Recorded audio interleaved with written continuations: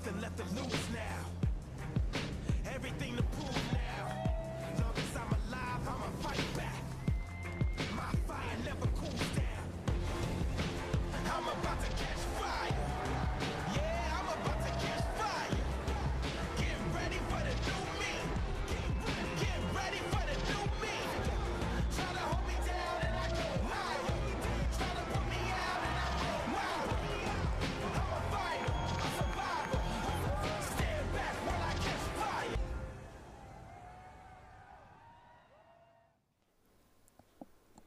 Sauerborner is the greeting from the land of Quadakuza. It is a good morning from the east coast of South Africa. Gig City is alongside former Championship Tour surfer and O'Neill brand ambassador Paul Canning. Good morning, Paul. We're excited to get day number 2 of the Challenger Series underway. Yeah, good morning, Gigs. It's going to be a great day. I see a little bit of swell started to fill in. So, yeah, very excited for what's to come today. 7 a.m. local time, and we'll be on the edge of our seats very shortly to hear from Commissioner Travis Logie from Competition and Tours, and we'll see if we're going to get underway. Just peeping outside the studio, Paul, it sounds like, and it feels like, it was pre-dawn when I stuck my head out there. The ocean looks a little more groomed, and perhaps that swell a touch more structured, and I'm feeling we could get things underway quite shortly. No, definitely. We had a nice land breeze overnight, and there's some nice lines stacked up. The tide is still a little bit high, but definitely a lot more action in the ocean. You can see it's a lot more alive, and yeah, I'm pretty sure it's going to be a great day of surfing. Well, action yesterday. We did get men surfing the round of 96 underway. A couple of stories to take out of yesterday. A few losses, surprise ones. Geordie Smith and Connor Coffin falling out of the draw early. Gone. Stuff I didn't expect, Paul. Yeah, I mean, there were some long lulls yesterday, especially through those early heats on the higher tide. And, yeah, just... yeah, unlucky for Geordie. I mean, he was surfing incredibly well. I mean, that one turn he did was a really big, powerful turn, and unfortunately not pulling it off. But, yeah, that's competition, I guess. Well, of course, the 12 South Africans started, and we lost a few of them, and we kept a few as well. What is your thoughts on some highlight performances from the South Africans yesterday? Yeah, I love Slade Prestwich's win. It was great to see him do well. Yeah, unfortunately, you know, losing Eli too. He's an O'Neill rider, so that was unfortunate. He was looking for a big result in this event, especially after his run through Australia, so that was unfortunate. And Shane Sykes, a local boy, you know, he put on a great show, so I think he's got the local knowledge out here, so it's going to be good to see how he performs through the rest of the event. Yeah, we lost Tidley Island yesterday. As I say, we mentioned Geordie Smith. I like Luke Thompson's performance as well. That came through quite solidly, I felt. Yeah, Luke's an incredible young surfer. You know, he's still very, very young. He's from Durban area, so he surfs out here a lot. And he's got everything. You know, he's got a good, powerful surfer with all the new school tricks and great flow, great style. So, yeah, I definitely think he's got a big future. You know, you look at the results coming out of the first 2 Challenger Series stops. I mean, I love the fact that Sheldon Simkus, the Gold Coast local, got all the way to the finals there. So, you know, there will be that South African contingent rooting for some kind of spearhead of Challenger Series points from the locals. Definitely. And Ballito is that sort of wave. You know, it is quite similar to Snapper. You know, the more time you surf out here, the more you start to learn the banks and how the banks are moving around and the changes between the high tide and the low tide. And you often get those sneaky wide ones when you're on the paddle out. And the more time you spend out here, like Luke has done, he surfed out here so much. So we hopefully, yeah, we see him go all the way. It'll be great. Well, looking at a couple of the high scores that came out of yesterday, I mean, David Silva went into the 7s. Jacob Wilcox impressed me yesterday. We're getting to hear that we're going to go down to call. Let's go down and find out what today's proceedings will look like. Thanks, guys. Down here on the beach with Travis Logie from WSL Tours and Competition. Trav, we had an amazing full day of competition yesterday, but looking over our shoulder, there's definitely some new lines and some new energy in the ocean. Yeah, there's way more action in the water today. Super stoked. No-brainer today, getting going at 7:05, finishing off the men's round 1 and then straight into women's round 1. Should be a great day. We're looking at that low tide coming up just after lunch, but there is the threat of that little onshore coming up. But talking off camera, that doesn't worry you at all? No, I don't mind a bit of wind if there's swell in the water and there's opportunity. And the onshore these days, the surfers kind of enjoy it too. And today looks like one of the best days of the whole waiting period, so we're going to maximise every minute we can and have a big day. All right, well, looking forward to it, guys. The action's on. The waves are going to be pumping all day long. Back to you guys in the booth. Well, thanks, Brad. Thanks, Trav. Well, not really much else to say. I mean, Travis kind of covered it right there, right? We've got swell in the water. It's going to go onshore. That's cool. We're going to wrap up the opening round of men's, and then we're going to get, for the first time in history, Challenger Series women's surfing underway. We're pretty excited about that. Oh, no, that's going to be awesome to see. The ladies are ripping nowadays, and so I'm looking forward to that first round. Loving it. Just before we get surfing underway, let's chat a little bit about what is probably the most unusual studio set we might have for the year. Paul, what is the story with these Ngoonies behind us? We identified the Nguni car as the cornerstone of this year's marketing campaign. As you see, a little ride here, but I mean, it's just got so much cultural and physical reference to the Zulu people of the Kwadakuza region, It's, the more I investigated into it when we decided on the campaign, the more really cool stories that are started coming out. The Zulu people believe it's the god with the wet nose. That's how they know the Nguni cow. And because they believe it exists between the liminal space between human and the divine. And it's often used, to cover burial sites. And it also has a very high... wealth reference to the Zulu people, So it's a really, really cool campaign, and the guys are loving the merchandise. Yeah, well, we celebrate the culture of the areas. It's great that the World Surf League and, of course, O'Neill pay respect to those cultural references. And, of course, this year, the Nguni theme. It's all wrapped around that Umkhosi, and we'll talk more about it as the heats unfold this morning. We're straight into the action. Opening heat is underway, and we saw that ride for Ryan Canala, the young Brazilian. And, well, here's a name that needs very little introduction these days. The familiar backhand figure of Ryan Callanan will take up your screen. And the Australian out of Newcastle makes his visit here for the third stop on the World Surf League's Challenger Series. And, of course, Ryan comes here ranked 6th, care of that finals over in Sydney. So, looking forward to see what Ryan Callanan, against him will be Jet Schilling, the young surfer out of San Clemente, California. Of course, fellow American from the East Coast, Cam Richards, will make up the 4. And we say a very good morning if you're just joining us for the surfing. It's the wee early morning here in South Africa. It's a good morning from the Ballito Pro, proudly presented by O'Neill. Not much just yet in the water, and it always takes a little bit of time for the scores to come in. We kind of see the judges just hold back for at least a wave per surfer, right, as they sort of set their bearings and get what we call their sort of barometer scores for the morning. Yeah, no, definitely. They set the scale early in the heat, and great to see 30-minute heats again, especially with that high tide.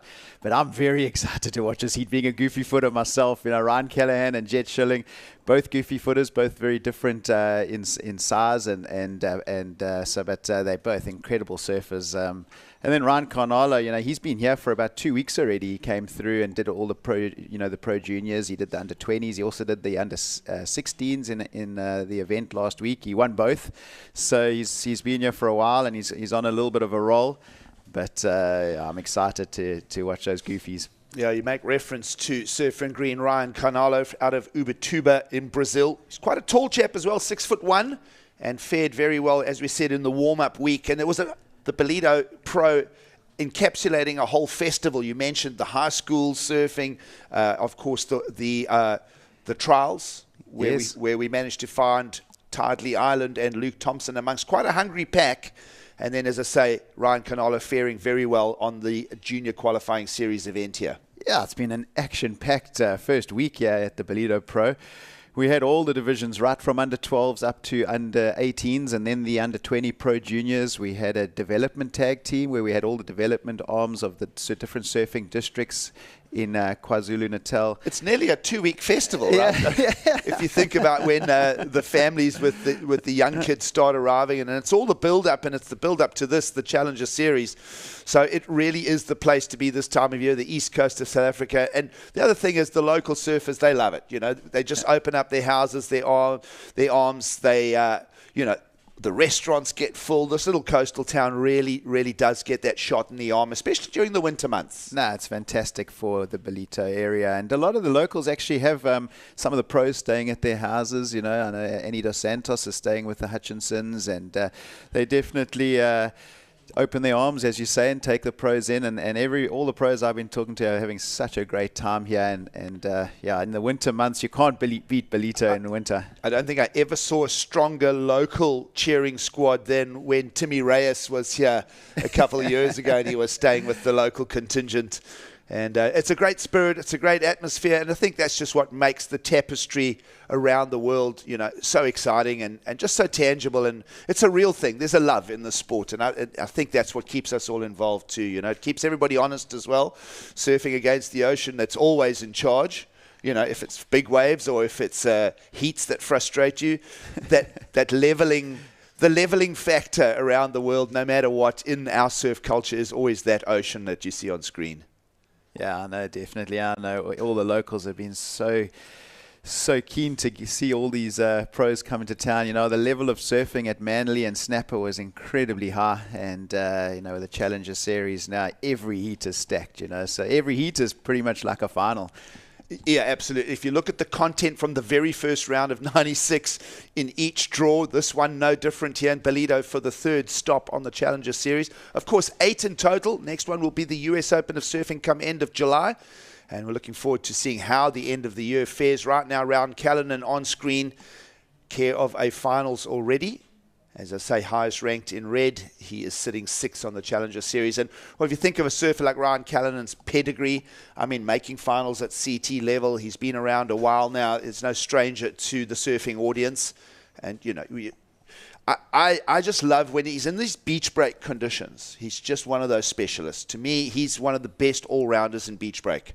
Yeah, no, he's very good, and especially I think he comes from the Newcastle area, and this particular break here at Willard Beach in Ballito, it's very similar to the kind of conditions you get in Newcastle. I just saw Jet Schilling very briefly there on screen. Not much happening on the scorecard right now as we warm up to the second day of competition. Here is Callanan just having a little investigation. We saw a lot of left-handers yesterday, Paul, which is not a usual thing here at Ballito, and that's perhaps more not about the sandbar, but actually about the swell that was running. And here is that young Brazilian we referenced, Ryan Carnalo out of Ubatuba. And he'll get a 2-hit contribution to get his campaign moving. He's really opened at the 4.5, quickly to a second ride. And, that'll hand the priority at this stage to Cam Richards. And here goes Callanan again. Early morning light here, just backlighting the lineup. Local time around 7:15, so we're just about 20 minutes after the sunrise, and we'll get going real early this morning here for day 2 of competition. Yeah, and as you're saying that little left bowl running towards the rocks there has been working on the higher tide. There's a little channel that's running out next to the rocks on the right-hand side, and especially now while the tide's a bit higher, you find more of those lefts.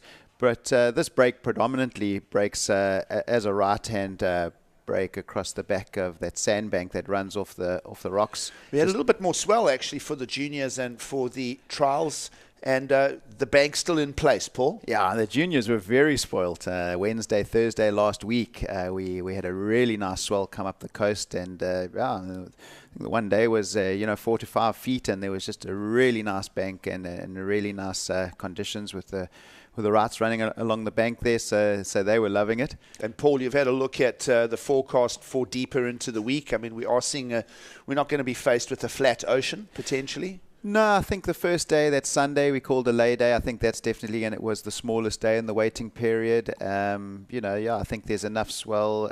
It's not going to get very big, but there's definitely enough to get us through to the end. And, in Ballito this time of the year, most mornings we have these nice land breezes which just groom the ocean. Most days the light onshore comes up around midday. Unfortunately today it does get a little bit harder, but most days it's pretty light, and you can get a full day surfing. Well, Paul, you're heading up O'Neill Sails here in South Africa. You get to travel, you get to see things. Your guys' involvement from the O'Neill brand perspective, you jumped on board, I think it was 2019, is that right, or 2018? I'm trying to remember that far back because we had that 2020 pothole to fall into. So when did you guys get involved? Yeah, 2019 was our first year, and that was an incredible year. We're just so proud and honored to be part of the event. We formed such a nice relationship with the Kwaitakuza municipality and all the other event sponsors. There's quite a few partners in the event, and it really worked works well for the O'Neill brand. We opened up a concept store here in Ballito, just 5 minutes up the road.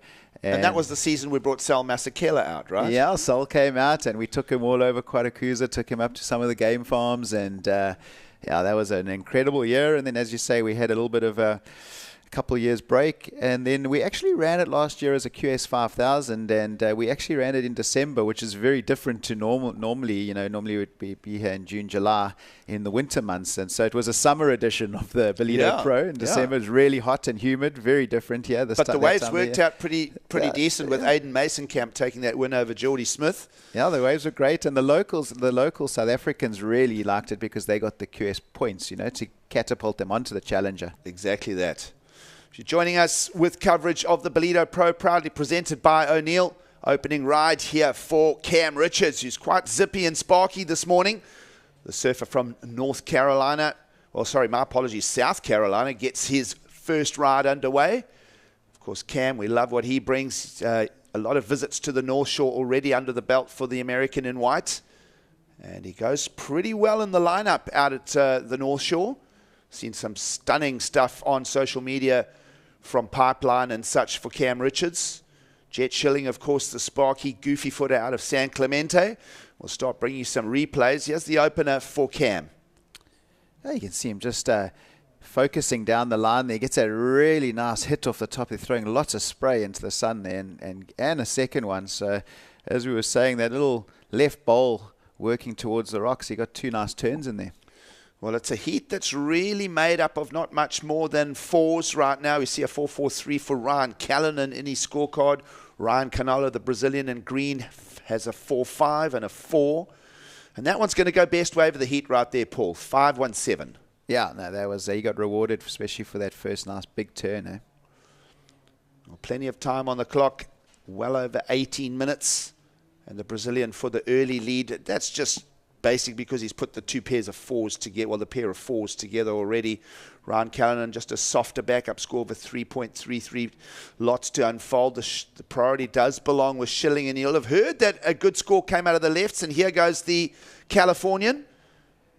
Nice and spicy and sparky. That's a lovely combo right there. The sharp R board underfoot looking very smooth for Jet Schilling as he'll get wave number 3 in the hat.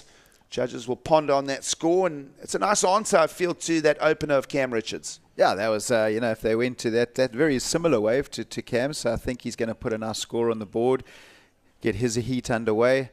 He's a great little, really nippy surfer, really fast, really electric. I've always enjoy watching him, so excited to see how he does here in Ballito. Well, let's have a look at Jet Schilling's wave number 3. A nice turn off the lip there. Gets a second really nice wrap in there, and the third one. So, yeah, that was a great answer, to, as you say, to Cam's wave. Well, Jet Schilling, finals day at the Sydney Surf Pro, the GWM Sydney Surf Pro. Of course, sitting fairly high on the rankings. He'll want to get a result out of this, and he's back at it. Lovely release to the tail there. He'll just pop that board through the arc of that turn. He'll go straight back to the lineup. Plenty of time, and, well, we'll wait for judges' opinion because now they'll suddenly owe him 2 waves just like that. Cam Richards just on the single ride of the 5.17. Yeah, that's what's good about that left bowl. You can get 2 waves very, very quickly in the space of 2 minutes. It's just running towards the rocks there. So nice and easy to get scores on the board. But I do think as this heat unfolds, there should hopefully be, 1 or 2 of those bigger rights, those sets that kind of hit the bank, and especially as the tide starts dropping. And I think whoever gets one of those and opens up with a big turn on the rights, it will also get well rewarded. Well, it's 7:20 in the morning, and high tide was 7:13, so we're smack on the high tide, and here goes Cam for his second ride, and he'll go to the air. There is an offshore breeze. Tries to stick it underfoot and just comes adrift with almost the halfway mark upon us. Cam Richards' wave number 2 will be a throwaway. So he'll sit on the strength of the 5.17, and we're just waiting to see where Jet Schilling's score goes. Because suddenly the boys are finding lefts in the lineup here as we're down to a little over 15 and a half minutes to go. Canalo with the heat lead for now, a 4.5 and a 4. So that's not a big total. As you mentioned, we haven't really seen a set, and traditionally the ocean does go just a touch slow through the transition over the high tide, so we'll see what we are working with. There's still swell in the water, enough for Ryan Canolo to pick up on this. There's the right-hander that, Paul, you were talking about, and he'll just come around the section. Let's go, a bit of spray. He's been doing this for around 2 weeks already. He's been out hanging here. Good results on the junior qualifying series event. It just came short on the trials. I thought that he would get entry into the main event, and he just came short. Yeah, no, he did, but I've been very, very impressed. You know, he's only 15 years old, so he's very young still, but he's a contest machine. I mean, he's over here. I think he's here with his dad, and surfing all day and really powering through the heats. And I think a lot of our local South African juniors have learnt a lot from him. But yeah, I think he's going to do really well. And it's always so hard to sort of shine a spotlight on a 15-year-old, you know, because anything can happen over like the next 24 months as far as, you know, yeah, you just never know these days. But maybe make a note of that name, Ryan Canolo. So he's leading the heat. He's the top left of screen at the moment. There's the spelling, Canolo. And yeah, you never know. He could be a CT surfer in as close as 3 years' time. Yeah, no, if he carries on at the sort of trajectory he's on at the moment, and you know, he seems very dedicated, and he's definitely got the desire. So, well, last year he did a trip over to the Azores on the qualifying series there, linked up with the set of islands out in the middle of the North Atlantic, and found a third, so that's not bad going. He had a couple of good results on the qualifying series regional in South America. And of course, it's great to have you for the show. We're going to throw it to a quick ad break, and we'll be back. Stay with us. It's surfing from Ballito in South Africa.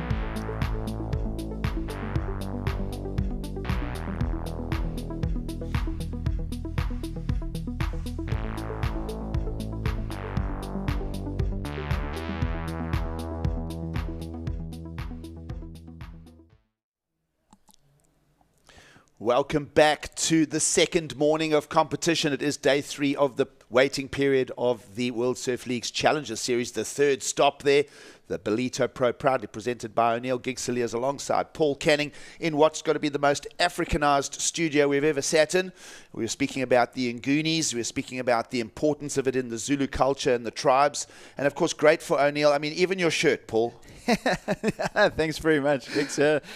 Yeah, the tagline around this year's event is Mkosi, which is the Zulu word for celebration. And yeah, we're celebrating the 150th anniversary of the Quaracuza region, as we see Ryan Canolo just going left here, blowing the tail out. Wow. Oh, that's Ryan Callanan just pulling that one underfoot. Yeah. That's all good.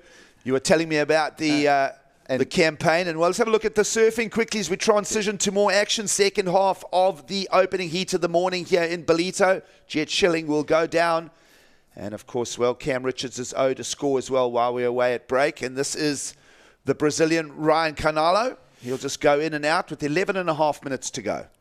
But you were talking about the Quaracuza, the celebration, and of course, O'Neill, 70 years of involvement with surfing. Yeah, so it's all about celebration. Yeah, 70th anniversary of O'Neill, 150th anniversary of the Quaracuza region, and also just celebrating us lifting the level of the Ballito Pro to a Challenger Series. So there's a lot to celebrate this year.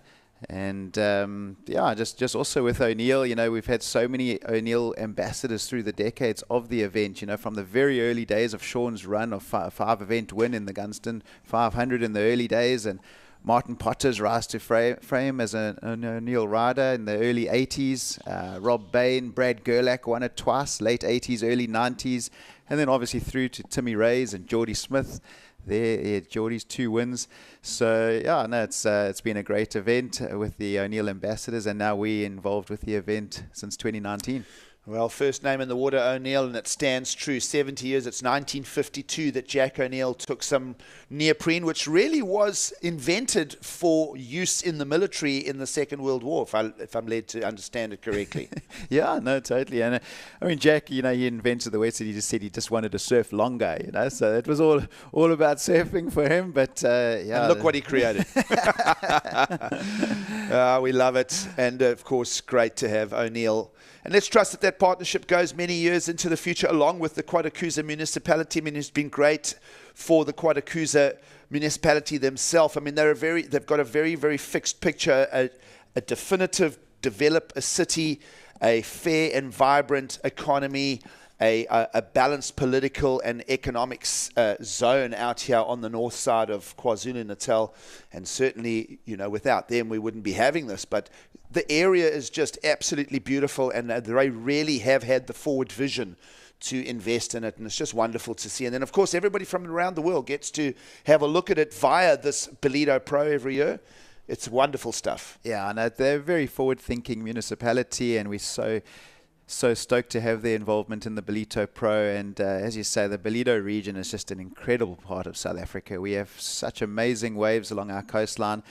Especially in the winter months, it's not just the town of Ballito, but there's plenty other incredible surf spots around here, and the region is so culturally rich. So it is an incredible place to visit if you ever get the chance. Well, some amazing surf up and down the stretch here. If you do ever arrive in South Africa, look up some of the locals. I'm sure they'll share it with you. I'm just looking at Cody Young, just doing the warm-up routine. He'll be coming up against Robson Santos, Sheldon Simkus, who finaled in a Challenger Series event already this year, and Michael Dumphy will be hitting the lineup in around 8.5 minutes. But for now, out in the water, it is that young Brazilian. You spoke of him, Paul, young Ryan Canalo. He is... It's not a big number for the lead, a 10.03 built up of 2 scores. He did improve his numbers while we were away. A 5.53. We'll see if we can bring that on the replay. Our surfer in green leading. He opened with the 4.5, and then his third ride was the 5.53. And he's out in front over surfers with, well, debatably much more experience. Jet Schilling, of course, campaigning on the qualifying series back in California. We did see him as a wildcard entrant into the wave pool in 2021 on the more compressed championship tour of 2021. Let's have a look at how Ryan Canalo built that 5.53, Paul. Yeah, great bottom turn. Sets up this first turn really nicely. Throws lots of spray. Comes around the corner and a nice big hit off the top for that second turn. So he's got a great posture in his surfing, and he is a big kid for only 15. Yeah, so 6'1". So he throws a lot of spray. He's got a bit of power. So I'll take a note of the name Ryan Canalo. Right now he leads. The young junior is in the front end of this opening heat of the morning. A little over 7 minutes to go, so plenty of time for Jet Schilling and Ryan Callanan to put scores together. Callanan's down in 4th priority, so scour around and just have a look for opportunities under the radar of Cam Richards and Ryan and Jet. Just having a look at Jet Schilling's numbers. Ryan Callanan's requirements, not much, Paul, a 3.91. So this is one of those heats where one set, and we haven't really had that set yet, but one set of waves through the lineup of some size and consequence is going to really throw this heat upside down. Yeah, it's very open. I mean, between Ryan Canalo, Jet, and Ryan, they're all sitting with 4s and 5s, and so is Cam. He's sitting with a 5. But the good thing that Cam's got is he's sitting with priority at the moment, especially going into that last 6 minutes. And he's only looking for a 3.16. So having the priority is a big bonus for him. And I'd say he just needs to sit there and use it wisely. He is in a good position, even though he's only got the 1 score on the board so far. Well, evidence of the high tide. We're right on the high tide mark here. Here's a second priority use from the Brazilian who's leading the heat, and he'll look for the opportunity to go to the air. And almost complete, just unstuck at that last little wobble. As we mentioned, that high tide sometimes just is a little bit of water movement in the coves. We've got some rocks lining the beach. There's a couple of coves here that do tend to compress water and squeeze it back through the lineup. So no harm, no foul. Ryan Canalo remains the heat leader as we go down under 6 minutes to go. Jet Schilling just behind him. 8.33 total for the American in blue. He'd need a 5-1-1 with Jet if he wanted to steal the lead from Ryan. And as I feel we were talking about it, Paul, a set of waves will change this heat and shuffle it upside down. Priority is with our surfer in white, and let's see if Cam Richards will show interest. And here is that right-hander, just a release and not a driving, powerful turn either. So Sormus just lip-lined it and then almost skidded on the landing. I'm not sure the judges are going to be overly impressed with that. He's down in fourth, but he only needs a 3-1-6, so let's see if that is enough to change the situation. Yeah, he did pull the trigger there and use his priority. It looked like he was a little bit indecisive. He was looking at the left and then the right, and then he kind of got caught in the middle of the peak, and he got the one turn. And so I think he'd be a bit disappointed in going on that wave in the end. You know, it might be just enough to get that score, just the one turn. You know, it's going to be right, very close, just on there, but we'll see where it comes through at. But yeah, I think afterwards he's probably wishing he had waited. You know who I saw on the judging panel? Ben Dunn is on the panel. And I'm just making reference. I mean, there's a whole bunch of guys. There's a whole full panel. But I haven't seen Ben in ages, so it's good to see him there. We're waiting for that score for Cam Richards. A little look inside the newly improved and expanded athlete area here on site at the Ballito Pro. Upcoming heats. Of course, well, what have we got? We are heat 17, and we go all the way to heat 24 to wrap up the round. Of course, the 24th heat features Leonardo Fioravanti, and he is leading the Challenger Series rankings. Other highlight heats that we could speculate to look out to as early as 2 heats time. Eli Hanneman, I'm looking forward to seeing him. Juan Duru's back. That's going to be a good one. Of course, Lucas Messinas takes on Max Elkington, and Federico Moraes is part of heat 21. Just looking down the draw, other names that sort of pop out at me as I look at it, well as Aiden Mason-Kemp takes on William Cardoza and Pedersen Crisanto, and Wiggly Duntus. That's going to be a loaded one. Let's have a look at Cam here again, back at it. He just got a 2.7. He needed a 3.91, so he remains down in the non-advancing positions. We're moving very closely now. And look what's happened to Ryan Callanan here, Paul. Probably the surfer with the most experience in the heat, down in fourth, but just a 3.91. We know that he is here working with Richard Dog Marsh. Of course, Dog will be working with Ryan Callanan and Federico Moraes again. Seen them on site this morning. Just under 3 minutes to go and a second priority. There is the opportunity for Ryan Callanan. What are you thinking, Paul? You've done this many, many times as a former championship tour surfer.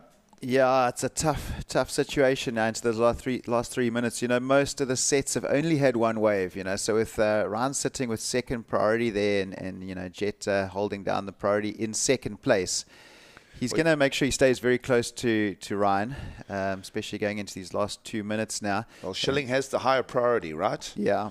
So, you know, Ryan's just got to hope that there's a two-wave set comes through, or you know, a sort of medium-sized set comes through, and Jet goes on it, and then he goes up to first priority, and there's another one just right on the end.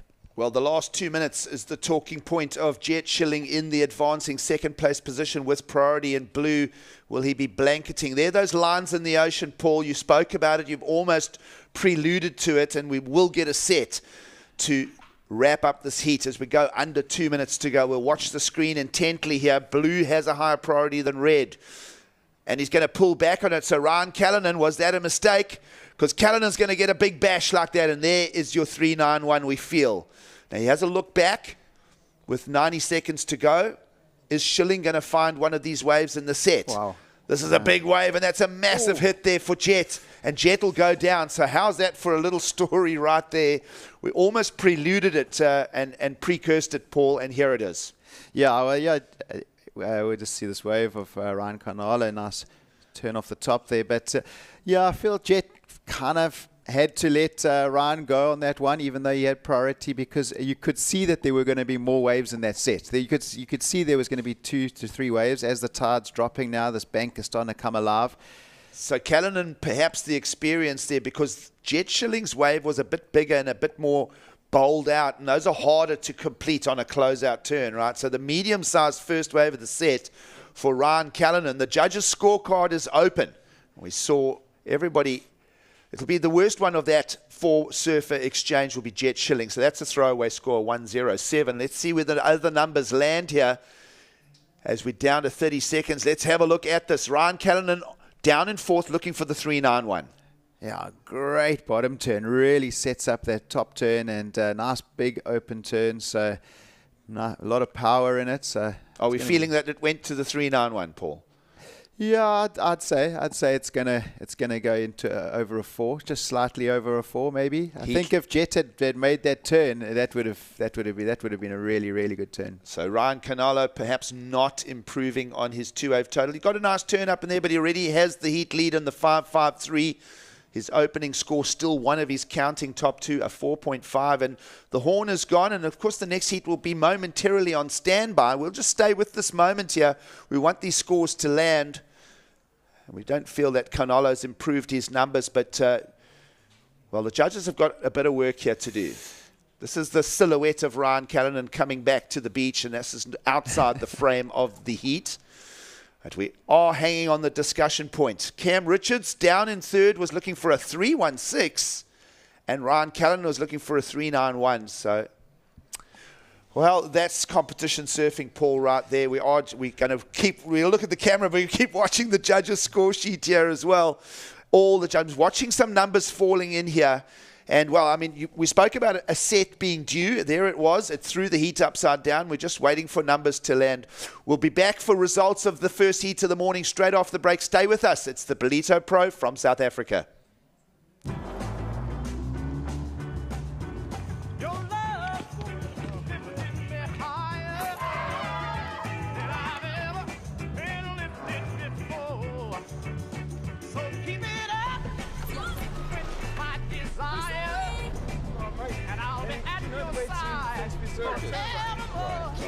Calm yourself down.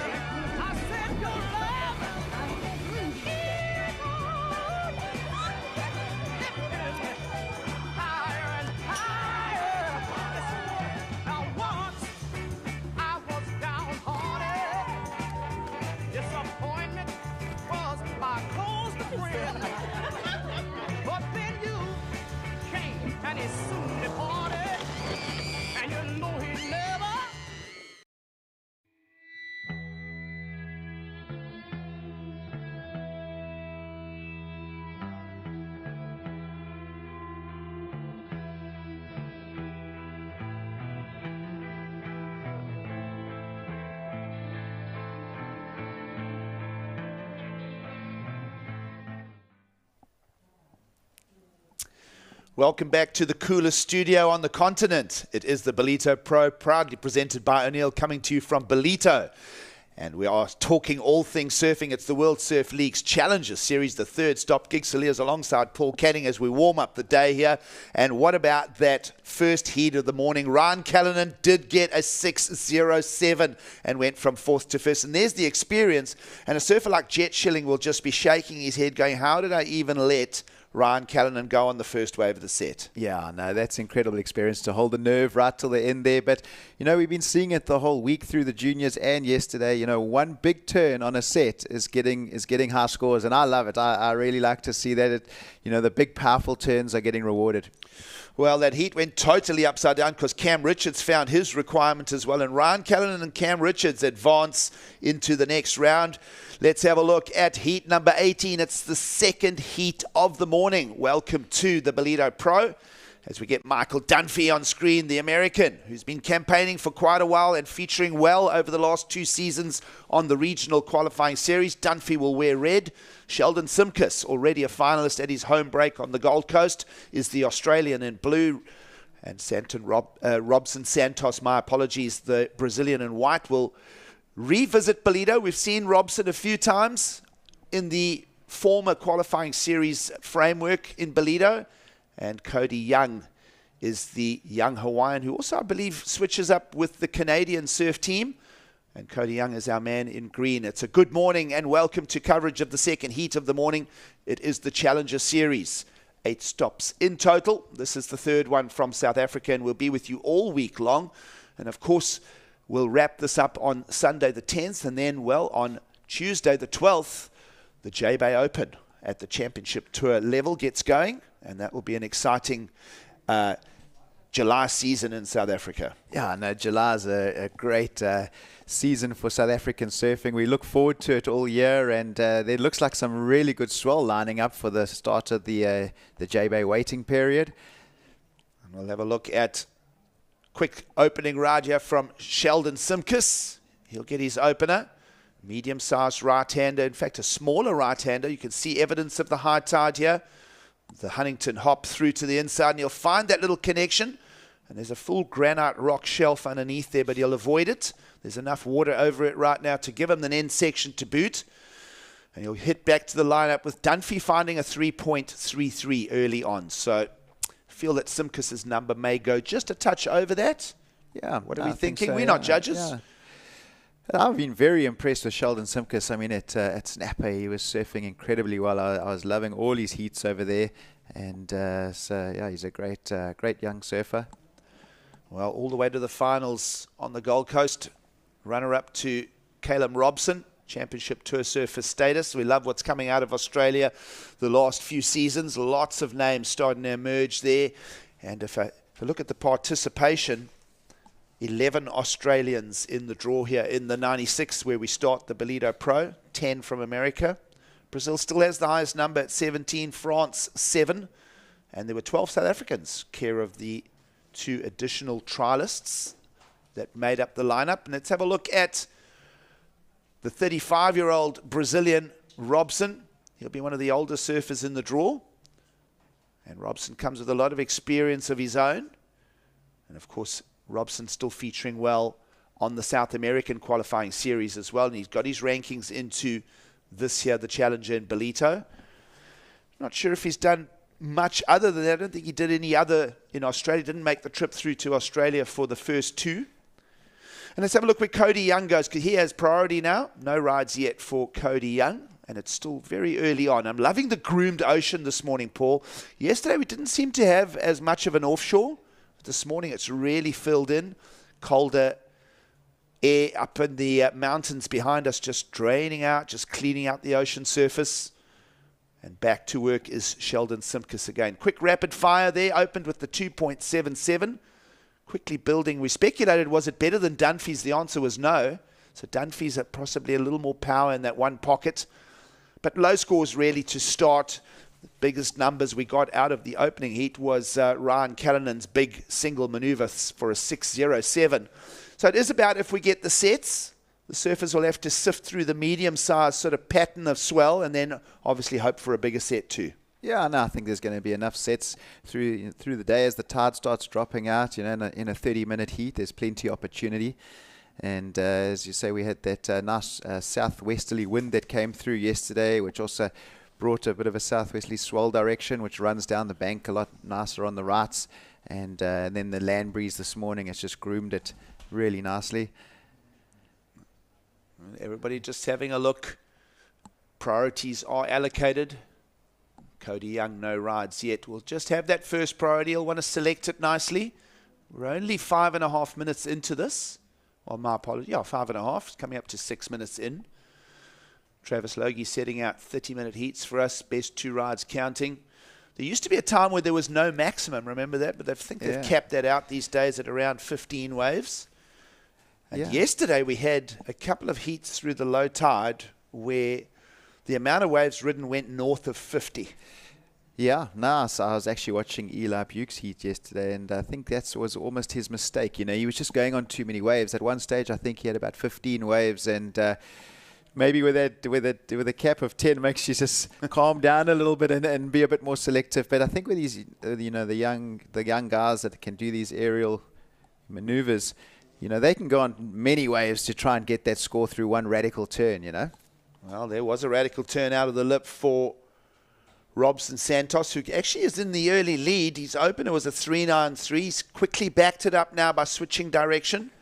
He goes to the left-hander. As I say, it's not often you see Ballito mixing up as many lefts as there are rights, and perhaps even yesterday at one stage through the low tide into the southwesterly wind, there was probably more lefts being ridden than rights, and it's not something that we see every day in Ballito. You see numbers sprinkling in as we go, visiting the athlete area. Any faces you recognize there, Paul? Just trying to have a look there. Well, that's the thing, is Yeah. you've got all the regional qualifying series just pushing talent up into the Challenger Series here. And, of course, seeing some of the ladies athletes in preparation. We will transition to ladies surfing in around 6 heats' time. Yeah, that athlete area is really, really cool this year. I mean, I think we've doubled it in size, and you know, we've got the physios at the back of the deck there, and there's the warm-up machines, you know. So we've really, thanks to Colette and her team, really improved the athletes area this year. So it's great to see. Well, of course, a field of 64 women will take to the lineup a little later today. And, of course, heading up the rankings, Caity Simmers from the United States. Nikki Van Dijk sitting second on the Challenger Series rankings. Teresa Bonvalot from Portugal's up there. We've got Molly Picklum, Luana Silva, and many more names. We'll get that women's surfing underway a little later this morning.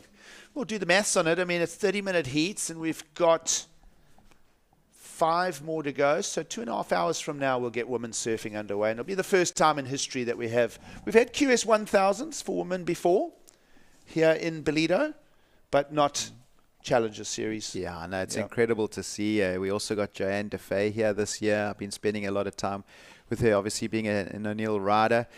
Unfortunately, her luggage got stuck coming through Paris, so she's been trying to find boards and wetsuits and stuff. But nice turn off the top there from Sheldon. Now Sheldon already building wave number 3 for us.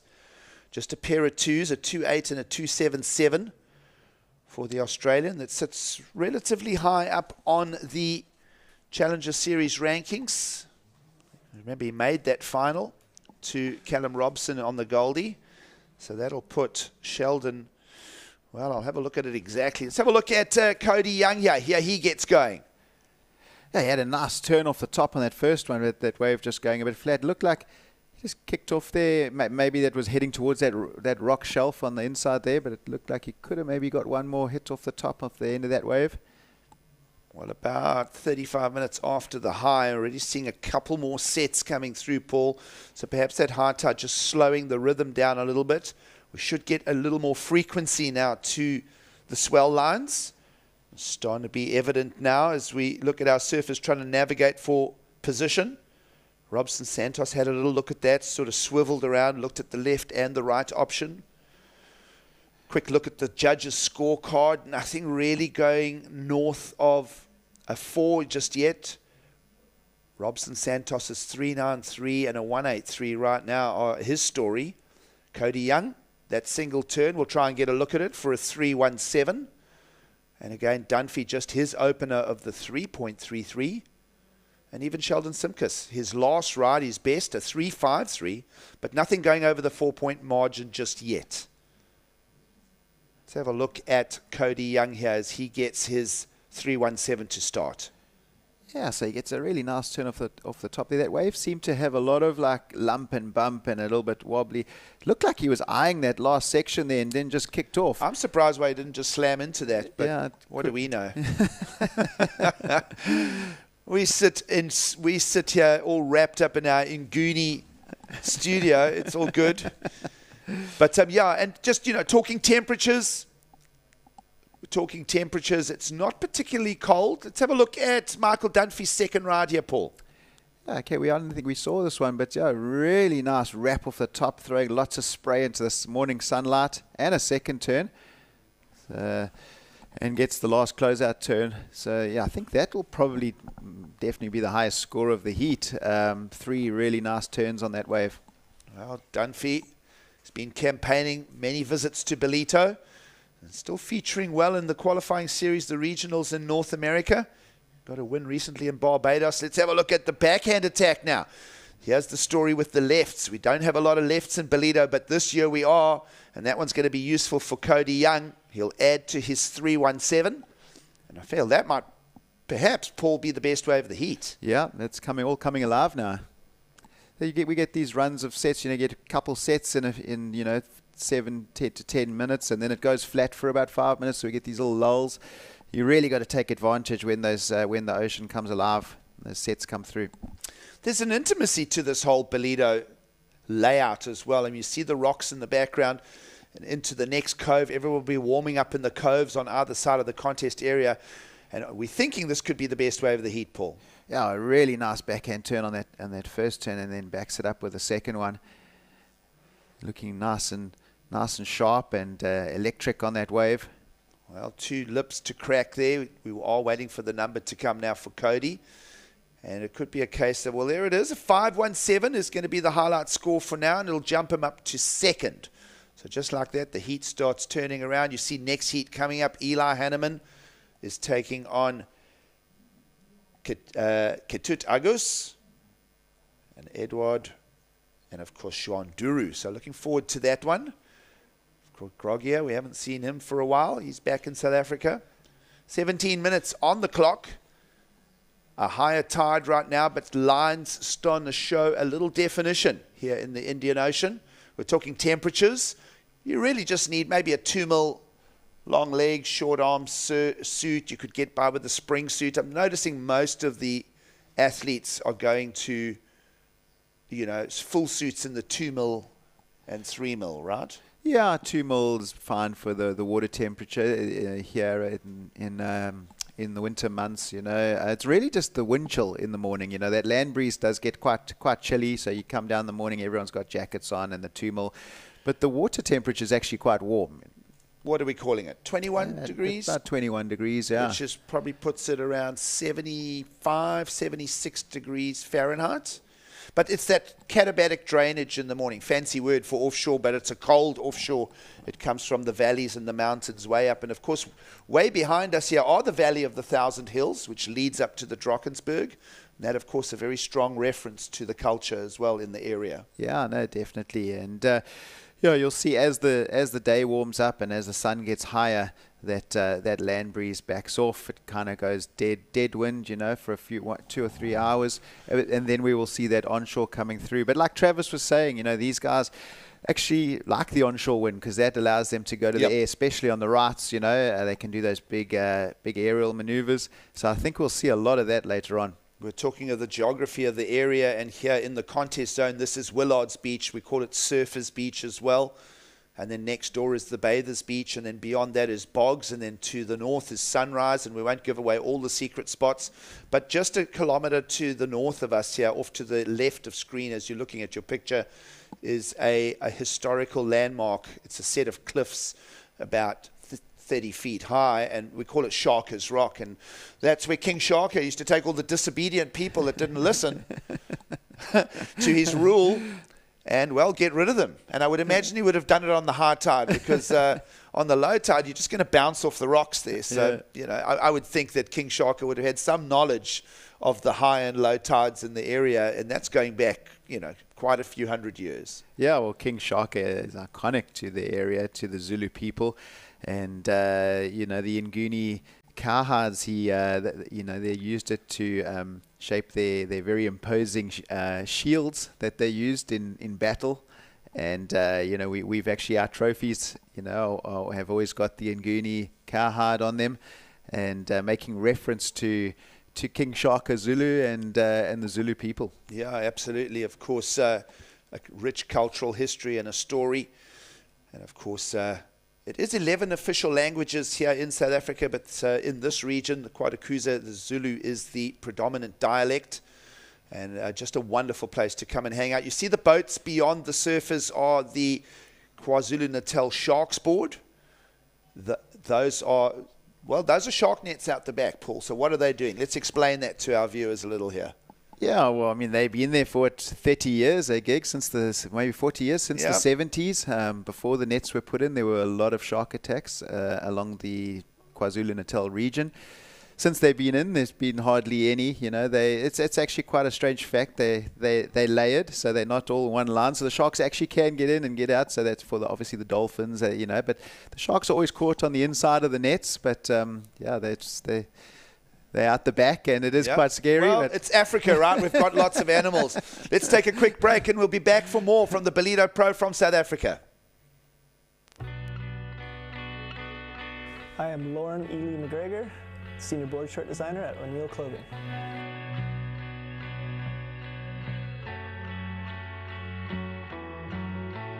One of the most important features of the Hyperfreak Hydro comp is that there's no inseam. When there's no inseam, there's no rash. The no-tie fly is slim and secure, and it stays flush and flat when you're laying on your stomach. More security, no distractions. The mini welded zip pocket is less bulky and perfect for wax, wax comb, or your keys. The comp also features our O'Neill Hyperdry Plus, which is our premium water repellency, which dries faster and lasts longer. The laser cut hem allows for greater freedom of movement and less rash by eliminating the restrictive stitching or welding that you see in common board shorts. Hyperfreak Pro is our premium 4-way stretch fabrication that is engineered to be cling and rash resistant.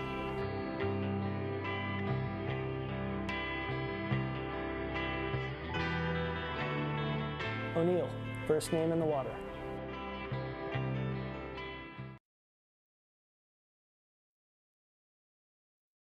World Surf League's Challenger Series, 3rd of 8.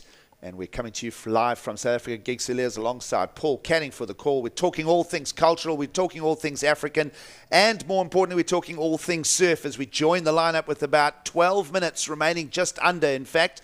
And while we were away at break, the judges found a score for that 2-turn combo of Michael Dunphy, and he made a 667 out of his second scoring ride. And Paul is in the early lead, and Cody Young has found his way to a couple of points as well. Young sits in second. Let's have a look at the replay of Dunphy's 667 here.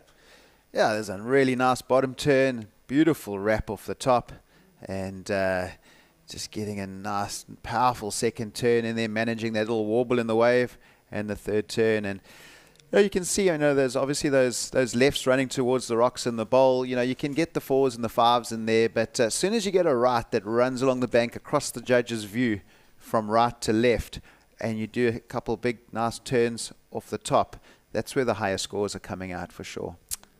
Well, the American in red has campaigned for more than a decade, I would imagine. I'll go back and look at his entire history at some stage, but Dunphy in the lead here.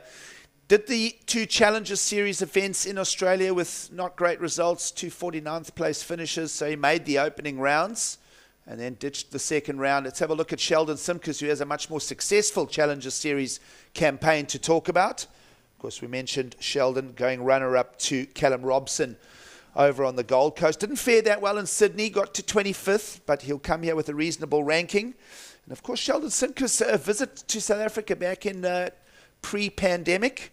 He competed, and remember we had a series of events, quite a lot of qualifying series events here on the local circuit, at that stage being managed by Accelerate Sports, and one of them was the VWSA Open of Surfing in Port Elizabeth. Now we term that Gebera, and well, he got a second to Aiden Mason Camp in that, so Sheldon Simkus, no stranger to the South African coastline. Yeah, no, that was a good year. I think it was back in 2018 or 2017, and I remember those, the one in Cape Town, Port Elizabeth and Durban, and I actually do remember Sheldon back there. He did really well in that event in Port Elizabeth. Let's go down to beachside and hear from the winner of our first heat. Well, Ryan Callanan, that was a super stressful heat to watch from the beach. You went from 4th to 1st in literally the last minute of the heat. How stressful was it for you? Yeah, I mean, it's really tricky conditions out there. The high tide just makes it kind of slow and stuff, but you can tell there's good ones out there, and it wasn't going my way, that's for sure. But I was just kind of thinking if I get the opportunity, just stick to my guns and try and make it happen. And that turn felt bigger than the one I got the 4 on, and it was a set wave. Jed actually let me go, and I'm sure if he had made his floater behind mine, like it could have all been different again. So, it was a real big seesaw, and but I'm stoked to get through. Super entertaining for us surf fans. Let's talk about this year, 2022, off the championship tour and now back on the Challenger Series. Have you kind of had to reset your mental sort of process for this? Yeah, I don't mind the Challenger Series. It's pretty fun, and it happened to a lot of people. Everyone processed it differently. Probably Snapper, I was kind of still processing it maybe. It was a pretty quick turnaround, but it is what it is, and it's just I feel like coming back here after being on the championship tour, it gives you a lot of confidence, and you kind of feel like a bit of a guy to beat. So if I can keep that confidence and that execution of what I was trying to do on the championship tour into the Challenger, hopefully I can get back there. Well, yeah, you look great in that last wave. Keep that momentum going to the next round. Thank you very much. Back to you guys. Well, good insights from Brad Bricknell there as he quizzes Ryan Callanan, and there's a bunch of surfers that just after Margaret River just fell off, and Ryan Callanan, one of them. I mean, there's so many names that we can topic discuss, but he's still trying to process it, right? It's like, I mean, there's Ryan Callanan has made finals at CT level. You look at his 2019, 2018, 2017 performances.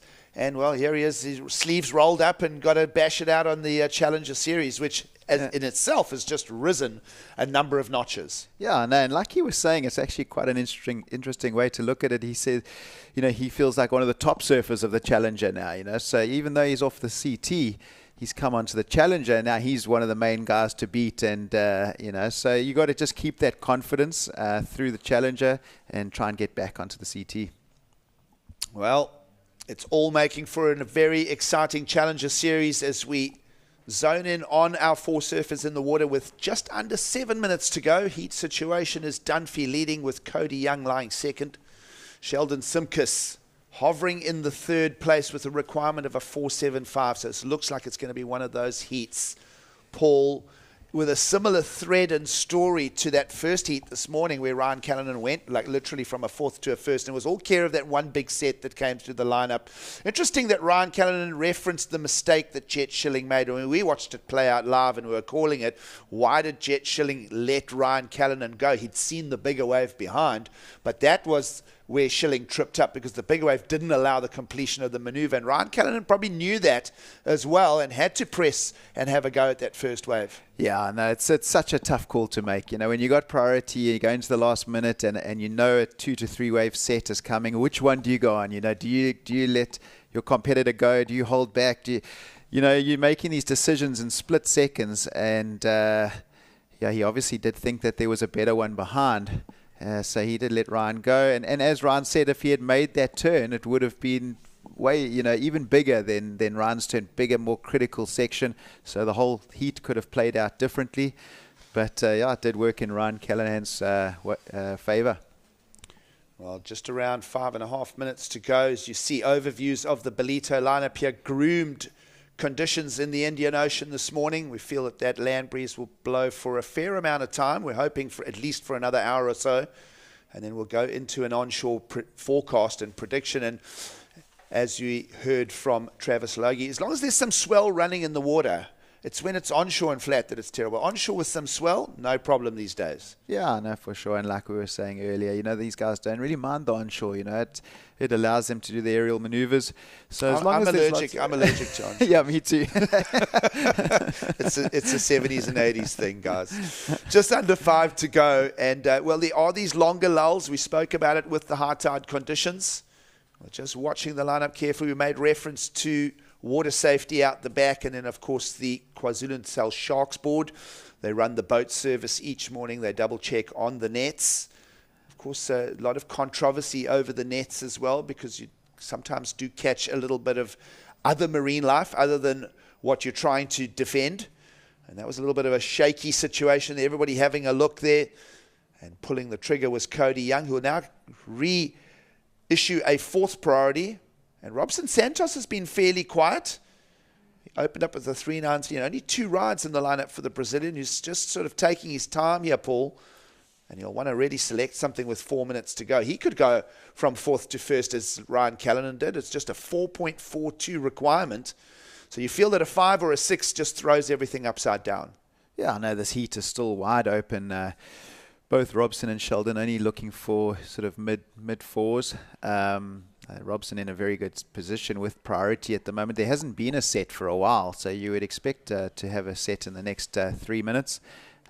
He's gone way over to the right there with Well, Paul, you spoke about it in the first set, and then that big set came. So I think we're due for another set towards the end of this heat. So even though Robson is sitting in fourth position, having that priority and only needing a 4.42, is not a bad situation. It just puts the pressure on to Well, you may have a bit of Sangoma power with your Nguni shirt on there, so we'll watch the lineup closely with 3 minutes to go. Of course, Sangoma, the medical doctor, in the Zulu culture, and of course, a bit of the fortune teller role as well.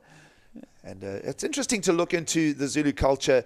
There's just so many stories, so many rich stories. If you research names like Dingaan, and of course, the British and the Afrikaners as they came into the region. He has a lovely combo of turns right now. We saw this earlier from Cody Young for a 5.17. That's how he built a score. He's still holding on to his opening ride of a 3.17. And I think he'll get rid of that. So that was smart surfing from Cody, our second place surfer. Perhaps even enough to attack the lead of Michael Dunphy. Yeah, sitting with fourth priority, I think he had there. So that's the right thing to do, is hunt for those little lefts going into the bowl area. As we saw, he got just on a 5 on that on his previous left, so that'll definitely improve his situation. And that's really all you can do at this stage if you're not high up on the priority system. If you're sitting with fourth, you really just got to hunt around the inside and try and improve your scores on those lefts. Well, a little bit of movement in the lineup here. We bring attention to surfer in blue, Sheldon Simkus, who was a finalist in the Gold Coast. And here you get going here. He's got to find his own campaign, a 5.7 requirement, and he's not going to put it together on that. So from making a final of Challenger Series to staring down perhaps a round 1 exit here for the Australian. We'll watch very closely now the remaining 90 seconds. Robson Santos, the Brazilian, has remained very, very quiet in this heat. Only 2 waves ridden.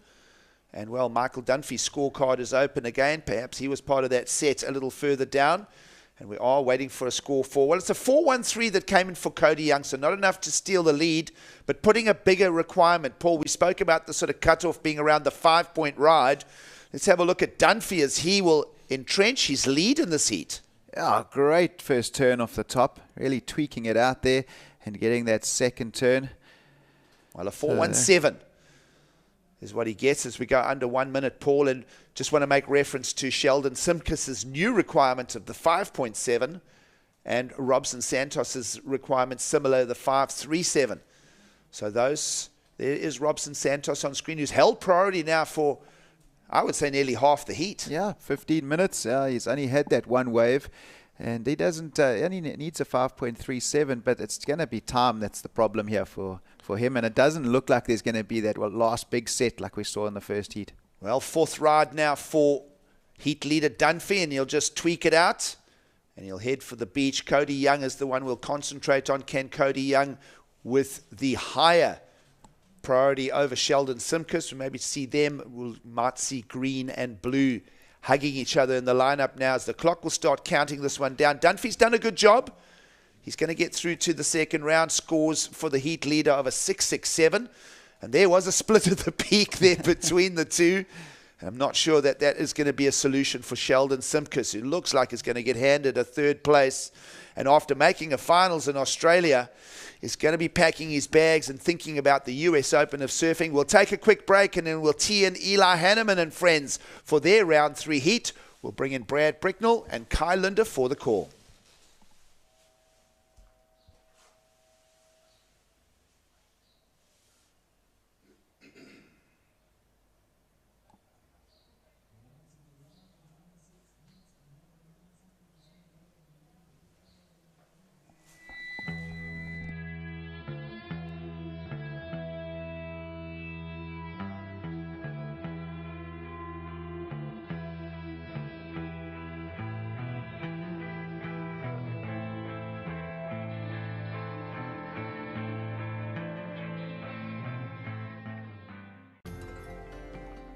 The WSL. We travel all over the world, chasing the best waves and surfing the nicest beaches. But we don't just surf. We're also doing our best to protect the thing we love most by restoring coasts, stopping plastic pollution, and reducing climate impacts. We know we're not the only ones trying to save the ocean, so we want to hear what you're up to. Use hashtag #WeAreOneOcean and tag WSL to share your sustainability story.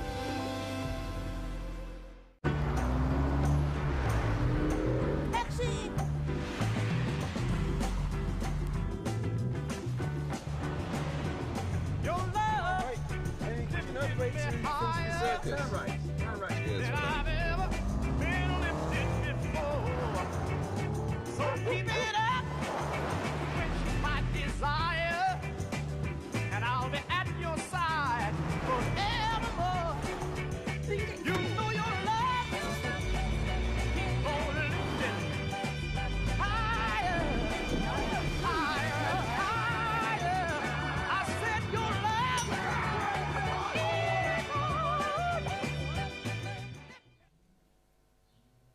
Well, it's an absolutely stunning winter's day here in KwaZulu-Natal. Welcome to the Ballito Pro presented by O'Neill. Brad Bricknell here alongside Kai Linder for the call.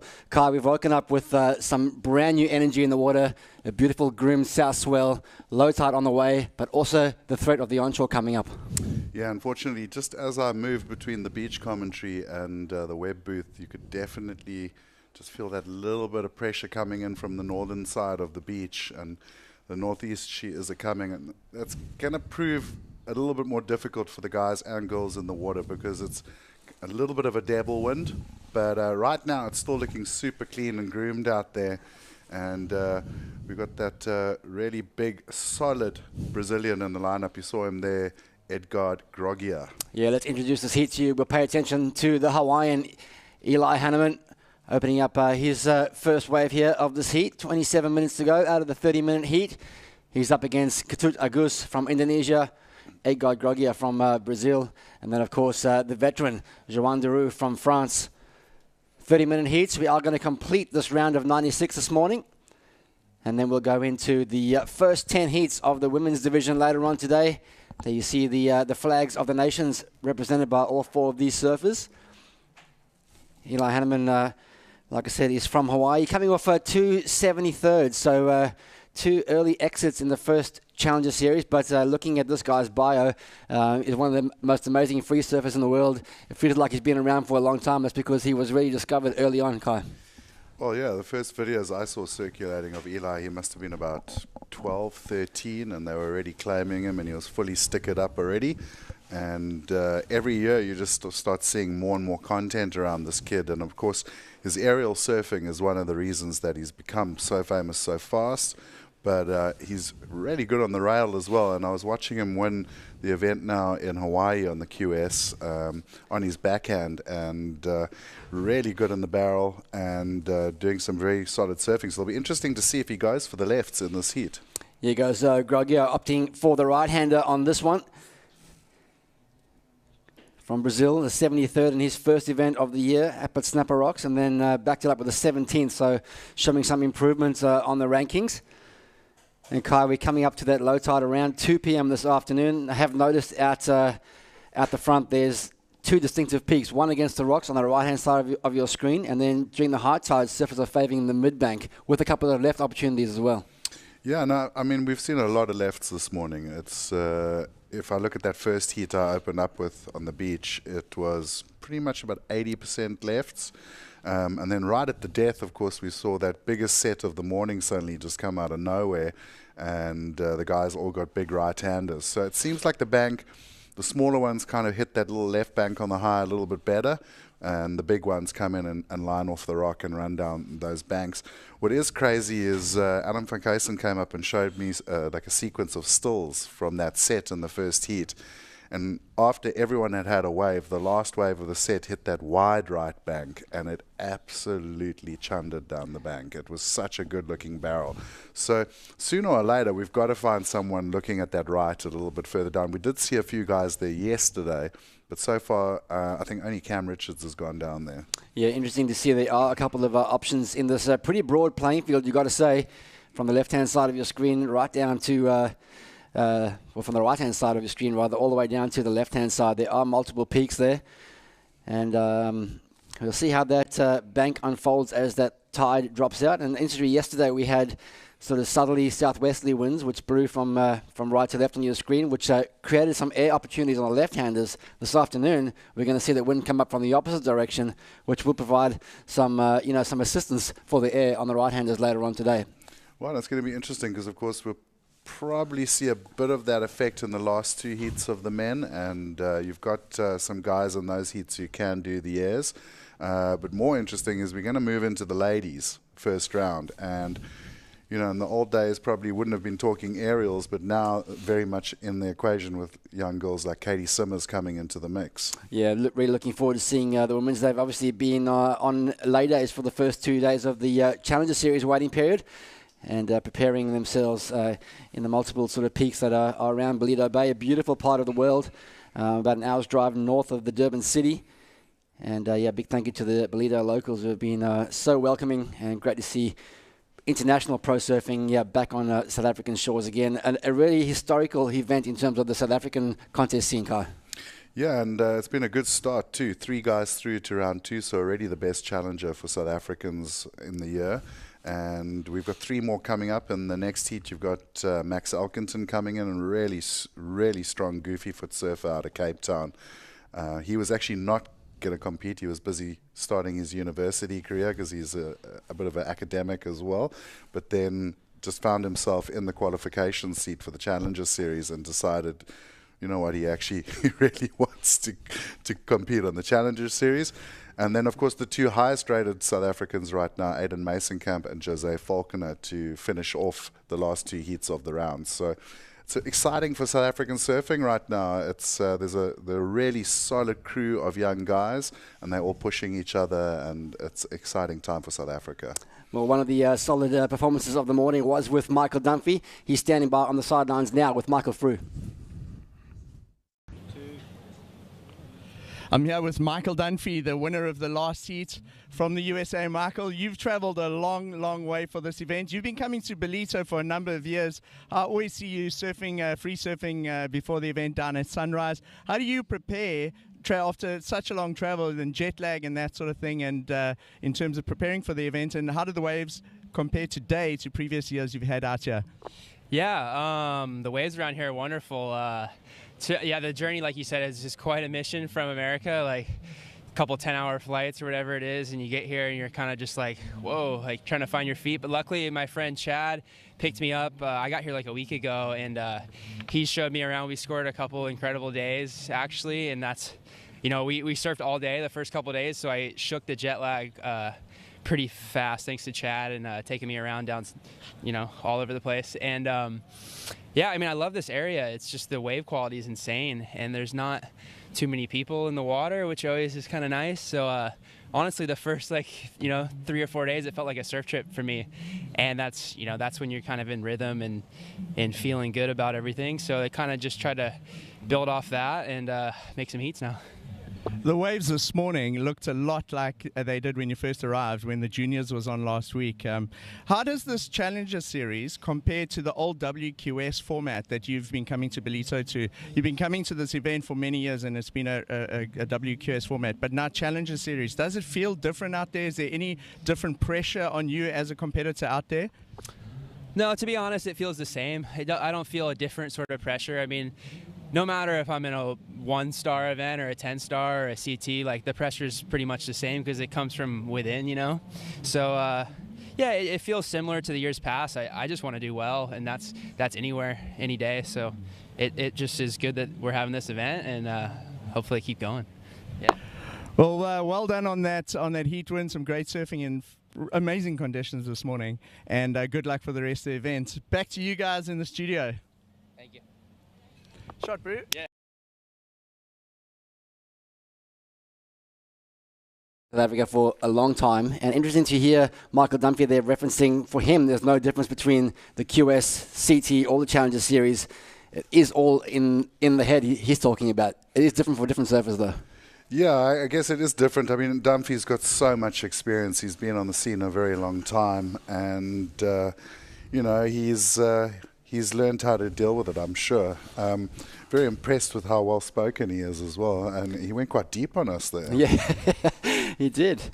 We're all human. We've all got our stories, and yeah, it's great to see a lot of those stories unfolding here. Let's get you caught up on some scores. 19 minutes remaining in this heat number 19 of the round of 96. We're going to have a quick little replay here of Joan de Rooswave. Talk us through this one, Kai. Well, of course, this guy's just a powerhouse out of France, and he's been on the scene a long time. Beautiful opening carve, then got the crack over the top, working his way through to the inside, looking for that finish, and actually had to go on the redirect there and gets a little snap off the top, or what you can't really see on the screen there as well is there's a lot of these like little pebbles on that shore break, and you really actually don't want to go down there because your board is going to come off second best. But John obviously has had a very good run here in the past. He's finaled a couple of I think twice he's finaled in Ballito, and loves the venue. You know, he's traveling with Maud Lacar, his partner, is on the ladies, and they're such a nice couple as well. I've traveled with them with Monster Energy a few times in the past, and he loves it here. It's one of his favorite locations. Well, you locked in a 4.83 on that one, and let's have a look here at Groggio. Just a quick up and over for him on that right-hander. So Joan Deroux, courtesy of that last one, goes into the lead. Early stages, though, for the 33-year-old. Made his debut on the championship tour back in 2006 and then fell off at the end of 2019. And we see him now, a resurgent Joan Deroux. He got a 25th place in the Sydney Surf Pro, and looking now to maintain some momentum after this event. Of course, we go to the US Open, Huntington Beach, but then off to a two-event European leg as well. So surely for him, building some momentum, heading back to his home continent in a couple of events' time. Yeah, and he's always going to be deadly there as well, because obviously the home ground advantage. But what was quite interesting for me is like Eli Hanneman has really been talked up. I mean, we spoke about him at the beginning of the heat. Both his waves just seemed to not be feeling his rhythm maybe. He actually almost had a really bad fall on that 0.63 on his board. And we see a couple of the South African girls getting ready there. That's Zoe Steyn, Amy Dupria, who got the wild card closest to the left, Sarah Scott and Natasha van Krenen. You see Eli Bierkus on the other side, and the girls looking like they're frothed up to get into action in front of their local crowd. Yeah, it's been really cool just seeing the posse of support, walking around the event site.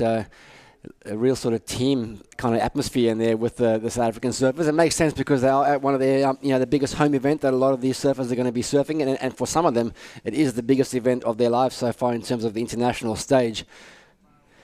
16 and a half minutes remaining in this one. Quick update on the scores.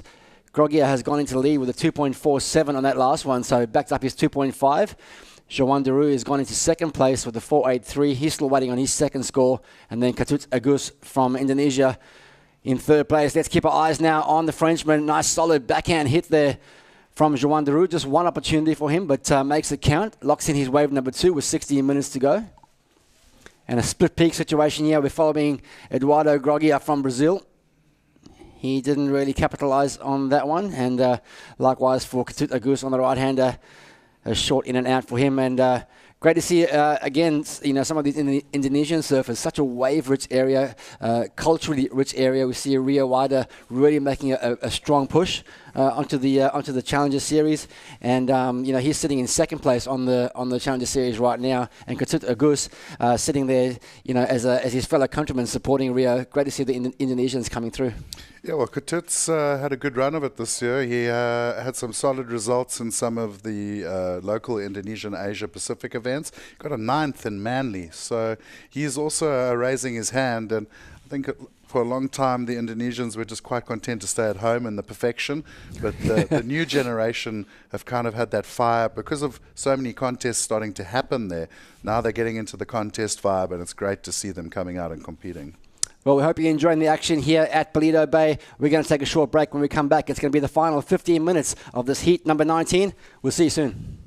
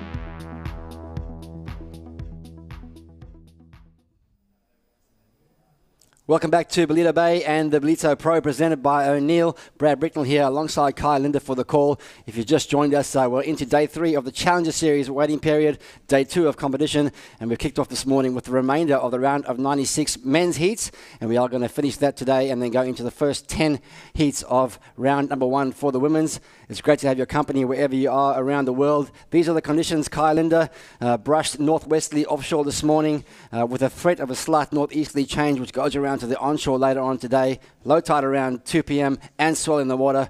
We're all pretty happy. We'll catch up with you in a second as we just follow Eduardo Groggy here, currently in second place, looking for a 5.66 to go into the lead.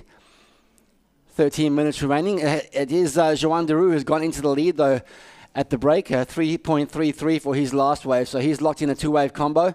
Groggy a second. Caity Simmers from Indonesia, he's in third right now, looking for a 3.77. And here goes Eli Hanneman, the young Hawaiian superstar. Big air reverse, throws the tail out and lands that cleanly. He can do those turns in his sleep, and that was a really beautifully greased execution. Well, it was clearly just a matter of time. We spoke about those first 2 waves. He seemed to have maybe just like not done the wax properly or something. Maybe hopped off the board and gave a few fingernails through the front pad area there. But this is what he's known for. He's known for those big explosive maneuvers.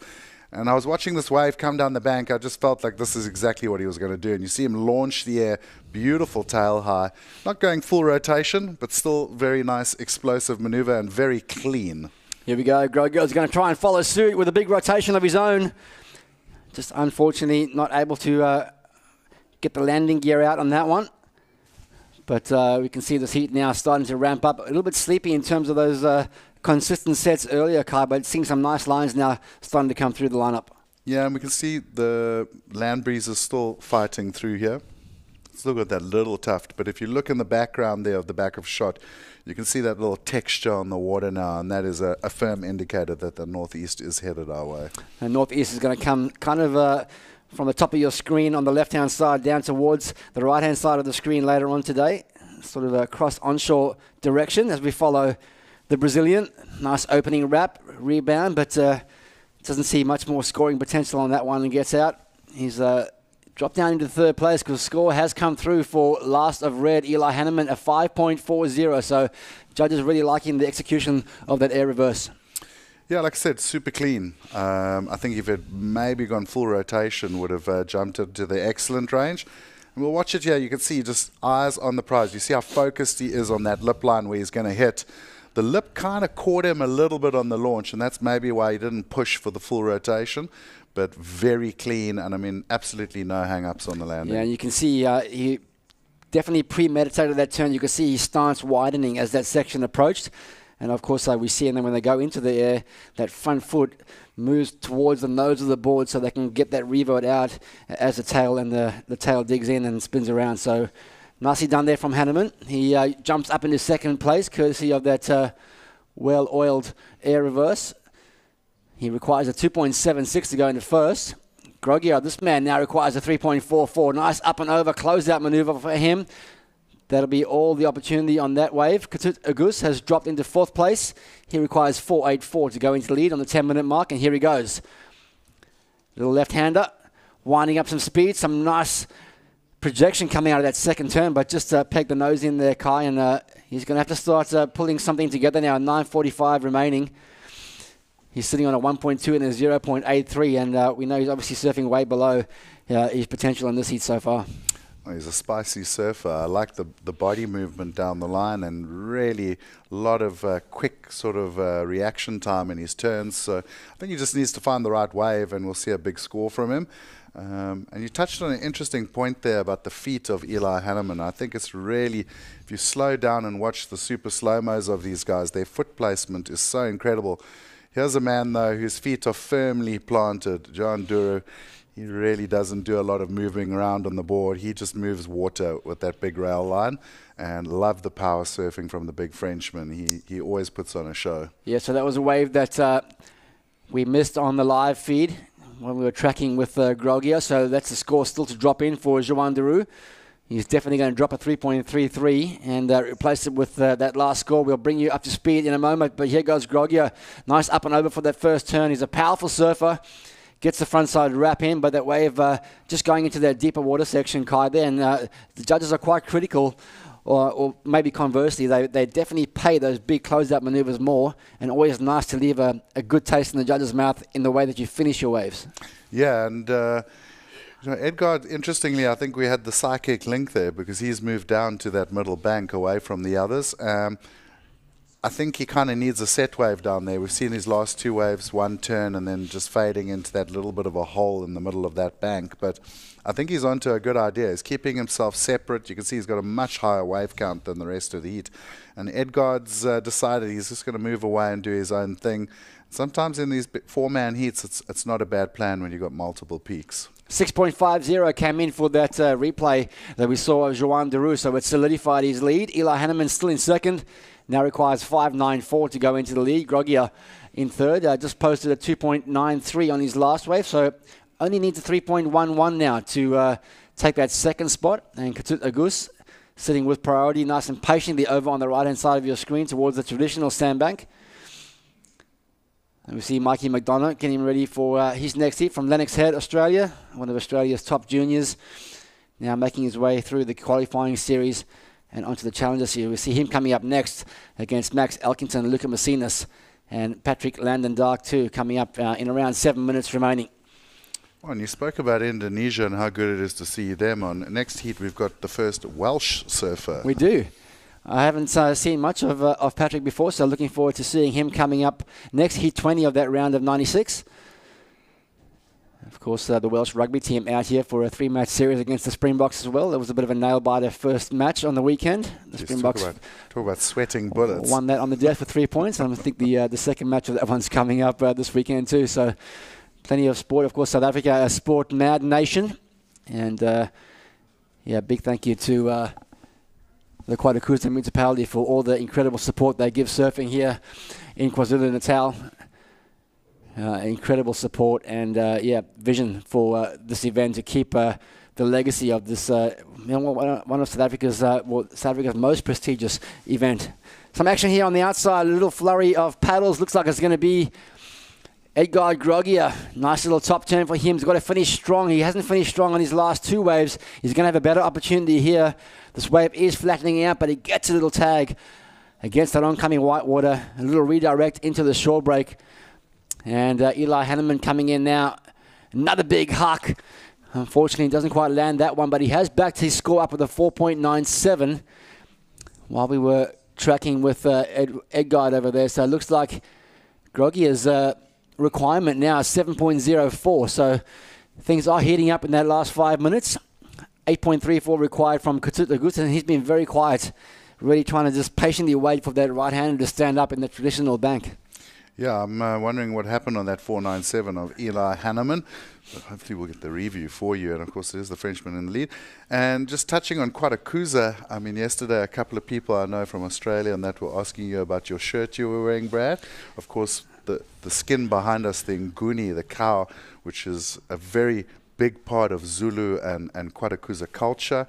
And the councillors were down here yesterday from Quadacoosa, and they were saying to us how happy they are that the theme this year is this beautiful Nguni skin, because it is such a massive part of their culture, not just on a financial level, but also in a spiritual way. You know, the Nguni is part of how they connect to their ancestors, and there's such big stories around the traditions of these beautiful cows that are part of the culture here. So the Ballito Pro this year is really connecting with Quadacoosa and the culture of the Zulu. Yeah, amazing nod there to the culture from the Ballito Pro staff, and of course the guys from O'Neill. A big thank you for the hospitality here, and thank you to the Zulu culture for embracing us and showing us amazing hospitality as we track now with your heat leader, 33-year-old Joan Deroux from France, and in and out there, 6.5 on his last wave, a 4.83 for his first wave. Sees him out in front. Now this man, Caity Simmers, looking for a score, just up and over there, and maybe just been sitting too long, just dug the rail on that closeout turn. So with 4 minutes to remain, he still needs a big, excellent score, as we're going to watch Eli Hanneman now paddle into this one We know he's got an amazing array of tricks in the bag, and again, throws the tail out this time. Doesn't kick the revert, but a nice tail slide, powerfully executed nonetheless. So Eli now building up a head of steam, looking for a 5.94 to go into the lead. Here goes Edgard. Big re-entry on his backhand. Can he get a second turn in? Unfortunately not. He needed a two-turn combination there to try to get that scoreline right up.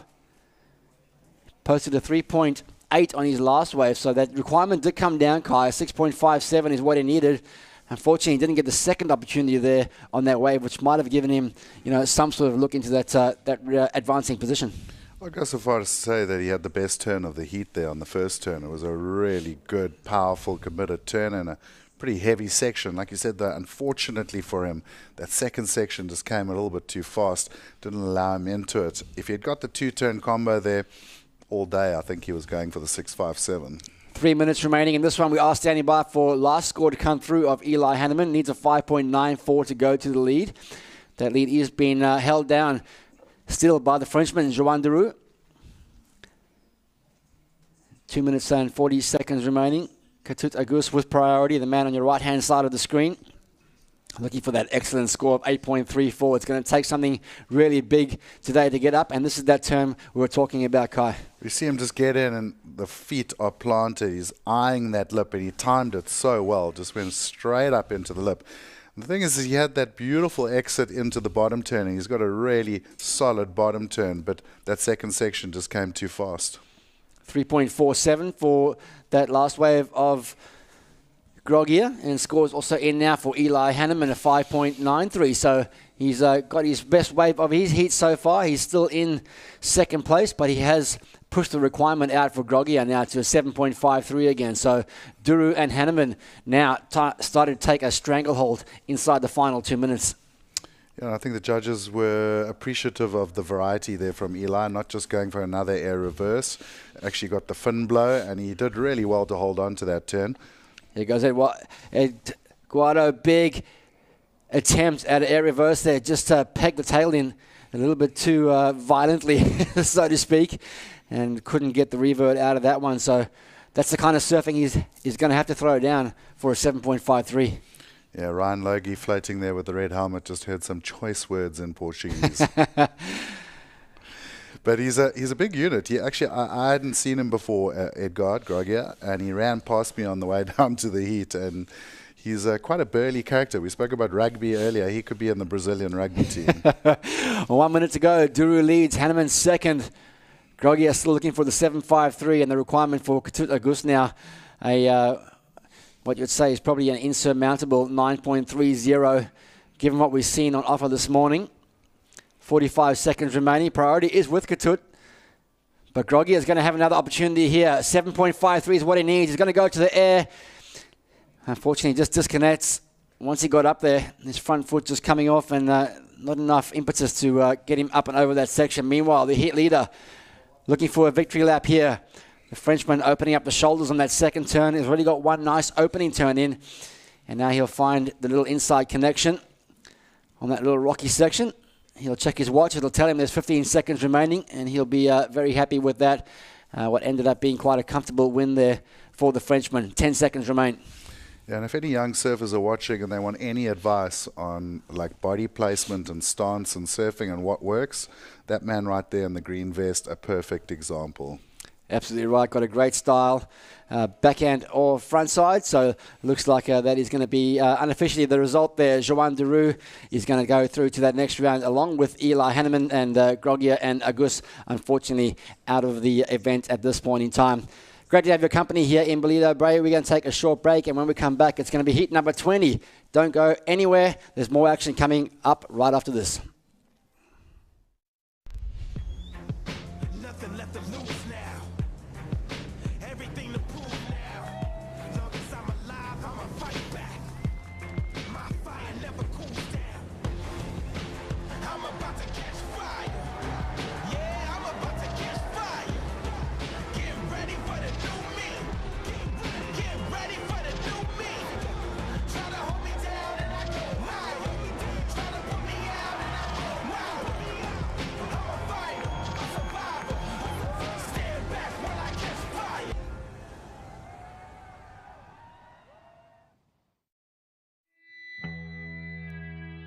I am Lauren Ely McGregor, Senior Board Short Designer at O'Neill Clothing.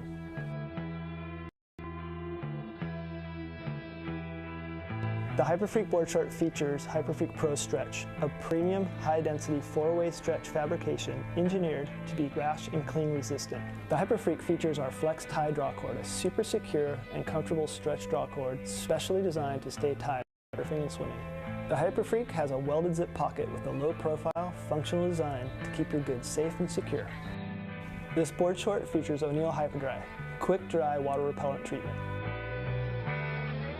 The Hyperfreak, the ultimate performance board short.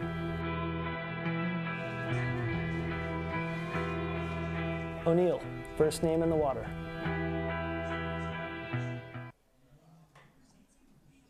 So great to have a core surf brand like O'Neill supporting pro surfing here in South Africa. Welcome back to the Ballito Pro presented by O'Neill. My name is Brad Brickman and alongside me is Kai Linder for the call. It's great to have your company wherever you are around the world. It's around 20 to 9 here local time. We are 2 or 3 coffees deep and the surf is pumping out the front. We've still got some northwesterly winds, Kai. The tide is dropping and a new southerly swell in the water, and already it's been a pretty entertaining morning. Been a great morning, and just watching that little sting for the event there in the break. How good is it that there are none of those horrendous face masks on this event site? I think of the past as we have a look at this amazing heat lining up on paper. Luca Messinas from Peru, Maxi Elkington from South Africa, Mikey McDonough out of Australia, and then our well surfer Patrick Langdon Dark make up the 4 surfers in this heat. 30-minute heats throughout the round of 96. We started the day at heat number 19. 6:30 call for a 7:05 start this morning, so we've been going for a little while, and we're going to take a look here at Mikey McDonough from Lennox Head, Australia, northern New South Wales coast, one of Australia's most decorated young junior surfers, now making his way through the qualifying series and onto the Challenger Series. A great young man from that wave-rich part of the world, and he's up against this man, one of South Africa's young pro surfers, Maxi Elkington. Strong backhand surfer up and over that section, but just a little bit late on the timing, unfortunately for Max. And then, of course, Luca Messinas from Peru was the first ever surfer to qualify for the Olympic Games in Japan via the Pan American Games that he won.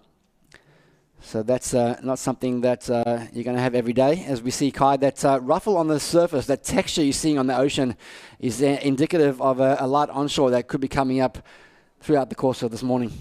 Well, it is predicted, and that ruffle's certainly giving it away. You're going to feel that little bit of cross breeze, and it's almost it's a very unique thing here at this stage of the morning. Is you've still got the land breeze fighting from that cold inland air fighting out to the warm coastline, but the actual wind, which is going to be northeast today, is starting to come in against it. So it's almost like you've got 2 winds going at once for about an hour or so, but eventually, as it heats up, the northeast is going to win, and we're going to say goodbye to that clean offshore. Yeah, it's going to make things a little bit interesting too. That's probably going to coincide with that low tide, which is coming up around 2 p.m. this afternoon local time, so that's still a fair few hours away. 26 minutes remaining in this one. First exchanges are in. Maxi Elkington, the 2.93, and the 3.17 locked in from Mikey McDonough. Mikey has had a taste of the championship tour already in his young career. He was a wild card at the Rip Curl Bells Beach Pro in 2018. He's at 273rds, though, in his first 2 Challenger Series events in Australia. Let's pay attention now to the Peruvian surfer, Luca Messinas. He found a little inside left-hander, looking nice and smooth on his backhand, until I gave him the commentator's curse and he slipped off, but looks like there was not much of a section left after that one. So Luca Messinas is on the board. And interesting to see Patrick Langdon Dark. We haven't seen many Welsh surfers across the board. I remember back to the day Russell Winter represented the Great Britain, United Kingdom, but I don't remember seeing a Welsh surfer on tour for a long time. I don't remember ever seeing a Welsh surfer on tour, yeah. So, but you know, things are progressing really fast in the United Kingdom when it comes to professional surfing. They've got a big team now. They're pushing hard for the Olympics and for inclusion. At the ISA Games, I saw they had a full team roster for both Britain and Wales, as well as Ireland, obviously. So it'll just be interesting to see if Scotland jump in on the bandwagon. Now, of course, there are good waves up there, you know, and the surf scene down in the south of England, it's incredible to see how it's grown in the last 20 years. You know, when we were going there back in the old days for some of the first QSs there, a lot of South Africans, you know, with that connection between the UK and South Africa. I mean, I know guys like Jason Hearn and Warren Tuck, and all of them are still living and working in Cornwall in that area. So it's cool to see, and I think there's been a lot of congruence between South African surfing and British surfing over the years. So I'm stoked to see guys coming in through the ranks now. It's nice to see the development is finally paying off and new countries are coming into the sport. Definitely surfing is still a growing sport globally. We are definitely seeing participation numbers still on the increase. And of course, the WSL is doing a great job in terms of providing that pathway for surfers to go, you know, from their development period through into the Pro Junior series, onto the qualifying series, now the Challenger, and of course the big one, the Championship Tour. And of course we did see Joan Derou, one of those Championship Tour surfers, really dominated that last heat. He's ready now on the sidelines with Michael Frew. I'm here with previous heat winner, Joan Derou. Joan, can we start that again? Sorry. 3, 2, 1. I'm here with previous heat winner, Joan Derou. You've been coming to Ballito for a long, long time. Tell us, how does this Challenger Series compare to the old WQS events that you've been coming to Ballito for such a long time? And also, you were 64th on the ratings coming into this event. That win in heat number 1 must give you some good confidence for the rest of the event. Yeah, I think I'm coming since 2009 here, and I had some good result. I really like this place. Waves are really good and powerful, like a bit like home, so I'm really stoked.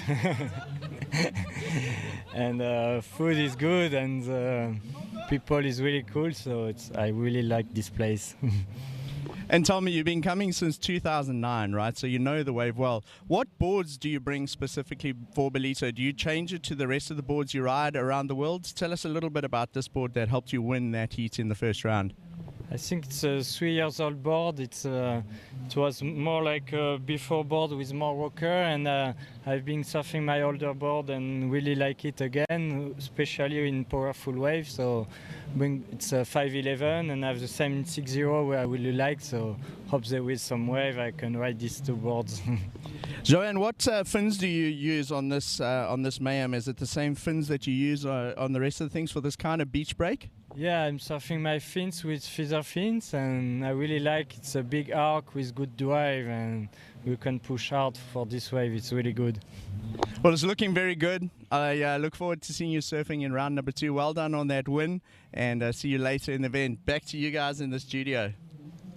Thanks a lot. Yeah, thank you so much, Mike Frew there, catching up with Joan Derou, one of the great characters of our sport, and a few things that caught my ear there, my attention. He loves the food over here. He loves the hospitality, and that's probably one of the things that people do love about coming to South Africa, that really welcoming sort of vibe that you get when you come here. Everyone's really embracing of the pro surfers, and the food is amazing. It's part of our culture. Yeah, I think the first year they came out, him and Frederica Maraish, we had to take them for an espresso show insert. So I took them for a curry bunny, and we kind of went behind the scenes, and we're like, up the bunny factor, like make it a proper Indian level hotness.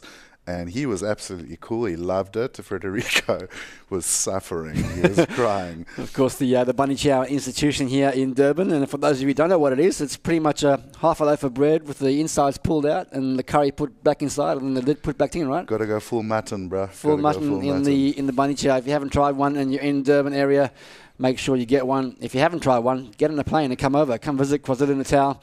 Come up to Ballito Bay. It's an amazing stretch of coast. The locals are friendly, the waves are good, and we've got another look here. It looks like it's going to be our man from Wales. Big vertical backhand hook there from Patrick Landon Dark. Open up with a 3.07. We'll bring you up to speed with some scores. 21 minutes remaining or thereabouts. It is going to be our Olympian Luca Messinas out in front, courtesy of a 4 and a 3.13. Big float over the section from Messinas, as we just catch up with the end of that wave. Number 3 for him. Max Elkington in second place, looking for a 4-1-3 to go into the lead. Priority is sitting with our man from Australia. It is Mikey McDonough, looking for a 2.76. Mikey's got a 3.17 and just a 0.5, so looking to really back up his second score. And then Patrick Landon-Dark waiting on his second wave. He needed a 2.85. 20 minutes to go. You're now up to speed. And let's take a look at some replays, Kai. Well, here goes Luca. And I love how this guy surfs on the backhand.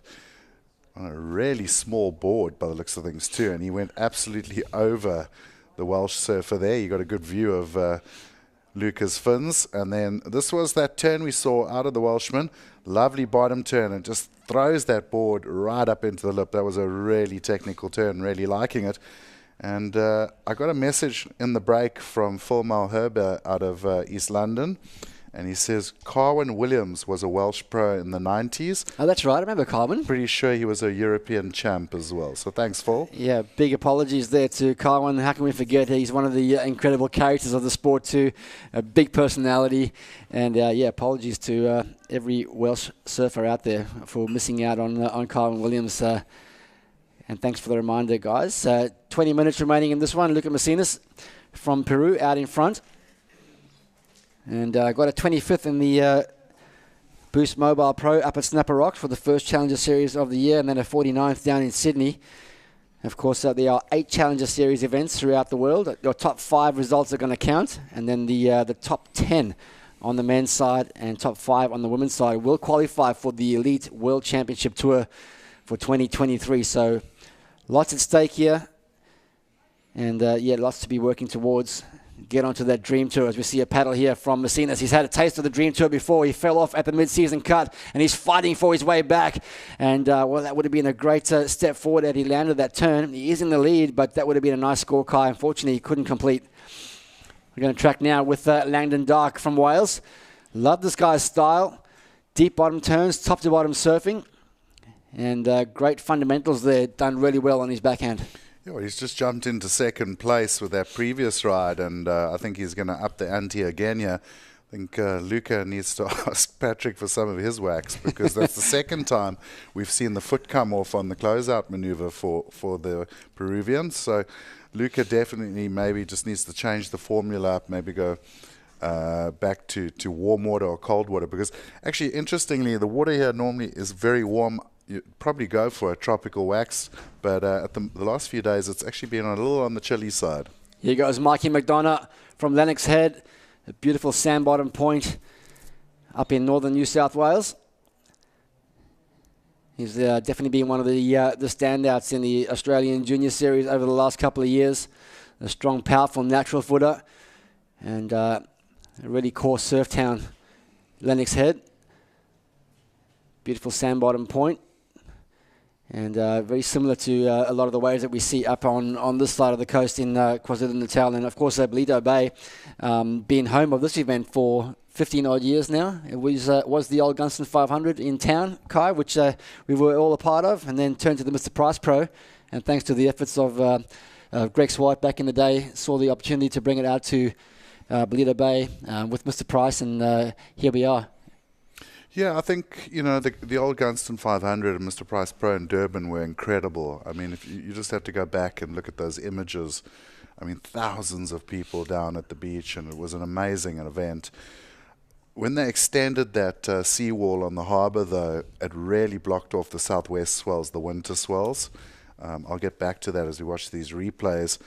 You see like a little bit caught up on the first turn there for Luca, but I like the second turn, really got the rail through the water there. But coming in at 4.1, so enough to keep him in the lead. And have a look here to see if there's a paddle quickly. It looks like a wave down the beach. Here goes Mikey. He's favouring these little right-handers, but just being out of sorts in terms of rhythm with those good set waves. He's still in striking distance, though, because no one's really stamped their authority on this heat. A pair of fours from Luca Macinas is what's holding down the lead right now. Landon Dark in second place, looking for a 4.73, paddling into this right-hander on the traditional side of the bank. That northeast is starting to ruffle up now, and there's that vertical turn. Just over-rotated a little bit on that one, unfortunately for him. Max Elkington sitting in third place with priority. He needs a 3.44, and Mikey McDonough looking for a 3.28. So still a very compressed heat in terms of those scores.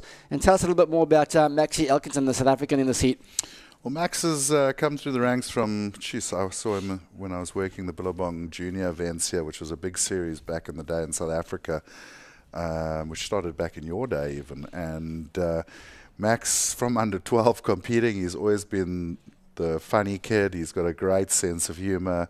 Really, big shout out to his parents. They've been behind them, and his brother Jake. I know Jake's in Indonesia with a whole pack of other Cape Town kids at the moment, and here he goes. On his backhand on this running right-hander. Nice opening turn, sets up a lot of spray. He's going to look for a exclamation point for the finish here. Finds it nicely, and a great executed closeout turn there from Max Elkington, looking for that 3.44, which will see him leapfrog Patrick Landon Dark. Now we are tracking with Luca Macinas out of Peru, right-hander. And this time he makes sure he finishes that turn. Consistent surfing there from Luca Macinas, just getting the job done. Yeah, getting the job done, and it's working for him because he's out in the lead. And like I was saying to Max, I think one of the, all kids go through that phase where they sort of start growing and getting that growth spurt. Max had it like on steroids. He was this tiny little kid, and suddenly he just went full over 6 foot. The voice just went super deep, and he had a bit of a wobble over that year. Obviously, just wasn't able to find the right boards. Wasn't used to sort of having the length that he went to, but he has really climatized to it because he's become a phenomenal surfer. And what I love about him is he's got so much power. Like if you watch him do a turn on the backhand, it's a real man turn. Yeah, you can see illustrated by the amount of spray he kicks up. So Maxie Elkington just looking for that score to drop in. Looks like his 2 scores he's holding on to right now. He's a 3 and a 2.93, so certainly that one is going to usurp those 2 scores, and should see him possibly pop up into that advancing position. And early indications, Kai, a couple of 5s been put down, a 5.5 from our judges, so early indications here are that he is definitely going to get into a better position in this heat with 13 to go. Well, I know Max was quite disappointed in his run in Australia, getting knocked out first round in both those events, and he really, really wanted to come out and perform here at home. Scores are in now for last of Luca Macinas. That was a 4.60, so he maintains his lead. However, Maxie Elkington just dropped a 5.0 for that last effort. It sees him hop up into second place. Patrick Langdon Dark now into third, looking for a 4.64, and Mikey McDonough with priority in fourth place, looking for a 4.84. Kai, if you're Mikey McDonough, there's definitely no need to panic right now with 12 minutes on the clock and priority. I think if he sits there and waits on that right-hand bank, something might come his way. And he might have got a few tips from this guy, Aidan Masenkamp, effectively the effective defending champion of the event. Yeah, well, beat Geordie Smith in the final last year, so Aidan knows what he's doing out here at Ballito. He's been surfing the event a long time in the juniors, all the way through. Aidan's a highly competitive and driven individual. He doesn't like to lose, and it was great to see him take that win last year. I mean, a lot of people would have been thinking Geordie would put him down, and he rose to the occasion. He was not lying down for Geordie at all, and was a well-deserved winner. So I'm excited to see what he's got for us out here. He's also had a bit of a wobbly start to the year, but quite capable of big things, as you see his South African teammate Max Elkington finishing off there. Yeah, a little closed-out turn there for Elkington. Just looking to drop that 3.0 from his top 2.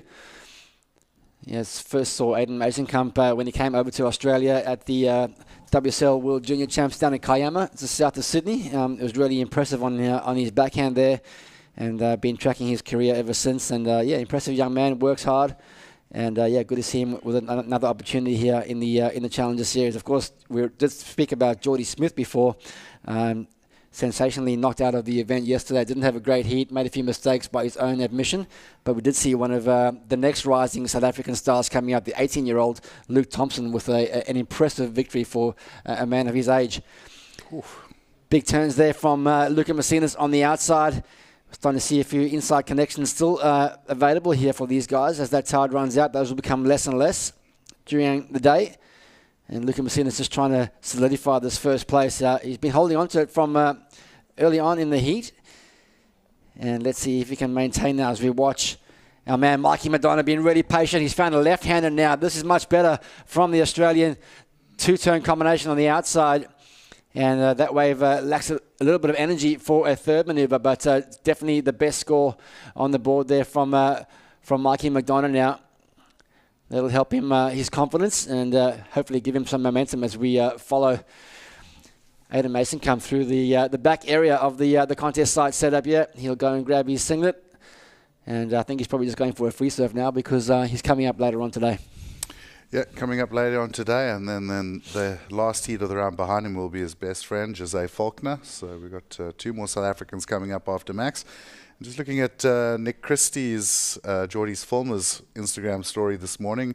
On the dawn, they were climbing on a jet plane here in Durban and obviously jetting off to Geordie's new palace in J-Bay. And he'll be focusing on getting some time in the water at Supers and getting ready for that big CT coming up. Yeah, of course, the WSL Championships are the second last event of the year.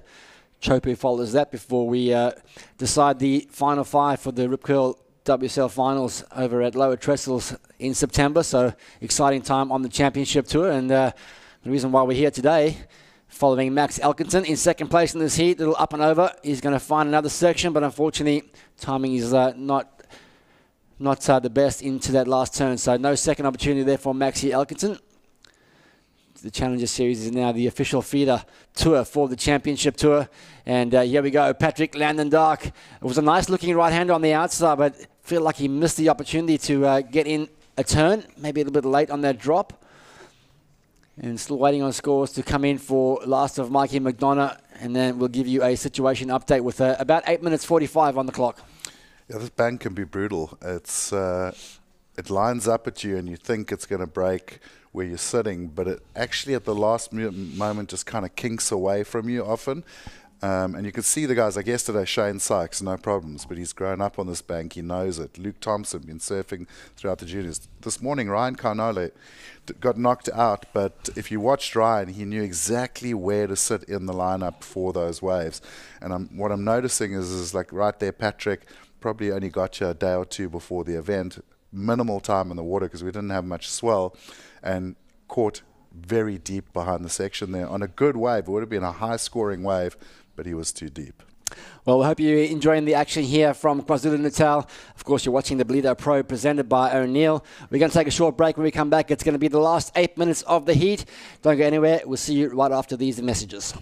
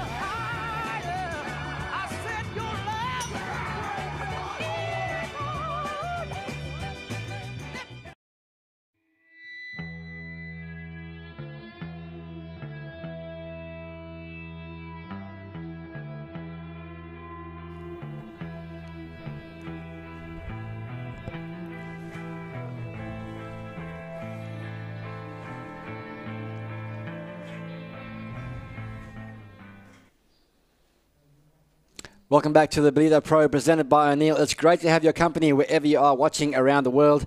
It's around 9 a.m. here local time, and we are pretty fired up. It's one of the best days of the waiting period so far. Brad Bricknell here with Kai Linda. The surf's up, onshore's coming, but plenty of opportunities still out there for our surfers in this round of 96. Oh, loads of opportunities. That Northeast hasn't quite kicked in yet, and we've still got very clean conditions. So still lots of opportunity, especially for these guys on the level that they surf at.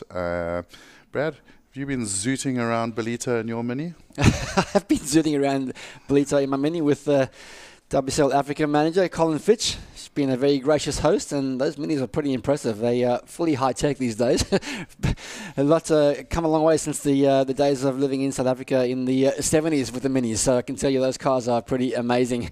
And a big thank you to all those co-sponsors who have really been a part of this event, making it happen here. 5 minutes to go. There have been some changes in the leaderboard, so we're going to bring that to you.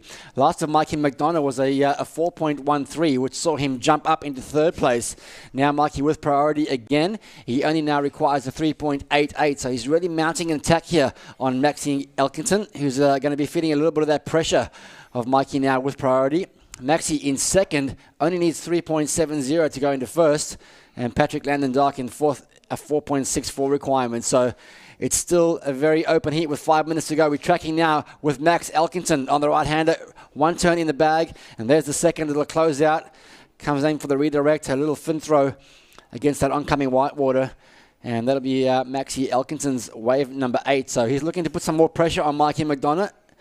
If he replaces that 3.0 Kai, Mikey McDonough's requirement is going to go up slightly. But knowing the talent of Mikey McDonough and knowing his mindset, he's probably not looking for that 3.83. If he can find a 6 out there, that's going to change the game for him. Yeah, he's definitely going to be wanting a bigger score. And just looking at that last wave of Max and looking at the picture we're seeing right now, the onshore is definitely heading in. Just in that ad break, it's actually picked up a little bit. So the next couple of heats are going to have to start adjusting game plans a little bit and working with that wind up the face on the rights.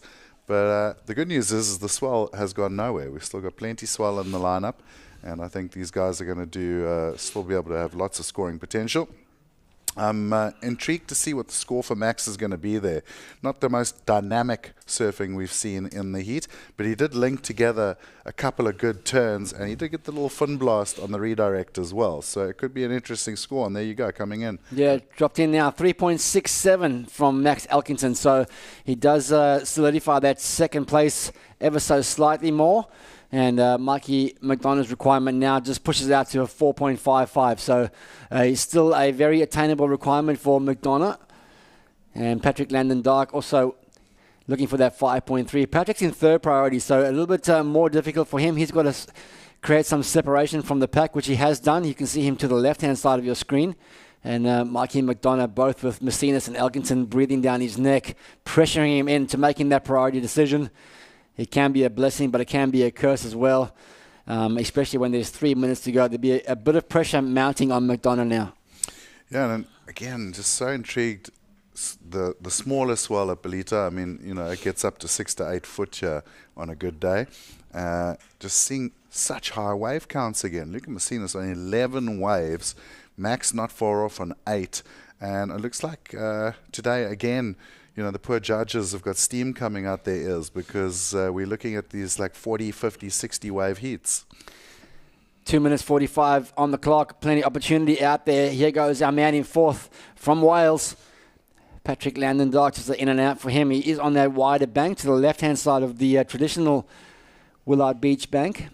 That's the one that breaks just off the rocks on the right-hand side of the setup. So that score is not going to bother the situation much. 2:25 on the clock. Messinas leads. Elkington second. It's Peru over South Africa. Australia sitting in third place with priority. 4.55 the requirement from Mikey McDonough.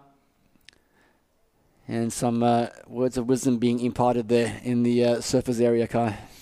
Yeah, and of course the girls will all be on the deck now watching with anticipation as their round approaches. Here goes Mikey. He's in third. He's looking for a score. Nice up and over on that first section. Square bottom turn. Tags the section. And there's a third maneuver here for McDonough. He's going to work this one all the way to the shore break if he can. Try and squeeze as much as he can out of it with 1:40 on the clock. Needs a 4.55, and he's doing his absolute best on this wave. So a great wave there. Looks back to the support on the surface deck. He would have definitely got a few cheers of affirmation from the Aussie support crew. And let's see what the judges think of that one. What are your first impressions, Kai? 4.55, the requirement. I think the work was done on the outside. Those first two turns were great. A little bit of a flat wave. There wasn't a lot of lip line on that one. And I think the last few lefts we've seen it is with the pulling tide getting a little bit flatter on the left. Watch this though. The first turn, lovely. Cracks it up into the lip. Now it starts going a little bit flatter, but he still pushes the tail out, and now he goes to work on that sort of flat bowl. So for me, the first 3 turns, great. He almost could have hopped off there and left the rest of the wave. Okay, I'm going to put you on the hot spot. 4.55. Does he get it? I think it's going to be awfully close. 45 seconds remaining. We're waiting on those scores to drop in from Mikey McDonough, and it's coming at a 6.17. So he goes from third into first place, showing nerves of steel in that last minute. Holding down priority now. Messinas in second, looking for a 5.71. Elkington from South Africa needs a 3.7. And Patrick Landon Dark still requiring a 5.33 with 25 seconds remaining. Clutch surfing, clutch decision making there from McDonough. Yeah, I think the judge is rewarding the sort of dynamic aspect of those turns and also the connectivity. He really went quickly and straight through the bottom turns and top turns there. Let's watch this paddle battle over here. Luca Messinas in second place is hunting. Max Elkington does not want to give him an opportunity. Messinas has the priority, and with 2 seconds to go, it's job done for the Peruvian surfer. He'll go through into the next round in second place. And Mikey McDonough, well, he showed a lot of composure under pressure there. The young junior surfer from Lennox Head, Australia, coming in with the win in the final minute. And in the end, a pretty well-constructed hit there from McDonough, 6.17, got him the win. And unfortunately, it's going to be Max Elkington and Patrick Landon Dark going to be bowing out of the event at this point. Well, right there, you get an example of the heartbreak of competitive surfing. Max Elkington sitting in second literally for 28, 29 minutes. And right at the end there, the Australian jumps up from fourth place and snatches the second place mark. So heartbroken for Max because he really was looking good, but that is professional surfing. It sure is. And I hope you're enjoying the action because there's a lot more coming up today. Please don't go anywhere. It's been great to have your company. Brad Bricknell here alongside Kyle Linder for the call. We're going to take a short break, and when we come back, it's going to be Gig Celias and Greg Swart for the call. I am Lauren Ely McGregor, Senior Board Shirt Designer at O'Neill Clothing.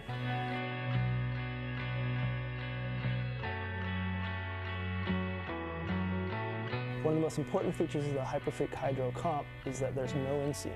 When there's no inseam, there's no rash. The no-tie fly is slim and secure, and it stays flush and flat when you're laying on your stomach. More security, no distractions.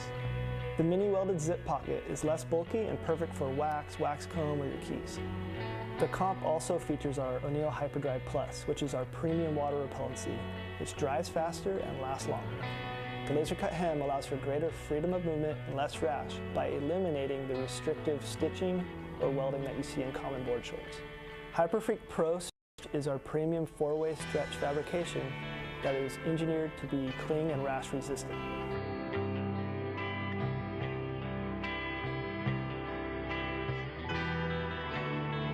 O'Neill, first name in the water.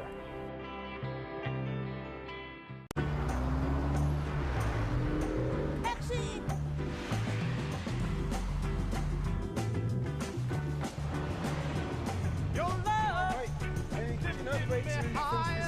right. I've ever been lifted before. So keep it up, quench my desire, and I'll be at your side forevermore.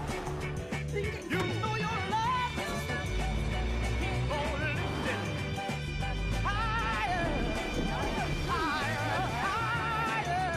I said your love.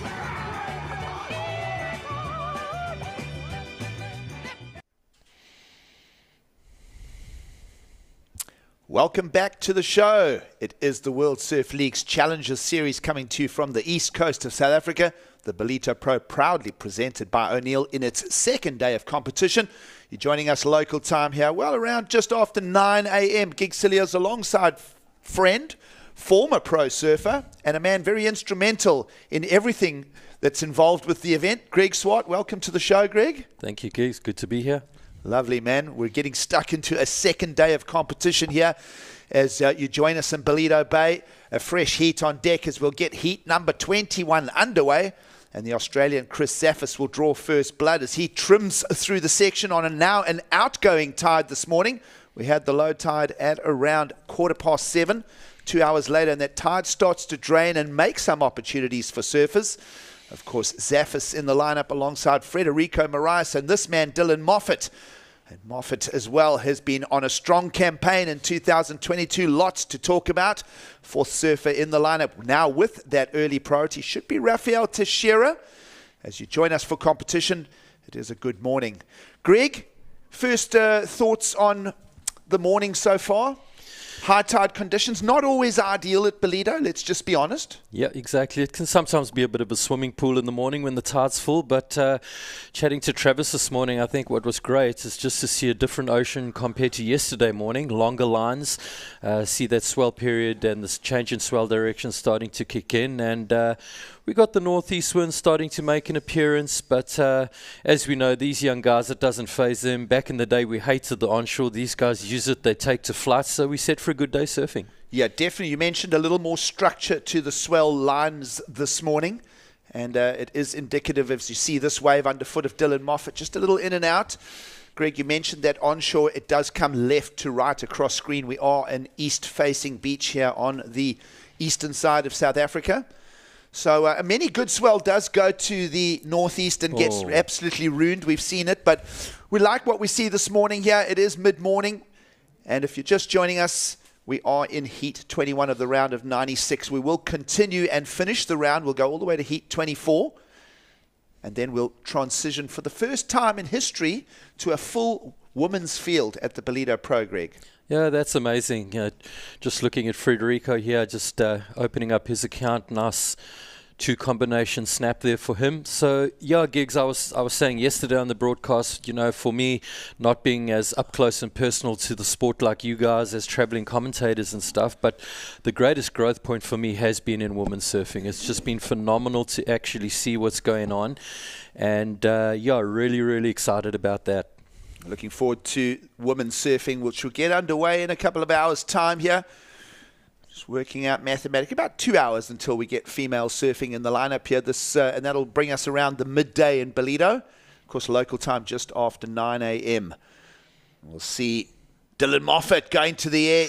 And that is away with the wind, so the wind is coming left to right. So if we are going to see punts going on, the right-handers are going to be a little more successful. We've seen quite a number of left-handers go for scoring rides, and that's not a normal story in the Ballito lineup generally. No, it's not, Gigs. You're 100% right. And I found what I've noticed, the pattern over the last few days, and even with the juniors, is that your left-handers seem to be favouring on the higher tides, and definitely there's been probably a 60-40 split of left and right-handers being surfed. So, yeah, it is unusual. We are a right-hand cove, sort of right-hand point, whatever you'd want to call it, sandbar bottom point.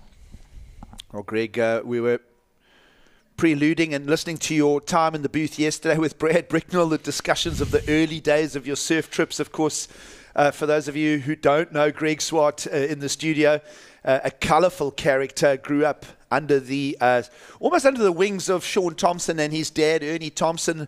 That we'll discuss a lot of that history this week. But Greg, for you to just be back in and plugged into the event again, I mean, it's the 53rd edition. It's a backbone to sort of surfing culture in our country.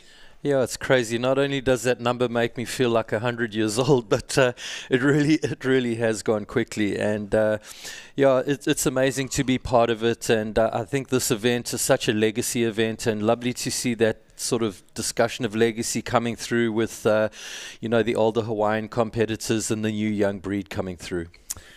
So looking at the lineup and a quick look at the score sheet, I'm seeing an interference call for Frederico Marias in the red. We'll try and drill back on the tapes and go and look at that situation. But it does seem an interference has been called early on, and that's going to be a stone in the shoe for what is our highest profile surfer, Frederico Marias, the highest ranked as well in the red singlet. That's an unusual situation then. We did miss that, so we'll try and drill into that. Meanwhile, scores in for Dylan Moffat. The Australian has opened with a 483, so that's a reasonable number. Having a look at heats through the morning so far, Greg, anything over a 5 does set an alarm bell and kind of get you some placing in the heat. It's not the easiest day in Ballito. No, it isn't. It was the same as yesterday. Here we got a replay looking here. This is Rafael Teixeira on his backhand. Puts it behind his head there, looking for a third turn. Nice low center of gravity, making use of the small conditions. He's a big guy, he's a strong guy, and there's that interference coming into play. Oh, okay. I want production to go back just for the last moment of that at some stage. Let's have a look. This will be Frederico's part in that, as it's two surfers on one wave, and so the higher priority if two surfers converge, Greg. I didn't know that. Okay, I was going to ask you, how does that all work? Because it changes so much. Well, continue with the live action. Chris Zaffis, who is down in fourth, trying to build a set of numbers of his own. Not much on the scorecard. That there, wave number 3 now for the Australian. We'll see how Chris Zaffis goes here. As we mentioned, Frederico Moraes incurring a priority interference there. So Richard Dogmarsh will not be happy with it. Let's see how Frederico will have to surf out of his skin and do stuff like that. Incomplete with around 21 minutes to go. Frederico Moraes, such an illustrious career for the Portuguese surfer. We'll transition to Dylan Moffat, who looks very light-footed as he comes out of the lip. The Gold Coast surfer on some momentum here. Sure, well, just having a look at Dylan Moffat quickly at some stats as we get stuck into this heat. Moffat out of the Narrabeen sort of pool. And, well, we know that anything out of Narrabeen is always going to have a spicy Australian story to it. We saw Dylan Moffat as a wild card last year, Greg, at the Championship Tour. And then not only that, qualifying series, he got a quarterfinals on the Gold Coast to start the campaign off. So we'll look for much from Dylan Moffat. Meanwhile, here's Rafael Teixeira on the replay. Or are we live? We are live.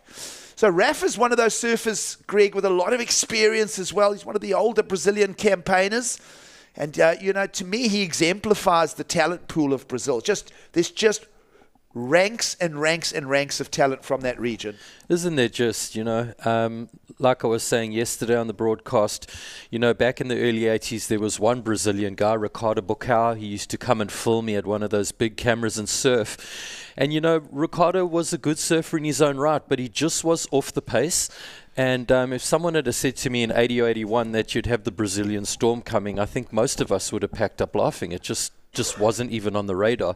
So this event evolves, the sport evolves, and lovely to see, the Brazilian contingent. They're all very strong. They're very focused. I think a lot of them do jiu-jitsu and stuff. And it's just good to see the intensity the Brazilian contingent bring to the sport. Yeah, absolutely. Of course, the 80s transitioned to the 90s, and we think of names like Pedersen Rosa, the Padaratzes. That's it, yeah.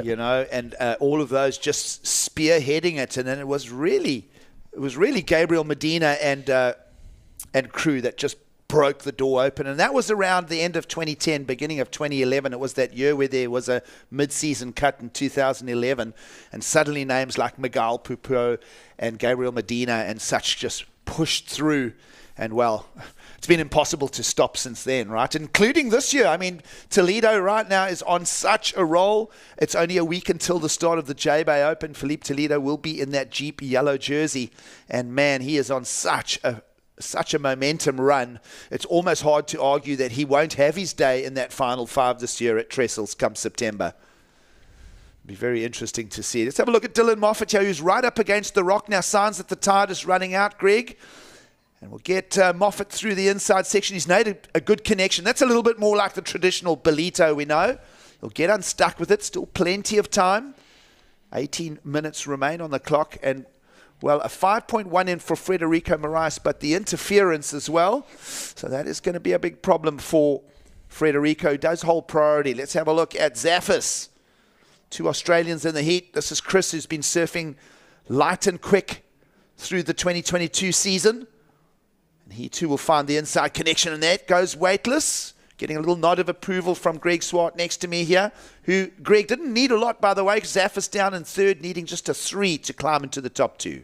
Yeah, awesome. So his best scoring ride at this point in the heat is a 4.7. Be interesting to see how that one comes in. But what I have noticed with Dylan and Chris is they're really light on their feet. Their boards seem like they're almost slightly corky. They're sitting on top of the water, which is really nice. So their transitions are smooth and quick. And it's a lot more wonky out there than you think. And, there's the little bit of the backwash starting to kick in. It's starting to drain off the rocks. So they're making it look easy. Nice sort of shock absorbers going on the legs there. So, yeah, really good to see. Ballito traditionally never really great on the high tide, right? And that is the story as we started the heats this morning. I mean, I just remember particularly the first heat as well. There was hardly a peeling wave. It was mostly closeouts. And, you know, not to talk Ballito down, but Ballito is one of those breaks that just loves as we hit the mid-tide. And it just suddenly the banks start grabbing the swells, starts lining them up, reeling them off, and then the right-handers start to play.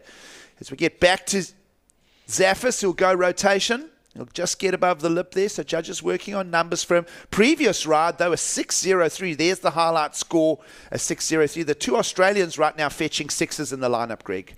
Yeah, that's good. To be sitting on a 6 anything at this stage of the game's great.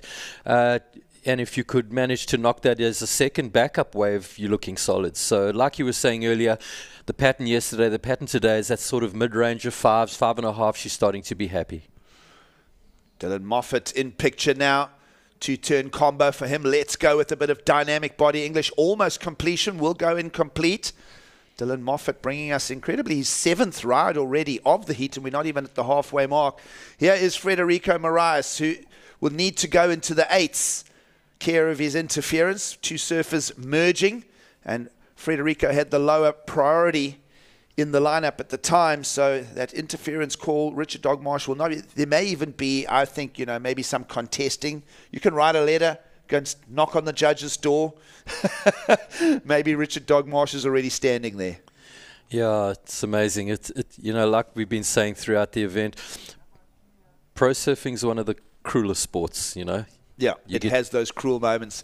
If you're with us, we trust that you're enjoying us. This is probably the coolest studio in Africa this week with our Nguni skins behind us and all the culture of the local Quadacooza to talk about. Let's go down and hear from the winner of that last heat. He's down there with Mark Frew. I'm here with the winner of the last heat, Mikey McDonough. Your first time in Ballito, you left it down to the last minute to get through that heat. Pressure cooker situation. Tell me a little bit about your thoughts in the last 5 minutes there leading up to that heat win.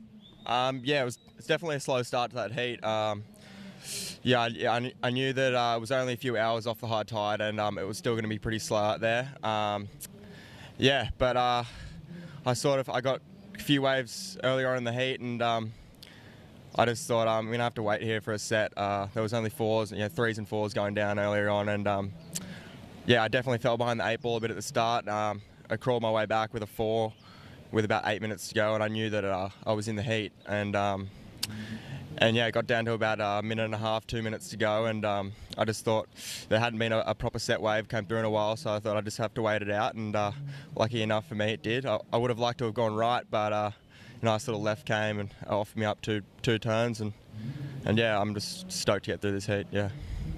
I see that Morgan Siblek is part of your whole crew over here and it's your first time in Ballito. Tell me a little bit about the boards that you brought over for this event. What have you got in your quiver? Sort of just really my standard short boards that I ride in most of my heats are 511s and a couple step-ups 6.0s, a few round pins. Ballito over here, a similar power to home, a lot of push in the waves so don't have to change the quiver up too much. I'm loving it here in Ballito. It's my first time and hopefully can get through a few more heats and cheer the other Aussie boys on. Well, you got the first job done, got through the first heat, got rid of those nerves. Well done. We'll see you in round 2. Back to you guys in the studio. Yeah, thanks, Mike. Mikey Madonna and Lucas Messinas, Greg, through to the round of 48. It is day 2 of competition. If you're just with the show, Gig Cilliers alongside Greg Swart. Of course, Greg, a colourful character in South African surf culture and community.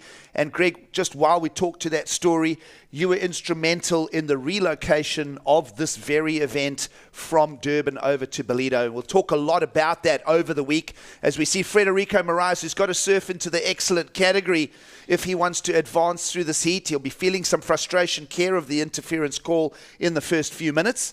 But with 12.5 minutes to go, certainly the Portuguese surfer offering up a couple of dynamic backhand turns. Yeah, so like I was saying before, this event's a legacy event and there's just so many personalities and people involved. So my sort of transition was Gunston into Mr. Price Pro 2000-2001. And then what actually ended up happening, funny enough, Pierre Tosti played a huge role with Colette Bundy bringing the sport out to Ballito. I was involved in that to an extent. Pierre and Colette really spearheaded that whole thing up. And then I got handed the baton again to get involved with the event, doing operations and logistics and setting up. So I just want to touch on that colourful comment you've been making. Is that a nice way to say someone's a lunatic? Well, interpret it how you want, Greg. Everybody in South Africa knows you, and it's great to have you on the broadcast, bringing the value. We really like it. Our former professional surfers, our former campaigners, names like Paul Canning, we've had him in the booth. Love to get names like Royden Bryson in here as well at some stage. As we see on picture, Rafael Teixeira, who is down in fourth, Greg. Not much in his scorecard, a 4.3 and a 3.7. He's got to go mid-range sixes. And meanwhile, care of that last backhand attack of Frederico Moraes in red, and we'll try to get a re-look at it. Frederico salvaging the heat here. He's made his way up to second. Well, look at that, a 7.37 coming in for that last of Frederico. So if we get a replay, we'll talk you through that. So that's the highest wave of the heat, right? So let's have a look at it. Watch the low center of gravity off the bottom. Nice twist. And twist again. So there you see a lot of spray coming off the bottom. No double pumps, straight in off the bottom and off the top again. And a third one. So that's a lovely string of combination there. And followed it off with the fourth. So he's happy with that. He needed that, that sort of get out of jail free card. Well, 7.37 for the backhand rollout of Frederico Moraes. He does sit with that interference penalty. His second counting ride is cut in half, so it means that he trails a 3.49 with him. Do the maths on that, a 3.49. So he's probably sitting on another 6 in his scorecard, but that gets chopped in half. So he'll carry that penalty to the finish line here, but it is Moffat out front, and it's Frederico Moraes with that 50% penalty for a second counting ride. Still sitting in second. We start looking at requirements. Zafis in third, only looking for a 4.84, Greg, our Australian in white. And then, Raf Teixeira building a little bit of momentum of his own, slow, steady progress. Last for the Brazilian, the 4.73. It means that Rafael is down in fourth. And let's have a look. This is the danger man now. Zafis will go to the air and go incomplete. Still plenty of time. 9:40 on the clock. But the two Australians keeping the heat nice and alive. Yeah, 100%. I think Frederico is definitely, he's fighting tooth and nail here. Like you said, I think very apt description. Chris Zafis, the danger man here. Dylan sitting out there, 6.23, 4.83, he's holding it down. But Chris Zafis, the man to watch here if he clocks in another one around the 6. Well, the show continues here. It is second day of competition at the Ballito Pro, proudly presented by O'Neill.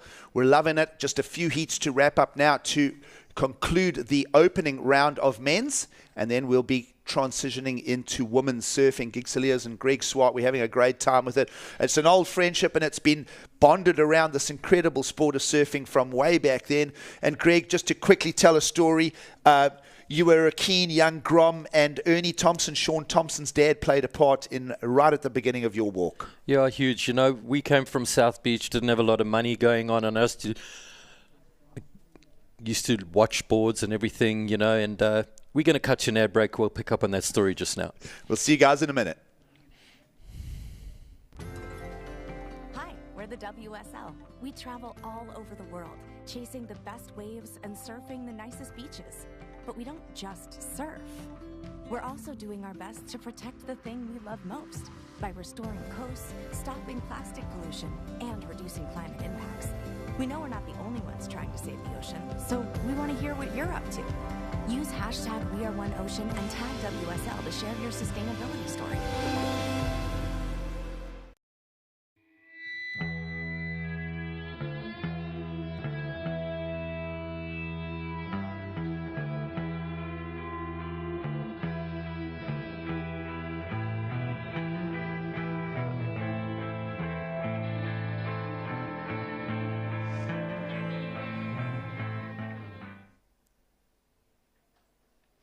Welcome back to the coolest studio in Africa. It is the World Surf League's Challenger Series in Goonie all around us as we are in the Quadacooza region for our second day of competition. The Ballito Pro continues.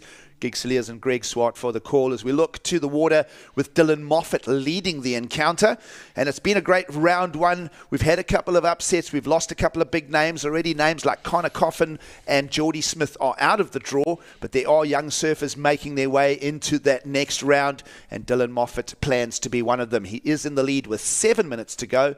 The young Australian has the priority as well, and that's always a good place to be when you get to the back third of a heat, Greg. Absolutely, 100% right. So yeah, just picking up to answer your question about the story about Ernie and Sean Thompson. So I used to go every day to the surf shop in Prince Alfred Street, used to pervert this one board, didn't have the money. And let's cross to live action. Well, you were going to tell me about your payment plan with Ernie Thompson. Meanwhile, Chris Zaffis, an important wave. He is our third place surfer with 6.5 minutes to go. Greg, not a big requirement for him either. 4.84. And that could be the pressure that might see Frederico Moraes, a high-ranked surfer and a high-profile surfer, go out of the draw. We'll keep a very close eye on the next 6 minutes together. Meanwhile, fourth-place surfer Rafael Teixeira, pretty much plagued with a pair of fours. He's only built a 9.03. His best score thus far, the 4.73. Let's see if he can improve his numbers here. And he'll just get a little stab. Mid-tide conditions here in Ballito. Not the strongest groundswell running through the lineup at the moment. Raf will go back to the drawing board. Yeah, so like you said earlier, that northeast wind cuts into the swell. So the swell this is a fresh swell we got like out the south-southwest. And then that northeast wind just starts to bite into it. So Chris Zaffis looks like he's paddling away from the pack there. He's sitting in third priority. He doesn't want to get jammed by everybody else.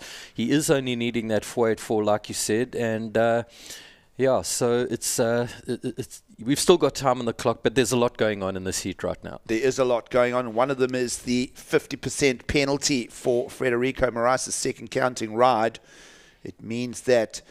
Well, that second counting ride right now for Frederico, so you see the 10.86 top left of screen. It's made up of that last backhand attack, the 7.37, but then he's sitting on a 3.49, so that would have potentially been nearly a 7-point ride there, Greg. So consistency is on display from Frederico Moraes, but the penalty halving his score.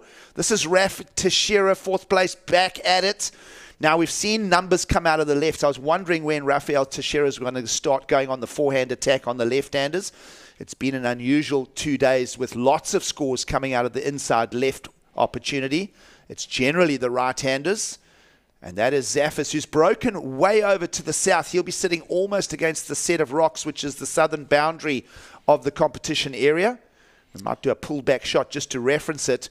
But Frederico Moraes is a little bit over to the left of screen and has the higher priority. So you start wondering at some stage, is Frederico going to come and start blanketing Chris Zaffis with around 4 minutes to go? Yeah, that's exactly the question that was going through my mind. I think that's why Chris decided to break rank early. And interestingly enough, sort of heading back into the lion's den. So let's see what happens there. But yeah, so anyway, the story, should I even tell it or what? Well, tell it. You know what?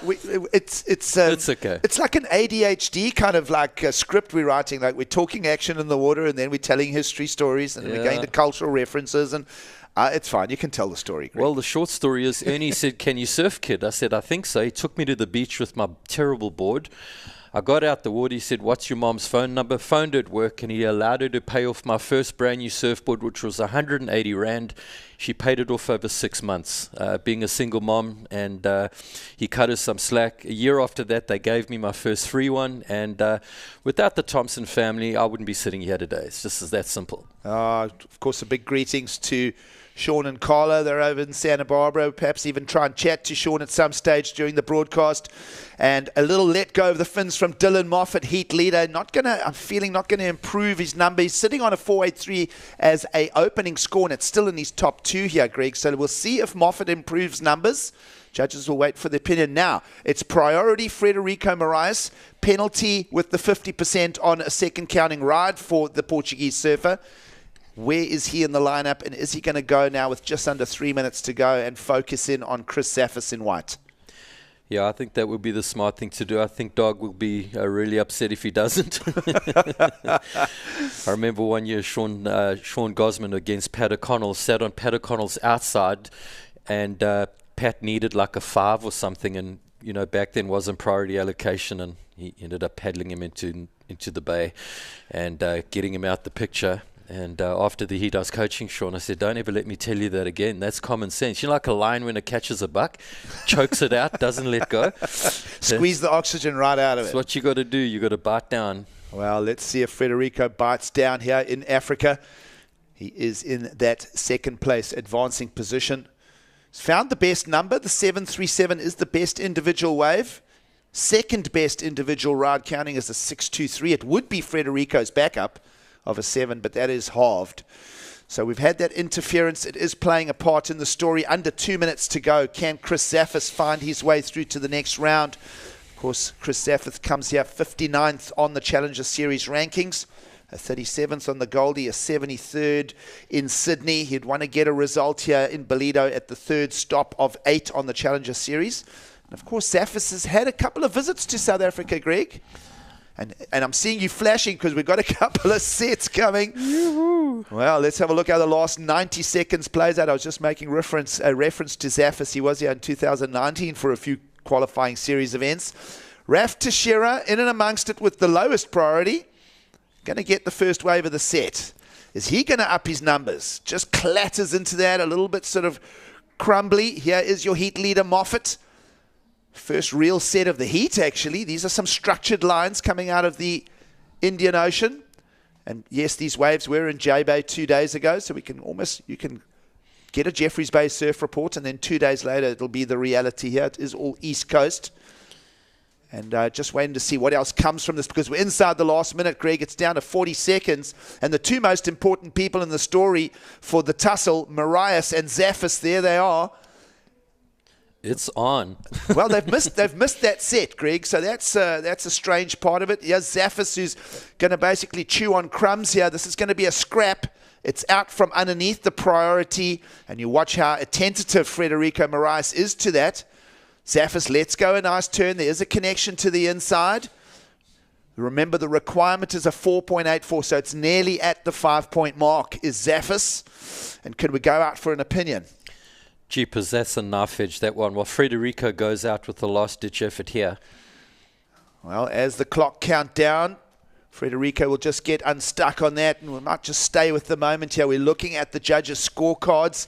Frederico kind of looked back at that last wave of Chris Zaffis, and was the requirement of the 484. We'll get that result after the break. It's been an interesting Heat 21. The first time we've actually seen almost a collision between two surfers, and the highest priority did get, and that is what is going to impair the heat total for Frederico. Yeah, absolutely. And like you said, if you didn't get penalized, you'd be sitting on almost a pair of 7s, which is good. But lovely to see high scoring wave of the heat, a 737. Well, we're looking at the judges' sheets here, and Zaffis didn't get the rail. So Frederico Marias will advance along with Dylan Moffat. We trust that you're enjoying the show with us. Stay with us. We'll be back after the break for Heat 22.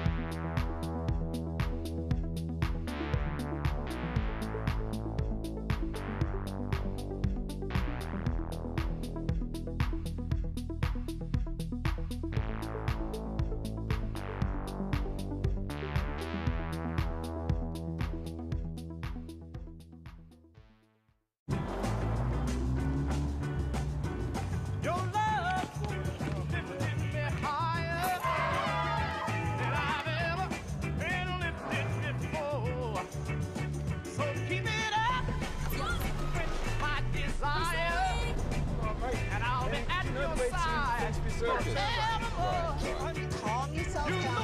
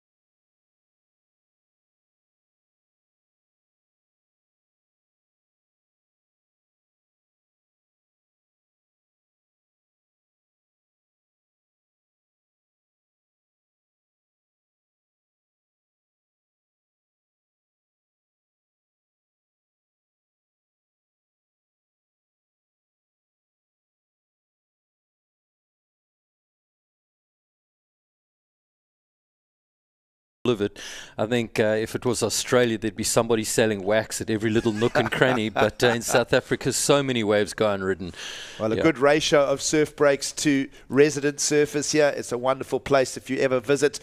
And of course, lots of people visiting this week, including Liam O'Brien, a high caliber surfer who suffered a terrible injury breaking a leg on the north shore of Hawaii earlier this year. He's back in competition. We'll see how he fares against, well, mostly a South American pack in Ado Amatrian. Well, Ado is from Spain. He's from the Basque Country. Mateus Navarro and Marco Giorgi. Of course, Marco Giorgi been around for ages out of Uruguay. Mateus under the Brazilian flag. And it's a good morning as we get action underway. And, well, Liam O'Brien is going to answer our question. Is he back in competition mode? Already a 7.83 on the scorecard for the Australian out of Narrabeen. We'll try and get a look and reel the tape back for you. But a 7.83, perhaps the best individual wave number we've seen all morning, Greg. Okay, so let's have a look at Liam here. Nice double pump off the bottom. A lot of spray off the back. Looking really calm and collected. Get the fins over the back. So a lot of power in this guy surfing. Turn number 3. Right in the lip going through the stringer line of his board. And a nice clean finish. So you see the judges starting to sort of open up the grid a little bit there as things settle down. And I think it's good to see scores, you know, starting to evolve into that early to mid to late 7s. Well, 2 things out of that opening ride for Liam O'Brien. 1 is power on display and 3 big maneuvers, fetches a near excellent category score. And the other is the right-hander starting to come into play into the wind. As we go live action for Mateus Navarro. Beautifully and nimbly over the lip, and he'll get his campaign underway. Here goes Marco Giorgi, the 34-year-old who represents under the Uruguayan flag. And, well, back to Liam O'Brien. So the action comes thick and fast. 3 waves in the set, all being capitalized on. The third one just a little bit soupy for Liam O'Brien. But Navarro above the lip, that will be spicy. Looking forward to the replay on that. Yeah, it'll be very interesting to see how that comes out as a score. But all the boys getting busy in the early stages of this heat. And you know what it's like, I think, as a surfer, Gigs, you're a former world champion yourself. You just want to get those waves in early. It just settles the nerves. And especially if you open up with the 7.83, you've got a great place to go up from. Yeah, well, it's a 2-pronged thing. You know, some surfers go in with I'm just looking for the 2 best waves of the heat. And sometimes they can sit for 8, 9, 10 minutes. Sometimes you'll get a scrap start like this where everybody wants to get out the gates early. It definitely does help the nerves by getting out the gates early. But what about progression here from Mateus? So watch him focused on getting into the air, grabs the rail. I'm not sure what you call that. I think they've got different names, these things. You're going to have to help me with that. But that was a really high-skilled turn, that. Well, and it made it look so easy. Got a little grab in there as well. So put the tail really high up, inverts it, and we'll see where the judges go. The judges will go for a couple of replays on that. What I liked about that was the elevation, Greg. It was very high. Here's a snap and a drive down the line from Liam O'Brien. Already wave number 3 for the Australian. Remember, he opened with the 7.83, 3 big power turns, and he backs himself up quite quickly here, showing the pedigree of the Australian. So, yeah, Liam seems to be getting waves in the middle of the break, you know, leaving Marco and Mateus sitting sort of in pole position up there. So, first of Marco's comes in at a 1.67, first of Mateus a 4.67, and we see some nice scores coming in for Liam. So, Liam's second ride coming through a 5.33, so 7.83 and a 5.33 for Liam. So he's got to be feeling good now with just under 25 minutes remaining and starting to branch out. So Greg, what's interesting in the analysis of the first 6 minutes here, the 5.33 Liam O'Brien built on that slightly soupy right-hander. There is still a score due for Liam, and I feel that he might go up his numbers a little bit. I'm surprised at the suppression of the opening score for White Mateus, just a 4.67. I thought that had quite a lot of elevation on it. So, yeah, you know, the judges know what they're looking for. You know, there's you can't fool them these days. You can't just do a little chop up off the end. Just because you're getting some air underneath the bottom deck doesn't mean that you're going to go and crack out major scores. Of course, the detail in the aerial attack and the progressive element, judges are right onto that stuff. Yeah, you know what, Giggs, one thing that's never going to go away in surfing is doing the basics well, and I think you have a look at Liam. He hasn't done anything overly special at this point, but he's linked his turns up really nicely and sort of like averaging out 3 turns a wave. And last of Liam's comes in at a 6.67, so he offloads the 5.33, and he's starting to stomp out the blocks here with a 7.83 and a 6.67. So surfer in second, Mateus, if he wants to take the wins, looking at a 9.83. Marco in third, looking at a 3.01, and Adur. Well, Greg, just test me to that 6.67. We'll try and get a re-look at it. Thanks for joining us again on the show. Gig Saliers and Greg Swart. And we're going to go down and hear from the winner of that last heat. Let's go and hear from the sideline. Dylan Moffat, a great hit win there for you. We are seeing that onshore wind come up and the tide's draining out. You mentioned off camera it was a little bit challenging out there. Just talk us through that hit for you. Yeah, it's kind of weird. I thought there was something going wrong with me, but speaking to the boys, it kind of seems like it's happening with everyone. I'm like, I'm kind of surfing pretty average, but the waves are kind of just a little bit tricky to read. You kind of got to just be instinctual and kind of surf them as they come. Every section either looks like a good section and backs off or kind of jacks up, so you just got to be lucky with your time and kind of be adaptable as to the waves are coming. And but the tide's going out now, and even in the last hour or so the waves are getting better, so it's going to be sick as the tide gets lower. Now you've had a bit of a taste of the championship tour. You were a wild card at your home break at North Narrabeen, got through a couple of rounds, knocked out by Medina in the end. Does that give you a lot of hunger as some incentive for the championship tour? Yeah, 100%. Fires me up. Surfing against Medina definitely makes you realise that there's work to do. That guy's a freak, but it was sick to have a taste and just be in that same scenario as those top tier level athletes, and definitely fires you up to kind of surf at your best and kind of keep pushing. Especially these events too. You have so many high rated surfers. Geordie Smith was here at that heat. Then with Federico Moraes had an interference and still was managed to make the heat. So they're so determined. They never put their head down. So they're always firing. Well, it's great to have you in South Africa, and all the best for the rest of the event. Sick. Thank you very much. Good to be here. Giggsy? Brad, good Aussie energy there from Dylan Moffat. Love it. Yeah. And of course, there's this whole push now of young Australians. It's been boiling under for a while. A lot of the sort of attention was the Brazilian storm there. But here comes a little Australian typhoon, names like Jackson Baker amongst them as well. And, Dylan Moffat's through to the next round, and we love it. Federico Moraes did go with him in the end, by the way. Chris Affis didn't get that advancing slot in the previous heat. And we'll focus in on the remaining 21 and a half minutes out in the lineup for the 22nd heat of the opening round. Just 2 more to conclude the first round of men's. And, Liam O'Brien, a massive set of numbers. Want to try and get a look at Liam O'Brien's 6.67 at some stage. Meanwhile, here goes Navarro, who's gone to the air. Just smashes through that section. You can see him telegraphing where he wants to go again. He wants to get into that wind. Found the 4.67. Nothing really else on the scorecards right now for second place surfer Navarro. Yeah, I really liked, nothing really special happened on that wave, but if you notice just the speed he got through that section, that board wants to take to the air, man. And lovely to hear Dylan's interview. I think Australia as a surfing nation have been putting colour in the sport from the get-go. Look at the bronzed Aussies and the whole evolution of that. And I love Australian people. My daughter and my son-in-law are living there now, so who knows, I could end up there. Dylan Moffat for president. Let's have a look at our surfer from the Basque Country. Really hasn't got out of the gates just yet.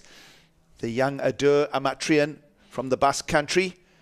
And, we're talking about it, telegraphing the airs into the wind. And Marco Giorgia, one of our older statesmen of the qualifying series of the past, and now in the Challenger Series, looking to go to the air. Did get the tail high there, a little bit grindy on the landing there, Greg. But, we say that with respect. It's not an easy thing to get a surfboard into the air. These guys do it in their sleep these days. But Marco Giorgia just trying to build a second number for us. Not much on his scorecard, a 1.67. That there was actually only his second counting ride. Yeah, amazing. And it's just really good to see, the aerial game kicking into surfing. And I think the judges have really done well in tempering favouring scores in the air as well as, honouring the basics and the stringing together of good turns. So, it hasn't been overly emphasised on aerial manoeuvres. And I think it's kept the sport really healthy. Just remember back in the day, I think Martin Potoft, his first trip to California, came back riding a 6'3" canoa board on a 2-foot shore break and did 3 hands-free aerials in a row on the same wave. And we hadn't seen that before, so I didn't even know what you would sort of call that. And right then you realize the sport had started to shift. And then after that we had Matt Archibald, David Eggers and a whole lot of guys start coming through, and it's just become standard. Oh, we love the insight into history, and of course someone that made history a little while back in the QS 5000 Ballito Pro edition 6 months back, young Aiden Mason-Camp, who's put out a great edit, by the way. Go and look it up, Aiden Mason-Camp's movie. Have you had a look at it, Greg? Yeah, absolutely. It tells phenomenal. a great story, and what I like about Aiden is he's a story of a journey of his own. I mean, by his own admittance, really hot-headed at the beginning, made a lot of mistakes. He's grown as a person, he's grown as a man, and certainly Aiden Mason-Camp comes to the lineup representing South Africa, and well, with some successful history to lean on now, the young surfer out of Cape Town. Yeah, like you said, I think he's matured and evolved, and I think a lot of your best competitors are hot-headed, and I mean, like, hands up, who wants to lose? Nobody does, and Aiden's just always been someone that's brought a lot of intensity and focus to the sport, and I think it's a driving force, I remember chatting to Pierre Tosti one day about Kelly, and I said, what do you think drives Kelly? And, he just said, Kelly loves winning, but I think he just detests losing, and I think there's a double-edged sword there. Yeah, it's a good one, and I think, I think Kelly perhaps has learned to wear his emotions, like a lot of the pros, a lot better. Aiden had to corral that in. He had to learn to not let go of the emotions so easily and to channel them, Greg. I think that's the story. Yeah.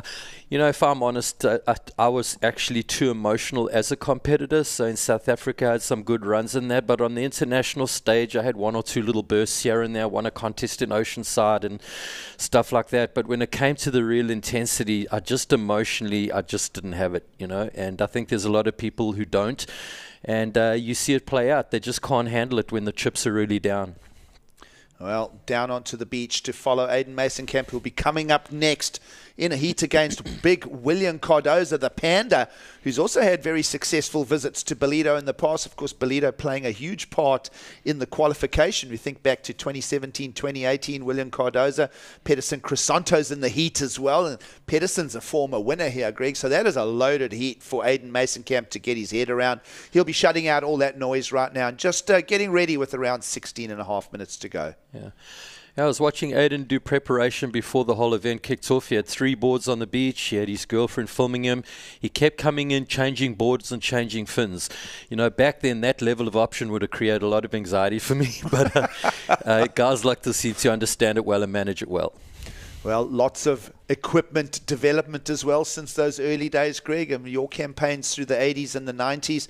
It's a different world these days with all the fin options. I mean, not only Futures and FCS2, but there's variations within each manufacturer. There's composites. There's so many different models. And just the slightest tweak, it's like having a set of soft tires. It's having tires for the wet. It's like a Grand Prix these days. Yeah, absolutely.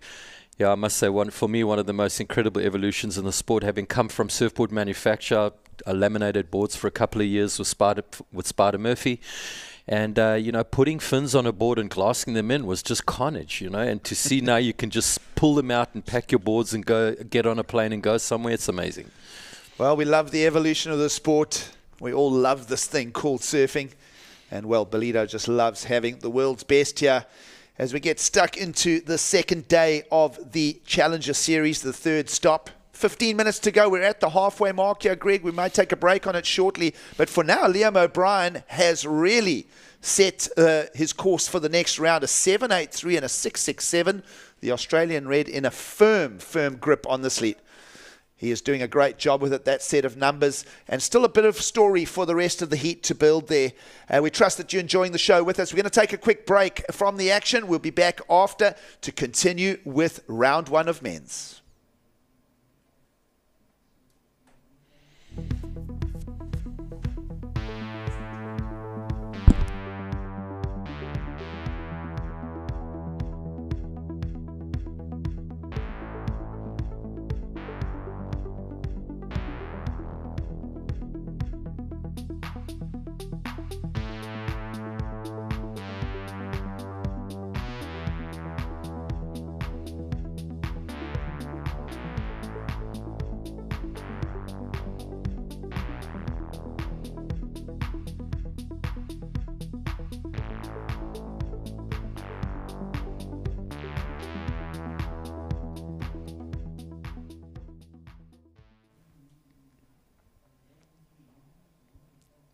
Welcome back to the show. It is coverage of the third Challenger Series event of 2022. Gig Cilliers alongside Greg Swart for the call.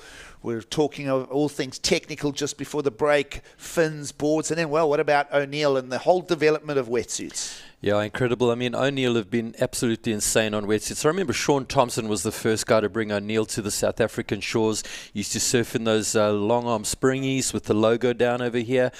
And I just remember wanting one real bad, and I ended up getting my hands on it, and it was just the stuff. And, you know, O'Neill, just such an incredible, iconic brand. You can't talk surfing without talking O'Neill. And it's just great to see what they've done for wetsuits and keeping us all warm. Yeah, absolutely. All these years later, 1952, Jack first employed some neoprene to extend his surf time over in Northern California. And, well, just part of our celebration here, the Umkhosi theme, and, of course, the Nguni, part of the celebration of, well, where we find ourselves 70 years later from the brand. And, of course, here we are, the 53rd edition of the event itself, Greg. Absolutely crazy. So, Gigs, yeah, we were talking tech earlier. Now let's talk ocean. So if you have a look at what's happening, Ballito goes through some weird sort of changes. So the tide's starting to drop. We're seeing that sort of like brown stain next to the rocks. It's an indicator that the water's getting, the plug's getting pulled out. And at the same time, that northeasterly wind playing effect. So this heat got off to a really solid start. And if you look at it, the highest count of waves so far is Liam O'Brien sitting on 4. So that's an indicator the previous heat was like 8 or 9 waves.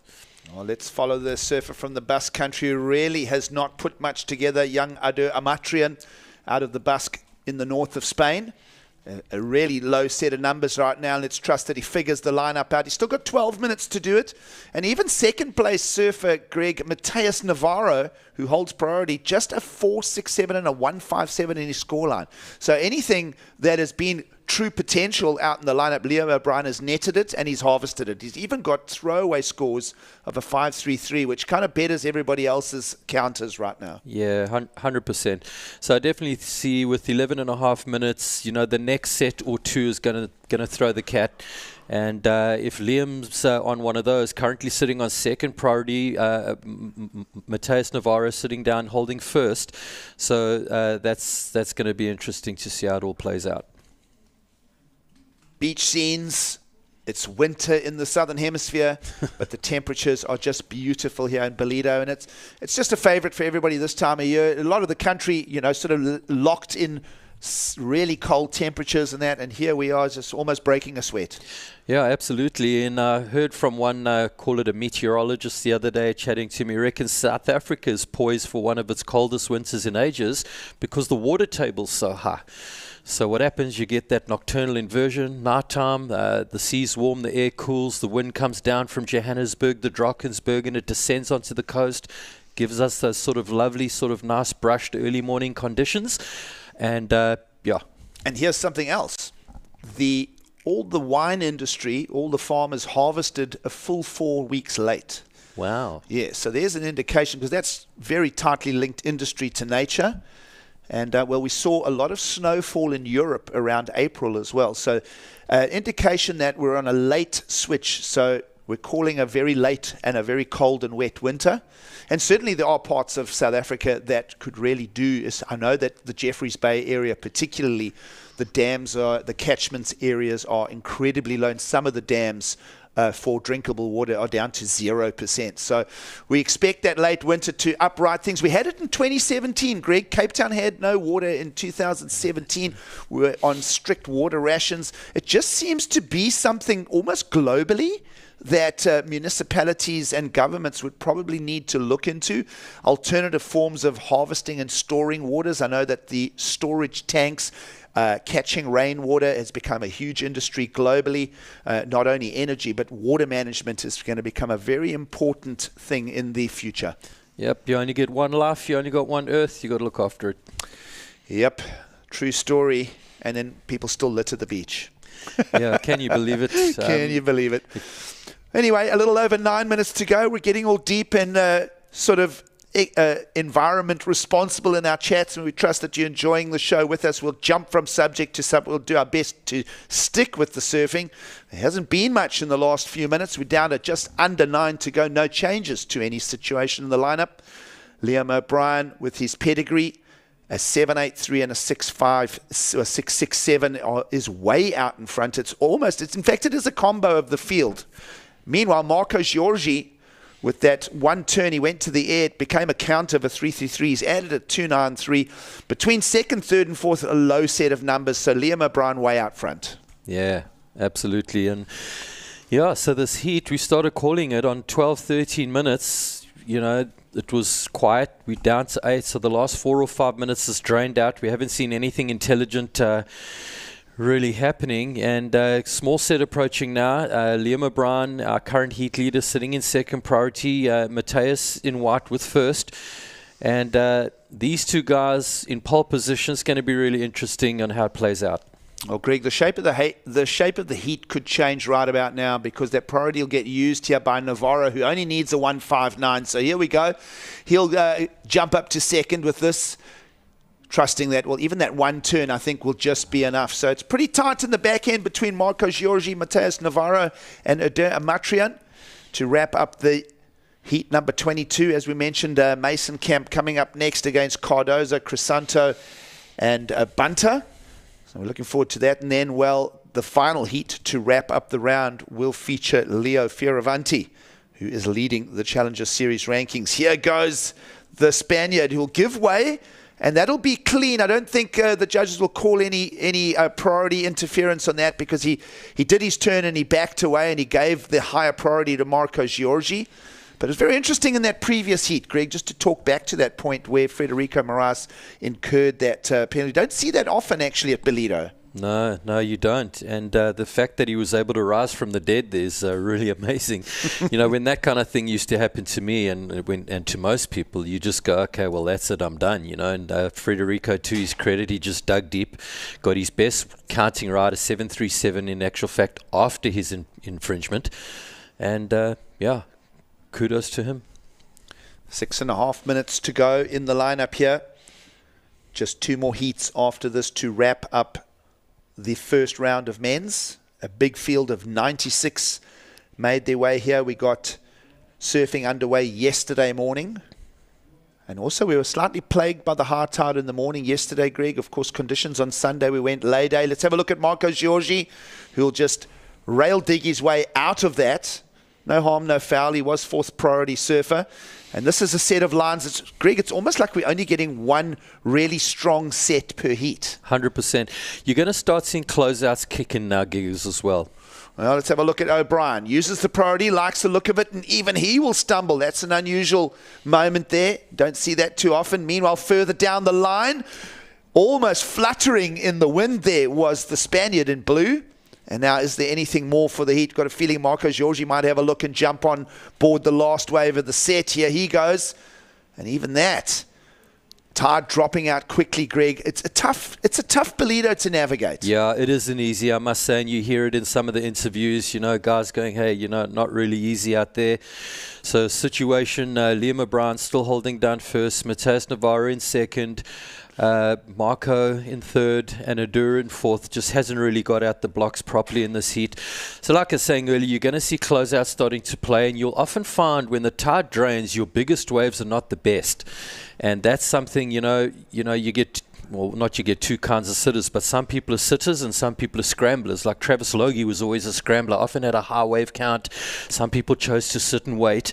And you'll find wave choice is going to play a major role now, because as the tide drains, the wind picks up, not your biggest waves are not always going to be the best. So the lineup is more suited to scrambling than sitting right now. 100%. The scramblers and the sitters. We like it. Of course, Greg Swart in the booth to add some colour and, well, a colourful character of his own. And Greg, and if you're going to look back at your own professional career just quickly as we draw to the final 4 minutes of this heat, what would you say was your highlight competitively? To be honest, we went on a Springbok tour to California. Not your most successful, okay. Yeah, your highlight. Highlight. For me, I was Rookie Pro of the Year for Sunset in 1992. It had some good results there in the XL Pro and and also in Haleiwa. So I think for me that was a really good thing for me, having wanted to do Hawaii my whole life. But my most memorable win was actually surfing against the NSSA, guys like Jeff Booth and those guys. And on the final day, I surfed. Todd Holland was part of that back then. I surfed 6 heats in a row, won 6 heats in a row, including the final, and I'll never forget that. Well, it's good to look back at the history of it all and trust that you're enjoying it with us. Marco Giorgi in the trouble seats here. He is our third place surfer with 3.5 minutes to go. And his requirements, Greg, not very big at all. 3 point, look how tight this heat is packed. It's Mateus in the advancing second place position. You'll see him top left of screen sitting second. But requirements for green, a 3.42. Requirements for blue, a 3.92. This thing's going to go to the wire. Absolutely. It's not much. So funny, at one point, Tadur seemed like he was in the bush, right? And when you start putting the perspective of a 3.92 into it, it's a very achievable score. And so wave selection the last 3 minutes gonna play a major role, but this thing's not over. No, it's not. But that priority always just seems to belong at the right time to Liam O'Brien. On a perfect sort of management strategy through this heat. He'll be going into the round of 48. No worries there. It's about who's going to join him now with 2.5 minutes to go. Of course, young Mateus Navarro. He is already 26 years of age. Just having a look at some stats here quickly. Hasn't had a great campaign at the Challenger Series thus far. He's kind of got quarterfinals on the qualifying series over in Saquarema a couple months back. So he's keeping his blade sharp, but he's got to find... He's in fourth priority as well, just to make a note of that one, Greg. Navarro in fourth priority can do nothing about the fact that Giorgio sits in third prio and in third position with just a small requirement. It looks like the numbers have gone up. We were owed a score. So here we go. The update is requirements in the mid-range fives now for green and blue. Okay, yeah, that's interesting. So Dur is the guy that could be sort of the dark horse here. If he gets himself on a set, sitting in fourth, needing that 5.87, he'd have to post his best wave of the heat, something after a 5.87 if he wants a crack. But it could well happen. Coming up for 1.5 minutes is a small set on the approach. Well, that second place position just made up of a pair of fours, a 4.67 and a 4.03 for the 8.7 total.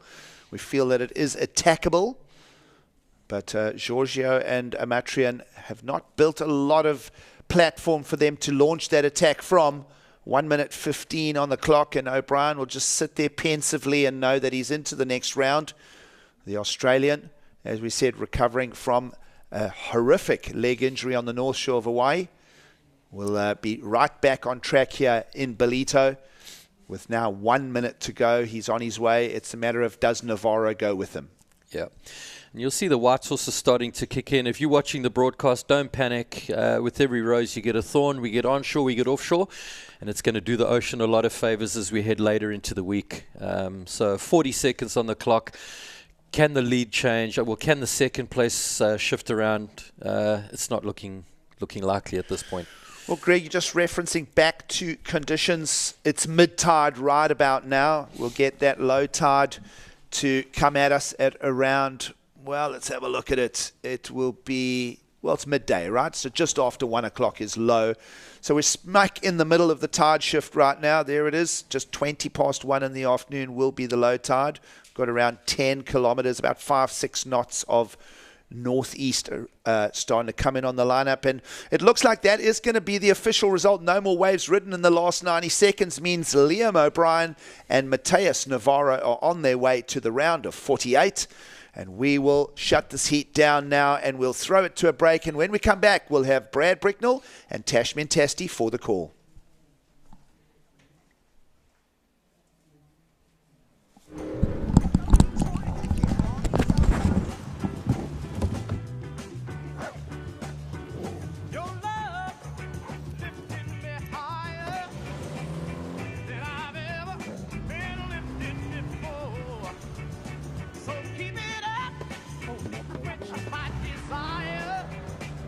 And I'll be at your side forevermore.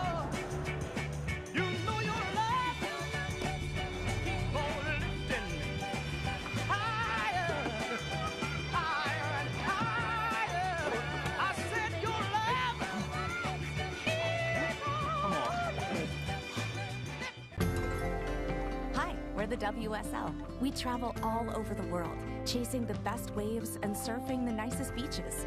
But we don't just surf.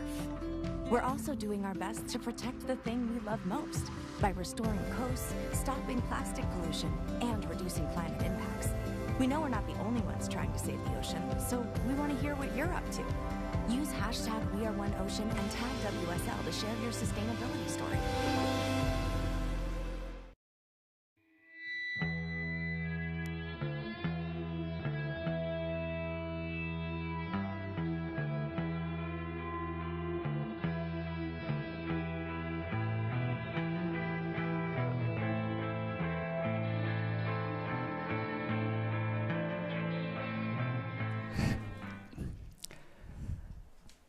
Well, we had an early start here in Ballito Bay, been running heats from 7 o'clock this morning, and we're well into the day now. Around 10:15 a.m. here, local time.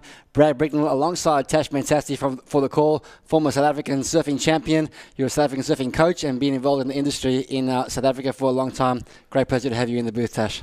Yeah, thanks so much, Brickers. I'm really stoked to be here, and it's been a good morning so far of surfing. Definitely seen that swell increase, and obviously we've been talking throughout the broadcast this morning, that onshore wind now starting to show its face. What are your impressions on how the afternoon's going to pan out conditions-wise? You know, I do think it's going to get a little bit tough. We've got a low tide at 1:20, and with that onshore push, which is going to push onto that shallow sandbank, so probably not fitting in as many consecutive turns as what they would like.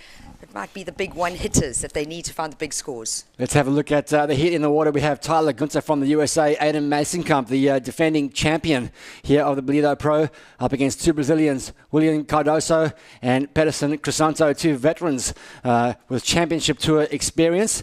And it is going to be Tyler Gunther opening up his account here. He's already got a 2.83 on the board. And yeah, just referencing that northeasterly wind, kind of blowing from left to right across your screens right now. It's definitely picked up since the last time we were in the booth, Tash. Yeah, and it's interesting, you know, we're in the middle of winter in the southern hemisphere here. It's not common to get these onshore winds so strong and so early. You know, you've got the land breezes every morning. That's what we love about KwaZulu-Natal and being on the Dolphin Coast. But yes, this onshore northeasterly is what we call it here, coming up quite early, and it's not going to make conditions easy for the competitors. But it is what it is, eh? That's surfing. Yeah, everybody's got to surf in those same conditions inside that 30-minute window. So two scores locked in from Tyler Gunther, a 2.83 and a 2.0. Still waiting on Pedersen, William and Aiden to make their mark on this heat. Of course, early days. We'll talk about the South African in this heat for a second, Tash. Aiden Masenkamp beat Geordie Smith in a very highly entertaining final here last year.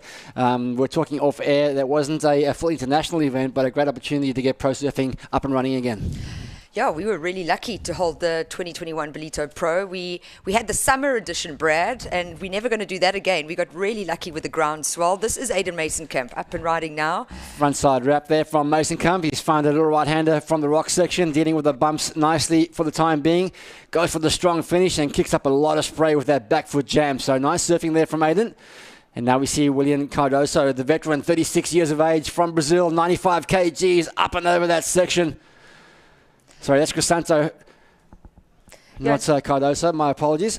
Yeah, and Pedersen, a former winner here in 2018. It was a QS 10,000 event. I remember him winning that. I remember how important it was. It literally was the defining factor of if he could get onto the CT. And playing a big role, the Ballito Pro, for some of these professional surfers. Yeah, Pedersen Crisanto, 30 years of age, joined the WSL on the qualifying series back in 2008, and he's got 5 years of championship tour experience. So along with, of course, William Cardoso, also 5 years CT experience. So there's two veterans in here, and Aiden's got his hands full. But looking at Aiden, he's got some big match temperament where it counts. Yeah, he really does. He's been working exceptionally hard to work on the mind game in a big way. He's got great support where he's based in the Strand in the Western Cape of Cape Town. And yeah, it's just so wonderful. I've seen Aiden since he started surfing at 10 years old. It's been fantastic to watch the evolution of this young man. That big win last year. And you know, Geordie is... He's royalty in South Africa. Yeah, he's royalty in a big way. So to take a win with him in the final, it was a career highlight. Here goes Pedersen Crisanto up and over that section. Big front side carve. And up and over that section again. So locking in a couple of scores here has Pedersen. Yeah, I enjoyed that wave. Actually, it fitted in those 3 turns. You've got to be very quick here. And this is the big man. Here's the big man. Here's the 95 kg Brazilian William Cardoso.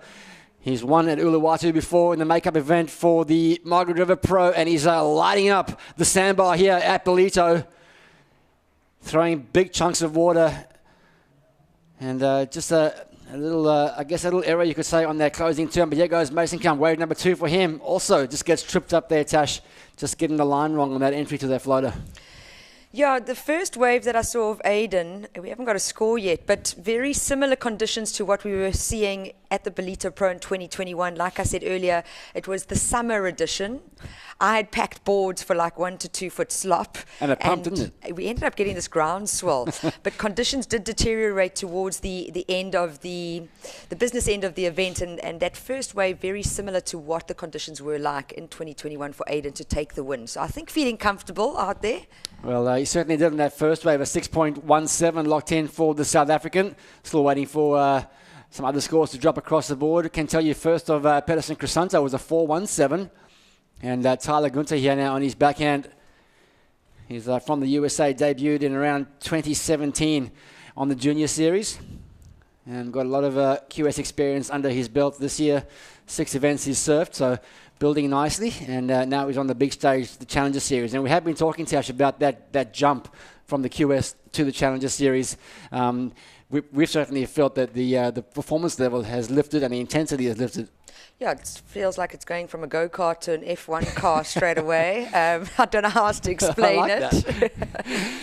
But just exceptional to see all these fantastic athletes. And I don't think there's one easy heat out here, Brad. Yeah, on paper, some really stacked heats as we watch Tyler Gunter now close down this section. Nice little 2-turn combination. A little bit of downtime in between those 2 turns, but he's starting to build some momentum. Wave number 4 for him. 22 minutes remaining. Mason Kump takes out an early lead courtesy of that 6.17. And still waiting on that score of Cardoso's to drop. I think the judges taking some time to look at that one because they were certainly some of the biggest turns we've seen in the early exchanges. But he did go incomplete. So let's have a look at that one. And of course, there was a man in that last heat from Australia, from Burleigh Heads in particular, Liam O'Brien, who had a great heat, 14.50 heat total. He's standing by on the sidelines now for his post-heat interview. All right, Liam, an absolute masterclass in heat surfing there. Probably the most dominant performance in the round, and you put the guys on the back foot super early in that heat. I think your first score coming in the first 20 seconds. Was that the game plan going in? Yeah, thanks. That's always the game plan. If you can get a good score straight away, you're definitely not going to knock it. But no, I thought it was actually going to be pretty slow since that heat before was so frenetic. So I kind of just sat up by the rocks and was just hoping that I might get a sneaky little set, and that's kind of what happened. So yeah, I just lucked out with the waves. They just sort of came to me, and yeah, I'll take those heats when they come.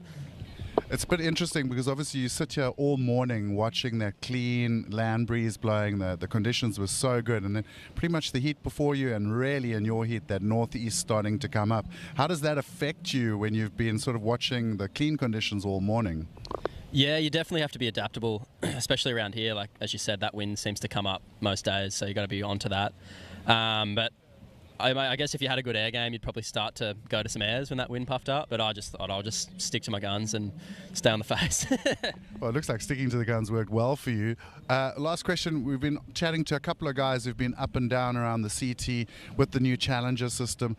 What has it been like having to adapt from the old system to the new? Yeah, I don't mind the new Challenger system. It's cool that you get one tour to sort of focus on. But yeah, it's definitely like a bit of a whirlwind to go like onto the CT and then be strapped back off, and then you're kind of like, oh, I'm back here again. But with that said, I mean, it's all good locations. Like, love to come here to Ballito. It's always good fun waves, and yeah, it's definitely a good tour still. Awesome, bud. Well done, and we're looking forward to seeing you in the next round. Cheers. Yeah, thank you so much, Kai Linder on the sideline there with Liam O'Brien. Devastating for him last year. Qualified inside the top 5 for the CT. Went to Pipeline for the first event and had a season-ending injury before he even surfed one heat on the championship tour. So he's back here along with Aiden Mason Cup up and riding on a great-looking right-hander. big stab on that opening turn, kicking up a lot of spray for Aiden. Now he's looking for the strong finish as well. And nice and solid commitment on that final turn as well. He's feeling it. He's opened up with a 6.17. But Tash, has been a little bit of a juggle in that leaderboard. That score of William Cardoso came in with a 7.17, so showing that power surfing is not dead. Oh, wow. Yeah, and we saw it yesterday as well. I mean, it was foundational surfing that was getting the big scores. Those aerial antics actually weren't producing the big scores. It was just typical bottom to top surfing, and we saw that with William Cardoso on his first wave. And it's always good to start with a good score. 717, you keep it in your back pocket, and now it's about building. Absolutely right. So let's bring you up to speed with 18 and a half minutes to go. That is the South African support crew over there. That man in the middle is none other than Luke Thompson, 18-year-old, who has made a big impact yesterday, beating Geordie Smith. And we've got Eli Bucas. Yeah, he'll be coming in the booth next. Yeah, coming Special up next. Guest. Yeah, he's not looking too nervous. No. We'll make sure we grill him properly. So let's look at those scoreboard. Pedersen Crisanto has taken out an early lead, courtesy of a pair of fours, a 4.33 and a 4.17. Cardoso from Brazil in second place, one score, a 7.17, needs a 1.33. Tyler Gunter and Aiden Mazekamp in third and fourth respectively, but we are waiting on a score to drop. And it just has for Aiden Mazekamp a 7.83. So Aiden momentarily dropped into fourth place, but with that score, that two-turn combination on the right, Tash, he's leapfrogged the pack, and he's back in the lead. Yeah, I was just thinking when I started looking at scores and realizing before he moved from fourth to first, he's got two Brazilians in this heat. But let's watch the replay here. Aiden Mazekamp, lovely stab, almost catching his rail there. The board responding nicely. Gets the little wrap to stay in the power pocket, and it's this close-out turn here, nice and strong, releases the tail. Just looking really casual, actually, as Aiden. And definitely the nerves don't seem to be there, which is fantastic to see.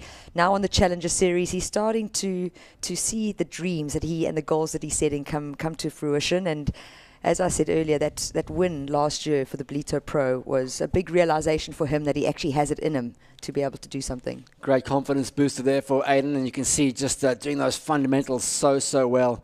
And the judges always like it when you can impress them on the opening turn and the closing turn. And Aiden is not slowing down. Quick in and out for him, though. And Tasha, you are doing some coaching, and you and I both grew up under the tutelage of the legendary Graham Hines. Hinesy. And he was the guy that always taught us that fundamental of, deep off the bottom, hard off the top, free to the beach kind of deal. And those are the fundamentals still of good surfing to this day. Yeah, and I definitely do still do the three to the beach. He drilled it into me well enough when I was a Grommy. But yeah, I think Heinzie has actually worked with a lot of us South African surfers over the years, and I don't think it's ever going to change. That fundamental surfing, deep bottom turns, strong top turns. Yes, you've got to change it up a little bit, but if you've got a good bag of tricks, that's where you're going to get these good scores. And like I said again, there was nothing special about that 783. Just solid surfing. He didn't tweak it too much on the tail. There was not too much flair. So the judges holding it back to see that there is more on offer if they can. But, with these conditions deteriorating, with that tide dropping, I do think it's going to make it a little bit more difficult. And I think also just the air wind that's coming up, we're going to see it. Well, that's a great segue into a question that I've got for you, Tash. Can you make it on the Challenger Series and CT without an air game in this modern era of pro surfing? Wow, I think it depends on conditions and what Mother Nature throws at you at those events, quite honestly. But yes, you should definitely be able to be confident that if you need to pull out that air and get the board above the lip, that you're going to be able to do it and land and ride out of it completely. It's a good point you make. Of course, these surfers are all vying for a place on the Elite Championship Tour. The top 10 surfers from this tour, 8 events, are going to qualify for the championship tour. And of course there are some waves of consequences there. We're talking about Chopu, we're talking about G-Land, and lots to look forward to if you guys are going to make it onto this tour. Oh yeah, it's become the dream tour again. A busy dream tour, but a very, very good tour. And yeah, it's a great opportunity these Challenger Series are offering for all the surfers. Well, I hope you're enjoying the event here today. We certainly are enjoying bringing you all the action live from Ballito Bay. We're going to take a short break. When we come back, it's going to be the second half of this heat. Heat number 23 of the round of 96. We'll see you right after this.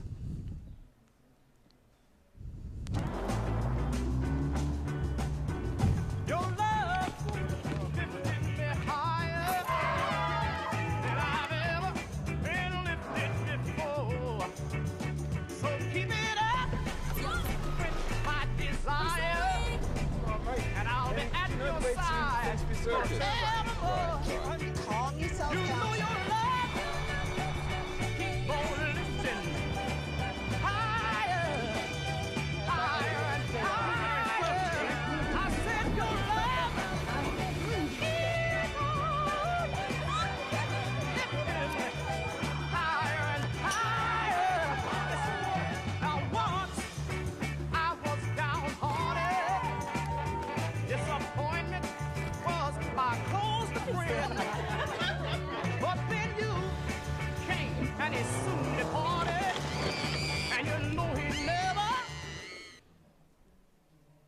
Thanks for watching the Ballito Pro presented by O'Neill. It's great to have your company wherever you are watching from around the world. Brad Bricknell here alongside former South African surfing champion Tash Fantastic for the call. Tash, it's a pleasure to share the booth with you this afternoon. We've seen some amazing surfing and we've got one of the local boys in the water in Aiden Masonkamp, and he's definitely holding his own against the two very experienced Brazilians at this point of time. Yeah, holding his own and sitting in the lead at the moment. I mean, Peterson Crisanto, a 2018 Ballito Pro champion. William Cardoza, he finished runner-up in 2017 at the Ballito Pro to Jordy Smith. So both the Brazilians, no stranger to the lineup. No stranger to good results at the Ballito Pro, and definitely a difficult heat for the South African, but he started off strong with that 617. He backed it up with a 783. From a competitive point of view, that's exactly what you want to happen in a heat. Yeah, solid combination of scores there from Masonkamp. Peterson Crisanto, the man in the white singlet, is holding down second place with priority. You can see him on the right-hand side of the screen. And I want to just reference the two takeoff spots here. Tash, you've been surfing here for many years. There seems to be that distinctive right-hander that comes off the rocks. And then to the left, to the left of where the surfer in blue, Cardoso, is sitting, there's another peak over there that offers another right and potentially left in some situations. Yeah, it's interesting. The sandbank is quite long. We used to always just have that main peak off the right-hand side of your screen. There's a big rocky outcrop there, and it would run across the sandbar. But, as with other parts of the world, there's been very localized flooding over the last few months, and they were worried about what the banks were going to do. Cleaned up nicely. We're in winter here, and just what we're seeing is there's a bit of a channel going through between the two sandbars, and with this lower tide, it kind of breaks that wave up and allows opportunity for the surfers to separate. Lots of opportunities there to hunt down a score under priority two. So a nice wide playing field here at Willard Beach. Yeah, and just referencing your comments there around the floods, I think the people of KwaZulu-Natal deserve a medal for all they've been through over the last 18 months. Oh, wow, and yes. a big shout out to the Kwalakuza municipality for throwing their vision and support behind this event and really helping South Africa maintain a really important presence on the world stage with the Challenger Series. Yeah, it's so great to have this caliber of surfers here on South African shores, but on the African continent as well. And the feedback, you just watch with the beach interviews, the sideline interviews, just chatting to the surfers, everybody loves coming to Ballito. Is it us? Is it the people? Is it the surfing? Is it the break? Maybe it's everything. Yeah, it is incredible. I've been away for about 18 years in total, and to come back, to be embraced by the culture again, and the brides and the people and the hospitality, it's been really heartwarming, and it definitely seems to be a sentiment. I think South Africans in general are just warm, hospitable people and friendly, and it's been great to be embraced by the motherland, and great to see, we'll have the opportunity to see, the next crop of South African pro surfers coming up, and of course Aiden Masonkamp is one of them. 10 minutes remaining in this one. Masonkamp leads, Crisanto second, looking for a big score, a 9.67 to put him into first. His fellow countryman William Cardoso still looking to lock in his second wave. He has a very big score, 7.17 as his opener. He's yet to ride a second wave. He only requires a 1.33 to go into second place, and Tyler Gunther from the USA looking for a 4.47. So pretty tight heat down the bottom, and Aiden Masonkamp holding down a pretty solid lead at this stage with 9.45, Tash. Yeah, I mean, look, it's going to change. As soon as we see William Cardoso find that second ride, things are going to move around. I just wanted to focus on what you're talking about with these young South Africans, these new faces and names that have been coming up. In the next heat, we've got the wild card, Nate Colby, the O'Neill-sponsored rider, coming up with Jose Faulkner, a Challenger Series surfer from Pulsris in Jeffreys Bay. Incredible. Oh, his story is amazing. I've known Jose since he started surfing and was able to be on his first ever aeroplane flight in 2014. Wow. We went across to World Junior Champs, and he had no phone no social media. He didn't know who he was surfing against, but he rocked up in a country and it was a perfect left point break. And this kid's a goofy footer, and he was just like, I want to surf as many heats as possible because I want to surf those waves. And he made semis, Incredible. Brad. And everyone else was like, who is this kid, you know? Yeah, one of the most amazing stories to come out of the modern-day pro surfing era here in South Africa. More about him next. He's going to be up against Leonardo Fioravante, the current world #1 on the Challenger Series. As we see a nice rotation there, and a 10th from Pedersen Crisanto. Trying to put some distance between himself and William Cardoso. Goes incomplete, though. But what it's done is it's given priority to William. Well, that's a very good pick up there, Tash. You really have to convert those priority situations, especially when the waves are tricky, and you've got to use those opportunities when they come. Yeah, you almost want to dominate priority, especially in the back half of a heat. Peterson was sitting in second. Yes, William only needing a 1-3-3. So with his tactics of going, I need to get to the air, I need to open that gap a little bit more. Good idea. But when it's incomplete, bad idea, Back to the bottom of the pack. You've got to go back to the bottom of the pack, and now leaving William to literally priority. He's got any choice of wave in the lineup, and he's got under 8 minutes to find it. Well, of course, surfers can surf as many waves as they like inside that 30-minute period, but only 2 waves count, so William Cardoso might just be going for a 2-wave strategy here. Looks like it. I mean, it's been a 30-minute heat. We're into the last third, and just that one big score, and just solid power surfing from the Brazilian in the blue singlet. Let's have a look here. Some jostling here. Tyler Gunther was second priority. William Cardoso with priority, but both surfers just having a little sniff there, but no takers. Yeah, it's going to get tricky out there, Brad. It really is. Going back to the summer edition in 2021, we had very similar conditions like this, and it wasn't easy. It really wasn't. You got to kind of keep hunting. But we see here everyone sitting and waiting, and maybe just with that transition from the wind changing, the game plan not changing as much. But let's see what happens in these last 7 minutes. I really think it can be anyone's game getting that second position between the two Brazilians and then the American Tyler Gunther. Here we go. Looks like Cardoso is going to use priority. Wave number 2 for the big Brazilian. Many years of championship tour experience under his belt. This one's got a bit of a division in it, but he finds an inside section but cannot convert. So that's a long time to wait, Tash, for your second wave. And I'm sure he would want to convert that opportunity, but he only needed a 1.33. Yeah, he just needed a second ride, so his situation is going to change. And as you were looking at the screen there, you can see how there's that bump on that wave face. That is from, yes, the onshore flow of wind, but also getting very shallow. Pedersen Crisanto with a huge rotation. Gets the tail out nice and high, but unfortunately couldn't quite get the revert from that air reverse, so he goes down, but like to see the intention there. Now, Cardoso does get a 2.20 for that situation, that last wave, so he goes up into second. Crisanto now into third. He requires a 5.05, and Gunther in fourth, a 5.35 with 5.45 on the clock. But Brad, look how those requirements have changed. Now needing average scores from the Brazilian Pedersen Crisanto, the American Tyler Gunther.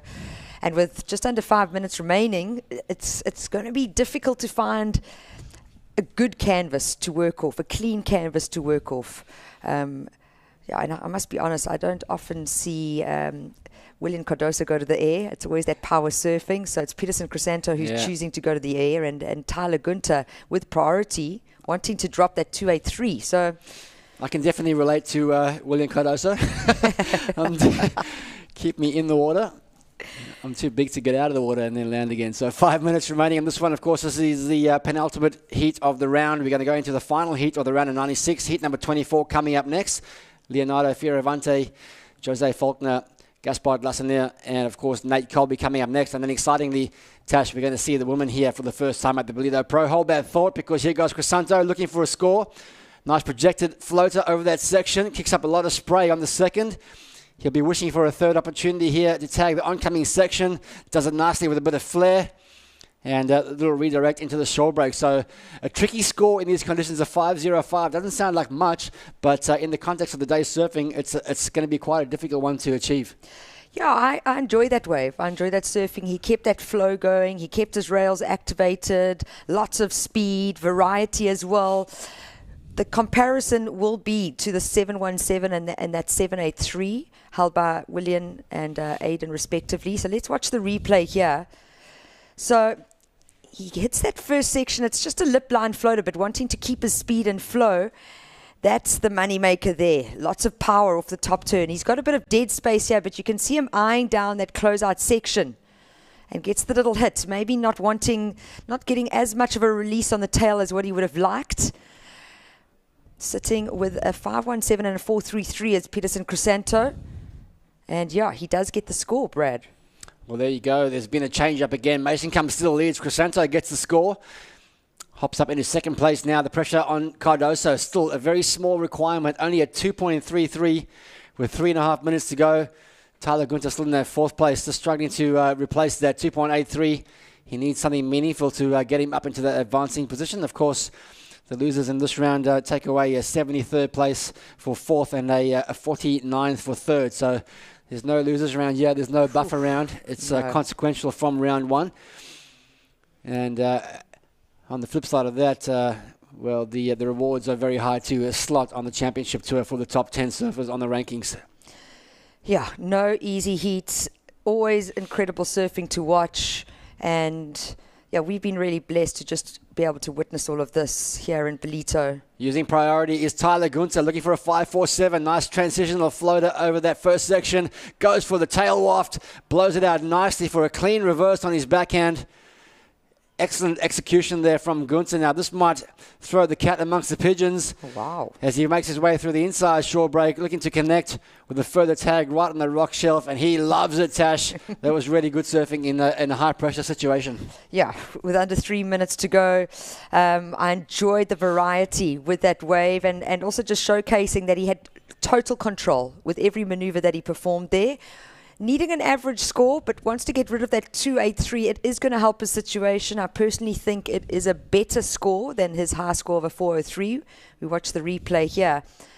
So just that lip line floater, almost like a speed check, you know, setting up for that. Beautiful rotation there, nice and strong. Lots of control. That's what the judges are looking for. This is the niggly part here. Trying to get onto the inside, but we haven't seen anyone move onto the inside like Tyler Gunther has found now. And the only drawback is he had that big rocky outcrop. Also, I think he would have tried to fit in one more turn, but saving the fins, saving the board. Yeah, I think all the numbers are going to be in that second maneuver. We'll wait and see how the judges process that last wave of Tyler Gunther. Remember, he's been in fourth place for the majority of the heat, been very patient with priority.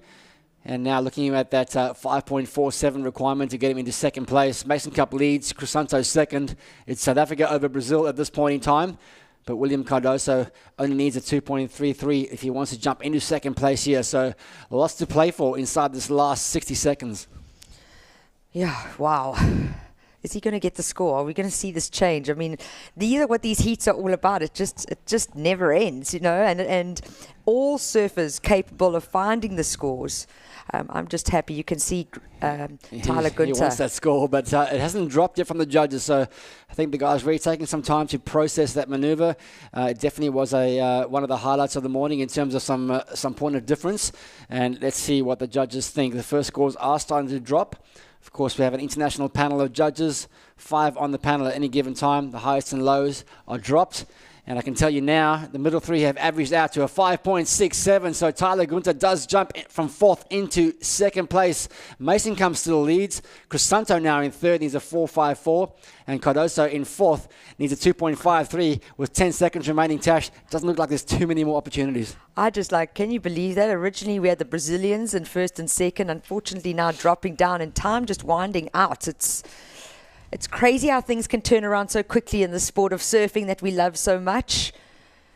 So we see the South African go through. I'm really proud of Aiden Mason Camp. He put on a good show there, kept it simple, didn't overcomplicate it. Yeah, the defending champ keeps his dream alive here in 2022.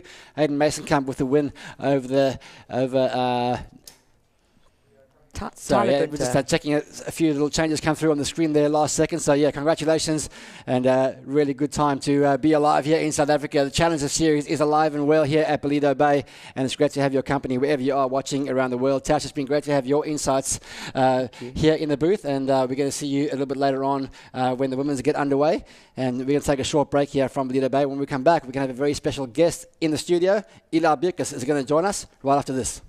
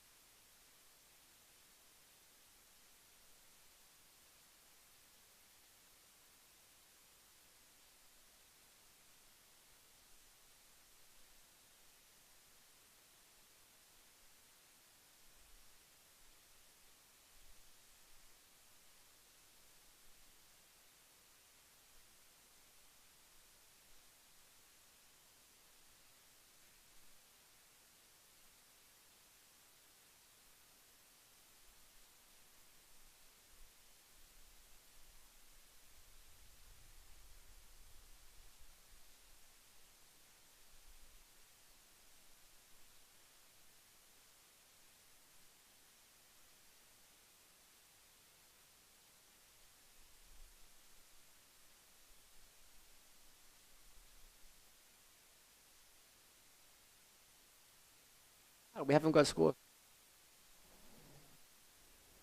Welcome back to the Ballito Pro presented by O'Neill. We've just had a short break in transmission, so apologies to our viewers out there if you didn't have the opportunity to see the start of that last heat. We had a big power failure right across the site. We put the heat on hold, and we're back live on action right now with the final heat of the round. It is between Leonardo Fioravante, Josh Faulkner, Gaspard Lassanier, and of course Nate Colby from South Africa. Brad Bricknell here alongside a very special guest, one of South Africa's finest, Eli Bucas, O'Neill team rider. Welcome to the booth. Yeah, thanks so much for having me. I'm stoked to be here. It's a very important heat in the water from a South African point of view. Two of your fellow countrymen in Jose Faulkner and Nate Colby. Can you tell us a little bit about these guys? And you've gone up surfing against them. Great to see them with a big opportunity here as well. Yeah, for sure. And I've been pretty much just been traveling with Jose through Oz when we were there at the beginning of this year. And Nate, obviously, O'Neill team rider too, and he's been surfing really well. And yeah, it looks like Jose got started here. Oh, nice two-tone combo right there. And yeah, he's been ripping too. From what I've actually been seeing, he's been struggling with a bit of a knee injury, but he looks like he's back to full health, and yeah, he's ripping. Yeah, awesome stuff to see these guys with the opportunity here on the world stage. Great to have your company wherever you are watching around the world. Again, apologies to anybody who had the break in transmission with the webcast. We had a big power failure go through right across the site, but managed to get everything back up and running quickly. And we see Leo Fioravante just splashing the water a little bit there. We'll see if we can catch up and give you some insight into what's going on. Possibly some priority calls, but let's have a look here. There's a priority paddle there from Leonardo, and talk us through this one, Eli, of Nate Colby. Yeah, nice first snap, and then good second snap to, and then tries to finish off with a little air, but just goes down. The first two turns are quite nice though. It looks like a big flurry of action in that early stage of the heat. Leonardo Fioravante just questioning the priority call there, but it looks like Nate Colby did have priority over him, and now the Italian surfer taking off on a nice looking right-hander. Big whip to start off with, square off the bottom, gets a little tag across the oncoming section. Now hits that dead section of water, and no more opportunity there for Leonardo Fioravante, currently ranked number 1 on the Challenger Series. Got a 5th and a 3rd place in the bag so far. Of course, top 5 results count out of the 8 events. And obviously, you got many years' experience on that championship tour, Eli, but got dropped off, at that mid-season cut. What were your thoughts on that mid-season cut this year? A bit of controversy around it, but in the end, it's great for us fans. Yeah, for sure. I think it's very good for the viewers, and I think a lot of the back half of the tour pretty much have to come onto the Challenger Series, which is, it's good to see, and it makes it entertaining for the viewers for sure. I think definitely a bit of controversy between the surfers, but a lot of them were agreed with it, and a lot of them didn't, I feel like. But it's definitely good for the viewers. Yeah, amazing stuff. I think at the end of the day, it's all about progressing the sport, and I think it's been an inspiring change from the World Surf League, and we get to create this whole new tour, the Challenger Series, to propel all these CT hopefuls onto this world stage, give them their own tour, and I think it creates a great pathway to crown the WCL World Champions, which we're all going to see later on this year. Of course, the J Bay CT coming up next. Geordie Smith, a 2-time winner down there. That waiting period starts around the 12th of July, and looking forward to that coming up next. And of course, that's something that you guys would certainly aspire to, getting onto that dream tour. Is that your pathway? You obviously are now on this Challenger Series, and what are your goals looking into the future? I think for sure, I guess whenever you're on the Challenger Series, your goal is always to just do as well as you can, and obviously everyone's there to make the tour, but kind of had a couple bad results this year, so it's not looking too great for me at the moment, but I got a couple other things in mind just with filming and all the rest, so hopefully can get some of that other stuff done too. But I'm definitely excited to keep competing and see what happens. Well, it's a long year ahead. Only stop number 3 on this Challenger Series. Let's bring you up to speed with the situation in the water. 23 minutes remaining out of the 30-minute heat. It is the man from Jeffreys Bay, Jose Faulkner, who is out in front. 5.0 for that left-hander, Eli, and then he's only got at 0.93 as his backup. That means that Nate Colby is sitting in second, looking for a 2.11. And that's just flipped as Leonardo Fioravanti's scores have just come in at 3.83. So Faulkner leads. Fioravanti is in second. Nate Colby from Durban is in third at 1.83. And Gaspard Lassonniere from France, well, he hasn't opened up his account in this heat yet, but he does have priority. Tell me a little bit more about Nate Colby. He's a Durban boy. He's won here as a junior before in the under-14 division, but he's from town, isn't he? Yeah, he's from Durban in the city. I've been seeing him around at all the local events for quite a while now, and he's also I think he's been on O'Neill for quite a couple of years now. They picked him up a while ago, and yeah, he's definitely a very good surfer, and if I'm not mistaken, they were all in El Salvador recently, so a lot of them just came back and got a bit of experience competing internationally there. So yeah, he's definitely a very good surfer, and I'm excited to see if he can get a couple waves in this heat. Yeah, well, he's currently in that third place. Only needs a 1.83. He's got a 3.83 and a 1.67 in the bag right now. Priority is sitting with this man, Gaspard, who has yet to open up an account here. But here he goes. Lots of speed from that takeoff. Solid opening turn. A nice little slash back into that power source. And really milking everything that he could out of that end section too. So Lassonniere is on the board for France. Looking for a 5.66, but he'll try and build that two-wave total before he really assesses his position, and plenty of time remaining with 21 minutes to go. Great to have your company wherever you are in the world. Brad Bricknell here alongside special guest Eli Bucas, and of course the winner of that last heat was the defending champion Aiden Mason-Camp, and he's standing by on the sidelines now with Tash Mentasti. Heat winner Aiden Mason-Camp, as well as 2021 Ballito Pro champion. I know it's not a QS anymore. We've been to the big Challenger Series. It's so great to see you take that win, advancing through to the next round. How are you feeling out there? And what does it mean to you to be here at the Challenger Series? It feels amazing being back. I always love coming back to Ballito. It's amazing. Waves are super, super fun. And yeah, I've been having some good warm-ups, just testing the boards. My boards are going great, the JR surfboards. And just been surfing a bunch, and I think I was definitely a little bit nervous for that heat. Bit of pressure on me, being the event, the defending champion. So yeah, it's good to get that heat out of the way and move on to the next. Now moving on with confidence. Yeah, I mean, 2 Brazilians in a final is never an easy one, but you started really strong. You looked super relaxed out there. I love the game plan, and yeah, for me, I'm just seeing like you're at 60% so far. We've still got a lot more to see of Aiden Mason-Camp. So yeah, for our fans and for everyone out there, do you want to say any words to anyone back home?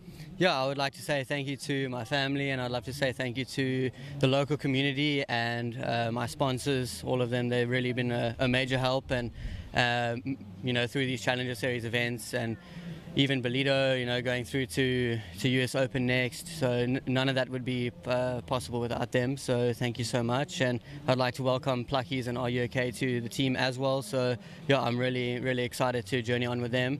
And thank you to everyone for their support, and thank you to my beautiful girlfriend as well for being there and obviously supporting me all the way. So yeah, just keeping me calm under pressure, and just just there for me. So that's really awesome. Yeah, I think support is one of the biggest things for all of us human beings. And chatting about Are You OK? It's really rare to have that new sponsor. Do you want to focus a little bit about it, what it is about? It's something unique that we're not hearing about so often with us yet. Yeah, so Are You OK is a mental health app. It focuses on sports psychology and just mental health. So yeah, it's an easy platform to access, and it just gives the junior surfers, just anyone, whoever's looking to improve their mental game, you can go and sort of figure out your mind through that, which is awesome. It gives you a great opportunity. Yeah, I think mental health is really important for all of us. Aiden Mason-Camp, we're going to be seeing you in that next round. Well done, and looking forward to it. Thank you so much, guys. Cheers. Thank you, Tash Mentasti on the sidelines there with Aiden Mason-Camp. He's really grown in stature over the last couple of years, and great to hear his insights from that heat. Eli Bucas in the booth with us. Seeing these South Africans come up, there seems to be a real sense of camaraderie and almost team spirit around you guys at the contest side. What's it like being inside that pack, and are you guys inspiring each other, or is there a lot of sort of competitive tension within the group? No, I don't think we've really experienced much competitive tension, but especially at this event, I feel like we've got a good crew, especially in the competitors area, everyone cheering everyone else on, and I think it's something that needed to happen, I feel like, because we are such a small surfing community and quite tight-knit, so there's not necessarily a large number of us, so I feel like just to have a good crew traveling together and supporting each other is something that that's something that we need to just work on going forward, and I feel like that's how the good results will come for South African surfers. Yeah, I couldn't agree with you more. Great sentiment there from yourself, Eli, and of course we've seen the results of that with the likes of the Brazilian pack that go around together. It's starting to come back from the Australian side as well. So I think good thing is coming for this local crew. Let's bring you up to speed now with the scores. We have seen a slight lead change. It was Leonardo Fioravante who's locked in a 6.33 and backed it up with a 5.10. So that sees him go into the lead. Jose Faulkner from J-Bay has dropped down into second. He needs a 6.43. He is holding on to a 0.93, so yet to really lock in a second score of consequence. Gaspard Lassanier from France, a 5.67. He's also looking to lock in his second wave. He only needs a 0.26 to jump into second, and Nate Colby, a 2.11 requirement. So still early days, coming down to that halfway mark. Some pretty basic requirements there for the surfers in third and fourth. And looking like Jose Faulkner now on his backhand. We saw him on his front side. He looked very, very, well, just a quick jump off there. He looked incredible on that left-hander, but just jumped out of that second section. Also, we heard during the week, Eli, that Jose's also got a wildcard slot, the WSL wildcard slot into the Corona Open J-Bay. That's a huge achievement for him. Yeah, definitely. And I feel like I said to him when I saw him in the competitors area after the news was released, it was like, I just said to him, I was like, yo, I'm so stoked for you to have made the cut for J-Bay, and I think I'm very excited to see him surf there because he's like a proper local at J-Bay, so I'm really excited to see him surf in the event, and we're all going to be there supporting him.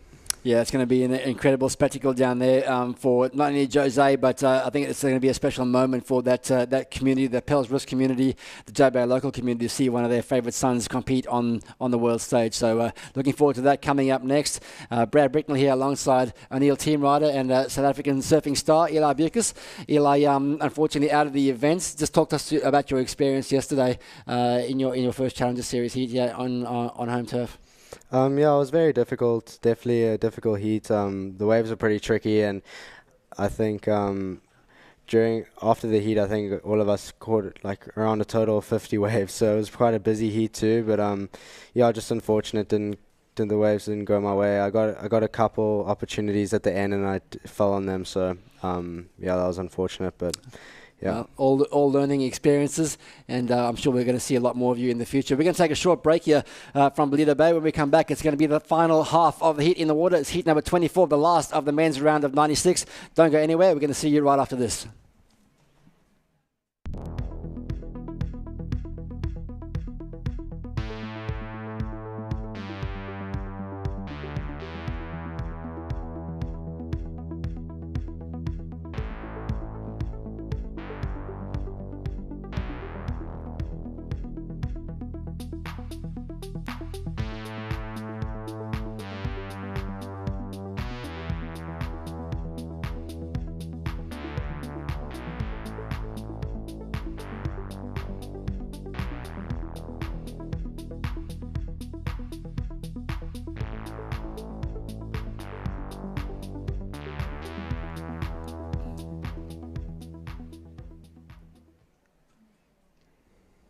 Welcome back to the Ballito Pro presented by O'Neill. Great to have your company wherever you are around the world.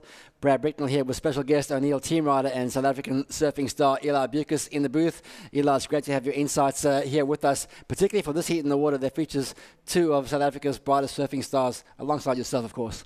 Yeah, thanks so much. Just again, very stoked to be here and to be calling heats with you. Of course, we're having a look at that leaderboard. Jose Faulkner is in advancing position right now against Leonardo Fioravante, who's taken that lead. Nate Colby, the other South Africans, in fourth place. He only requires a 3.48. And Gaspard Lassanier, the Frenchman, only got one wave so far, a 5.67, but he's just locked in his second score while we are at that break, a 5.23. Here goes Jose, telegraphing a big air, gets that tail right high out the water. And it reminds me of that big air reverse he did up at Snapper Rocks a few months ago. On this occasion, unfortunately, he couldn't quite pull that off, but he really is an exciting talent, Jose Faulkner. But he has found himself now dropping into that third place, courtesy of the second score being locked in from Lassonia, 5.23. So now Jose Faulkner needs a 5.90 if he wants to get back into advancing position. And the requirement for Nate Colby has also pushed out now to a 7.07. And from a competitor's point of view, Eli, once you've been in that advancing position and you've been knocked down into a third or fourth, what does it do for you mentally, and how do you personally bounce back from those positional switches? Yeah, I think it's definitely tricky. I think automatically you just get pushed onto the back foot. I feel like Jose started off well, and then now Leonardo and Gaspard have they're the only ones in the heat who've got 2 nice scores, and they can start building on that now, whereas Jose has to chase their totals now almost, and he needs to just find another wave and keep building. But obviously if he would have landed that air now, it would have been pretty good. But yeah, I think he's just going to keep busy and keep trying to chase a score. 12 minutes remaining in this one now. Priority is with the man in green, Nate Colby, and looks like he is going to use that right now. Gets up and over the section, but just gets a little bit tangled up on that line, the entry line into that floater. And he's still going to be requiring that score around 7.07. Gaspard Lassonia joined the qualifying series back in 2009 and qualified through the European division, and hasn't had a great run so far this year in the Australian leg, a 49th and a 73rd. His first 2 results, so looking to get his campaign back on track here at Ballito Bay. And conversely, like we said before, Leonardo Fioravante ranked number 1 on the Challenger Series after those first 2 events. An impressive 5th and a 3rd place after being knocked out of that mid-season cut earlier on in the year. He got 4 17ths and 1 9th on the championship tour. And Nate Colby now is trying to fight his way out of this 4th place position. Goes for a little air reverse. Executes nicely, but that wave a little bit small, Eli. Nice execution, but he's probably going to need something a little bit bigger to get that 7.0. Yeah, I think for sure it's definitely it was just a bit of a small wave in a smaller section. But sometimes I feel like if you're under priority, you might as well give it a go. And I feel like that could build his confidence going forward for the rest of the heat. I feel like if you just go on a couple waves, and especially if you make them like that, he's had a couple falls, it can build your confidence, and hopefully he can build from there and get some better waves. Coming down to that last 10 minutes of the heat, we talk about scoreboard pressure, but there's time pressure as well when you're needing a score. How do you personally compose yourself when you know you've got time pressure and you've got priority? How's your patience out there? Because I know mine, I wasn't very good. I wanted to make something happen, and sitting and waiting almost worked against me. Yeah, I feel like especially when the waves are like this, you almost don't. I remember yesterday just going on a wave just to throw away priority. I was like, I almost didn't want to be. I didn't want to be sitting there with priority because when the waves are like this, it's kind of, especially with the wind coming up and the lower tide, it's almost just you got to find these little balls. And when you're sitting with priority, you can get overly picky. So obviously, when you're under priority, you almost just go on anything that comes your way. And I think that would probably be the strategy that I would want to have out there. But then again, I think everyone has their own take, and hopefully you can just find a wave. But I think when you sit with priority, you can definitely get over picky. Yeah, it can be a blessing, but it can be a curse too if you hold onto it for too long, and then you get inside your own head in terms of making the right decisions when that wave does come up. And that's something that these guys are going to have to do right now. Gaspard Lassonia in that priority position in second place, looks for a 5.77, but he knows what Jose Faulkner can do. He only requires a 5.90, and Jose is still holding on to a very small score, 2.30. And I know from Jose's point of view and a South African point of view, everybody is rooting for Faulkner and Colby to find the opportunity at least to showcase their skills and hopefully get an opportunity to get into that advancing position. Here goes Gaspard, right-hander, little click off the top, kicking up a lot of spray, goes for the air reverse and does ride out quite cleanly. Nothing too technical or spectacular there, but nicely executed nonetheless. Here goes Leonardo Fioravante from Italy, up and over that section. Look at the speed he's connecting those turns with. Nice little up and over there for Leo, as he makes it through to that little inside connection. A nice little tag down by that little rocky outcrop. The redirect to the left, and nice surgical surfing there from the Italian.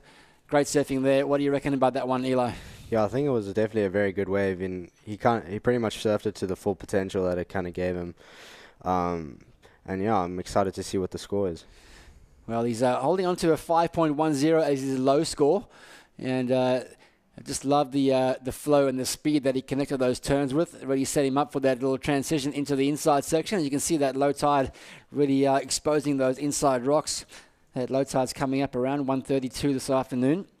And along with it has come this northeasterly wind, which is side cross shore. As you can see, the white horses now ruffling up the texture, the surface of the water. Stand by for those scores to come in. 7 minutes remaining. Nate Colby still requiring that 7.07. Jose Faulkner was in the lead and then dropped to second and now dropped to third. But he's the man with priority now. So 5.9 requirement for the man from Jeffreys Bay. The wild card for the Corona Pro coming up. The Corona Open down in Super Tubes, Jeffreys Bay. We know that Geordie Smith has already caught a plane this morning. He had an early exit yesterday. Of course, he finaled here last year with Aidan Mason-Kump and got beaten yesterday by another young talent, Luke Thompson, 18 years old, as we now have a quick look at Gaspard Lassanier in second place, trying to put some distance between himself and Jose Faulkner. Eli Bucas in the booth with us, giving us our insights. Eli, this playing field does shift around on the low tide. There are multiple peaks up and down the beach. We'll hold that thought for a second, as this is our man, Jose Faulkner. Nice spray kicked up from turn number one. Gets nice and vertical on the second. And again, looking for that rebound opportunity. It's not going to come for him. It's a 5.90 requirement. Your initial thoughts on the score, Eli? I think he could just come under the score. I'm not 100% sure, but I think he needed almost to connect it, just one more turn on the wave. But yeah, hopefully it looks like he's going to break wide and hopefully find another little ball there. But yeah, there's just a whole bunch of different peaks popping up, but here goes Nate on this one. Let's have a look at what he can do. 7.07, beautiful top to bottom combination for that opening turn. A lot of money in those first section and the second, so you can hear the South African crowd from across the road from the booth here cheering as he finished off that wave. And the judges love those big opening turns, Eli. Yeah, that was a really good first turn, and did really well to finish that off too. I think it's definitely going to get him back in the heat. So a flurry of scores here, waiting for the last of Jose Faulkner, and here's that deep bottom turn, Eli. Yeah, deep bottom turn, big turn through a lot of spray. Little cut back there, and then just finished it off in the inside. That was a very well surfed wave. Yeah, you got the closeout turn too. The judges like to be impressed on the opening turn and the closing turn. So a lovely little two-turn combination there for Colby. Judges still processing that last exchange. Scores are going to be dropping soon. We also are waiting for that last wave of Jose Faulkner, which is really going to be quite pivotal in the heat, given that we only have 4.5 minutes remaining. Meanwhile, we're going to take a look here at Leonardo Fioravante. Opening click, building up some speed here. There's their reverse. Unfortunately, he couldn't get the revert out there. His tail just digging in on that little revert opportunity. So 4 minutes remaining. Scores in now for Jose Faulkner. It was a 4.0. So it does go into his top two, but it was not enough to advance. So he remains in that third place. Still looking for a 5.9. And now the score we are still waiting on is Nate Colby with 3 minutes and 55 seconds on the clock. This could change things coming into that last few minutes and put some more pressure on Jose Faulkner. Yeah, I think that wave of Nate's definitely going to be his best one of the heat for sure. And then here goes Jose up now. Biggest set wave up and over that first section. Just gets clipped on a almost a little double bounce. You can see the ribs going up the wave face on that one, and Jose unable to convert that section into another opportunity down the line. So priority with the man in white. He's been very patient in the seat. Only 4 scores locked in for him. And scores coming in now for Nate Colby. It's going to be a close one. It's come in at a 7.23. So Excellent surfing under pressure there from Colby, and he's jumped up into second place. So the leaderboard changed once again. Fioravante leads. Nate Colby from Durban into second. Lasonier in third place now with priority, looking for a 5.4. And the surfer from Jeffreys Bay, Jose Faulkner, now needs a 6.07. Here's some more replays. Big section there over the top there for Nate Colby. This is the score that got him that advancing position. Yeah, definitely a really well surfed wave. Like I said, I think obviously a lot bigger and big first turn. I think the judges are really enjoying that, and yeah, really well done for Nate for getting that wave. That's insane. You guys do a lot of mock heats when you're training, and we'll hold that thought now. Here goes Jose looking for something big. A 5.07 goes for the big flyaway air. And unfortunately, not connecting on that one.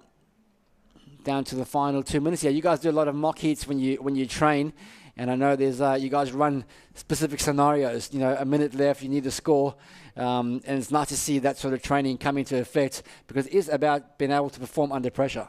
Yeah, definitely. I think that that probably would have helped Nate a lot in that situation, especially paddling for a wave in the last 5 minutes, just needing a score, and I think he did very well there to maintain himself under pressure and just get the score and surf the wave how he needed to surf it. And yeah, very impressive, and just really stoked that he got the score there. Well, let's see if he can hold on to that lead. Gaspard still has priority, the man in white. Second priority is with Colby. Jose Faulkner has fourth priority. And Leonardo Fioravante, we can see, has third priority, the three next to his name, but it is surfers in white and green who are sitting tightly next to each other. So Nate Colby is going to sit and put as much pressure as he can on Gaspard Lasonier. He needs a 5.4, but of course Gaspard has priority over Nate. So interesting strategy there. I think he's just trying to put a bit of pressure on him.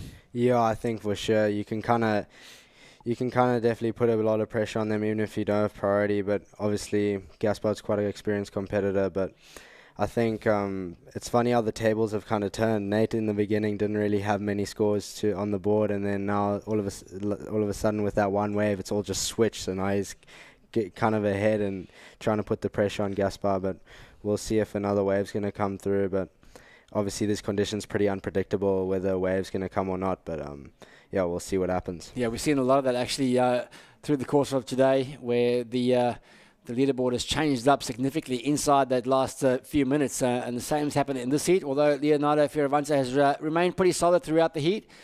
Nate Colby is still in second with 15 seconds to go, and Gaspard and Jose looking for a 5.4 and a 5.07, or 6.07 rather, respectively. And it's going to be a throw of the dice here with 3 seconds to go. Here goes Gaspard Lasonier up and over the first section. Speed and power into the second. Looking for a closeout turn here. The wave does peter out a little bit, but he manages to get a couple of tags in there. He likes what he's seeing. He likes what he's feeling.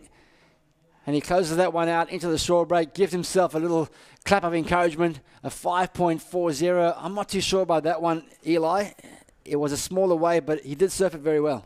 Yeah, he surfed it. He pretty much just connected the dots on that wave and just surfed it pretty much to the beach. And I think definitely going to be quite close. But yeah, I guess we'll see what happens. It was definitely quite a small wave, but we'll see.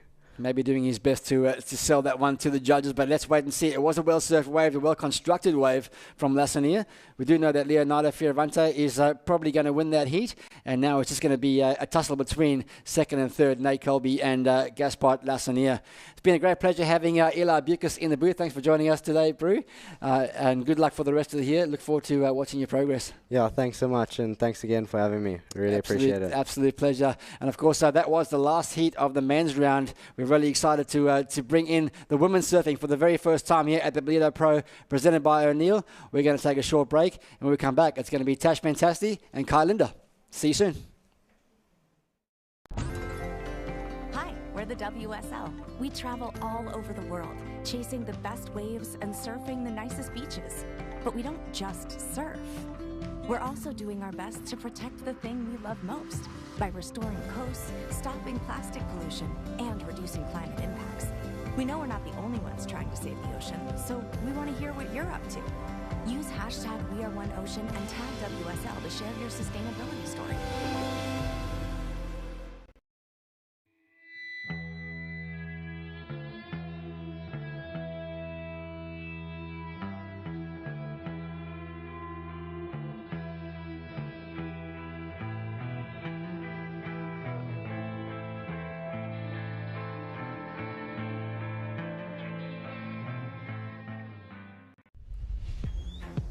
Nothing left to lose now. Everything to prove now. Long as I'm alive, I'ma fight back. My fire never cools down. I'm about to catch fire. Yeah, I'm about to catch fire. Get ready for the new me. Get ready for the new me. Try to hold me down and I go higher. Try to put me out and I go higher. I'm a fighter, a survivor. Stand back when I catch fire.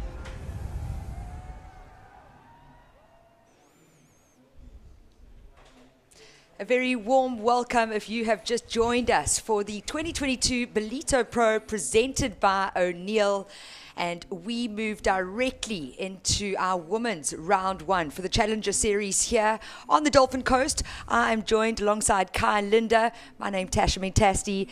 And Kai, how excited are you that we finally get to see these ladies back in South Africa and competing at the Ballito Pro? Well, I'm pretty excited. I mean, I've been here for 2 weeks already. A lot of the girls coming early, some of them surfing in the junior events, like Laura Rapp from Brazil. And, you know, it's one thing to see online and watch the live webcasts and see all the video releases and the stab highs and everything else. It is a whole nother thing to see these girls in real life out in the lineup. Some of them are just destroying the waves up and down the coastline here in Ballito. And I think for a lot of South African groms and surf fans on the beach here in Ballito, they are about to get a big glimpse into how far women's surfing has come. Yeah, such a great point. I really do believe that it's by giving the women more opportunity to be competing on the same stage as men. This is how we're seeing women's surfing rise. And, you know, for me, I've been surfing for over 30 years, competing for about 30 years. I haven't seen such a big jump in that evolution in women's surfing before. We've got the artificial wave pools as now as well. So we're going to be seeing those youngsters kind of honing in on those skills, on those consistent waves that the artificial wave pools do produce. But for me, it's the youngsters coming up. And we see in this first heat, we've got quite a mixed bag of internationals live action right now. This is the Brazilian, Laura Rapp, and the South African fans have been watching her surf already under the Ballito Pro banner. She's still a junior surfer, Kai, and we saw her compete in that O'Neill Smith Shapes Ballito Pro Junior that took place a couple of days ago. Unfortunately losing out in the semi-finals to our eventual heat winner, which was the Hawaiian Betty Lou Sakura Johnson. That's going to be coming up a little later today. And if we just look at the start of this, it's 30-minute heats. This is heat one, the round of 64 for ladies. We saw Laura Rapp finding that first ride, but just some small scores to start. Watch the replay here, Kai. Well, Laura really impressed me in the juniors, and you can see why. Going straight for the lip line there. Around the section, lovely connection between the sections for the young surfer out of Brazil. And not scared either. I mean, she's pretty much surfing over dry rock right there and committed to the turn. And she kind of had to pull the plug at the end there, otherwise she was going to lose the bottom of her board. Yeah, as we see the low tide coming into effect now, we've also got this onshore wind. It's picked up a lot stronger than was forecasted and a lot earlier than we thought we'd see. And not normal conditions that we get to see down here on the KZN coast in winter. But the girls are all sitting in the same position. They've all got to deal with this onshore flow. I personally think that there's still a lot of opportunity, scoring opportunity out there, kind of almost starting to create little power pockets that the girls need to be looking for. And we see the score coming through for that first wave of Laura Rapp, the Brazilian, a 5.67. Pretty stock standard surfing. Solid bottom turn into the top turn, keeping her speed and flow. Yeah, Laura starting off well there. I mean, Bronte McCall 417. We just got the end of that wave as we came back in, but you don't want to keep your eyes off of her. As we see Laura going left this time, And the lefts seem to have, this morning the lefts were really, really good. We saw a lot of goofy footers making it through their heats because the lefts were opening up for them. This northeast and the low tide have kind of switched that button off a little bit. Yeah, we can just see with the pulled back view, but this is live action. Quick in and out for Izzy Gomez.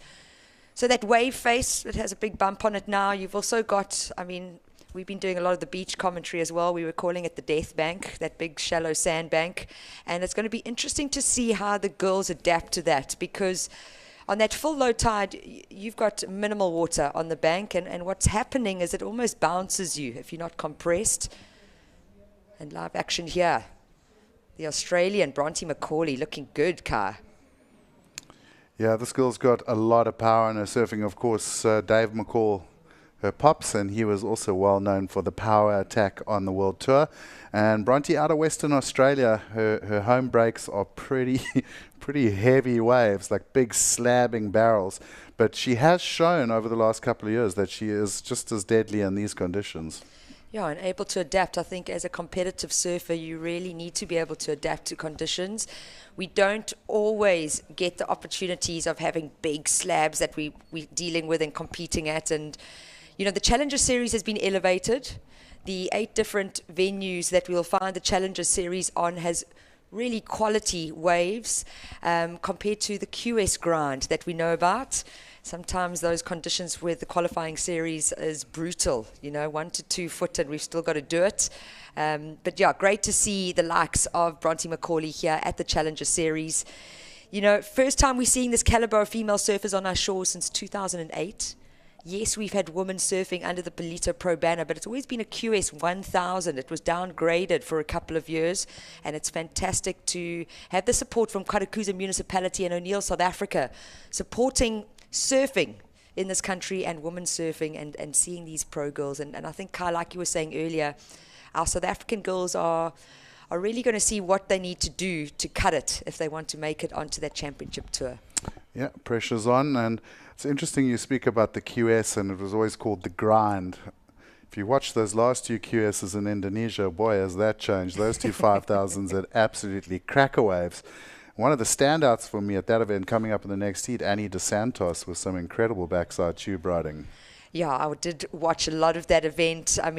Great waves, and yeah, you're right. But a QS 5000, so the highest rated qualifying series stature that you can find, and then it jumps to the Challenger Series. And as we know, only 96 men featured, but 64 women. And we are going to get through 10 heats this afternoon in South Africa. This is heat number 1. Let's do a little catch-up with 22 minutes on the clock. We saw Bronte McCauley starting with a 417. She's backed it up with that second ride of a 5.03. Live action now. It is the Costa Rican, Leilani McGonigal. And we have had her on our South African shores before, prior to COVID. 2019, she started featuring. We used to have a City Surf Series, so multiple WSL sanctioned events for surfers, and we saw her come to Port Elizabeth, Gqeberha as it's now known. It was a QS 5000 for the women's in 2019, and that's where we saw some of these big names featured for the first time, and it's great to have them back. But sitting in 3rd position at the moment is Leilani, and looking for a 4.35, so that last wave is not going to factor into a top 2. Priority is with Izzy Gomez in the green singlet. She's only got a very small heat total of a 1.3, so not really getting started yet. And this is the young lady up and riding now. I was talking in a previous heat just saying as this low tide comes into play, we're going to see a lot of closeouts. You're really going to have a good wave selection. Try and find something that, you can fit a 2-turn combo in. So it is the Australian, the West Australian in the lead. Brazil, Laura Rapp in 2nd. Her first ride of 5.67. She backs it up with just a 2.17. She's going to want to get rid of that score. And then Leilani McGonigal with a 2.03 as her second score, 3.5 as her highest score at the moment, and looking for a 4.35. So wanting to replace both those scores. Izzy Gomez sitting in 4th. With a requirement of a 691, but she's only got those 2 tiny scores sitting on the scoreboard, a 0.93 and a 0.5. We're already 1/3 down in this first heat. of the women's round of 64. And we're going to be seeing some South African girls. We've got 7 South Africans featured in this round of 64. We've got the wild card, Gabby Herbst, a Neil team rider, going to come and surf her biggest event of her career so far. This is our current heat leader. So 2 strong turns, Kai. Just lovely pivot off the top. I love how Bronte surfs. She's got a lot of power, really stable on her board as well. You'll see she has those beautiful pivot points on her backhand, and just really classical sort of backhand surfing here from the Australian. She's already had that 503, and I think she's going to come in with a solid backup on that last ride. Yeah, could replace the 417, but we are going to go down live to the beach with Brad Bricknell and our heat winner from that 24th heat of the men's round 1. Leonardo Fioravante, you're coming into Ballito Pro, the #1 ranked surfer in the Challenger Series after the first 2 events.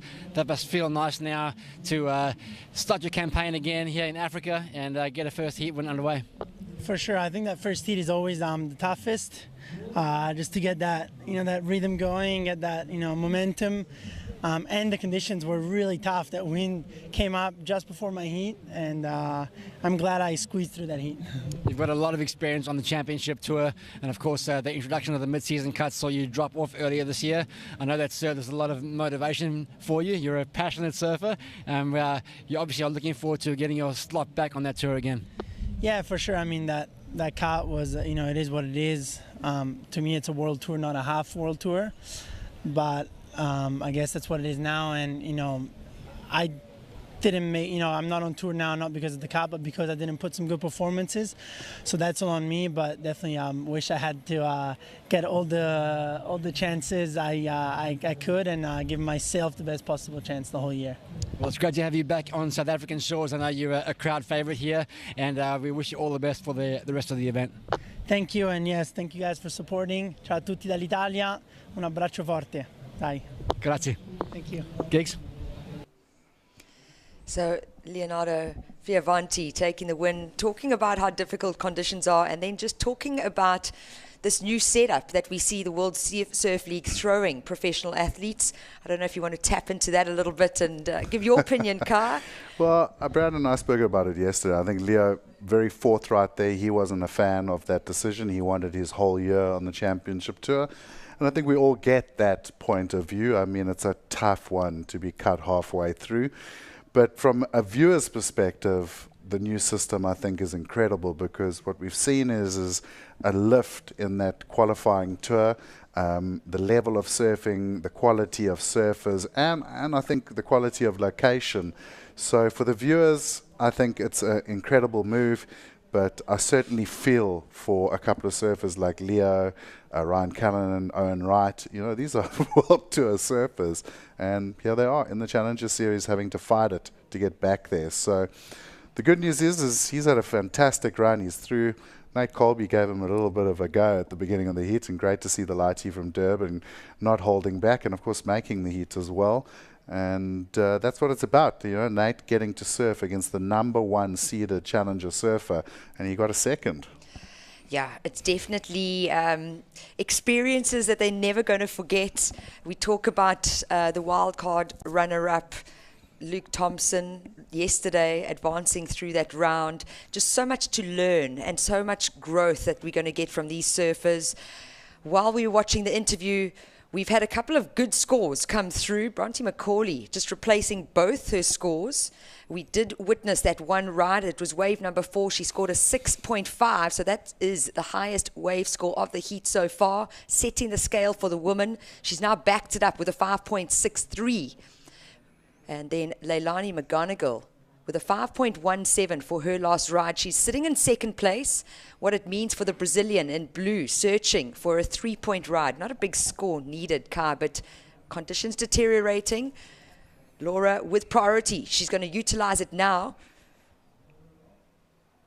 Oh, it gets... Yeah, now a strong deep bottom turn. She wanted to get that board up into that lip, and I think just with that onshore flow as well, pushing a lot harder, having to react a bit quicker.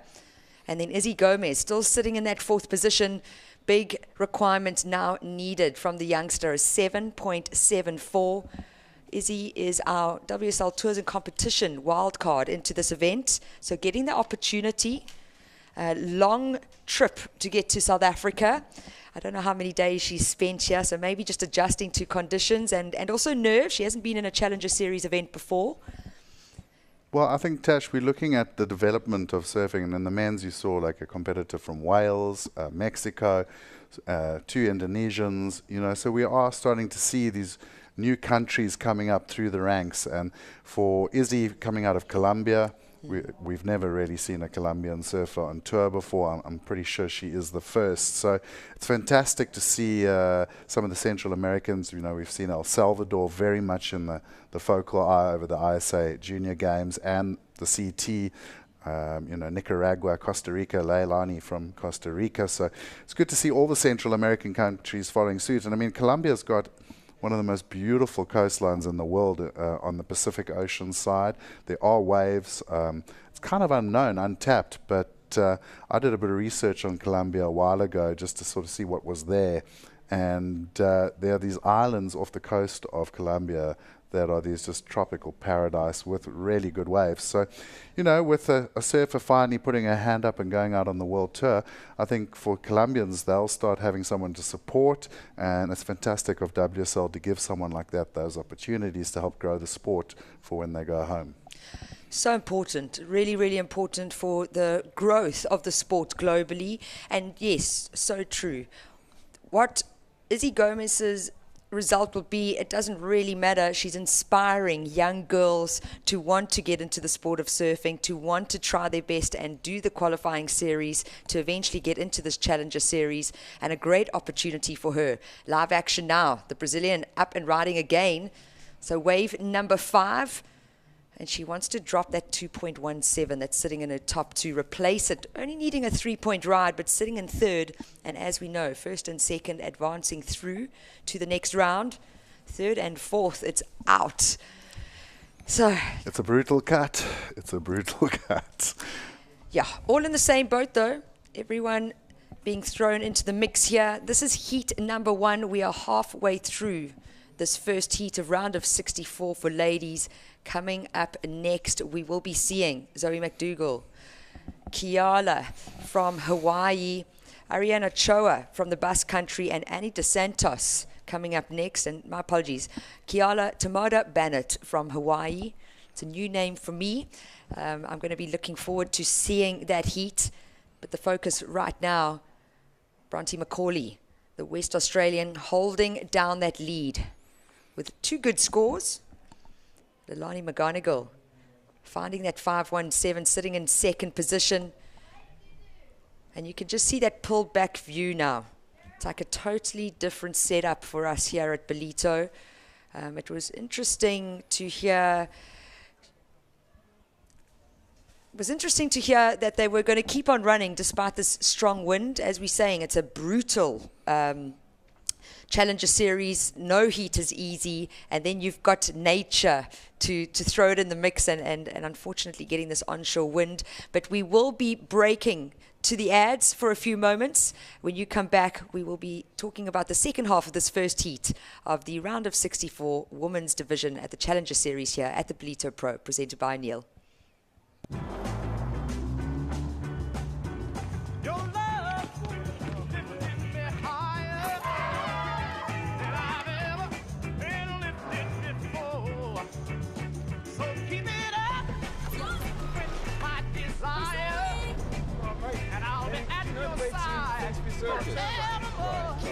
Calm yourself down.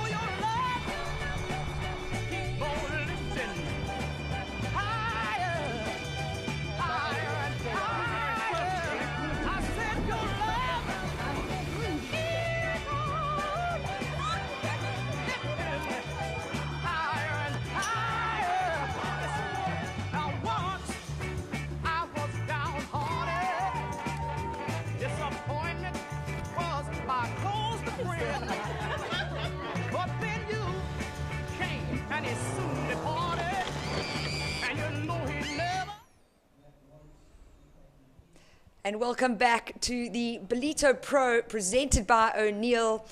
It is Kai Linda beside me chatting through the women's first round. It's exciting to see these women on our shores. We're into heat number 1, 10 minutes remaining. And at the moment, it is the West Australian Bronte McCauley holding down the lead with a 6.5 and a 5.63. Leilani McGonigal sitting in second. She's got the 5.17.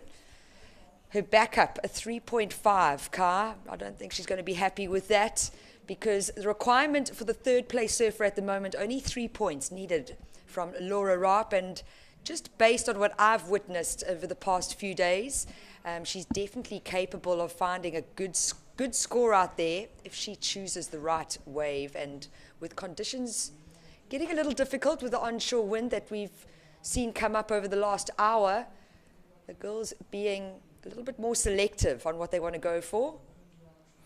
Yeah, you got to be selective out there. I think we saw it in that last heat of the men's as well. You know, Nate Colby, the youngster, showed like the most patience, and he was rewarded at the death there with that 7-point ride. As opposed to the other South African, Jose Faulkner, he was kind of moving up and down the lineup and trying things, and almost just kind of got the wrong waves because he was trying to catch so many. So I think with these changing conditions, it's actually better to try just wait for those quality ones. And there are still those really nice, solid rights that come down the bank every now and then. And I think, again, that shows you just the experience of the CT level surfer and Bronte McCauley. But this young lady is looking pretty good too. Yeah, I like that backhand hit from Leilani McGonigal. Just a one hit. Is it going to replace her first wave, which came through at a 3.5? And yeah, good point, Kai. There's always different strategies that you can take into the water. You know, you need to have a plan A and a plan B. You know, Jose Faulkner maybe wanting to keep busy, keep hunting, and Nate Colby choosing to do the total opposite and sit and wait. Something that we've seen Luke Thompson do as well. And yeah, the patience game paying off for some of those surfers. And we see Bronte McCauley now just sitting. She's got 2 good scores to her name. Her heat total right now, 12.13 points to our second place surfer sitting with 8.67 as a heat total. So if you wonder how they get to those scores, top 2 scores coming through. And first and second now sitting with that 12.13 and 8.67. But it is Laura Rapp needing a 3-point ride to advance into that second position, advance through to the next round. Live action now, Izzy Gomez. Yeah, I think just the inexperience showing here for Izzy, you know, feeling the pressure, like I've got to get a wave, and you could see that wave was not going to offer any scoring potential, but she had kind of already gone into that headspace of I'm committed to the paddle here, where it would have actually just been better to pull back and not use up her priority there. So, you know, these are the things you got to learn in competitive surfing, and there is a lot of pressure on them here being in a challenger. This is the biggest showpiece behind the CT, and in some ways even more pressure because you're trying to qualify for that big stage as well. So I don't think any of these girls would want to like make mistakes, but sometimes those errors are just forced by the pressure. And again, McGonigal is coming with some solid turns out there. Yeah, I enjoy her surfing, just really solid on her backhand and her forehand, but backhand surfing here, this is our current heat leader. 2-turn combo, it's what the judges are looking for. And is she going to replace the 5.63? She's already replaced her top 2 scores, so just building house really is Bronte. Yeah, Bronte's definitely one of my favorite of the new batch of ladies surfers. I love the power approach. I love how she's not scared to really go for the lip. Obviously a phenomenal barrel rider as well. I'm sure Dad and the whole family are sitting back home in West Australia in the early hours making a whole lot of noise for her. Well, I'm sure they are, because her last score came in at a 7.83. And that falls into the good scoring category when we look at the scale. And just a 2-turn combo, but a solid 2 turns, lots of control, lots of flow, no dead time on that wave. So really doing well. And I think sometimes, you know, in the morning, the set waves were the choice. With this low tide, you might want to kind of miss that first wave, wait for it to put a little bit of water on the sandbank and find that second or third wave in the set. Yeah, no, interesting. If you look at Bronte's scores, I mean, 2 of her throwaways would still have her in the lead. So just showing the experience and the level of her surfing, as opposed to maybe some of these younger girls just starting their careers. And I mean, Bronte, when I say that, I mean, she's not old. She's still very young, but she has been on the scene for a while now. Yeah, her name is a household name, I think, already, and just showcasing what opportunities can do for people, and when you have that support and people in your corner. And a 7.83. Some judges giving her, 3 judges giving her an 8 points for that wave. The other 2 are 7.5. So it comes out at a 7.83. But the big change up now, 8th ride for Laura Rapp, the Brazilian, a 4.1. She was looking for a 3-point ride. So we see a change of situation in the last 5 minutes of the heat, putting a little bit of pressure on the Costa Rican surfer Leilani McGonigal, now looking for a 4.61. And you can see Blue is going to start hugging White and sitting really close to her. This is a nice set that looks like it's coming through in the lineup here at Ballito. But you can also see how that wind has got much stronger, Kai. Yeah, and I was going to say at the start of the heat, it looked like the Northeast was making it quite difficult for the backhand attack out there. But Bronte has firmly dissuaded me from that as she takes off. Nice big hack off the top. She had second priority, so she was within her rights to go on that wave. I had a little moment as I saw Blue just out of the corner of my eye, but Bronte had no such worries. And again, just going to that big, solid power turn approach. Also, for me, just watching, I mean, your peripheral vision when you're paddling into a wave, she would have seen Blue on her inside, but didn't flinch because she knew I've got the higher priority. There's a lot that comes into play nowadays with competitive surfing. You're not just dealing with some of the best surfers in the world. We've got priority that comes into play, as well as whatever nature throws at us. And just the experience here from the West Australian. It's really lovely to see a great start for this women's division here at the Ballito Pro. So let's watch the replay. You can see Laura Rapp was looking, and she had a good squiz at the board.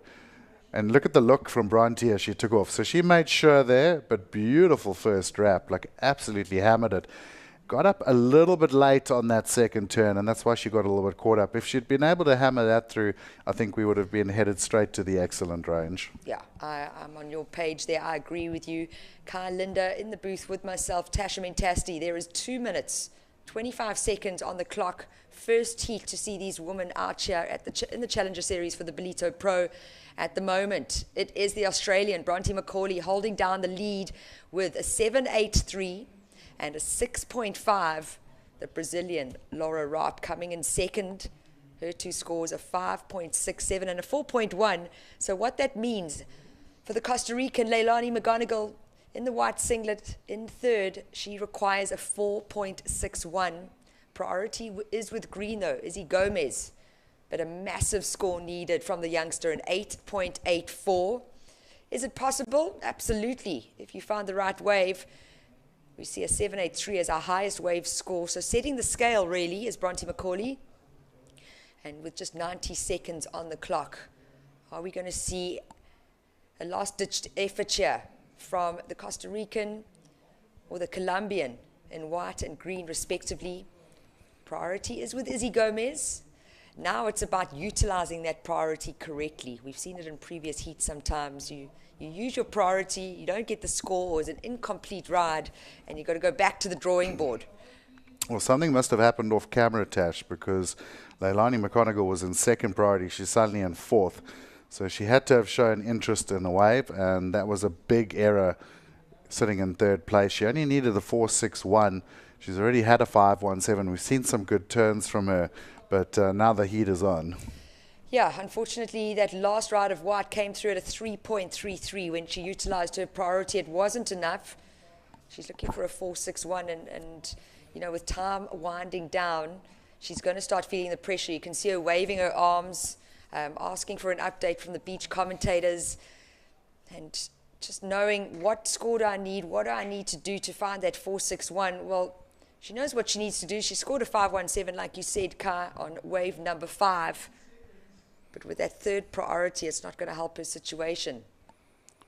Well, Laura up on the block there. I wonder if they will change the situation there, because Layla couldn't go, but it's not going to help now with the clock ticking down.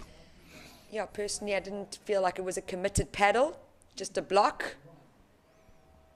So interestingly, they did change it there. So this is the new priority rule now they've pushed through, and they really made the priority judges have a look at it. I was standing on the deck the other day with the head judge, is that if, especially in these kind of situations, you are in any way making any kind of look at a wave, they are going to switch it, because you are effectively blocking the surfer needing the score.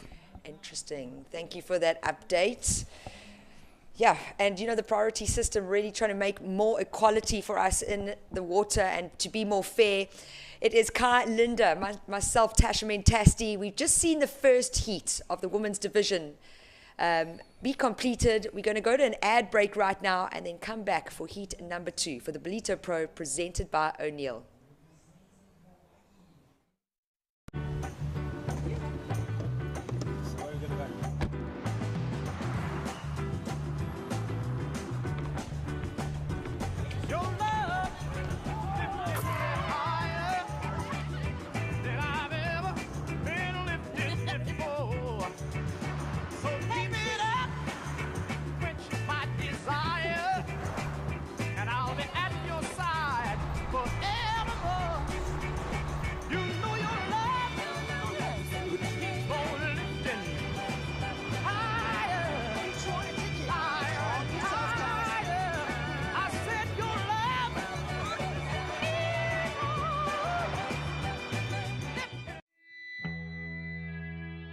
I am Lauren Ely McGregor, Senior Board Short Designer at O'Neill Clothing.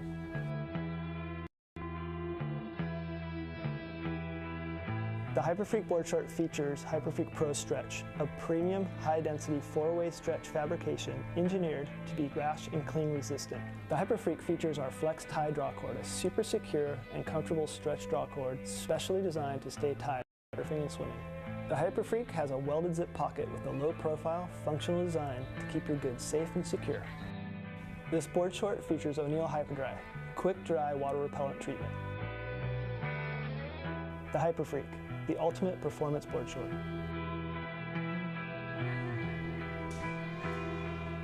O'Neill, first name in the water.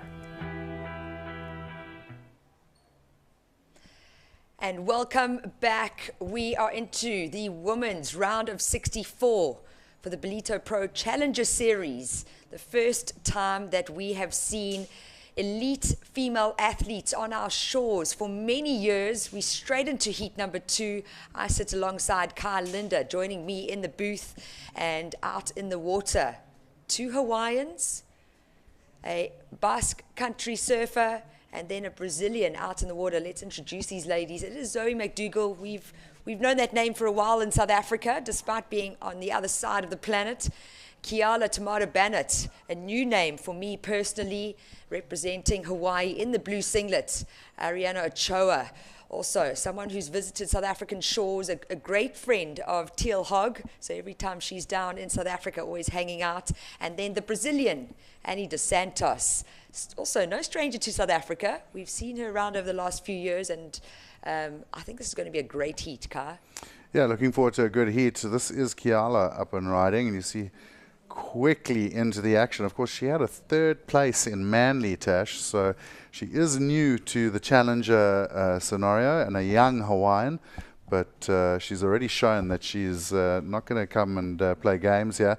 And this is my good friend, Annie dos Santos, of course Brazilian, but based in Sydney and the Sunshine Coast in Australia for many years with her mom. Annie, the first time she came out was 16, came to do the City Surf Series in South Africa, and I actually was her chauffeur and housemate for that whole trip. I had to look after a 16-year-old on the road, but she was a pleasure. Cleaned the dishes, washed my car, without me asking, I might add, and was a great cook too. Introduced me to a whole slew of Brazilian dishes on that trip. So she's a wonderful young lady and a very competitive surfer. Yeah, it's been wonderful to watch how she's grown over the years as a competitive surfer. Always great to watch in the free surfs. It was more about trying to manage heats and manage time. And like you were saying, a young 16-year-old, we've got to teach our Groms about that. I'd love to get my car washed for free. Yeah, she can definitely teach our Groms a few things. But Annie DeSantos as well, having a great result recently. I don't know if you want to tap into that a little bit. Yeah, I mean, she. It was so funny. I had a chat with her about Nias, and she was like, she's really been pushing hard at home. You know, some of the Kribba and some of those crazy waves or slabs where she's from in Australia. And on her front side, she says her barrel riding is so strong, but she's never really been able to figure out her backhand. And then at Nias, getting her first proper backhand barrel in a heat, and I got a 9. Massive, I remember that. Yeah, and you know what, it is about putting yourself out there. It is about creating opportunity, but also not having any self-doubt. But wow, I mean, what a great first turn there from the Hawaiian in blue, Kiala. She's actually started off with the highest wave score of the heat so far, a 417. We saw that on her forehand, so finding a right-handed wave. And I just enjoy the flow. She looks really light on her feet. You know, not slow, no dead spots, literally going in from one maneuver to the next. Well, and the judges didn't hang around there, Tash, just throwing out the 4-2-3. So she's had a great start to the heat, just over 5 minutes gone. Zoe McDougall from Hawaii, kind of a slow start for her. Zoe's probably the most experienced competitor in this heat with Ariana Ochoa. But then, like we said, Anne DeSantos has also been competing on the QS for a very long time now as a junior. And this is a tough heat. This is one of those heats where you look at all 4 surfers and it's really hard to pick a winner. Yeah, so true, although I look at the entire draw and I don't quite know how to pick a winner.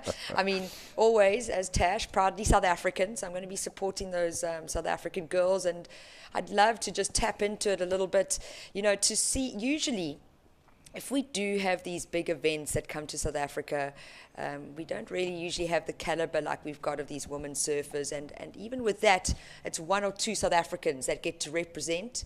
We've got 7 South Africans represented in this draw.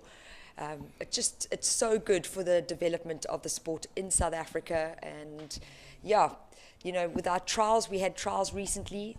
Top 2 advancing into this main round. It was kind of late news. We didn't know about it the whole time. And we've got the young 14-year-old Louise Lepront, or Lulu, as she's affectionately known. She took the win of those trials. And then the runner-up, Danielle Powers, coming from Cape Town into this Challenger Series, both of them surfing the biggest event of their life so far. I'm going to say so far. Sure, the Johnson clan and Muizenberg are going to be going loud during that heat. Yeah, well, her mom is actually here. They did the drive from Cape Town, 2 days to get here. She's got her mom, her husband, Mark Powers, and then her younger sister. They're actually hanging out at my spot just to be able to get out of the wind and watch what's going on. And it's just been, it's so amazing. Like you were saying, the Johnson family, Barbara Johnson, her mom used to be a tabulator before computers, if anyone's just joined in. But we used to have to manually tabulate scores after every heat. And Barbara Johnson. But Barbara Johnson being a big factor within South African surfing and surfing South Africa. We've got the 2 brothers, Avra Johnson, a judge, and then Craig Johnson, a good coach in the Western Cape region. Wow, and competitor. Yeah, true story, actually. But it's just so wonderful to see how surfing brings families in, and we're able to now see their youngest sister in this big field of internationals at the Ballito Pro, presented by O'Neill. So we're going to be going directly to the beach interview, standing alongside our heat winner, Bronte McCauley. I'm here with the winner of the first ladies heat, Bronte McCauley. Bronte, congratulations on that heat win. Always nice to get out of the first round. Did you do any training specifically for this event, for this beach break here, coming from those very powerful waves in Western Australia? Yeah, I surfed like a couple of rights before I came. I guess I saw the footage from the last few years and it looked like a right point. So yeah, I guess I'm goofy and I have more fun going left. But yeah, just tried to surf a few ways. It was the middle of winter at home, so we didn't have much surf. But just trying to get in the water most days. And on the this WSL Challenger Series format, do you find more pressure at this level? How does it compare for you compared to the older format WSL events and the WQS in particular? Yeah, it feels all pretty similar, really. You're just trying to get points and make the top 5 or top 6 or whatever it is. So, yeah, I guess it's nice how the CT kind of ends and then there's a challenger, so you don't have to do the QSs earlier in the year. So I definitely like that about the new format. But yeah, it's the same pressure every year, just trying to get on tour pretty much for me. So it's always kind of nerve-wracking. Well done, and you've taken out the first ladies heat, so the first job is done, and we look forward to seeing you in the next couple of rounds. Great job in that first heat. Back to you guys in the studio. Big thanks to Mike Frew heading up that beach interview with our first winner in this round of 64 women's division. Quite interesting car. Bronte loved the mid-year cut-off and then going straight into the Challenger Series. But listening to that Heat 24 winner, Leonardo Fioravanti, just saying he didn't dig it at all. Yeah, it's really interesting to hear the difference. Mainly the takeaway there was that you don't have to go down back into the QS. You just drop down into the Challenger Series. There's 8 events on this Challenger Series for the year. For the women, top 5 making the cut to be a part of the 2023 WSL Championship Tour, the Elite Tour. And at the moment, we had Bronte coming in as 3rd seed for this event. Going back to live action now, we see really the biggest score coming out of this heat so far is the youngster, Keala Tamara-Barnett, from Hawaii with a pair of 4s. She started off with a 4.17, backed it up with a 4.23. And then the Brazilian in green, Annie dos Santos. Very small scores on the board. You can just see the heat totals. An 8.4 as our current first place surfer. That's the pair of 4s. Then second place surfer with a 2.5 and a 1.6. Both those scores are going to have to be removed if she wants to secure that second place with Annie dos Santos. But Zoe McDougall, you know, I've actually competed with her a couple of years ago, and she is super strong out in the water. If she's able to find the right waves and link it together, she's going to get those big scores. And as you were saying a little bit earlier, Kai, quite a seasoned competitor despite her age. Yeah, and it's going to be interesting. No one in this heat is safe right now with 18 minutes on the clock. I have been very impressed with Keala, though. Really aggressive, fast surfing, and showing why she's already had a good result this year. And just to get back, I mean, a lot of people, Tash, have been asking, you know, how tough is it to be a professional surfer? How hard is it to get to that championship tour?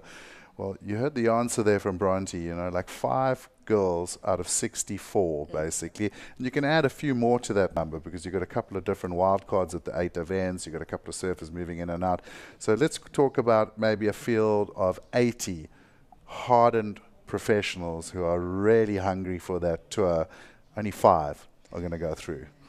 Yeah, and then you're also dealing with the elements where our playing field is forever changing. So as physically prepared you can be, as mentally prepared you can be, when Mother Nature decides to throw in a little mix of the onshore, sometimes it's the luckiest surfer that wins, but there is no luck with Keala Tamara-Barnett. I mean, that is exceptional surfing.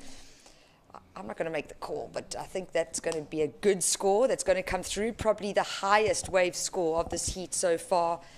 I think that's a safe call. Like I said, I just said I'm really impressed with her surfing. She's got a lot of speed, a lot of power, and just showing how well she links it through. Look here, taking off. She waited a while for this one, loved the bottom, and then straight, foop, a little whip off the top, and now comes around and absolutely cracks it off the lip. So committed surfing, speed, flow, just ticking all those boxes the judges want to see. Yeah, power, lots of control. There was no little hiccup there. You know, she just went from one into the next. And judges are waiting for scores. So with almost halfway through this heat, this is the Brazilian on her backhand. It'll be interesting to see the pulled back view to see where these girls are actually situated now on the sandbank. Well, there you go, Tash. Scores are in. So last of blue came through at 7 points. And just solidifying her lead is the young Hawaiian, Kiala Tomoda Bennett. Annie Dos Santos, the Brazilian in green, sitting in second. But minimal requirements needed from Ariana Ochoa and Zoe McDougall. Just 2-point rides needed from both those ladies. Live action now. This is Ariana Ochoa. So gets that first big hit on her backhand and then changing direction and wanting to drop a 0.7. That's sitting in a total 15 minutes through this heat already. So not a good start. But as we saw in some of those previous heats, it can turn in those last couple of minutes. I think Kiala has really taken this heat by the scruff of the neck. She started strong, put the pressure on the other ladies. She's already back into priority. And that situation just, really improved for her with the 7.0. So very impressed not only with her surfing, but also with her game plan in the heat and how she's taken control of the heat. Zoe looking very frustrated. We've seen her do a couple of nice turns, but just really not finding those connections. And Ariana, a couple of falls on that backhand turn at the beginning of the heat, but sticking that one for the 303. Yeah, gets the 303, wasn't looking for a big score, so we see a change in situation, pushing the Brazilian, Annie Dos Santos, down into third, but a tiny requirement needed, just a 1.81. We have 14 minutes, 20 seconds on the clock, and there's that pulled back view. No girls wanting to sit on top of each other, all trying to find some opportunity. So despite the priority being in play, you might actually be able to find some waves under that priority. Oh, a big split of the peak here. We'll stick with Annie. She's going to have to pull out the bottom. Nice crack off the top for Zoe there. Yeah, hopefully we're able to get a replay of that. It looked like it would have just been that one turn. But Zoe, I mean, this tiny scores, a 187 and a 0.9. It's nothing that I'm used to seeing from Zoe McDougall. That is going to help the situation. Here's the replay car. Well, she takes off, looking down the line. Lovely bottom turn, whips it up into the lip. Unfortunately, it's only the one turn, but the judges did reward it with a 333. Yeah, and if you don't have those big scores on your scoreboard, we're going to be seeing second and third place and fourth place change quite dramatically all the time throughout the heat, and this is what we're seeing in heat number 2. It is the Ballito Pro presented by O'Neill. We are into the women's division, day 2 officially for the Challenger Series here on the Dolphin Coast. Conditions changing slightly. We had the beautiful land breezes this morning, and we're now getting a bit of that onshore flow. But we are going to cut to an ad break. See you a little bit later with Kai, Linda, and myself, Tasha Mentasti. I am Lauren Edie McGregor, Senior Board Short Designer at O'Neill Clothing.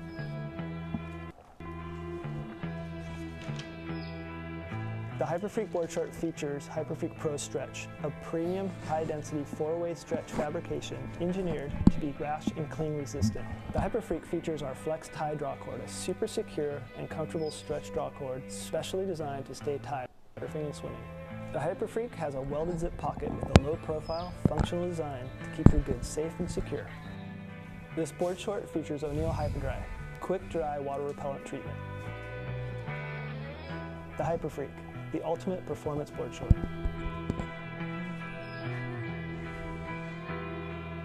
O'Neill, first name in the water.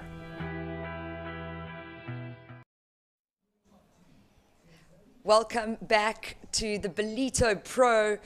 We are into heat number 2 of the round of 64 women's division. Out in the water at the moment, it is Kiala Tomoda Bennett from Hawaii holding down the lead with a 7-point ride and a 4.23. We now see the other Hawaiian, Zoe McDougall, moving into that second position, but live on our screen, this is the young Hawaiian, really impressed with her surfing. It's the first time I've been able to witness what she's capable of, and right now holding the highest wave score of 7 points, as well as the second highest wave score. While we were dealing with the ad break, Zoe McDougall, this young lady up and riding now, finding a pair of threes, moving from 4th place up into 2nd. So the two Hawaiians holding down those advancing positions. pushing Ariana Ochoa into third and the Brazilian Annie dos Santos into fourth. Scores needed from Ariana, a 3.73. She wants to try and link it up and find those 2 turns. The 7-point ride coming from Kiala was a 2-turn combo. And then the 5, 6, 7 during the ad break, maybe we get a replay. But once again, getting rid of her top 2 scores, replacing it with her last 2 waves, and just dominating the second heat of round 1, Kai. Yeah, it's a dominant performance. She's just dropped that 5, 6, 7 on top of the 7. So really, really opening up a gap now. A lot of pressure on Zoe. She's going to need a 9.24, the other Hawaiian in the heat. But Zoe started really, really slowly. She had a couple of very low scoring waves, and then coming in with 2, 3, 4, 3. So she's finding a bit of rhythm now, and she's going to have to build on that. Ariana with another solid backhand crack. She just can't seem to find a wave that allows her to do more than one maneuver. Yeah, that last wave of Ariana will definitely get rid of the 1.7 that's sitting in her tally. Up and riding now. Nice first slash there from the Brazilian. Might help her situation as well. She also has a very low second scoring rider, 1.6. This is our current heat leader, keeping nice and busy. That's the thing with surfing. If you're in a rhythm, it's almost like the waves come to you sometimes. The magnet. Yeah, it doesn't happen to me often. I'd love it to happen more often. Stick with Gigs. He's got a great magnet. Oh, yeah, true. But then I never get the waves again. But yeah, just spending a lot of time with junior surfing, especially with the pandemic, getting to hang out with all the Groms a lot more. And it's kind of kept me on my toes and keeping me young and fresh. But we see the replay here from the youngster, Kiala. This is wave number 5. It's the 5, 6, 7. Nice, tight first re-entry there from Kiala, utilizing her rail so much, Kai. So young Hawaiian, but surfing with a lot of maturity. Yeah, young Hawaiian, definitely a little bit of Japanese descent there as well with Tomoda Bennett. And we're seeing a lot of Hawaiian girls coming up through the ranks now. It's incredible to see how well such a small nation is doing in world surfing. I mean, absolutely dominating in the juniors where you were now in El Salvador as well. Yeah, and when... the Hawaiians were an incredible force at the World Junior Champs. When also just having a coach like Shane Dorian in their corner, I think made a big impact as well. And just Hawaii, as we all know as surfers, it's almost like the Holy Land. Yeah, it's the Holy Land. You all want to go there. I know when I was on tour at 20, I did get the opportunity to stay on the North Shore, stay with a young Hawaiian back then, Mel Bartels, who took me in and spent a good bit of time in Hawaii. And you're so true. Seeing these youngsters coming through such a small surfing nation, but showing so much maturity, I think it has a big factor by all the internationals that visit your shores, as well as the quality of waves that come through all the time. But I'm going to be honest, it was scary surfing some of those waves. That Pacific Ocean, deep ocean swell, really making you challenge yourself as an individual and the mental game as well. And here we see Kiala Tomoda Bennett holding down the lead, holding priority as well. Her heat total, 12.67. Second place surfer, now Ariana Ochoa. So she did find the requirement she was looking for with that ad break. It was a 3.97 for the Basque Country surfer, and moving from third into second place. So she drops Zoe McDougall down into third. And Zoe needing a 3.58 to move back up into that advancing position. Annie dos Santos in the green, the Brazilian, requiring a 4.5. Her second to last score coming in at 2.43. So it went into top 2, but you're not going to be happy with a pair of 2. She's not going to be happy, and she knows that she needs more. And I just think the conditions being a little bit more challenging than what they originally surfed in the free surf this morning. Well, I think conditions have deteriorated a little faster than we anticipated, really. We knew the northeast was coming, but it started tufting quite early, about halfway through the men's heats, and we thought we'd at least get through the men's before we sort of noticed it. It's going to be interesting. Next heat, heat 3. At the end of that heat, there's going to be a slight 10 to 20 minute delay, of course, with the power issues here in South Africa. And I almost wonder if there's not going to be a serious discussion amongst the commissioner and a couple of the surfers just to make sure that they are happy to keep competing. Yeah, I think it would be a good call to just reassess and see what's going on. We've got a full low tide at 1:20 p.m. South African time, and Ballito, with that full low tide and those onshore conditions, it's not going to be easy. It doesn't like it at all. So I think thank you for once to Ashcom for giving us a bit of time to be able to just check it out, have some conversations with the surfers. And Travis Logie, no stranger to Ballito, he knows what's coming, he knows what he's looking out for, and I'm sure there is going to be that discussion, Kai. You're so true. But with 5 minutes on the clock, this is heat number 2, the round of 64, women's division. It is the Ballito Pro presented by O'Neill. And I should have probably thought about it. We get dew on the grass here in South Africa if we get an onshore that's going to blow up and come up early, and there was a lot of dew this morning. And what that usually means is the onshore is going to push. It's not going to be a light onshore. It's going to be a bit of a ferocious onshore, and that's exactly what we saw today. I really thought the land breezes were going to stick around for the men's. Well, thanks. That's some really good info for me moving here. Oh, yeah. Now I know to look out for the dew. Yeah, Ringo taught me that a long time ago. The deal was if I had to wake him up at 4:30 in the morning, do not wake him up if there's dew on the grass. I'm really glad you shared that with me. I'm going to put my hand out the window. Oh, it's wet. I'm going back to bed. Yeah, or it means you've got to get up and get that quick surf in before that onshore flow comes. So with 4 minutes on the clock, we see another change in situation. Zoe McDougall finding the requirement and scoring a 4.13 for wave number 9. It moves her back into that second position. It drops Ariana Ochoa down into third. She's now looking for a 3.6. Her highest wave score, a 3.97, so it is achievable. Ariana with a backup score of a 3.03. And then Annie Dos Santos still sitting in that fourth position. She hasn't really been able to find anything of value out there. With priority, though, it's important. Last 3.5 minutes. But as we've seen these conditions deteriorate, a lot of sections closing out and not being as easy to find those two-turn combos that the young Hawaiian in the blue singlet, Kiala, has been able to find throughout this heat. Well, that really is the difference there, Tash. Is she has found numerous waves that have given her more than one scoring opportunity. The 7, the 5, 6, 7, she's got 2, 4 throwaways, and that's been her game plan from the start. Is she's been looking for those waves with a little bit more of a slope, a little bit more of a bowl, so it doesn't have the closeout, and she's going to use her second priority on this one.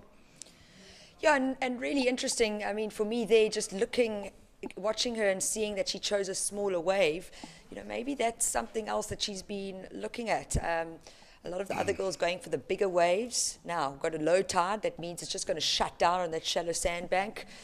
And Kiala looking for the slightly smaller rides, but maybe that's because the set is pulled through. There's a little bit more water on the sandbar, and then getting a cleaner canvas to work with in these testing conditions out here for heat number 2. Yeah, and that's exactly what Annie Dos Santos is going to have to do. Annie's going to have to use that priority very well with 2 minutes to go. Try find a wave that is not going to close out and get at least 2 waves. Here she goes. Oh, and you just see that section running away from her. Unfortunately, using up the priority now, she's not going to have too many opportunities, but where she is being clever is she's heading off to the left and away from the other surfers in the heat. So maybe she gets a wave on that wide bank. Yeah, I'm just trying to put myself in her shoes and knowing what my mind is doing right now. I mean, to give up priority is a hard one, especially for a 0.43. She was waiting a long time. Now, utilizing her forehand and an incomplete ride for wave number 10. We're down to the last 90 seconds of heat number 2, round of 64 for the Ballito Pro Challenger Series. We finally have seen the woman coming into the event, but we're going to have one more heat and then a delay or a break in the action. We will be changing across to the power grid. You wouldn't think in 2022 we're going to be doing this stuff, but we're dealing with it, we're working with it. And 1 minute on the clock, I am sitting alongside Kai Linda in the booth. It's been great to be a part of the Ballito Pro again. And yeah, just happy to be here. Live action, important ride for Ariana Ochoa. So she was sitting in third position. She had second priority, not looking for a big score, just a 3.6 needed. But it is Zoe McDougall that they've had the seesaw between Ariana and Zoe the whole heat. At the moment now, the two Hawaiians with 30 seconds on the clock, holding down those first and second positions. Ariana Ochoa hunting at 3.6. Well, they've given Ann DeSantos the priority back, only 20 seconds on the clock. So I'm not sure if it's going to benefit her, but a little bit of a mistake from white and red there at the death, going for waves that closed out. Maybe should have rather waited and sat on the other surfers. Yeah, you can just see Zoe just keeping busy, not even like looking at her fellow competitors. That's the strong turn that we know from Zoe McDougall. And as we count down this heat, it is going to be the two Hawaiians, Keala Tomoto-Bennett, winning the heat ahead of Zoe McDougall, unfortunately eliminating Ariana Ochoa and Annie DeSantos. We will be moving into heat number 3 shortly. A very big thank you, Kai Linda, for joining me in the booth. My name is Tasha Mentasti, and we will be passing the mics on to Gig Cilliers and Brad Bricknell coming up next. We move straight into heat number 3. It is going to be Teresa Bonvalot, Paige Harrop, Minami Nonaka, and Aylan Vast coming up next. So we're going to cut through to a quick ad break, and then when we get back onto the broadcast, we will be seeing Gig Cilliers and Brad Bricknell. Stay tuned for the Ballito Pro. We will be right back. Good job, Tash. We're the WSL. We travel all over the world, chasing the best waves and surfing the nicest beaches. But we don't just surf. We're also doing our best to protect the thing we love most by restoring coasts, stopping plastic pollution, and reducing climate impacts. We know we're not the only ones trying to save the ocean, so we want to hear what you're up to. Use hashtag #WeAreOneOcean and tag WSL to share your sustainability story.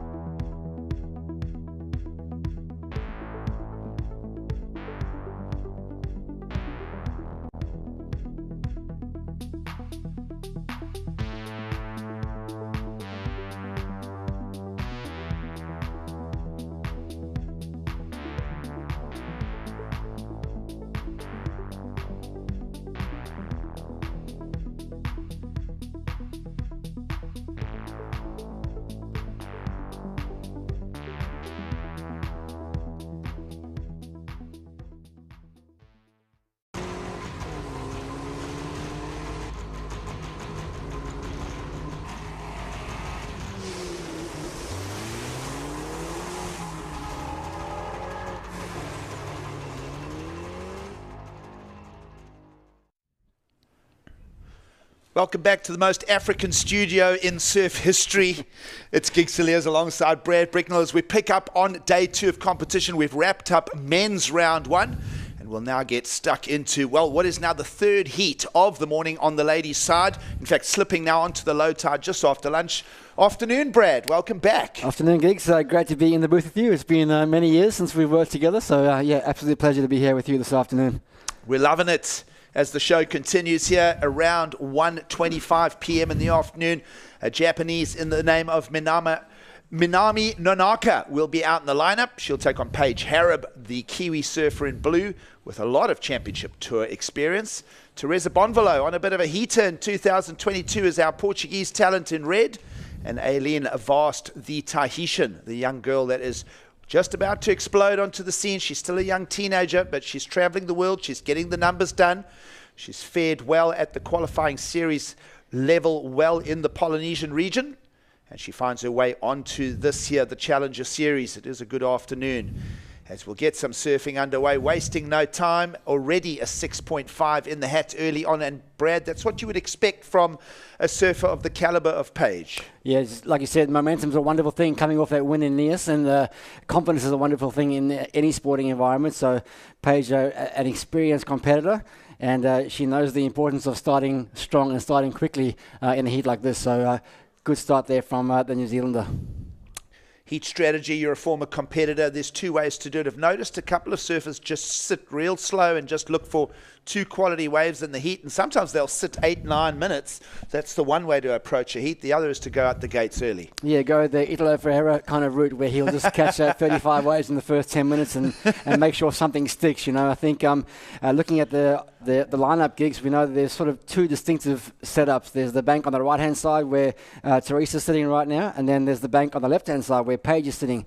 And there are two distinctive opportunities there. So I think there's probably two game plans at play. Either sit on the right, which is the traditional bank, and try to get a big score up front, or maybe just drift it down to the side bank and try to get something under priority. Well, Brad, we've both been calling heats for a day and a half here, and we've never seen a season in Ballito with so many left-handers bringing points. So Paige could be on the money. We'll see if she mixes it up forehand versus backhand.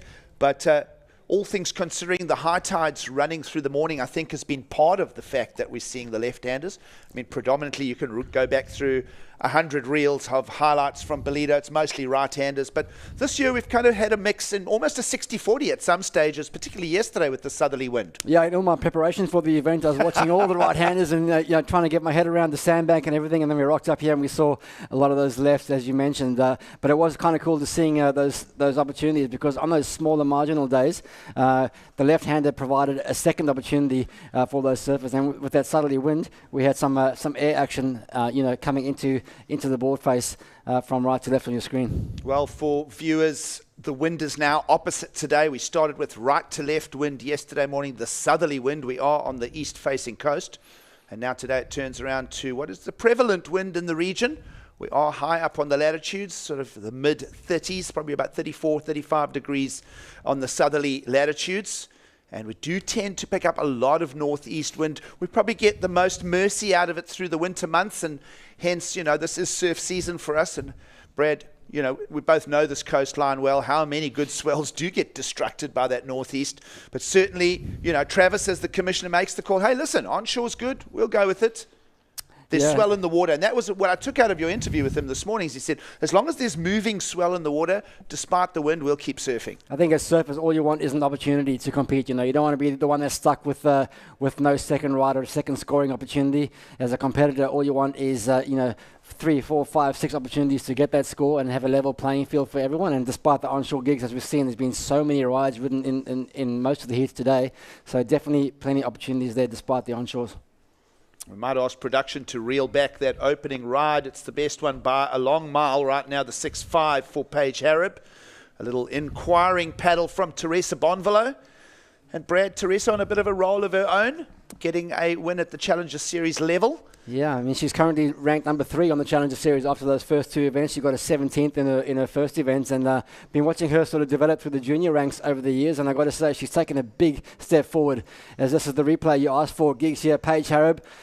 Backhand on this right, nice square bottom turn, gets up and over that first section, and looks like she's going to get a second opportunity here and really opens up the shoulders, powerfully drives into that turn, gets the drift on the fins, and nicely rewarded with a 6.5. Strong start for Paige Harrop, as you would expect, the Kiwi surfer out of the Okora region. That's down on the west side of the North Island. You made a trip or two down there in your time, Brad? Yeah, more down that sort of Raglan kind of area. Taranaki. Yeah, Taranaki is a beautiful part of the world, and it is great to see New Zealand represented once again on the Challenger Series. They've had a sparse history, but a rich history with pro surfing. Thinking back through, Ricardo Christie's days, he was a great character on the tour, and of course there's a great rivalry between the South Africans and the Kiwis always when you talk about sport. And Paige has got so much experience, got CT experience. She's been around for a long time, and you can see she's still hungry coming off the heat win, or the event win rather, in Nias. Of course, a number of names through the years, and we'll talk more about that. No doubt we will get Paige Harrop through to another round, and we'll drill into a little bit of the history of surfing in New Zealand. But what a wonderful country to visit. And there's just there's a placidness about everybody that comes from that region too. Is that a fair comment? I think that everyone's just as pretty cruisy and well-grounded, and it's just a visit to the Maori culture. You know, we talk about we're based here in the Zulu zone at the moment, but the Maori culture as a place, it's just such a wonderful feeling. It's a good texture to the community. It's a great place. Yeah, I agree. I think there's a lot of similarities between New Zealand and South Africa in terms of just that hospitable kind of nature that they have. They always welcome you into the country. They're so keen to show you around, introduce you to that local culture, which is obviously very rich and very long-standing.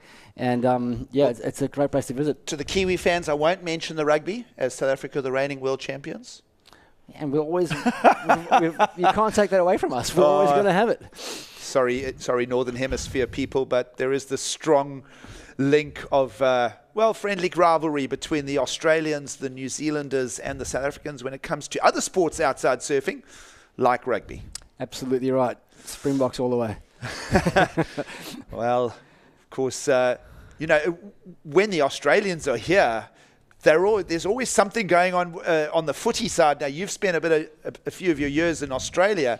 That Aussie rules football is just another whole culture. I don't get it, but, we can talk about it freely, Yeah, also another sporting mad nation, Australia, and produced a lot of incredible athletes over the years, and obviously on the surfing side as well. So it's been interesting to see kind of, the nation sort of jockeying for that sort of stranglehold on pro surfing. We've seen the rise of the Brazilians. We've seen a strong push out of Southern California, particularly that San Clemente kind of area. And now we're seeing Durban pop up on the radar again. And I think it's really healthy. You've got surfing such an individual sport, but a lot of these surfers are really patriotic as well. And I just love seeing that real sort of that patriotism and that passion come through amongst the athletes in the zone. There's a bit of purity from the 90s filtering into sort of the groups traveling together again. Perhaps it's, to an economic advantage, but certainly back in your day, Brad, you would have done a bit of campaigning of your own.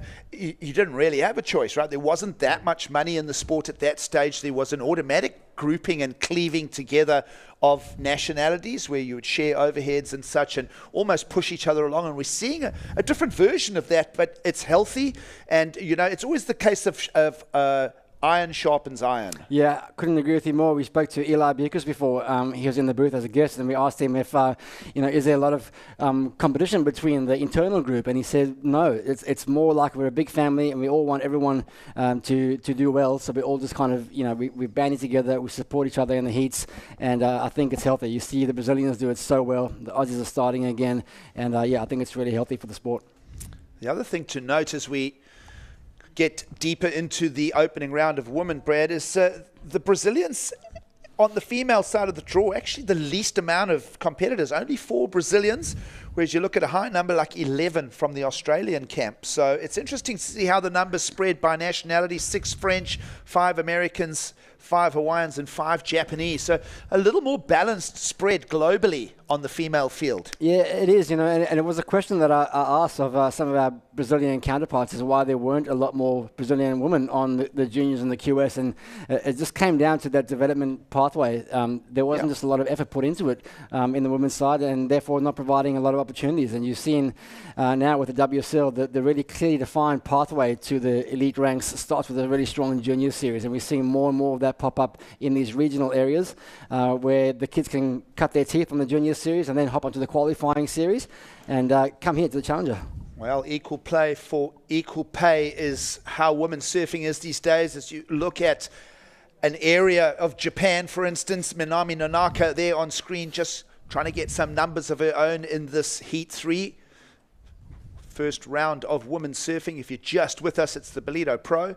And, Minami Nonaka, of course, think of Japan for a moment. I keep going back to that. There's been a very strong push out of there in the last couple of regions. South African based there in the name of Wade Sharp did a lot of coaching in the build-up to the Olympics. And, he's sort of given a little insight into the layers of talent waiting to break through. Yeah, I have loved seeing the rise of the Japanese surfers coming through again, and they are, by nature sort of quite reserved and very polite on land. But when you get them in the water, they are as determined and they are cutthroat in how they approach competition. Very surgical, very methodical in their approach, and we're seeing a lot of these great surfers now starting to pop their heads up and new names popping up for us to keep an eye on for the future. Yeah. Well, here we go.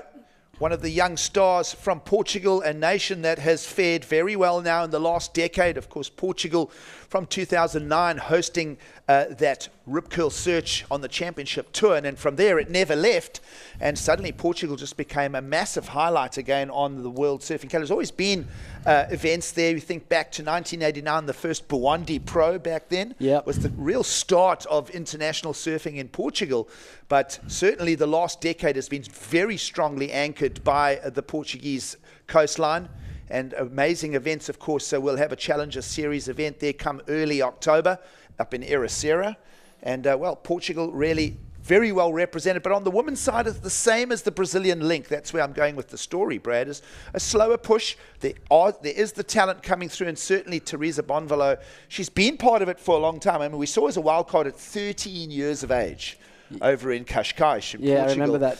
And, you know, she's been through the whole process. I mean, as a 14-year-old, she was in heats against Steph Gilmore, a reigning world champ at the time. But here we are almost a decade later, and Teresa Bonvalot starting to get her results. Yeah, exactly right. And, you know, you really can't discount. Just have a look or hold that thought. Some live action. Now let's have a look at what comes out of this left-hander for Nonaka. Two-turn combo. That's going to go a long way, we think, Brad, from the point of view of just a 193 in the scorecard for the Japanese. Quick back to action. Teresa Bonvalot will change direction. She'll look for the opportunity. Fresh off a win over in Australia. She'll want to keep that momentum. Not a lot to talk about for her right now, just the 277. Again, the only highlight score at this stage, that two-turn combo from Paige Hareb. We've got the halfway mark coming at us, still plenty of time. Yeah, that's right. Just to the point I was going to make, you can't really discount the experience you can gain from those wildcard slots. You might get knocked out in the first round as a 13-year-old, but they just provide layer upon experience, and that's what you need as you build your mental strength and obviously your surfing caliber as you surf against people like Paige Hareb. Well, Paige now at the halfway mark, trying to ditch a 0.3 to add to her 6.5 opener, and she'll get some solid work done. The New Zealander first appeared on the scene back in 2009 and a very strong finish at championship tour level in 2010. Then she had a little bit of a bumpy road from there. She hung in for a few seasons. But now at 32 years of age, Paige Hareb, easily the most experienced in the lineup. And it'll be interesting to see how far she goes in the draw of 64. She's got that talent. We know that she can get through breakthrough results too.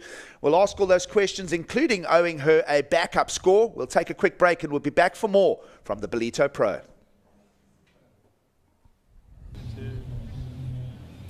All right, standing here with Kiala.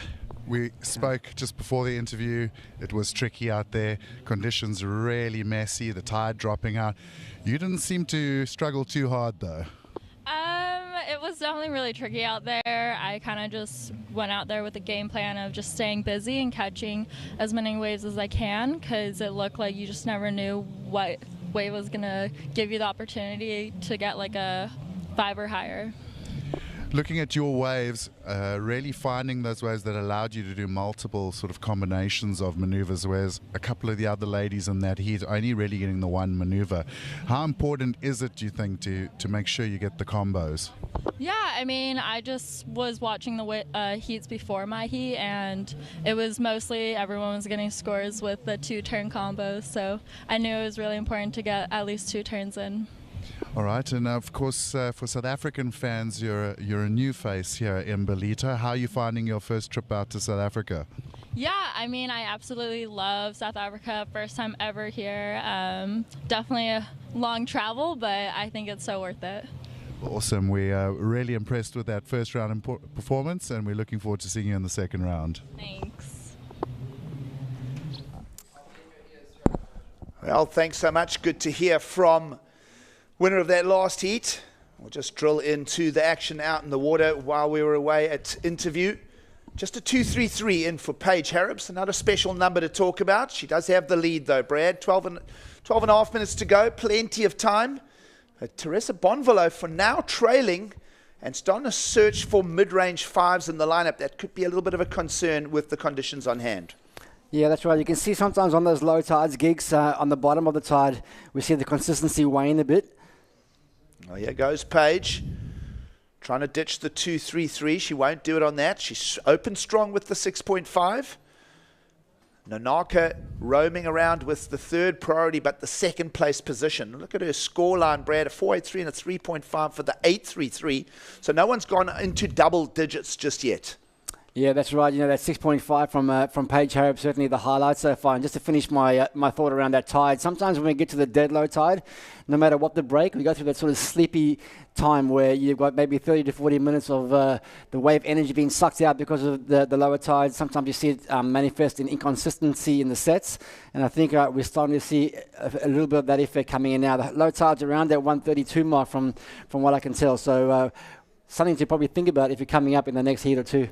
Yeah, good to talk to that point just a little further, Brad, is that the one thing that will happen is the wind will increase as the tide turns over, but we will get a swell push as well. So we'll definitely get 2 usable hours after that low at around 1:30. So, yeah, we're seeing ourselves go all the way to the end of Heat 10 to wrap up the second day of competition and also get deeper into the ladies' first round of competition. Out in the lineup, 11 minutes to go now. No changes to any situation. Paige Harrop, the 6.5, still the strength of the heat. And it's been a very quiet heat for Elan Vast, the young Tahitian talent who is holding the priority. We haven't seen her pull the trigger much, just paddling for 2 small waves, Brad, and they both haven't reaped a lot of reward. Yeah, it's been incredible watching the Vast family just on social media, from Tahiti, French Polynesia. It's an incredible part of the world, a location for the Championship Tour event, as we see Paige. Well, nice little forehand approach there, and she'll disappear in the white water. Evidence of that low tide. The waves tend to roll on this bank quite hard. There is that deep water out the back. It allows a lot of energy in out of the Indian Ocean. And, well, almost a usable score for Elan. She's not going to get that number in, though, so still sitting on low numbers. A 2 and a 0.5. She'll replace a 0.83. That's not much to celebrate. She's got some time, though. 1/3 of the heat still remaining here. Yeah, her brother Carly Vast in the event as well. We've seen him charging some massive chopu as Manami having another look here. Well, Manami getting the right hand, and this one's starting to run with a bit of wall, and that's going to be useful. Can she hold the second turn? She can. And Manami Nanaka will now look at replacing a 3.5. She only need a 4.01 to go up into the lead to attack that second place, the first place of Paige Harrop. And Paige, as we feel, just, a 2.33 in her scoreline. You'll expect that to drop at some stage. And Teresa Bonvalot needs to find her momentum. Here goes the surf out of Cascais, Portugal. And there's the 2-turn combo. That's a lot better for her. She'll just have a little bit of body English and express it. Those are the valuable waves in the lineup. They're 2-turn combos. It's kind of what the theme has been to build scores, especially in the last 2 ladies' heats. Yeah, I have to agree. We've definitely seen a trend from the judging. If you can start strong and finish strong within that sort of 2-turn combination, the scores generally were a bit higher. If your first turn was strong and you ended up going into fading flat water, you certainly saw those scores come in that sort of 4 to 5 range. But anything with a big closeout turn certainly ended those extra points, and you can look at something in that sort of high 5 to 6 range, as illustrated by Paige Harrop on her opening ride. Well, around lunchtime here in South Africa, of course, Brad, you grew up in the country, you've been away 18 years. You mentioned just coming back, just a quick snapshot discussion as we are in between waves here. The country is in a transition. It is the Rainbow Nation. There's a lot of challenges, certainly, for the country as well, but still a wonderful place. Ooh, are there any first impressions or anything that just stands out to you as you come back to your homeland? Yeah, absolutely. Gigs, just watching South Africa from afar, there's so many things you miss being away from the country, but I think one of the most heartwarming things, I think there's been such a generational change as far as integration as concerned. There's a new generation of people that have grown up. People don't see, the racial divide that used to really separate this country back in the day. It's a rainbow nation for a reason, and I think the most heartwarming thing is just seeing, all races of people getting on together and just getting on with South Africa, fighting for South Africa to become the nation that it could be. Yeah, it's an interesting place to call home, and certainly many stories. And of course, it all started with Nelson Mandela back in 1990. Coming out of prison, and the whole shift. It's just an incredible social study, right?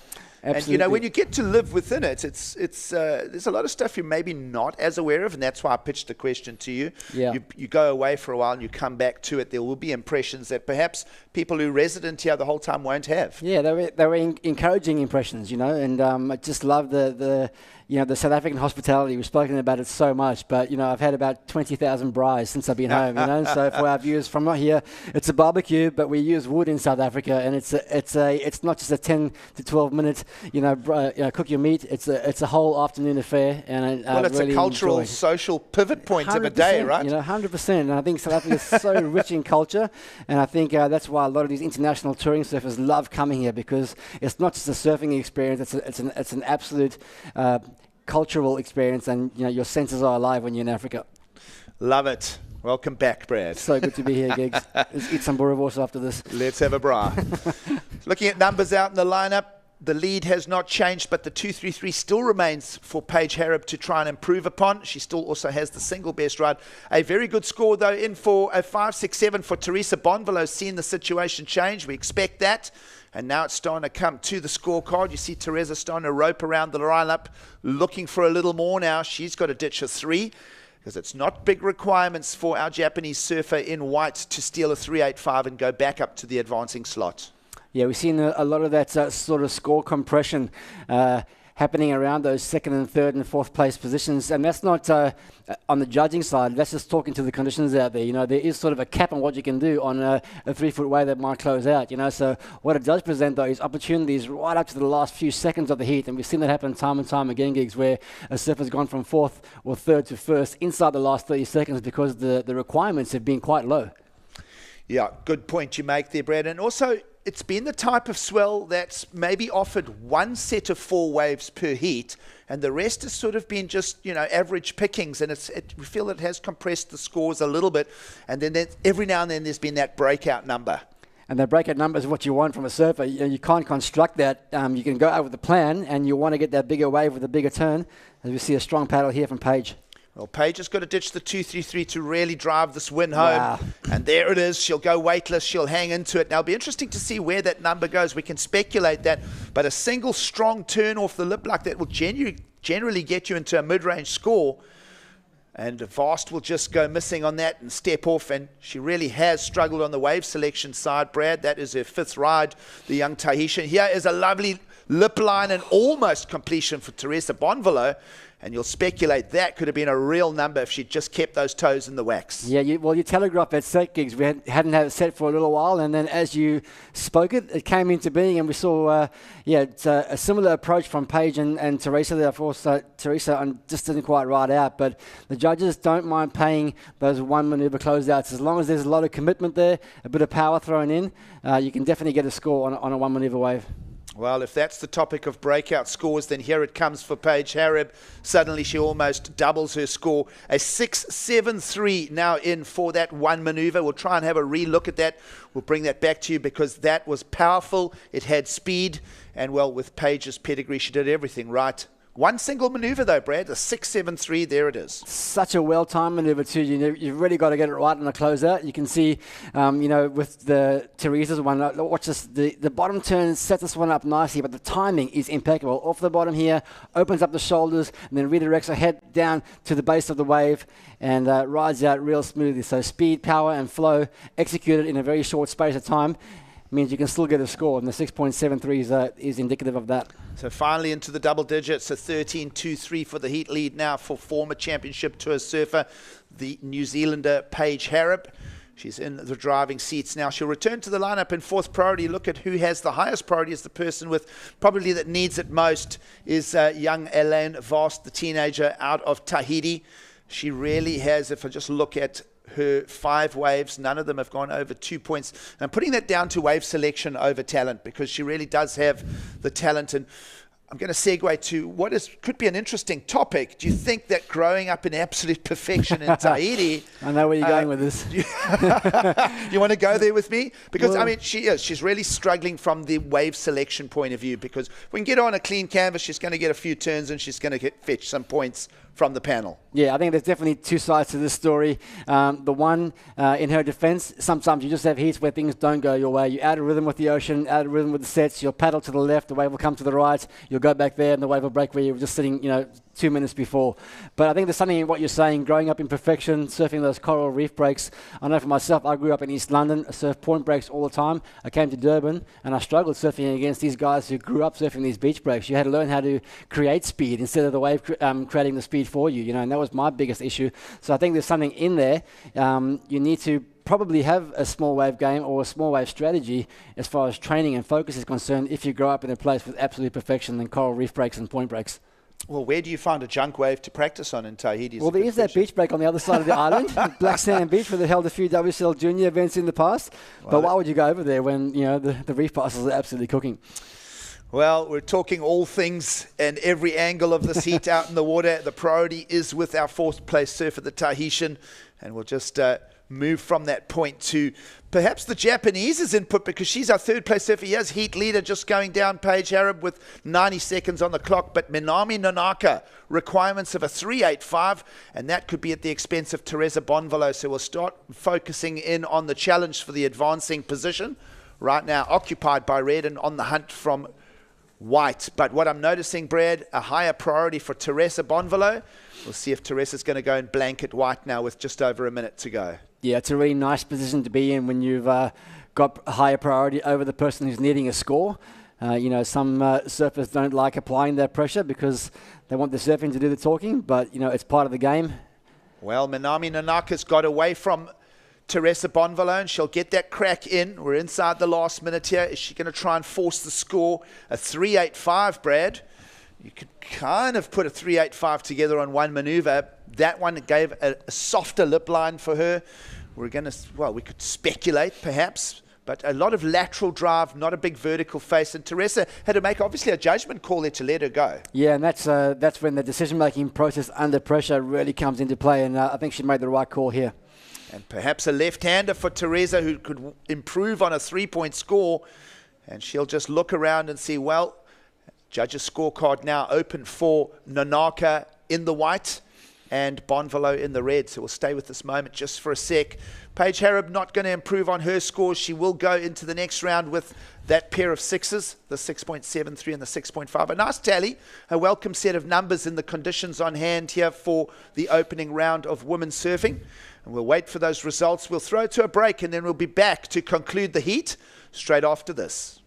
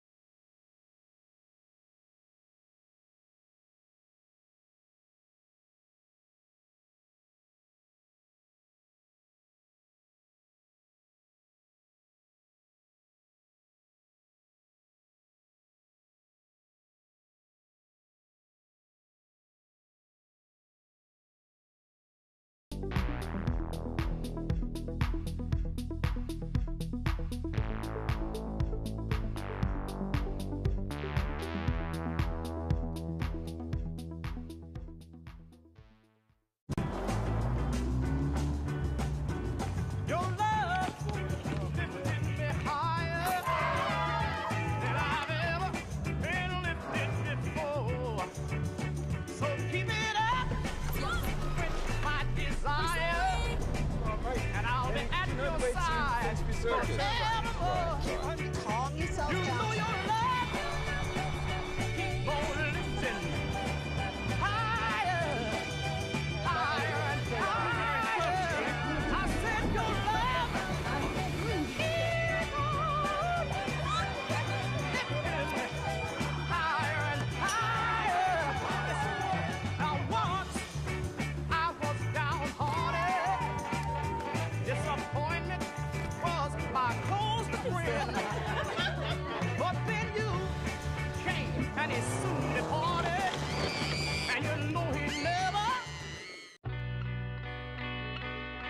I am Lauren Ely McGregor, Senior Board Shirt Designer at O'Neill Clothing.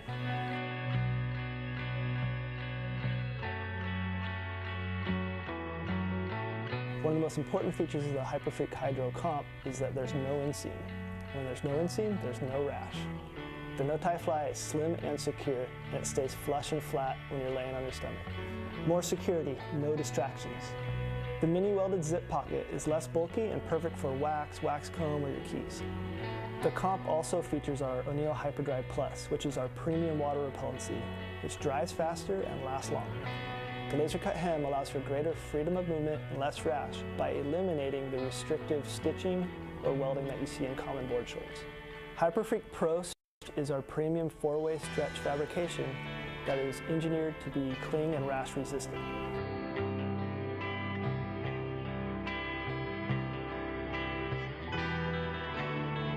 O'Neill, first name in the water. Nothing left to lose now. Everything to prove now. Long as I'm alive, I'ma fight back. My fire never cools down. I'm about to catch fire. Yeah, I'm about to catch fire. Get ready for the new me.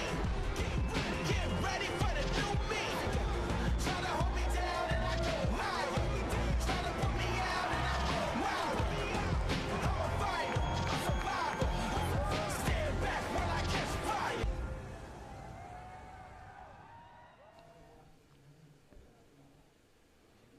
The world's best surfers are in town as the Ballito Pro, proudly presented by O'Neill, gets into day 2. It's a good afternoon from the sunny east coast of South Africa. Gig Cilliers alongside Brad Bricknell for the call. It's amazing to have you back in the country, by the way, Brad. Haven't seen you in an age. So good to get together, Gigs. And we're digging into everything. Of course, we started yesterday on day 1, second day of the waiting period, and we got going. We've got through the entire round of 96 on the men's side, so that first round is out the way, and we've managed to get into and get going, and we'll get 10 heats done on the women's draw by the time we wrap up today in total. And Brad, just thinking back to what we've been through in a day and a half together, men's side, a couple of impressions quickly. Yeah, I think after you have a lay day, it's always good to get that first day of big competition underway, you know, and I think everybody was looking forward to seeing what the standard of surfing was going to be like. There was a lot of talk about the sandbar out here and the conditions, so I think it was day 1. We got through it. There were definitely some highlights through it.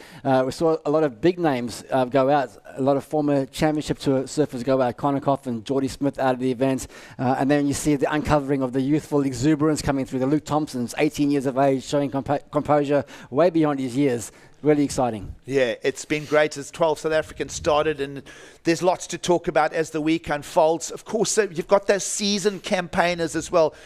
Particularly for me, heat wins this morning for Ryan Callanan stand out, telling a story of that you can turn a heat from 4th to 1st in one single maneuver, which he did. He found a 6.04 in the first heat this morning, and he created it on one single strong turn. We saw that in that last heat again. Paige Harrop fetching a couple of 6s out of the lineup, particularly with one strong maneuver. That's kind of what's going on in the lineup. It has been the slightly tricky Ballito.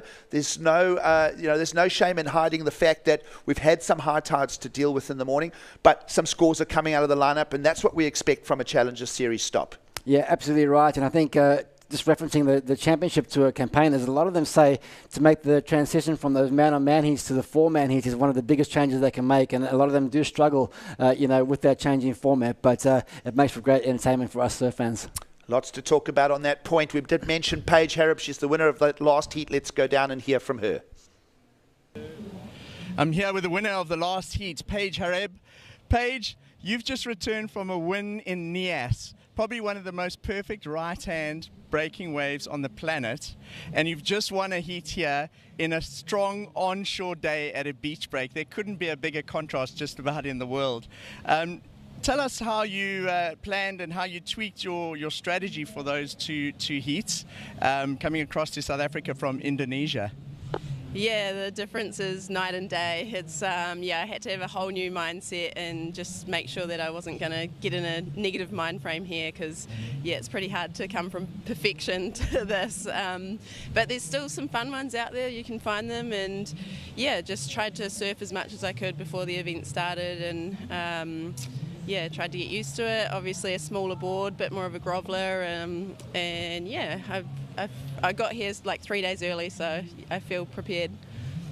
How did you get from Nias to Durban? Was it multiple flights? It's quite difficult getting flights all the way from Nias to Durban. Which way did you go, and did you get any jet lag coming across this way? Oh, it was a mission. I had like a 3-hour drive, 2 flights, a night in Jakarta, and then another 2 flights through Singapore, Joburg, and then here. So it was, I didn't even know what day or time it was for a while there. But no, luckily enough, I got enough sleep on the plane and have somehow just settled straight into South Africa here. And it's been really nice and pretty smooth so far. Carrying some fantastic momentum across the sea there, and you got your win in your first heat. So we really look forward to seeing you in round 2. Well done. Thank you. See you guys back in the studio. Well, thanks, Mark Frew. Some words there from Paige Harab. Just looking at DHD's underfoot there, they're looking pretty good. And I saw the backdoor logo as well. Hi to Cameron and the crew over in New Zealand. And of course, we're having lots of fun with it. It's great to have the Challenger Series and a full 64 women in the draw here. And we plan, as we say, to get through 10 heats. So that we were reflecting back to some highlights from the last day and a half. We were talking about scores coming in. We saw a number of 7s, a number of 6s through yesterday. And then, we're fetching those numbers again through the highlights. Let's go back and have a look at a few highlights over the last day and a half. And, Ballito providing the action as always, Brad. Yeah, it's an exciting setup, especially with those multiple peaks. These gigs, a few lefts that we weren't expecting, and obviously a couple of airs thrown in there as well, in and amongst those power turns.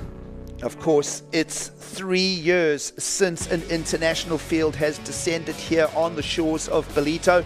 We did get a warm-up qualifying Series 5000 version of it in December 2015. But this is a look at yesterday. Daniel Emsley, the young South African, was against Zeke Lau. And of course, Zeke getting his win and moving through to the next heat. A couple of spicy performances. And we spoke about the lefts and rights, mixing it up. We saw a lot of the surfers going into the left-handers into the wind. Yeah, we did. And here's a couple of examples of that. As that tide dropped out, a few more options opened up. And we saw a lot of this type of thing, some air reverses into that wind, and it made for some entertaining vision if you're a surf fan particularly. Of course, some spicy performances. Luke Thompson, the South African, would get through his heat as well. A couple of strong performances from Rio Waida. Luke Thompson on screen with that win via the trials. And well, the level of, that was Matthias Hurdy. And of course, well, the performance into the lefts, as I say, it's not often we get to talk about the lefts in Ballito. That looks like Thomas Debier. Yeah, he was impressive for me. I hadn't heard much about him until yesterday, and definitely put on a great performance. And then this man really showed that innovation and brought his full bag of tricks here. Did Eitan Osborne as well. Yeah, love it. Great input here at the Challenger Series level. Of course, Ballito represents the 3rd stop. There are 8 in total. And Brad, when you think about the 2 events that have already run in Australia, Leo Fioravanti comes here to the South African shores, number 1 on the Challenger Series rankings. He got through his heat this morning, so no surprises there. We were talking about Championship Tour surfers that have been ditched off, particularly names like Connor Coffin. I was surprised to not see Owen Wright make the trip here. I thought that was a bit of a sort of a mystery to me. I thought he might come here and use that backhand to good effect. Let's have a look at the rankings there. Leonardo Fioravanti, consistency over in Australia. Australia. And, well, Rio Waida with that win over Ryan Callanan over on the Sydney shores. Yeah, you can see the top 10 do qualify, but it's pushed out to number 11 because Callum Robson sitting there at number 3 is qualifying through the championship tour. So Jet Schilling gets that last place if the event had to end today. But top 5 events are going to count out of those 8 gigs. Well, looking at Morgan Sibilik, there's the unceremonious dump off the championship tour, part of the final 5 last year in September. He won't be part of that this year. He'll be watching it. What I liked was Nolan Raposa sitting at 10th. His performance, what a entertaining character. We love him. Sheldon Simkus will climb up to 3rd, but remember that this will go through quite a lot of twists and turns over the coming months to come, Brad. Looking at the back 10 there, Imai Kalani DeVault, I felt that he performed well and was unlucky not to make the cut at the championship tour level. Yeah, and there's still, still a long way to go. We go from here to the US Open at Huntington Beach, and then, as you referenced before, 2 events in Europe, one back at Saquarema in Brazil, and then the big one, Haleiwa, at the end. So you've got to think this leaderboard is going to shuffle a lot, and the scores are quite compressed when you get out of that top 10. Well, I'm looking at the back 10 that we were speaking about there. I think we lost Alex Ribeiro, but David Silva still in the draw. Connor Coffin is out. Brody Sale perhaps still progressing in the draw. Zeke Lau will remain in. We lost Jorgen Cousineau yesterday. Vasco Ribeiro, former world junior champion, stays in. And I remember losing Mihamana Bray. So we're going to see quite a lot of shuffling going on here. I'm going to just go out on a limb there. Ramsey Bukhayem sitting at 8th. Stay there, Ramsey. We want you on tour for at least one season. The Moroccan, he does all his skills. He's worked so hard in that European framework for more than a decade. We'd love to get 1 year with Ramsey Bukhayem on tour. Yeah, can we claim him as African because he's from Morocco? Well, yeah. We'll go with that. He's he got a 3rd place in that opening event up on the Gold Coast, and then a 17th. So I think he'll be looking to really kind of reinforce that role and try to get up into those quarterfinals and above to really kind of solidify the back half of the Challenger Series. Of course, the Challenger Series, both men's and women's. We may get a look at the women's rankings on that. But just to talk to point, we will be getting a competition underway shortly, and we'll go to heat number 4. Let's have a look at those women's rankings there. Caity Simmers, the young talent, is out front. And great to see names like Nikki Van Dijk re-emerging on the rankings. She finaled over in Australia, so good to see her. And Teresa Bonvalot with a win. It's great to see finally the Portuguese talent making a much tougher set of ranks here. It's only that top 5. You see this CT qualification line there. Yeah, what I love about this one, Giggs, is that, if you take the collective age of a bunch of those top 10s, there's a whole bunch of teenagers in there. This is literally the next generation of pro surfers coming through. We're talking Caity Simmers, we're talking Molly Pickham, Luana Silva, Betty Lou Sakura Johnson, and then even further down the list, you've got Zali Kelly, Kira Pinkerton. These girls are still, developing as young ladies, but they are super, super inspirational, and they're all pushing each other along. Absolutely, and what we're looking at right now is the rankings coming to South Africa. So this will go through quite a tweak over the next 7 days, and then, well, of course, it'll go through another set of twists and turns by the time early August comes around and the US Open of Surfing adds to these numbers. Yeah, and also I think to point out there, Caity Simmons did qualify for the championship tour this year and then declined the spot. Just felt like she wasn't ready yet and wanted to go around for another lap. So great to see her here, and she really is in fine form, number 1 on the rankings. Yeah, let's have a look at some highlights of women's surfing and also the trials. We went through a lot of surfing pre the start of the Ballito Pro itself. Of course, there was a whole festival that led up to it's been going for 7 days already, hasn't it? Exactly. Before I even got here. It's a 2-week festival. Let's go. Let's go. Let's have a look at it. We want to see what's going on. And we're loving being part of this. Of course, Brad, we spoke about the trials. A lot of the young ladies making their way through to challenge. And on the men's side as well, the South Africans did fare quite well here with young names like Nate Colby performing very well, getting himself into the main event. Luke Thompson, of course, winning the trials. Runner-up to Tidely Island. Yeah, look at the swell and the conditions they had for those few events running into this event. Solid 4 to 6 foot waves throughout that event period. And wow, big blowtail surfing there. I love seeing the next generation of surfing coming up, and this man has been very impressive. Yeah, absolutely. It's been a great build-up, a lot of festivities and actions. And young Sophia Medina has also been impressing me. We're going to have her up when we get back into action. She'll be taking on Daniela Rosas, Kelly Andrew, and Carolina Mendez. And that young man there, Ryan Kanalu, Didn't get through his heat this morning, but he is a talent to watch out for. I think, if anything, we've showcased him over this week here. Remember the name Ryan Kainalo. Of course, great to always have Geordie and Graham Smith involved in growing the talent at this base level. Yeah, exactly right. Those guys have been in the industry for a long time, and great to see them involved in the industry and giving back as well. So definitely the future of South African surfing is looking bright, and the future of women's surfing is looking bright, with surfers like Betty Lou, Sakura Johnson really kind of lifting the performance levels right across the board. Yeah, that young Hawaiian is an absolute talent, and we look forward to her in the main Ballito Pro.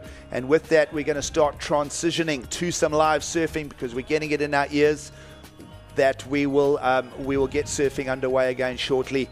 Of course, the O'Neill Smith Shapes Ballito Pro Junior, all part of the festivities. We found our trialists, and we've had a great time here in Ballito thus far. We'll be getting stuck into ladies action very soon again. Yeah, Ryan Canala was very impressive. This man tied the island to got a second place in the trials to find himself in this main Challenger Series event. Unfortunately, he got knocked out earlier on gigs, but another great talent, another lovely guy out of the water as well. Yes, absolutely. It's been a great week in Ballito thus far. You see, it's been celebrations, and well, yes, we're having a great time with it. And yeah, as I say, 2 weeks of action in Ballito by the time we wrap up the Challenger Series here. And we're having just an amazing time. This was the Women's Challenger Series trials. And of course, Sophia Medina getting a good result with this.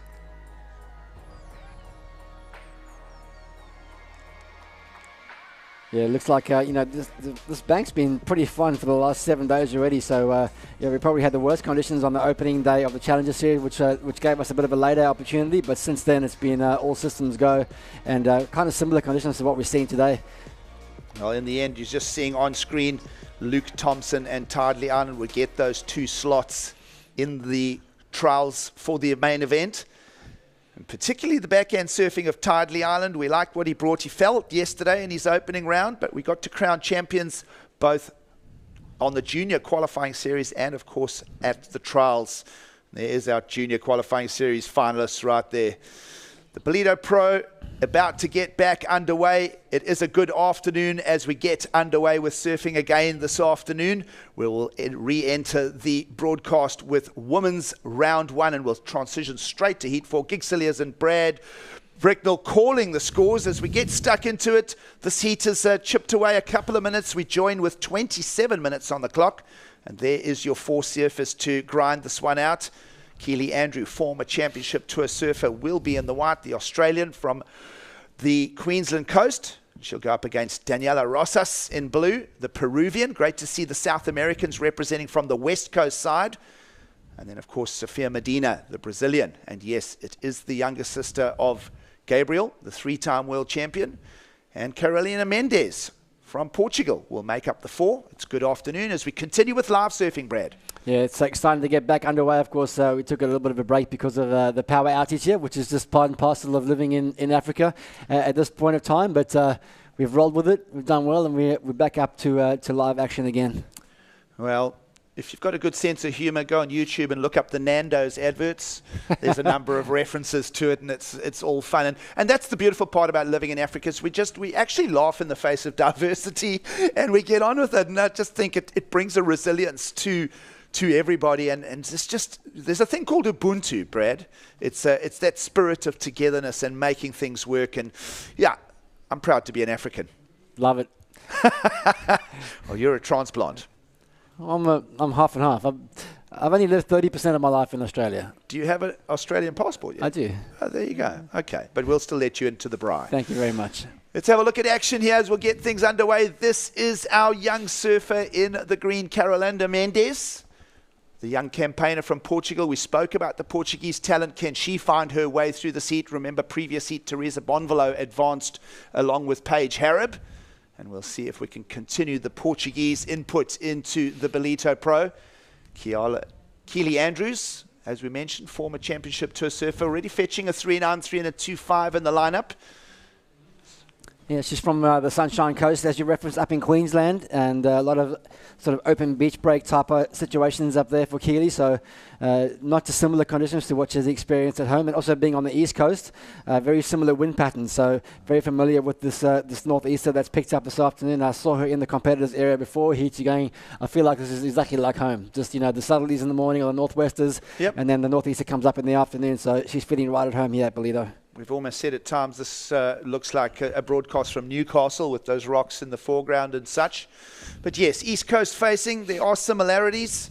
And the other similarity, and we have chatted about it a few times, was the subtropical flood damage that occurred on both East Coasts over the late part of summer. You know, from mid-February through to mid-April, there were just absolute destruction on both the Australian and this year, the Quadacuza coastline. And we're still in some kind of recovery from that. So it's great to have the economic input of the Ballito Pro, everybody coming back and bolstering up the economy. But certainly a lot of damage, and we'll pay homage and respects to those losses in both regions. Yeah, absolutely. I mean, we've seen some devastating events happening out of our control, of course. We'll just pay attention to these live shots. Well, Daniela Rosas getting some work done, and on the outside, even Keely Andrew now struggling with that buckling swell. We are pretty much right on the low tide, Brad, and you'll see a couple of the sort of brown patches. That's the agitation. There is a little bit still of that. There's sediment from all the rivers that's still lying on the ocean floor, and you do tend to see it, especially with a swell with a bit of energy. We'll pick it up and change the water color a little bit. But essentially on the low tide, it will still pick and scour a little bit of that up. And then, of course, there are those days when there's big, heavy swells here, and even if the water's pristine, clean, it'll pick that sand up and roll it around, and that's just due to the power. Yeah, exactly right. And actually, it's a good point there you raised. When I said to Keely, I was similar to the Sunshine Coast, she goes, yeah, just a lot more powerful up here. And I think that's also an effect of the coastline, just sort of taking that little bend outside, and so it catches all that south swell that comes up. We don't really have a ground swell in the water right now. Gig's probably a bit more, that wind swell, a smaller period swell, but certainly a lot more power out here than just those average town beach breaks. Not talking about those cyclone swells, because we know how good Durban can get. But yeah, a lot of surfers saying they're enjoying the power out here. Well, there are bowls on offer on the low tide as we follow young Sophia Medina trying to find her way to a set of scores in advance. Nothing really on the scorecard just yet for the young Brazilian, who now is just 17 years of age. And of course, Charlie Medina will be on the beach there, as he did for the entire career of older brother Gabriel.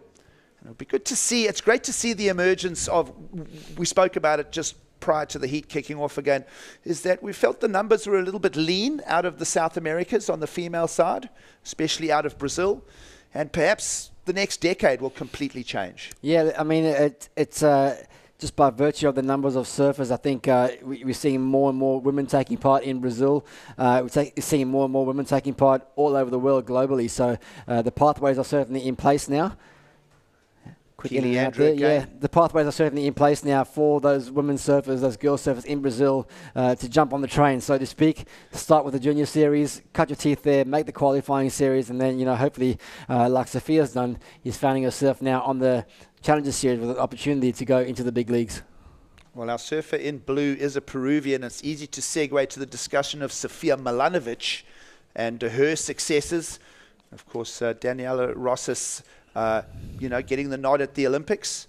Of course, Olympics and the inclusion of surfing just will be another massive injection for women's surfing globally. Yeah, 100%. I think, anything that raises the profile is what's Keely Andrews here. Well, Keely will chip away at it. Just a 287 on her last ride. She's trying to up the numbers. She opened with a 2.5 and then a 393. So not really unlocking it just yet. We saw Paige Harrob's heat come together quite nicely, who started strong, did Paige in the previous one with a 6 and backed it up with a 6. We kind of expect similar numbers from Championship Tour pedigree like Keely Andrew. Let's see how young Portuguese surfer Carolina can handle it. That was a nice turn. She's not the biggest of athletes, but she gets a nice bit of power in the pocket there, Brad, and she'll go back to the drawing board with plenty of time. And perhaps her best score just yet. Yeah, I really like that closeout turn there, Giggs. The the judges like seeing that punctuation right at the start of the wave and at the end as well. So she did really well there. The beginning of that wave was a little bit sleepy, but she built up a bit of speed and closed that one down really nicely. Well, the young Portuguese surfer will head back to the lineup as we transition to the Brazilian, Sofia Medina, trying to hold that together. She's also been here for more than a week. She's had a run in the trials. She's had a run in the junior qualifying series event.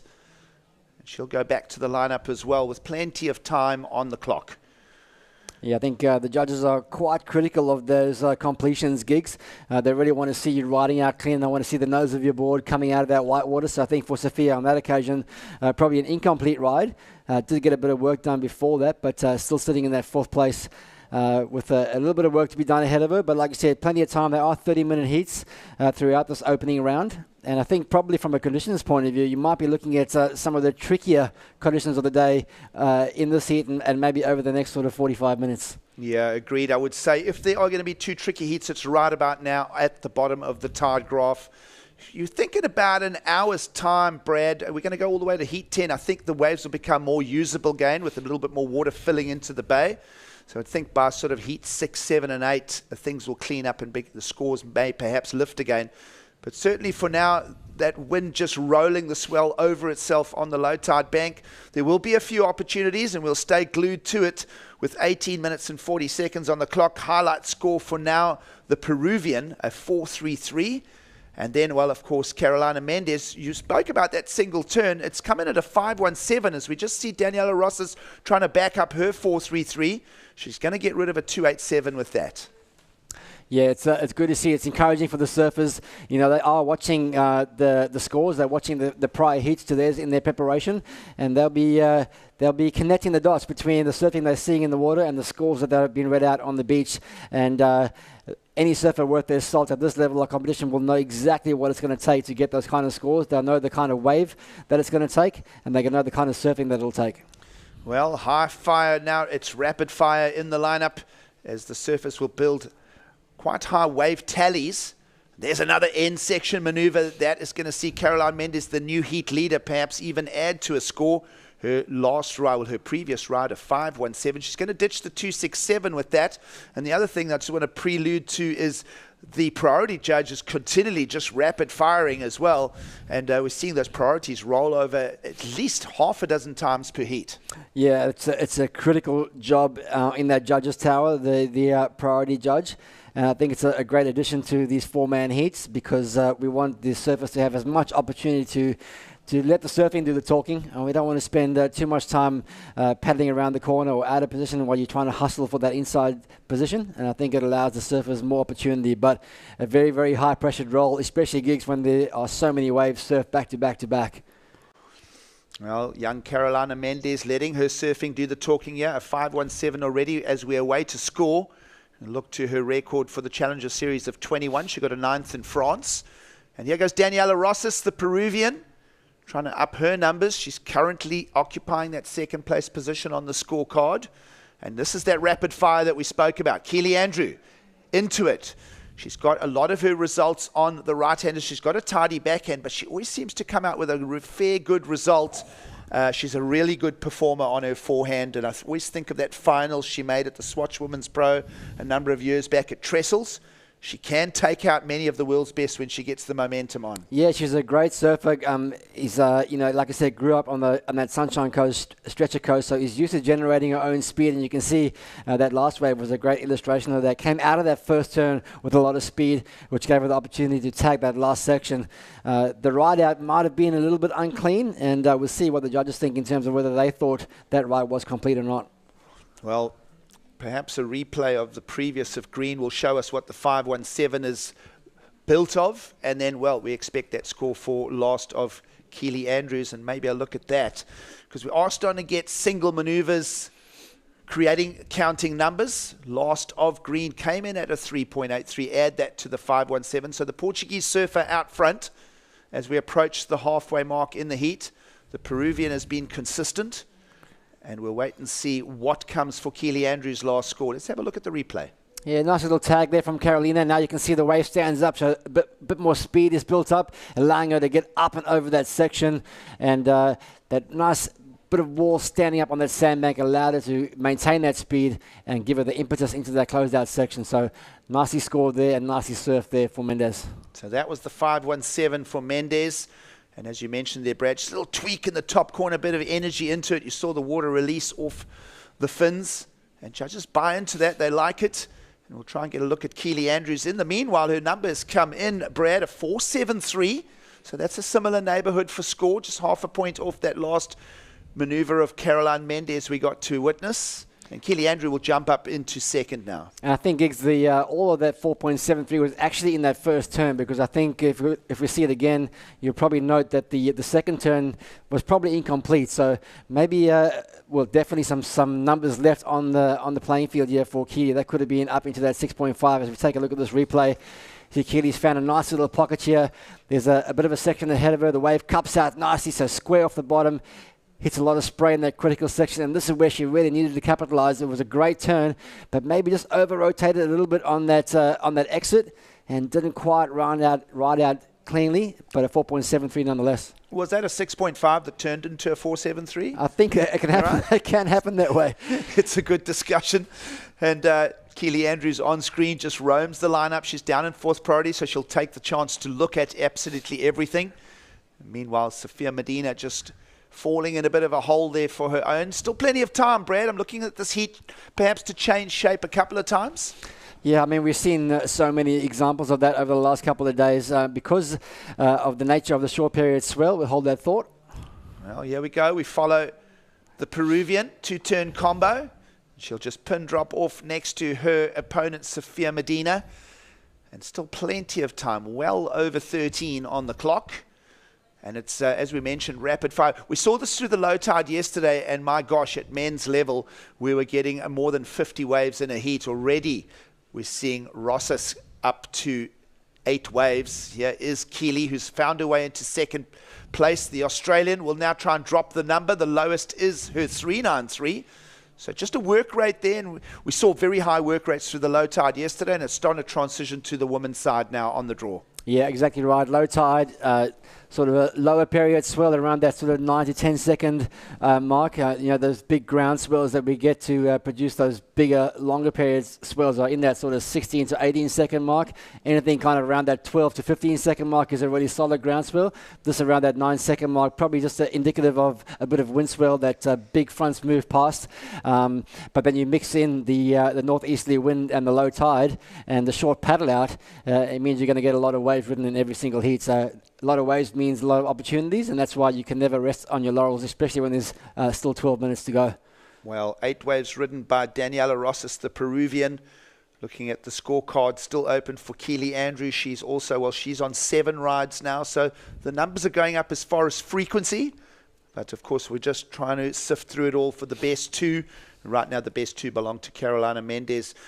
Highlight score, Brad, a 5.17. Is that the top one? It is. Yeah, that's that big back foot jam, that little inside runner that she found. So impressive surfing from her. I'd like to see her with some more open face to work with, because I haven't seen a lot of her surf, but what I have seen, in particular that one maneuver, was very exciting, and love to see her with a bit more of an open canvas to work with. I think this wave will be appealing for blue. Let's have a look at Daniela Rossas. She'll find a pocket and she'll just trip over. That sharp eye will just fall over underneath her feet. No harm, no foul. She does a little check on it. Still 11 minutes on the clock. And Keely Andrew, meanwhile, Brad, has climbed from second now to first, care of that 4.37. So we'll try and get a look at that as well. But some pedigree being shown. And here goes Keely now. She'll now try and up the numbers some more. Pockets and bowls on the low tide, and Ballito is going to offer her this. Gets a nice snap. Always felt that she's a real master in the beach break conditions as Keely Andrew. But in saying that, she's also really adept on the point breaks as well. Yeah, I think, the Gold Coast is only an hour or so drive south of where she grew up, so she would have spent a lot of time there on those groomed sand bottom points. And being a natural footer, would have chased all those right-handers down right across the country. Here goes Sophia. Well, here goes the young teenager, and that's a lovely lofty turn, and she feels it, she knows it, and she knows that she's going to ditch a lowly 167 out of her scoreline. Rapid fire now. This is a meaningful set. It's giving opportunities to surfer. It was Medina first, now Mendes on this one on screen. And so, well, Like we said, this heat could change shape a couple of times, Brad. It's going to be rapid fire through the low tide. And it certainly keeps us on our toes. Well, there was a full flurry of waves there too. And, the other thing it does is that, the surfers know the situation in the water. The live beach announcers are calling out priority, they're calling out time, and they're calling out the score. So, it's a real art to sit there and block out what you don't want to hear and take what you want to hear and then get on with the job ahead of you. Lots of information being thrown out, to them at any given time. Well, we won't overload the information. You can see it for yourselves. Under 10 minutes to go now. And a 4.9 has come in. So slight improvement in the heat leader, Keely Andrews' scores. But still, it's a pair of fours. It's just under the double digits of a 10-pointer or more. So 9.63 for the heat lead. There's still lots of room to play here as we get priority. And Daniela Rosas back into it. Peruvian showing some good grit of her own. And that is a good two-wave punch for her as well. Two-maneuver punch. And it's just rapid fire at us here in the Challenger Series. Well, that wave gigs seemed a lot cleaner than a lot that we've seen before. There's been a lot of ribs, a lot of bumps, a lot of splits in the peaks. But Daniela found some open face there. Nice big opening frontside wrap. And then again, importantly, got the clean finish. So that's going to put her in a pretty strong position, I think, once that score comes in. Just under 9 minutes to go. Championship Tour experience from the former years for Keely Andrew. Of course, we saw Keely at Narrabeen last year go very well in the draw in a modified Championship Tour year. Of course, everybody had to get into Australia and sit and stay in that bubble for a couple of months. But, testimony to how well Andrew Stark and the team on the ground did there from the point of view of managing a high-level series of events under the incredibly difficult hurdles of the pandemic. It was not an easy thing to pull off, and they did a really good job with it. And, well, Keely Andrew got a great result there, third at Narrabeen. And, well, she's back here looking for more and a permanent slot perhaps on the Championship Tour in 2023. This will be an important visit to South Africa for Keely Andrew, who meanwhile has dropped down to second, Brad, because Daniela Rosas, we spoke of those two. Look at the number that's come for it. Yeah, 617. So, we spoke about that last year, the two-turn combination from Paige Harrop. Gigs, you asked what's it going to take to get up into that 6-point range. Well, Daniela Rosa had the answer. Big frontside carve, big closeout turn on a cleaner, bigger-faced wave. And that's put her in a super strong position. Let's have a look at this here. You can see this wave really clean on the face despite the onshore. So she's able to take some time and really open the shoulders, put the back foot down for that first turn. And then importantly, this closeout finish. Nicely done. Powerful surfing there from Daniela. And that's put her into the lead with a 617. Love it. Inspired on the other side on the men's draw by surfers like Lucas Macinas, Daniela Rosas out front here, the Peruvian, leading this encounter and looking for a gate into the next round of competition. Of course, we start with 64 surfers. Next round will be the round of 32 surfers remaining when we get to it. But for now, Daniela Rosas out front and goes above into the double digits, Brad, a 10.74 finally for the two-wave total. Yeah, and this is coming down to, you can go out to all these hits with a couple of strategies in hand. But now if you are Carolina and Sophia, it's really about putting those strategies into play under pressure. It's one thing to do them in the training sessions, but this is really where it counts. And again, the compressed scoreline means only a 4.5, 4.8 is needed to advance. Let's have a look at heat leader in motion and just reflecting back to what you say there, Brad. Carolina Mendes in third, looking for a 4.46. Sophia Medina looking for a 4.84. It's well within both of their wheelhouse. And here goes Sophia Medina. Her last ride was a 4.8. And we saw that for a single backhand turn. Here's Keely Andrew trying to defend that second place position. So this heat is far from over with 6 minutes to go. There'll be more stories to tell. And the Australian will just chip away here and just extract what she can, looking at the lowest score on the scorecard. Meanwhile, incomplete for Carolina Mendes, and that's the approach we want to see. I was just referencing Keely Andrews' lowest score, Brad, a 4.73. She can go to work and get rid of that. Yeah, definitely wants something in that 6. If you can get something in that 6 and 7 range, it takes so much pressure off in terms of that compressed scoreline we're seeing by virtue of the conditions. So someone like Daniela Rosas surfed 12 waves in this heat so far. She's got one of the 6s out of that 12 waves. So it's about finding a repetition and combing that bank up and down can be one strategy. And it paid off for her because that beautiful wave came out for her. And once you've got the wave, it's about converting that opportunity. It's one thing to get the wave, but then you've really got to make it count. Well, the tide is starting to roll over itself here. You're going to see the wind increase, but you're suddenly going to see a new consistency to the swell pattern. We're already seeing rapid fire here. We're talking Daniela Rosas with 12 waves in the lineup already, Brad. So she's going for high numbers. She's rolling the dice. Is there a maximum of 15? Well, there could be. I'm not 100% across what the Challenger Series has. I know in the CTs you can surf as many waves as you like inside that 30-minute period. And I'm a fan of that. I think give the surfers as much opportunity as they can. And we just want to see good surfing and good opportunities. Here's Medina just having a look in and out. She's starting to feel the pressure of it. She's going to keep herself down in that 4th place position by rapid firing like that. She's almost just got to go slow it down a little bit. We have seen a bit of swell energy in those sets. There are those patterns to the lineup, and Medina must just slow it all down a touch. She's got to find a 4.84 in the lineup to attack Keely Andrew in 2nd place position. Meanwhile, Carolina Mendez has the same set of thoughts, and she'll get going searching for a mid-range 4 of her own, and an incomplete for her with just under 4 minutes on the clock. There is enough time for Mendez and Medina to come back.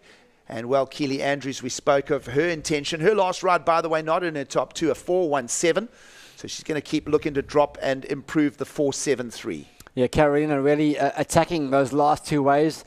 And you have to when they are virtual closeouts. But we do know the judges do pay those big closeout turns. So she definitely threw everything at them.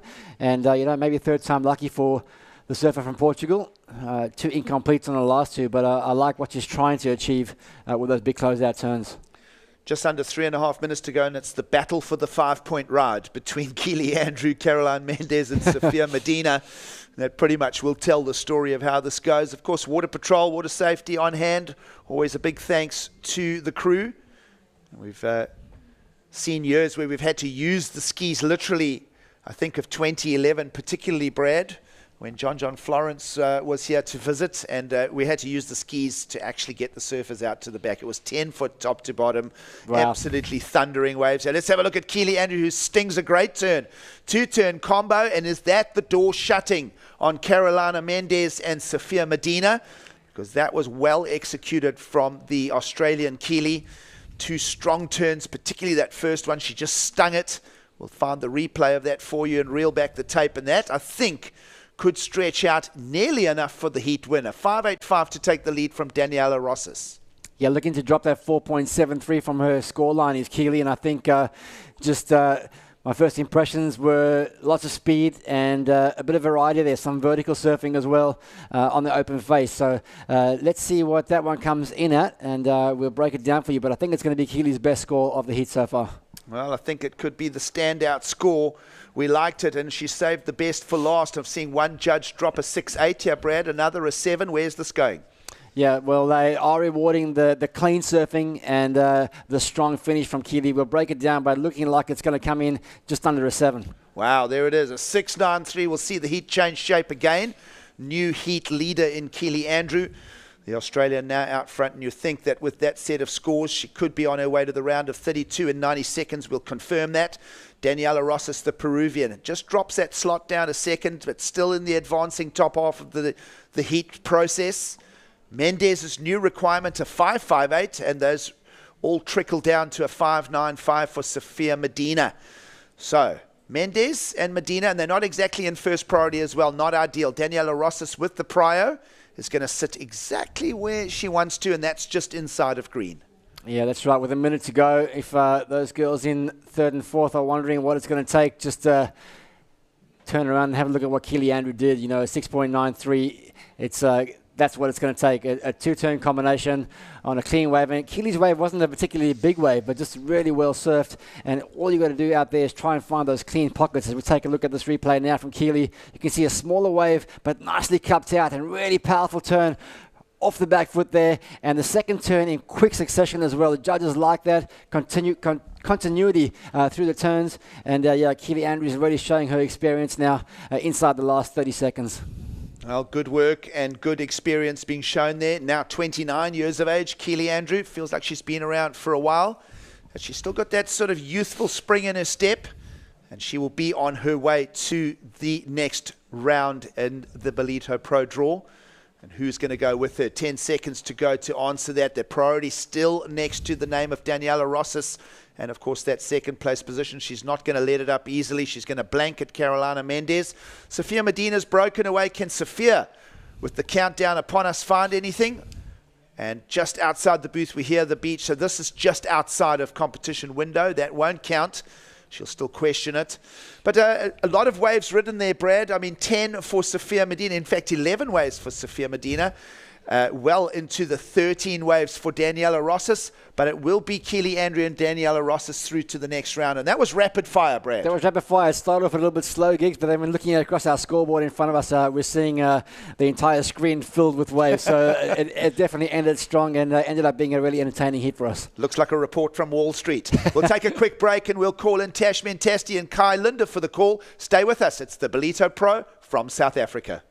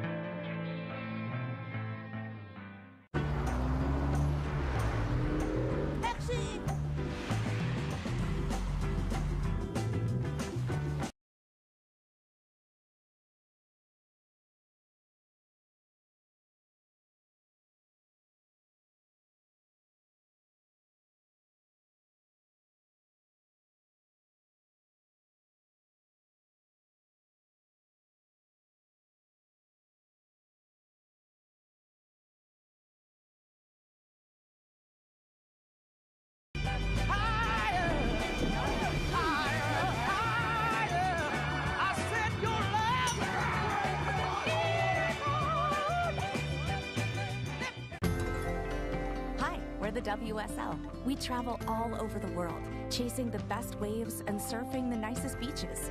But we don't just surf. We're also doing our best to protect the thing we love most by restoring coasts, stopping plastic pollution, and reducing climate impacts. We know we're not the only ones trying to save the ocean, so we want to hear what you're up to. Use hashtag #WeAreOneOcean and tag WSL to share your sustainability story. Welcome back to the Ballito Pro presented by O'Neill. It is myself, Tasha Mentasti, making the call alongside Kai Linda in the booth. And we go straight into live action. This is heat number 5 out in the water. And that was Zali Kelly from Australia. So let's introduce these ladies to the world. It is Macy Callahan representing Australia in the red singlet. As we mentioned, Zali Kelly from Australia in the blue. Paulina Ado, the French woman who's been around for a long time. There's some nice stuff to chat about her, as well as Autumn Hayes, the American, which for me is a new name once again. Well, I think for both of us. Okay, so it's not just me. No, but I just think that that's what the Challenger Series is doing, is we're starting to see a lot of new names coming up into these heat draws, and it's also just showing how women's surfing is growing globally. Kai Linda alongside me, and yeah, we've seen these conditions deteriorate slightly. We've gone through that low tide now. I do believe that it is going to get a little bit better for the girls coming up in the next few heats. And it's a full day of surfing here at the Ballito Pro. Kai? Yeah, I've been spending some time on the deck, hanging with all the lineys on the VIP there. But more importantly, hang out with the Baums And of course, they're patiently waiting for Sarah's heat and chatting with Sarah. And, you know, we were looking at the surf throughout that previous heat, and you know, Sarah's dad, an old wily competitor himself, and he was just saying, listen here, there are still plenty of scoring opportunities out there, and there's nothing wrong with the waves as far as contest surfing is concerned. Oh yeah, I think so true. We've got a really good sandbank here in Ballito on the Dolphin Coast. I just got to ask a question. What is Alani for all our global viewers? That is a fancy person. A fancy person. A VVIP in South African terms, Alani, is someone that we, you know, very important. And getting on the deck here, I haven't been there yet, Kai, you're a lucky guy. But no, there's lots of action going on, not just in the ocean, but also all around the event site here at the Ballito Pro. It is winter school holidays in South Africa, and there is no better place to be than KwaZulu-Natal in winter.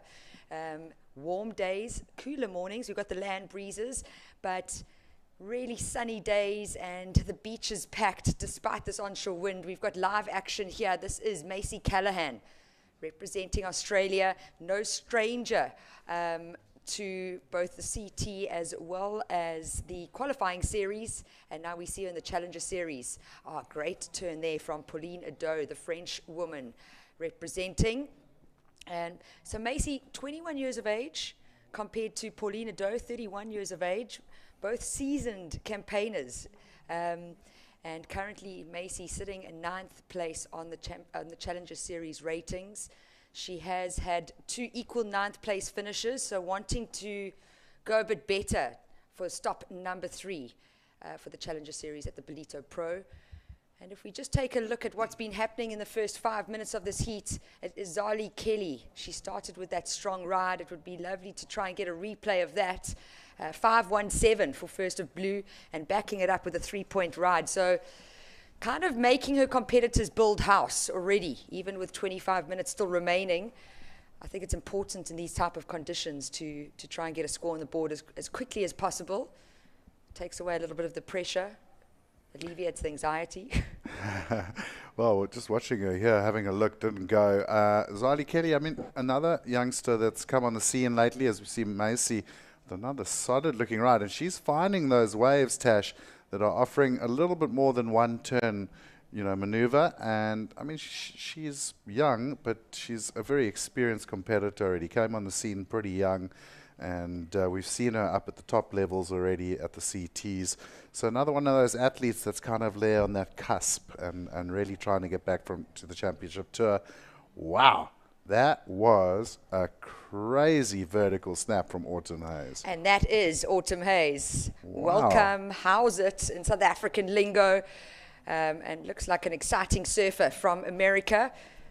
So she's been doing the events on the qualifying series for 2021. Her best result of 5th place at a QS 1000, and not much to talk about from a Challenger Series point of view. A long journey to South Africa for most people, and now everyone knows how it feels for South Africans to go to the other side of the world. But Zali Kelly really is the one to talk about right now. She's sitting in that first position. We've only had 4 waves surfed so far in heat number 5, round of 64 in the women's division. We're waiting for an average score to drop in for Macy Callahan for her first wave. And we do have a second ride from Macy. Yeah, so Macy came out guns blazing, but pretty much a very similar approach from the French lady as well, Pauline. And Autumn, I'm telling you now, there's going to be a decent score there, because that was one of the most critical turns we've seen in the ladies in round 1. So this, to me, is actually one of the toughest heats of the afternoon. All 4 of these ladies are really solid competitors, and Zali and Autumn might be a little bit new on the scene, but from what I've seen already in the early stages of the heat, they're both very capable. Yeah, and I just think that is what the Challenger Series showcases, that there is so much talent around the world, and it's now giving these ladies opportunity. Zali Kelly, wave number 3, keeping nice and busy, is the young Australian, and I love her style. So quick to pivot off the top, keeps that flow going. She's definitely going to drop her second scoring ride of 3 points and replace it with something stronger. Paulina Doe finding a 5.6 for her first ride. So at the moment, up into second position, this is Paulina Doe up and riding now. And you can see just incomplete, but little sections coming up, little corner pockets, and the ladies having to utilize that opportunity and find those big scoring potentials. We've seen some good scores in the previous heats. At the moment, a 5.6 is our highest wave score, but we are still waiting for scores to come out of Autumn Haze, wave number 2, as well as wave number 2 for Paulina Doe. Well, if you look at the splits on the scores right now, this is almost like one of the hardest heats to differentiate at this point, because Macy on that 9.6, Azali, Pauline, both kind of knocking on that door. When you look at that score come in for Pauline, she's just gone up top now with a 10-2-3, so 9-6, 10-2-3, super tight split. Autumn currently on the 2-1-7, but we know she's got a score coming, and she's probably going to jump into that same ballpark region, because I think she's going to get one of the highest waves of the heat. And then Zali Kelly also with a 5-1-7 and a 3, so they're all in the same ballpark on the scores. And 20 minutes to go, they really are now going to have to try and find that score that's going to set them apart and give them into that sort of higher range of the 8s and 9s. It's a big ask today. We haven't seen too many of those, but the people that have gone sort of over the 7-point mark have tended to make the heat. Yeah, good point there, Kai. It's going to be about now finding 2 good rides. And where does that factor in on the scale? A good ride is anything from a 6-point ride to a 7.9, and we have yet to see that in this heat so far. We also saw like a 2-turn combo getting into that good scale.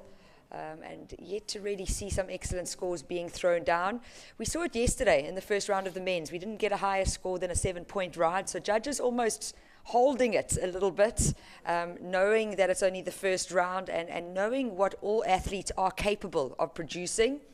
The difference with the sport of surfing is we have to deal with Mother Nature, and we see it today. You can just look at the screen. It's pulled back. We've got an onshore wind from the left-hand side of the screen through to your right. It moves in a northeasterly direction. And what this does for the wave face is it's not as clean. You've got more corners to hit, and you can see it just with that Macy Callahan. It looked like a very open wave face and then just shut down really quickly. Up and riding now, this is Autumn Haze, gets the first turn off the top. Now she's just trying to redirect and find her feet again. A lot of warble out there, Kai. Yeah, the O'Neill team rider, so she's in the event with her sponsor. And I like what you're saying about the waves here. It's something I noticed in a free surf out at this main break the other day in very similar conditions, maybe a bit bigger. But as you take off, it looks like you've got a bit of wall in front of you, but then the northeast actually almost pushes the bowl into you. So you've got to get off the bottom super, super early to be able to get back up and do your turn. And often, by the time you've done the turn, you've either gone out into the flats or the wave's already broken ahead of you. So it is tough. It's a really, really tough wave to surf in these conditions. But, you know, we've seen a couple of 2-turn combos. We've seen a couple of scores going up into the 7s and 8s today. So it is possible. And, I mean, I'm talking about my problems there. I'm not a Challenger Series surfer. I'm a 46-year-old commentator. Yeah, but I think the face of this surf zone can change quite a lot with the tide. We have a full high tide in the morning. We've also got those land breezes. It's a totally different ball game to what the ladies are dealing with now. But as you were saying, definitely contestable. As long as we're seeing those good scores coming up, it means that it has not degenerated so much that it's not contestable. And if we just have to catch up with what's going on in this heat, and you've just joined, a very warm welcome. We are past the midday mark in South Africa, past lunchtime, past the low tide mark, which was at 1:20. And We are into heat number 5 for the Women's Challenger Series division here at the Ballito Pro, round 1, the round of 64. First time in a long time we've seen such a high caliber of female athletes visiting the South African shores. And at the moment, it is Pauline Edo in the lead. She started off with a 5.6, backed it up with a 4.63. Macy Callahan in red, the Australian, sitting in second at the moment with a 5.03 and a 4.57. If you look on the top right of your screen, you can see how tight it is between second and third position. Zali Kelly sitting in third, fellow Australian, with a 5.17. So that's going to be the keeper. She's got the highest wave score between Macy and herself, but then she has that low second scoring rider, 3.93. Autumn Hayes in fourth right now with a 4-point ride and wanting to get rid of the second score of a 2.17. But we are going to go straight down to the beach to get that post-heat interview with our Heat 4 winner. Keely Andrews, congratulations on that win. You had a little break before that heat, a 10-minute off for the power outage. How did that adjust your preparation for that heat, and how did you prepare? Yeah, thanks, Brad. Yeah, it's definitely something different. I guess that's surfing, you got to adapt to everything, not just the waves. But yeah, it gave me a little bit more time to sit on the beach and watch it, and yeah, just kind of keep an eye on the conditions. Tide dropped really fast and it was really shallow, so yeah, a lot changed, and it was really hard to kind of get an idea of the lineup. We're talking about the judges really liking those two-turn combinations, and while that sounds easy in theory, you're saying off camera that was really hard to find those ones that really cupped out to give you the opportunity, but you seem to find a couple out there.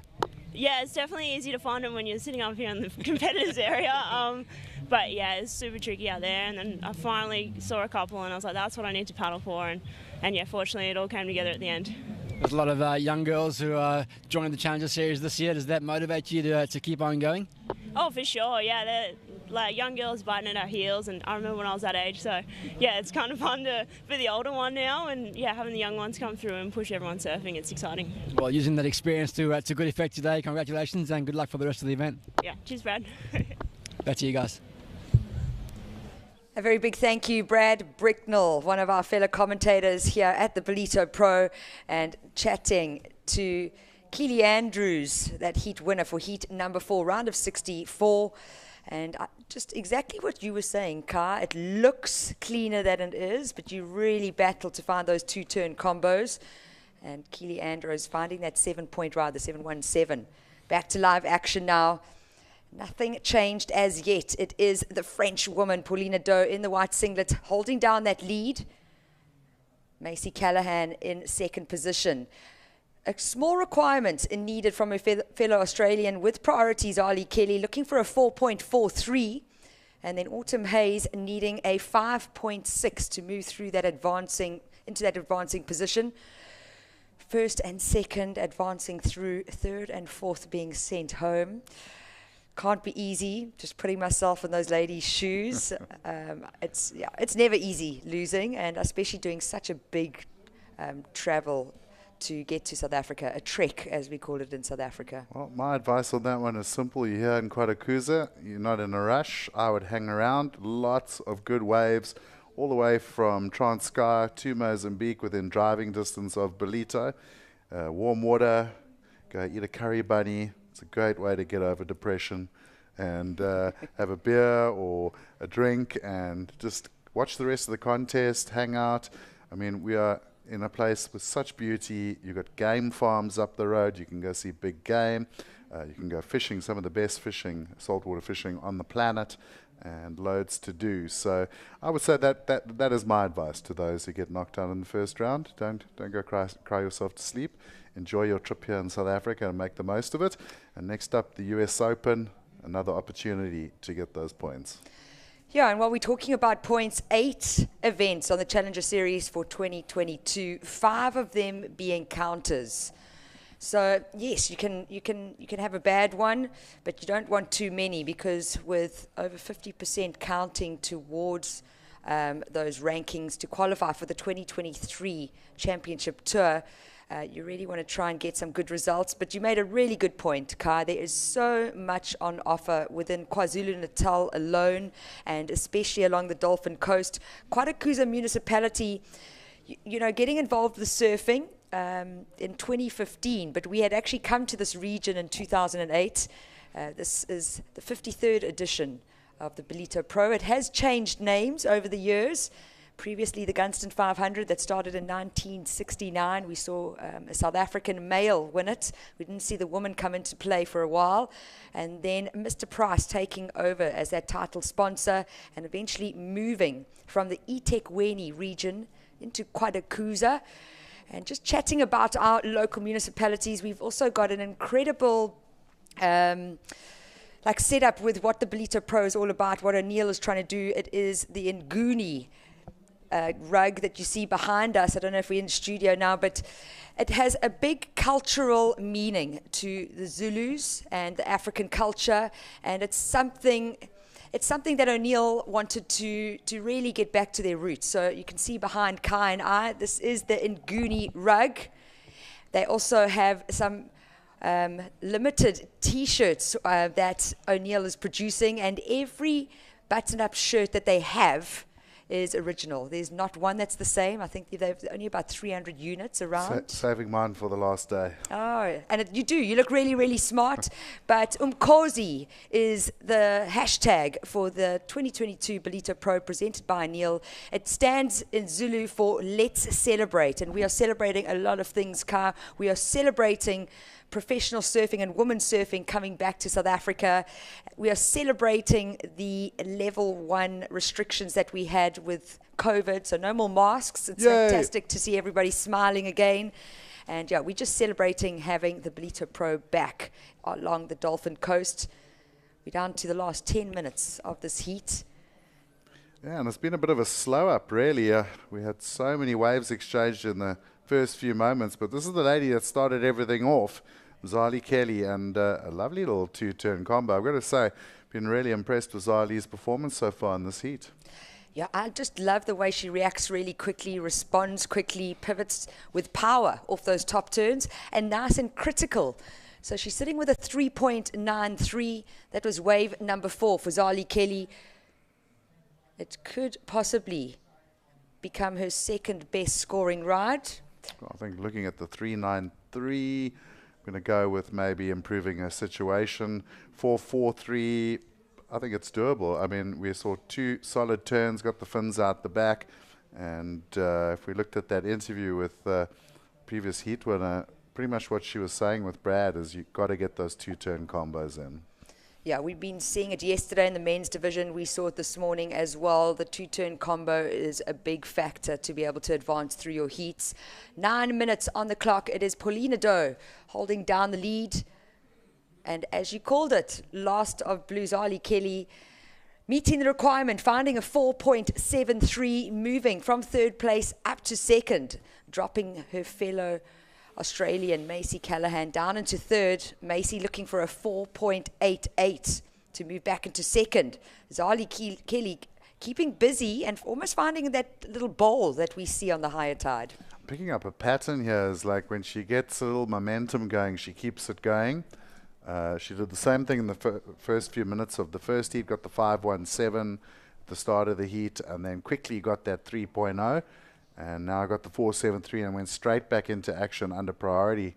A little bit of frustration from Macy there as she looked at that left, with the wave just rolled away from her. And I must say, I haven't seen too much action on the lefts the last 2 heats. The low tide kind of kills that bowl a little bit. And of course, there is a nasty big slab of rock on the end section as well. Yeah, you don't see it on the high tide, you see it on the low tide. Live action now, Autumn Hayes. So she's got a good vert re-entry. She needs to complete it and ride out. Priority is sitting with our current heat leader. Up and riding now, Paulina Doe. So she finds the 2-turn combo. That is definitely going to be a counter for Paulina Doe. She holds a 5.6. Got a 4.63 in her pocket. Macy Callahan keeping really busy now. Oh, nice redirection from the Australian. Very responsive, nice and quick. Well, that was reminiscent of yesterday's last heat, and we had Eitan doing a very similar situation. They're doing the big crack on the front side and then coming straight back into that climb and over on the whitewater. And she did really well to hold her line on that. That was really not an easy thing to do. And there's that big rock slab we were talking about. Of course, in the ladies and the juniors, Marley Picklin actually face planted on that thing. Luckily, she was okay.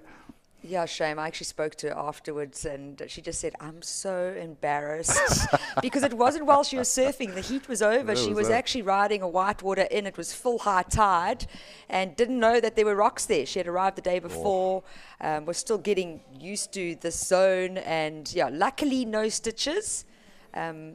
More just a bit embarrassed. And we've had to warn competitors just to let them know, especially if some guys got stuck in Joburg for a couple of hours and arrived late afternoon, full high tide, and then the early morning high tide as well. So just not knowing what's underneath them. Yeah, there are a couple of secret rocks here around Ballito. Yeah. I've met with a few of them over the years. And you've got to definitely pay attention. There's such a big difference between the high tide and low tide here too. It's almost like two different waves. And like this morning we were seeing a lot of those lefts.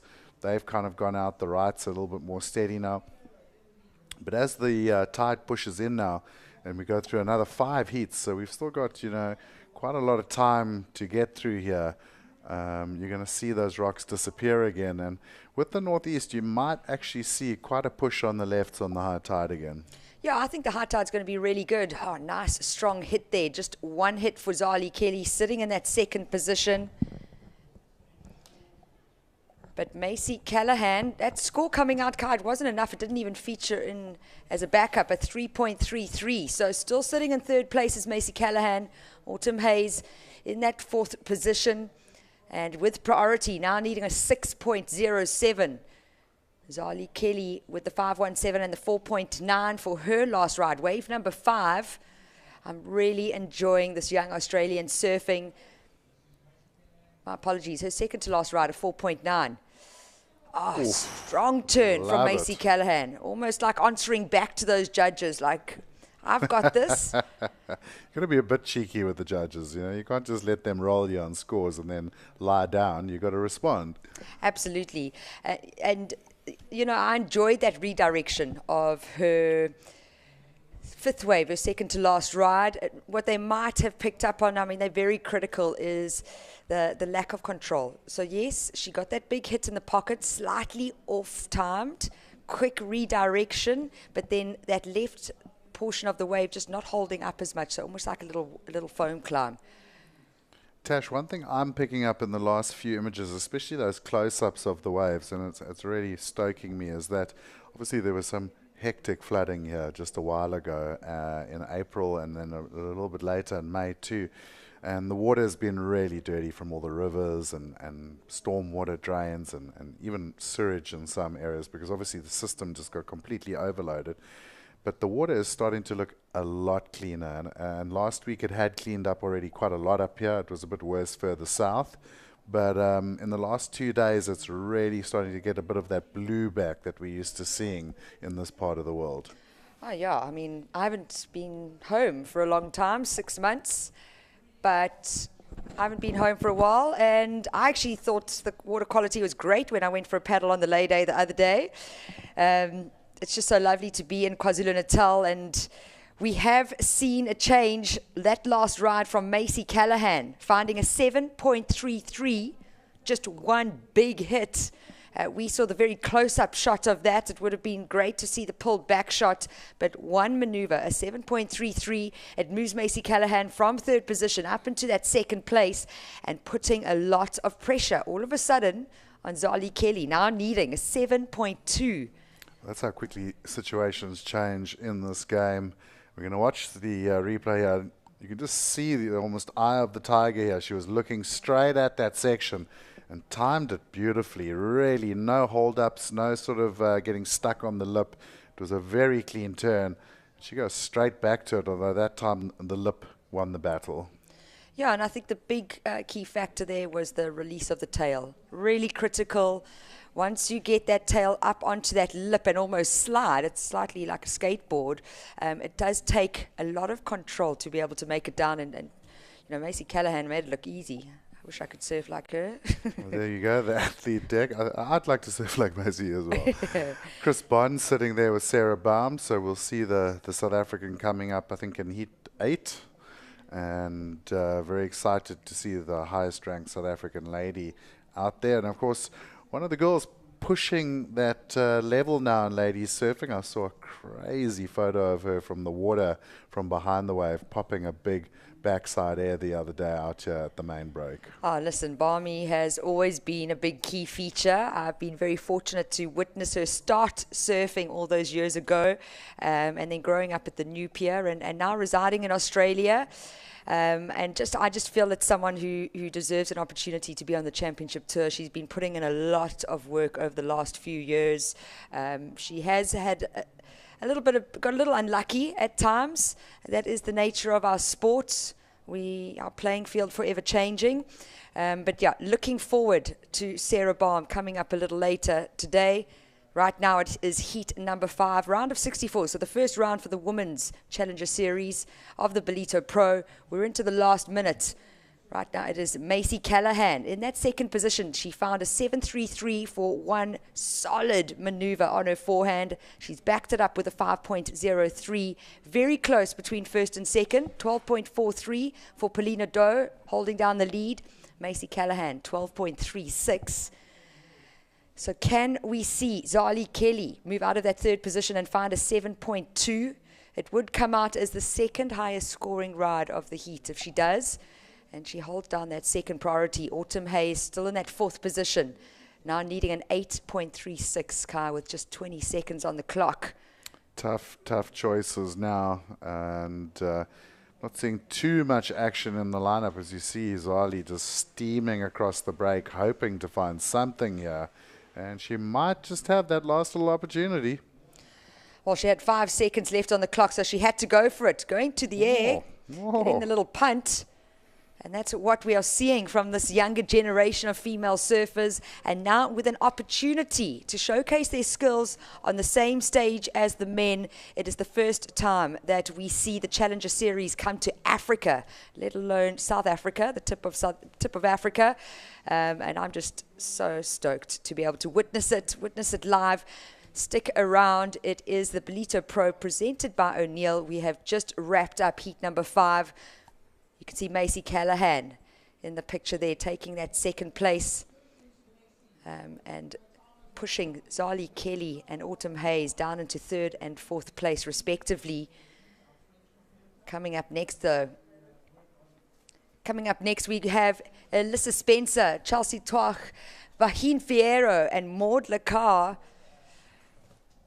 But we are going to have a short ad break. And when we come back, it will be myself and Kai Linda calling heat number 6 for the round of 64 women's division at the Ballito Pro, presented by O'Neill.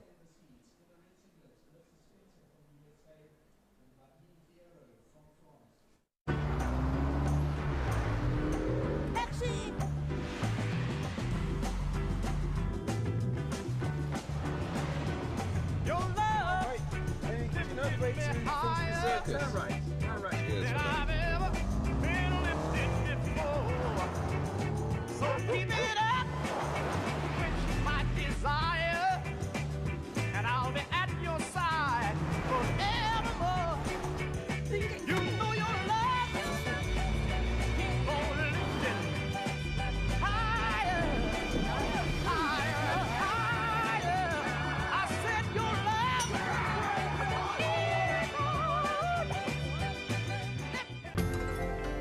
Hi, we're the WSL.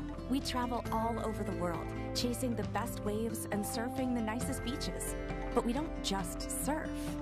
We're also doing our best to protect the thing we love most by restoring coasts, stopping plastic pollution, and reducing climate impacts. We know we're not the only ones trying to save the ocean, so we want to hear what you're up to. Use hashtag #WeAreOneOcean and tag WSL to share your sustainability story.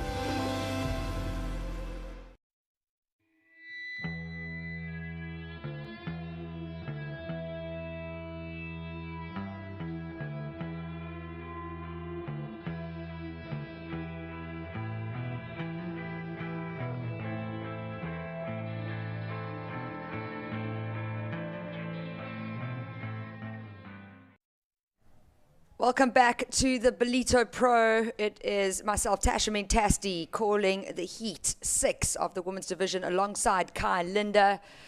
And a great heat ahead of us. We have Alyssa Spencer, the American, coming up against Chelsea Twach from Barbados.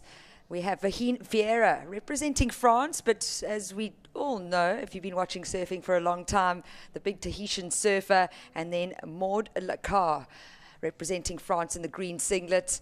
And Kai, I mean, I've just been seeing some incredible footage from Vahine Vieira, and here we see her out in very different conditions, a very different type of surf zone.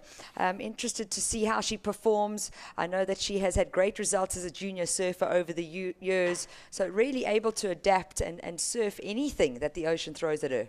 Yeah, Vahine's a solid surfer and no stranger to Ballito. She's been out here a few years before. Of course, one of her best friends is Sophie Bell, who's one of the local girls here, and she's staying with her mom at the Bell family there at Tiffany's Beach in Salt Rock. And of course, if you're from the area here in Ballito, it's hard not to know the Bells. They're one of those families that have always got their door open to the surf community and a real part of the scene up here. Tom Bell, Sophie's brother, is part of the water patrol out on the jet ski. And so Vahine's got a really nice placement here. She's got the inside info, and I'm sure they're all on the beach right now going mad for her in the water. What I really like about this heat as well is that really big split, as we see in this new Challenger Series, between experience and youth. You've got Vahine with a little bit of experience, Alyssa Spencer, young American that's absolutely been shredding in the juniors and in the big guns. And then you've got Chelsea and Maud Lacar, both with a lot of experience behind them. And it's interesting with France, you know, you see Vahine from Tahiti, but surfing for France for the Olympics. Maud Lacar, obviously, from the French Caribbean as well, and also representing for France. Yeah, it's been interesting to see those titles change, thanks to surfing becoming an Olympic sport. I must be honest, I would not have thought 20 years ago that our sport would be an Olympic sport, and I think it's done so much for the sport. It's also opened up surfers changing the country that they represent, and we're starting to see different types of countries on the heat draw. We saw Jesse Mendes yesterday from Italy. I said, no, this has to be a typo. But getting the notification that, no, he has a grandmother who's Italian. Si. And and he's able to now represent Italy and hopefully qualify for the 2024 Olympics. But back to live action, we are down here on the tip of South Africa for the Ballito Pro, presented by O'Neill. This is day 2 of the Challenger Series. We've completed round 1 of the men's. We saw, how many South Africans have we got through now? We've seen... I think we're on 5. Yeah, we had 3 yesterday, 2 today. We started with 12 in the women's division, 7 South Africans to start off. We have yet to see any of them featured. They're coming up a little bit later. In the next heat, you got Zoe Stein. And Zoe Stein, just a dominant force in South African surfing. I know that Gigs Hilliers, who's coming up in the next heat, he'll be doing a lot of talking about her. But yeah, just so wonderful to have these ladies showcase their skills, not just to a really busy beach and local crowd, but mainly for our South African surfer girls. We're not often able to compete against international surfers and kind of just see where you're at in the scale. Like, how do you compare? What do we need to do? What is missing? And I think for the coaches as well that are working with the ladies, you were chatting about Sophie Bell. She's definitely a very strong force within the South African surfing community. An incredible free surfer. I know that she doesn't enjoy contests as much, but she's got a couple of titles under her belt as a junior surfer.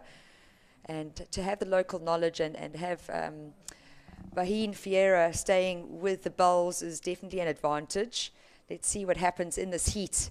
It is Alyssa Spencer starting off strong, though, with a 6.5 for her first ride.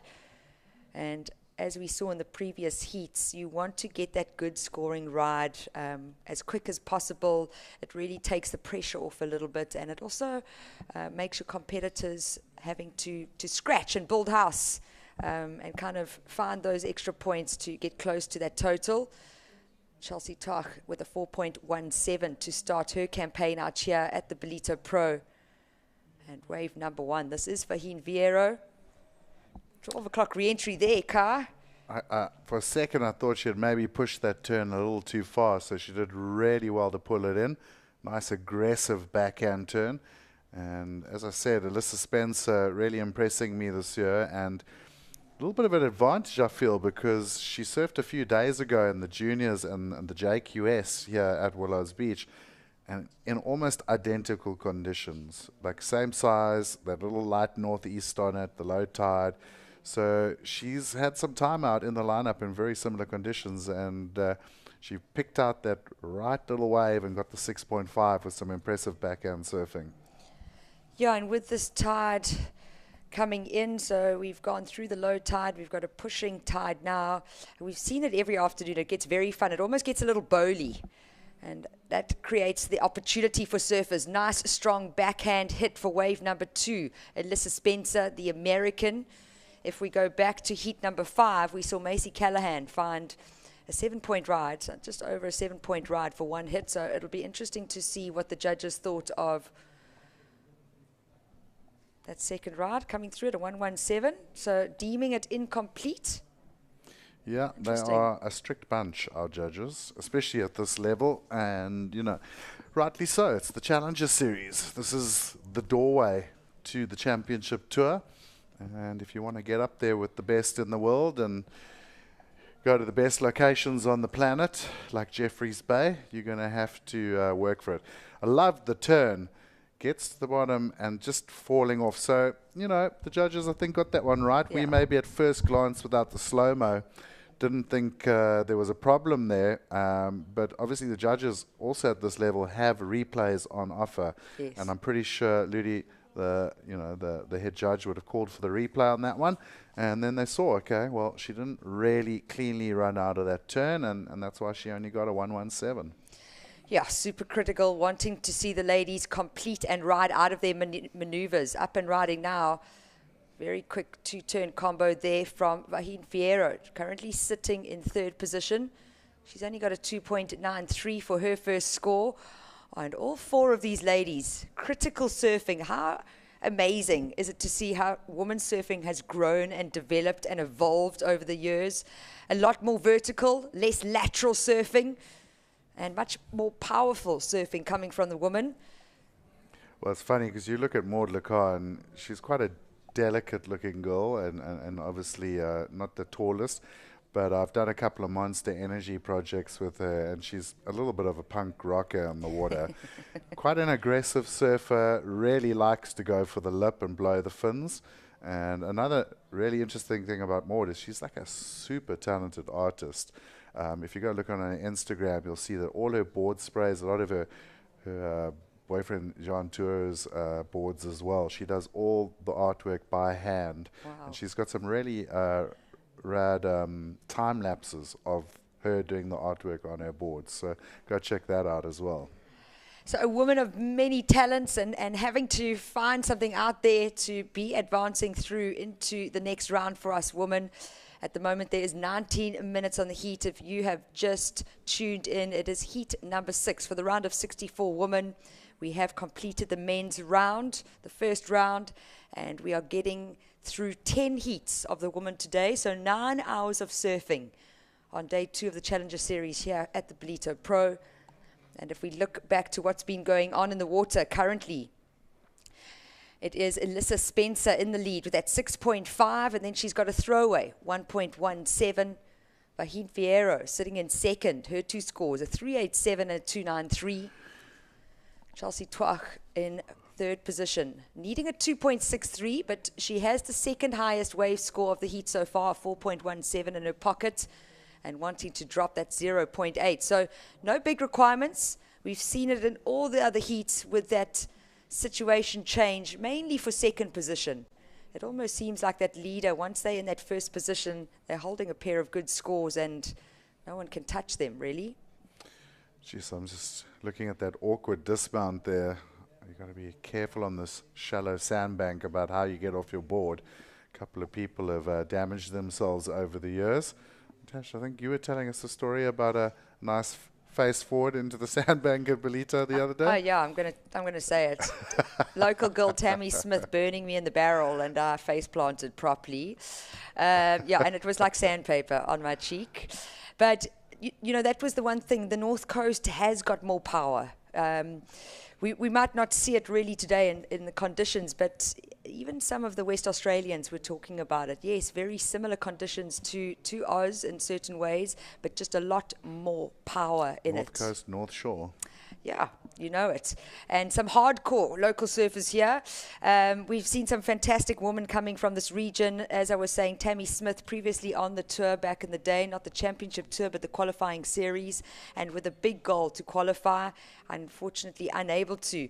Sophie Bell as well, giving it a bash and starting to have more fun in the free surfs. But we are going to link down to Brad Bricknell for the beach interview with heat number 5's winner.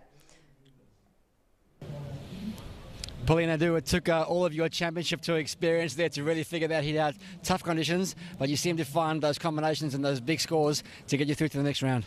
Yeah, it was definitely tricky with that wind, a lot of chop in the face. Yeah, my plan at the beginning was to get a couple score pretty fast, and I noticed that you could get scores on a single turn.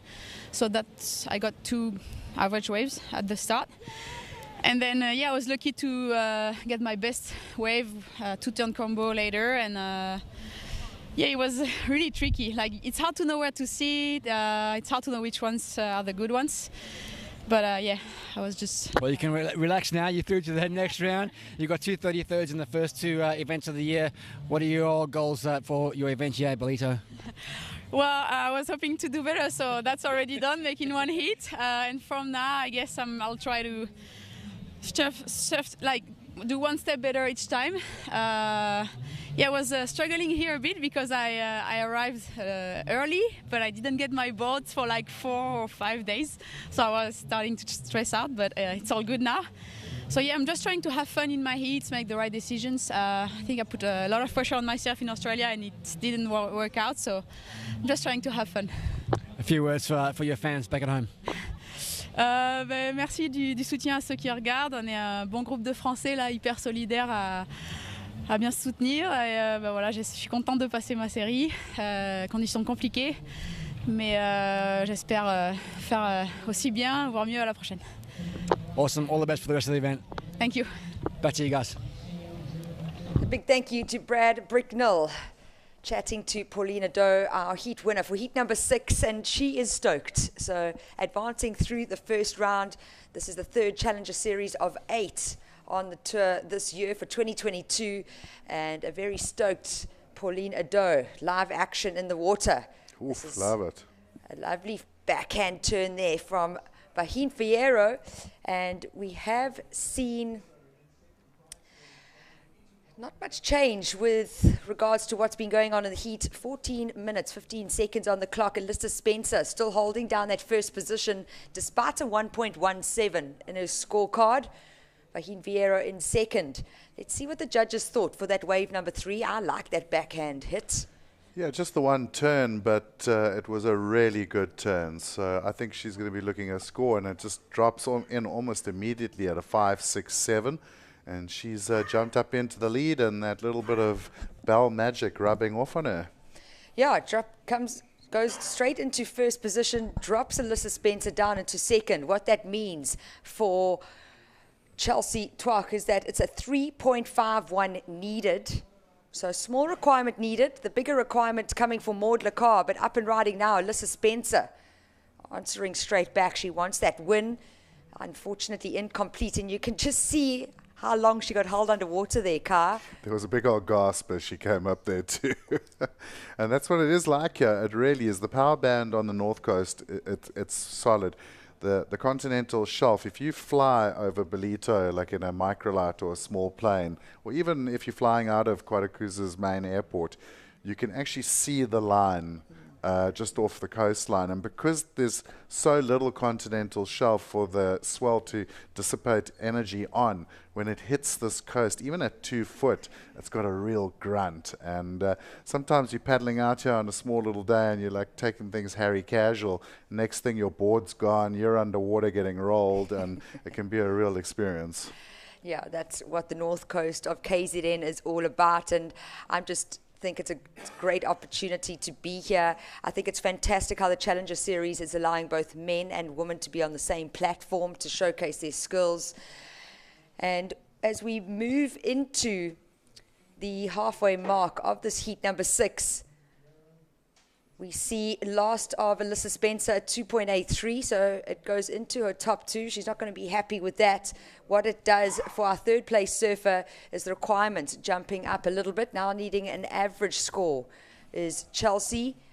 She's been on the QS for 10 years, a former CT campaigner in 2016, and then a winner this year in a QS 3000 event in Barbados. So using that local knowledge. But really wanting to find a good result out here and start putting her mark on the Challenger Series for 2022. Yeah, and I think the surfer right now that really needs to get involved is Maud. She's sitting with a 0.87 and a 1.57, and we've seen a bit of promise from her, but just I think her wave choice has really let her down. She needs to find one of those runners that give you a little bit more of a bowl. We've seen like those little flares, but not the whole package. And down to 11 minutes, she really needs to get a score on the board because her requirements are just going up all the time. Yeah, and time is winding down, keeping very busy. This is Alyssa Spencer. It's the 2-turn combo, unable to hold on and ride out. So it was looking good. Alyssa was here for a couple of days before. We saw her in the JQS. Yeah, all the way to the semis there. Oh, and she was looking so good and then got pipped in the final minutes. But yeah, just a great surfer coming out of the USA, and lovely to have her on our South African shores. Just a quick catch up. What's going on in this heat? It is now our new heat leader, Vaheen Vieira, holding down the lead. The 5.67 and the 3.87, so not a heat total of 10 points just yet. A 9.54 heat total. Second place, Alyssa Spencer with a 9.33. Her 2 counting scores, a 6.5. That's the keeper. That is the highest wave of this heat so far. But then her backup score, a 2.83. So with 10 minutes on the clock. It's also interesting to see the different strategy that's going on out in the water. Despite the girls sitting on the left-hand side of the screen, so that is north of the contest tower. That's where the lefts can be found, usually. But I think, Carl, as you was mentioning earlier, with this onshore flow, it's pushing in, and then the low tide, we're not seeing as many opportunity with the lefts. It might change on the higher tide, but really, the girls finding these right-handed waves and trying to fit in a 2-turn combo to get those scores. Yeah, and just kind of hoping that this wind will drop early tonight as well, because if it blows through the evening, then we are going to look at like a messy lineup for the morning. Whereas if it does back off just a little bit earlier in the afternoon, evening, it'll give that land breeze coming in around 12 midnight, 1 a.m. time just to groom it a bit, because on the charts we are looking at a nice little pulse in the morning, and we could wake up to great waves. Yeah, we've been watching the charts closely, and Wednesday has always looked like a good day. Just a pulse though, not a big ground swell that kind of was expected. We had a big cold front over the weekend in Cape Town, so that literally is the tip of Africa. And then the swell usually moves up along the coast. J Bay had some waves yesterday in the 4 to 5 foot range. We saw a nice little pulse this morning, so definitely a bit bigger this morning. And I am hopeful that we get to have slightly bigger waves tomorrow on offer for Wednesday, day 3 of the Challenger Series here at the Ballito Pro, presented by O'Neill. We're down to 8 minutes on the clock. Vaheen Vieira currently in the lead, still holding down that first position. Alyssa Spencer in second. It is the Barbadian. Is that correct? Well, we were debating this with Gigs. I was like, I think it is Barbadians, but if I was from there, I think I would actually claim Barbarians. You look like a barbarian, Kai. Who doesn't want to be a barbarian? Come on. Yeah, we're just such a beautiful part of this world. It's fantastic to have her visiting. And then Maud Lacar sitting in that fourth position, 2 very, very small scores. She's been sitting for a long time. If we look at the score sheet, only 3 waves ridden, nothing over a 1.57. But priority with the lady in the green singlet. If you look at your screen, she is far right. So wanting to sit closer to that rocky outcrop. And what we usually see then is we've got a very shallow sandbank. So with this onshore wind, where she might be taking off, it's going to be one quick turn, a lot of closeouts. And maybe that's what she's been battling with. It's a funny thing being a surfer, because when you're in a lineup that is sort of predominantly a right-hander, you'll often say to yourself, okay, I'm just going to hang back here and sit further down after my next wave and see what those wide ones are like. But inevitably, it's like human nature. You can't help yourself. You start drifting closer and closer to the top of the point or the takeoff area. And I think any surfer understands that feeling, because it is just sort of a natural reaction to wanting to be at the start of where the wave is breaking. And sometimes in a heat, it's the wrong sort of attitude to have. You actually got to go contrary to your nature and sit further down the break. So right now, I mean, we see Chelsea moving way up now, but she's in third priority. Maud, 6 minutes on the clock. She's going to have to get 2 waves. I feel like one is not going to do it, which means she's got priority, but she's going to have to find that first wave pretty soon. Yeah, well, she's looking for a 7.76. So can it be done? Yes, it can. But in conditions like this, testing conditions, quite erratic conditions, it's going to be more difficult. A maximum score being 10 points. Maud Lacar sitting in fourth place, needing a 7.76. We have seen a couple of 7s coming through the first few heats of the girls, but a 7.76 requirement would be one of the highest wave scores for the ladies so far in this first round. It is the round of 64. This is heat number 6. The contest organizers wanting to run 10 heats of the women today. It's a 9-hour day, starting at 7:05 this morning. So we're going to be running, I wouldn't say too dark, but very close. Very close. What else you'll notice, I mean, it's warm, tropical up here. It's probably the warmest place to be in winter in South Africa. But when this northeast blows off the water in the evenings, it can get rather chilly. Yeah, and water temperature, 21 degrees Celsius. So it's warmed up again. Yeah, it has warmed up a little bit. I'm happy about it. I've been stuck in Cape Town for a while, so anything over 14 degrees is warm to me. We're down to the last 5 minutes. We haven't seen much of a change in the situation. We definitely haven't seen Maud Lacar move out of that fourth position, playing the patience game. Now, with under 5 minutes, it is about having to pick the best wave that comes through the lineup. You can see her searching here, Kai.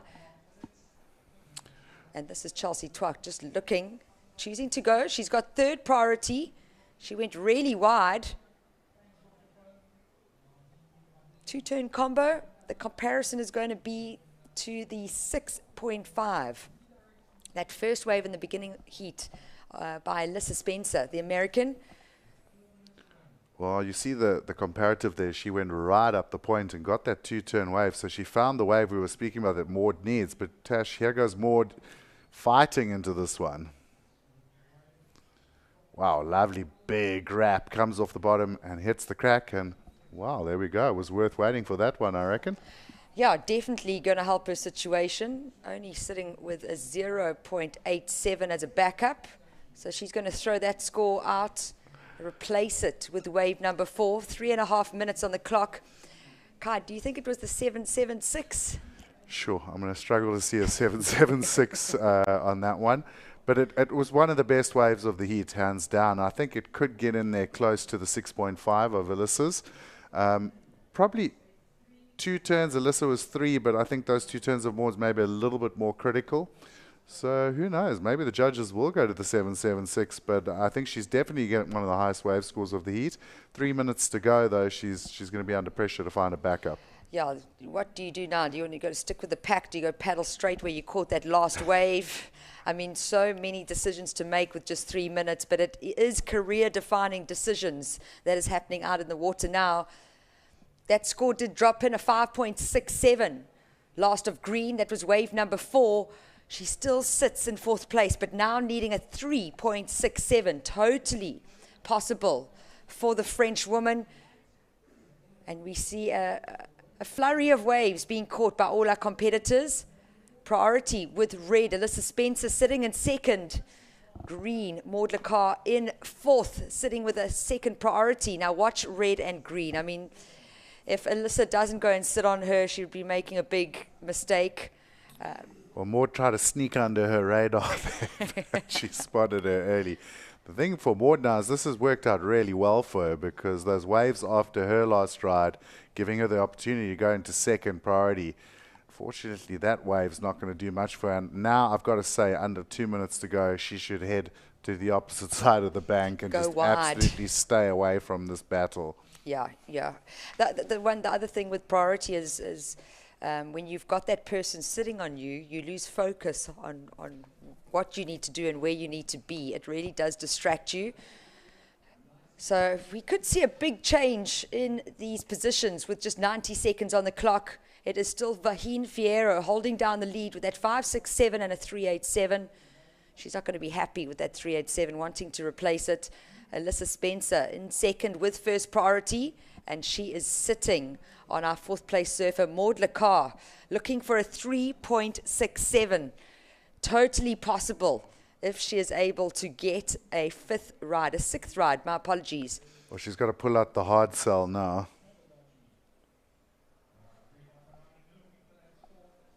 Oh, live action. Chelsea Tuach from Barbados. Looking happy with that one. Looking for a 5.17. Was it a big claim? Well, one turn wonder, so she's pushing for the response from the judges there. It was a good turn, but 5.17, the judges are going to have to be really, really impressed there, Tash. Yeah, we weren't able to see the takeoff there and kind of how she set up for that maneuver. We saw a 7-point ride come through in the previous heat for a 1 turn from Macy Callahan. So it can be done, but with 18 seconds on the clock, it is putting a little pressure onto both our 3rd and 4th place surfers. Last of blue, a 4.67. So it does go in as her highest wave score. She now requires a 4.67, but time winding down. And we will see Vahine Fierro, the Tahitian representing France, taking the win ahead of Alyssa Spencer, the young junior surfer from the USA.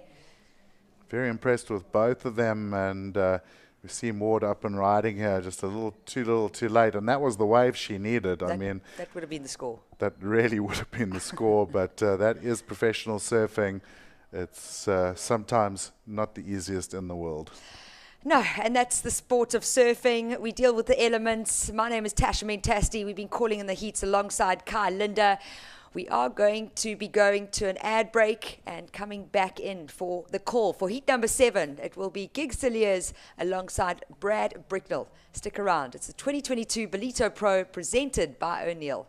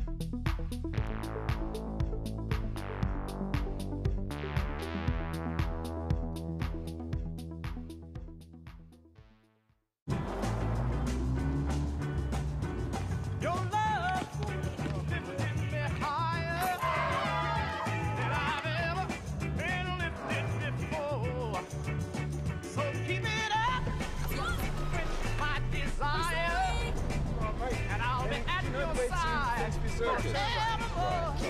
Calm yourself down. You know your love. Keep on lifting. Higher. Higher and higher. I said your love. Keep on lifting. Higher and higher. Now once I was downhearted. Disappointment was my closest friend. But then you came and he soon departed. And you know he never. A good afternoon to everybody that is with us here in Ballito, South Africa. It is the World Surf League's Challenger Series, the third stop of 8. And it's a good afternoon from the lineup here in the Cove of Ballito. Gig Cilliers alongside Brad Bricknell for the call. And, well, we've got a great heat stacking up on paper. We're looking forward to getting stuck into it. Women's surfing moving deeper into round 1, Brad. A couple of strong performances coming out of the lineup as well. Yeah, we're seeing some big scores being thrown down for some of those big closeout turns. I just think back to Macy Callahan's last heat. She didn't win the heat, but it was certainly a big highlight for me. And that sets this heat up nicely for us. On paper, like you said, Giggs, I really like the look of this heat. Some really talented experienced surfers and some really talented up-and-comers in this one too. Well, an Australian in the form of Dimity Stoyle needs no introduction. The 30-year-old out of the Sunshine Coast will have a dig in the lineup against Zoe Steyn, the young South African. Still a teenager, Zoe Steyn will look forward to her story unfolding here. And then watch for spicy surfing from Letitia Canals-Bilbao, the Spaniard out of the Basque Country, and also Sam Sibley, the young talent really shooting into the limelight over the last season or two. It's a good afternoon from the lineup here in Ballito. On screen, that northerly wind blowing. Well, it actually hasn't picked up as much as we speculated, Brad. It's still reasonable out there. There are bowls. There's a bit of texture on the water, but certainly some points coming out of the lineup, and we'll look to see what our 4 surfers can extract out of the 30-minute encounter. Dimity off to just a quick look and a touch for a 1-pointer. No other scores yet to talk about. And it is the Dolphin Coast. You see the water patrol out the back there. It is a deep ledge out there. But a marine life does swim past. We have the shark nets, which is always a debatable topic. We have those in play, so there's no risk here. But we do have water safety and water patrol on offer anyway. Converging there, strong white water will just squash Sam Sibley on her first roll of the dice.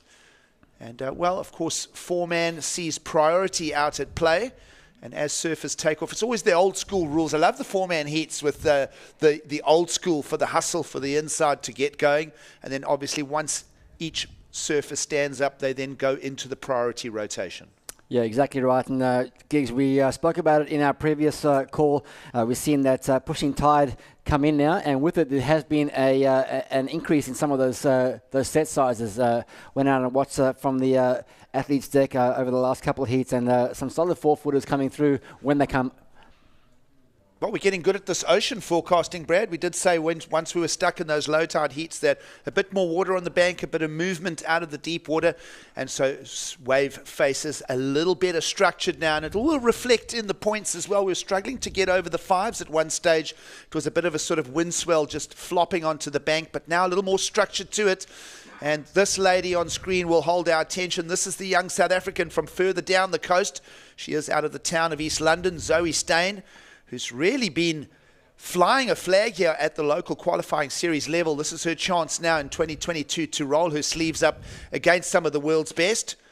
And talking of the world's best, young Sam Sibley really has been lighting up the lineups and keeping a lot of attention focused on her, and we'll look very keenly to see. There's the priority already starting to play. First allocation of priority will go in favor of the Spaniard. 2-turn combo, and that's pretty useful for young Letty. Canales-Bilbao, she'll get a quick one, and I like the structure to her 2 turns there, Brad. Yeah, she was nice and patient there and had nice flow and rhythm to that wave. Granted, it was probably one of the better quality waves that came through in that first exchange. But like we say, you can get the quality waves, but you still have to convert the opportunity, and looks like she did that very nicely there, did Letitia. We'll wait for numbers to land.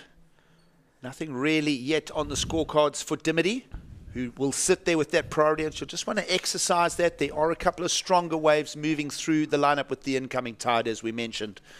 Zoe Steyn, wait for her number. Of course, Zoe, celebration of the South African surf community. working very closely along with Greg Emsley, who steered Bianca Buitendach to a silver medal at the Olympics. We'll see if that brushes off for another Goofy Foot success story over the years to come in Zoe Steyn. Yeah, what a great coach to have in your corner. Greg and I grew up together in East London, surfed the Hoon Reef together, and also competed together for many years. He's one of the most wily competitors and hates to lose. Yeah, Greg will be bringing a lot of insight to the lineup for Zoe Steyn. Meanwhile, let's go down and hear from the winner of the last heat down at ringside. I'm here with the winner of the last heat, Vahini Fierro. Congratulations on that win, a great win in round one of the ladies. How did that heat go for you? You were in second a lot of the heats, and then right near the end, you seemed to get some good waves that took you up into the lead, and you snatched it there right in the last few minutes. Thank you. Yeah, the conditions got a little bit slow in our heat, and so our heat was a bit slow, and I started with like a small score and then kind of built up through the heat, and then got like a 5 on the turn and a little 3 and made me win the heat, which it's just what I needed. You've been to Ballito before, and I believe you're staying with the Bell family who live just north of here. So they must be showing you a lot of culture around Ballito. And tell us a little bit about your experience staying with a local family here at the event. It's always the best when you can stay with like local people that are from the area, and I know Sophie from a few years back, and her family is amazing as well, and they kind of know everybody and everything about this area, so it's been nice. They've been showing me the food, the waves, yeah, just kind of I'm in the culture and having fun with them. And staying with that local knowledge, did they help you at all in the heat? Do they give you tips in terms of where you need to sit and stuff? No, they didn't, but they were like, before we were just talking about like the tides, the waves, what the swells were doing. So in a way they kind of helped me, but before the heat. Congratulations on your win. We'll see you in the next round. There was some great surfing. Back to you guys in the studio.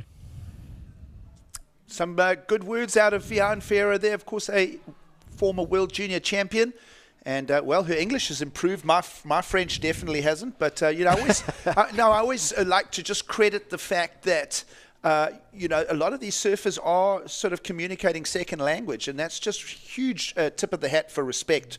Because, you know, what's with us English speaking? We don't drill into. I mean, by now our Brazilian should be good. That's very true. And first came across Vahini when she came down to Australia for the WSL World Junior Champs, that she ended up winning down in Kiama there. And you're right, she was just a young girl there, finding her place in the world, and now she's really grown in stature, and you can see she's grown in experience, and now she finds herself in the Challenger Series. So great to see. We'll see how she fares. She's through to the next round. Of course, moving through with her was Alyssa Spence, and that was all at the expense of Chelsea Tuok and Maud Lacar. Little look inside the contest area itself and the athlete zone.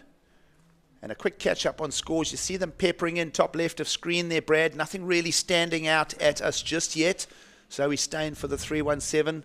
And this surfer here, Letitia, out of the Basque Country, opened with the 367. Nice strong turn there. She pivoted out the tail for her second ride. Yeah, I really like what I'm seeing from Letitia. She's really solid on her feet, got a great style on her backhand, but also got a lot of power too. And that's not an easy thing when the waves are difficult to combine all those elements together. And from what I've seen from those first two waves of Letitia, she's really going to be hard to beat in this particular heat.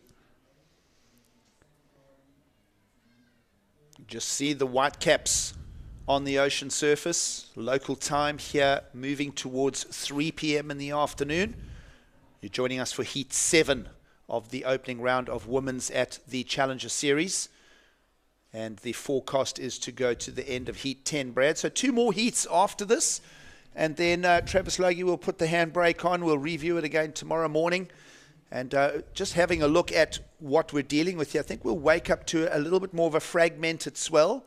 I'm a little worried just personally as you know, someone that's visited Ballito a few times, who may just be on hold a touch through the high tide tomorrow, which just sits, it'll be about around 8 a.m. Yeah, it's always a fun part of the contest, because you get down here, everyone's here in the dark. You wait for the coffee machine to get fired up, and everyone's speculating. You know, the sun comes up over the ocean here on the East Coast, and, you know, it's a great opportunity for a sunrise selfie in the morning. And, yeah, you definitely can feel that air of anticipation every morning. And, yeah, Trav does a great job job at making those calls. Former pro surfer himself, lived in this region, surfed in this region, so no one better to make those decisions. Well, if you think there's a lot of hustling at the heat starts, you should see around the coffee machine in the morning. It gets pretty competitive. Guys like Brad Bricknell paddling on the inside for the cappuccino. And of course, well, it's a good festive atmosphere. That's what we do love about this. And there is that tangible...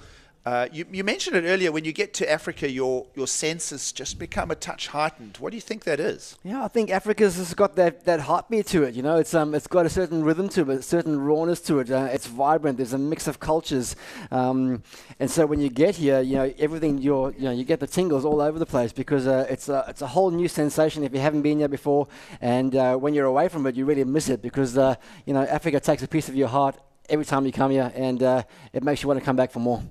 And of course, the eyes of the surfing world on South Africa now for the next few weeks. This week, the World Surf League's Challenger Series, both men's and women's, will crown champions here this coming Sunday, the 10th of July. And then it's just one day before we kick off the waiting period of this year's Corona Open J-Bay. Looking very forward to that. And a very informed Filipe Toledo we're looking at as, well, someone that will know that lineup well. Of course, defending champ will be Gabriel Medina. So it's going to be a hotly viewed and contested J-Bay Open this year. And just having a peep ahead to the long-range forecast care of Surfline, looks like there'll be plenty of swell on tap. We may get going as early as July 12th. A little look underneath the Oakley banner there to Greg Emsley and Seth Hulley. Yeah, well, Seth actually won that event, hasn't he? Gigs as a World Qualifying Series, and I think Greg, his best result in J-Bay in the CT was a third. Got beaten by Andy Irons, which set up that historical final between Kelly Slater and Andy Irons, which went down to the last final seconds. I remember calling that heat live. So a lot of history in J-Bay, a lot of opportunity to really make a name for yourself on the world stage, and we're going to see some South African wildcards in there in Jose Faulkner. Yep, that's going to be a good one to watch, and that's just over a week's time. So the eyes of the world are down on Africa here. We trust that you're all enjoying it, and it's a tangible excitement that we'd love to share. Let's have a look at Zoe Steyn. The South African will use priority on quite a meaty wall. She'll come around, she'll drop the head there for a good sting, and that will drive a strong score home. The previous number, Brad, also in at a reasonable number of a 5.83. She's going to ditch the 3.17, and now the heat's starting to take shape as we move towards the halfway mark. Yeah, love to take another look at that one on the replay if we can. Zoe Steyn, of course, you know, growing up in East London, it's just a myriad of right-hand points, and with Greg Emsley in her corner, you know, they're both from the Hoon Reef, and yeah, this backhand attack will certainly be honed on those right-hand points. Square bottom turn, you can see her eye line looking for that lip, gets her body nicely upside down inverted, and then rides out cleanly, and no doubt looking to the beach to get you know, the waves of affirmation from Greg, who's no doubt cheering from the sand. Well, that Rook 15 model from Channel Islands, manufactured right here in Durban under license, looking very spicy under Zoe Steyn's feet there. We'll wait for that number to land, and we do know that the 3.17 will disappear. Let's have a look at live action with the Spaniard. Letitia, who's right now occupying second place position over Dimity Stoyle and Sam Sibley. A bit of work ahead now for the Australian and the American, but still plenty of time. We're only at the halfway mark. Yeah, just looking at Sam Sibley there, you know, is come back from a terrible concussion accident, and great to see her back in the water again. Her talking to her yesterday, she said her physical ability is strong, but funnily enough, she used to be able to speak fluent Spanish before the accident, and now the Spanish is totally gone. So really trying to work on some academic studies to help sort of sharpen her brain and hopefully get some of that memory back. So great to see Sam Sibley working hard. She's one of that new crop of surfers coming out of San Clemente in California. She's got a great style, and is definitely one of those future surfers to keep our eyes on. Yeah, absolutely. I just had a little peep at her resume. Pretty impressive with that 2019 Nissan Supergirl win in Oceanside, where she beat Tatiana Weston-Webb in the final. So she's got the big game. She knows how to bring it, and let's see how she can stitch this together. She's still got 14 minutes to put a heat together. Right now, just a set of decimals, not really, you know, in nature with her pedigree. What are we seeing, Brad? Well, it looks like Zoe was rewarded for that big closeout turn. Let's just continue the theme as we've seen throughout the day today. Well, Brad, the 6.5 now joins the scorecard for Zoe Steyn. The South African jumps into the double digits, and the lead here over the Spaniard in white, the Australian in blue, and the American in the green. And like I say, plenty of time, and we've seen just little rush moments where we get a strong set. There's almost been 4 waves to a set as well. Here's Dimity. Wow. And that was a great turn from her. We like what she brings to the party, and for the first meaningful score from Dims with, well, 13.5 on the clock, that will go a long way towards her campaign. And here goes Sam. Sam will get it upside down. Just side swipes for the second maneuver, not blowing the lid off that. You know, it's going to sit in her top 2 for now, and that's an easy thing to say because all she had prior to that was the decimal scores.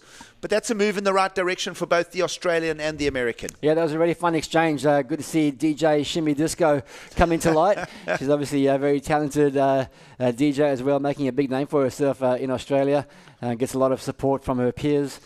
Good friends with Steph Gilmore and the crew on the Gold Coast. And nice to see DJ Shimmy Disco getting a nice, fast, reactive turn in there, and then conversely, Sam Sibley on her backhand, a little bit slower in pace. But for Sam, I think for her, a nice conservatively surfed wave. She surfed to what the wave allowed it to her, and for her, it is going to be her best score, which will do a lot for her confidence. Well, talking of confidence, Dimity has plenty of it. She's pretty handy on the mark and on the call as well. Absolutely. 12.5 minutes to go. We wait for that score to come in for Dimity. No indication of it just yet. And, of course, Sam Sibley moving in the right direction. She's not going to blow the lid off the scorecard. And here goes our heat leader, young Zoe Steyn, the teenager out of East London.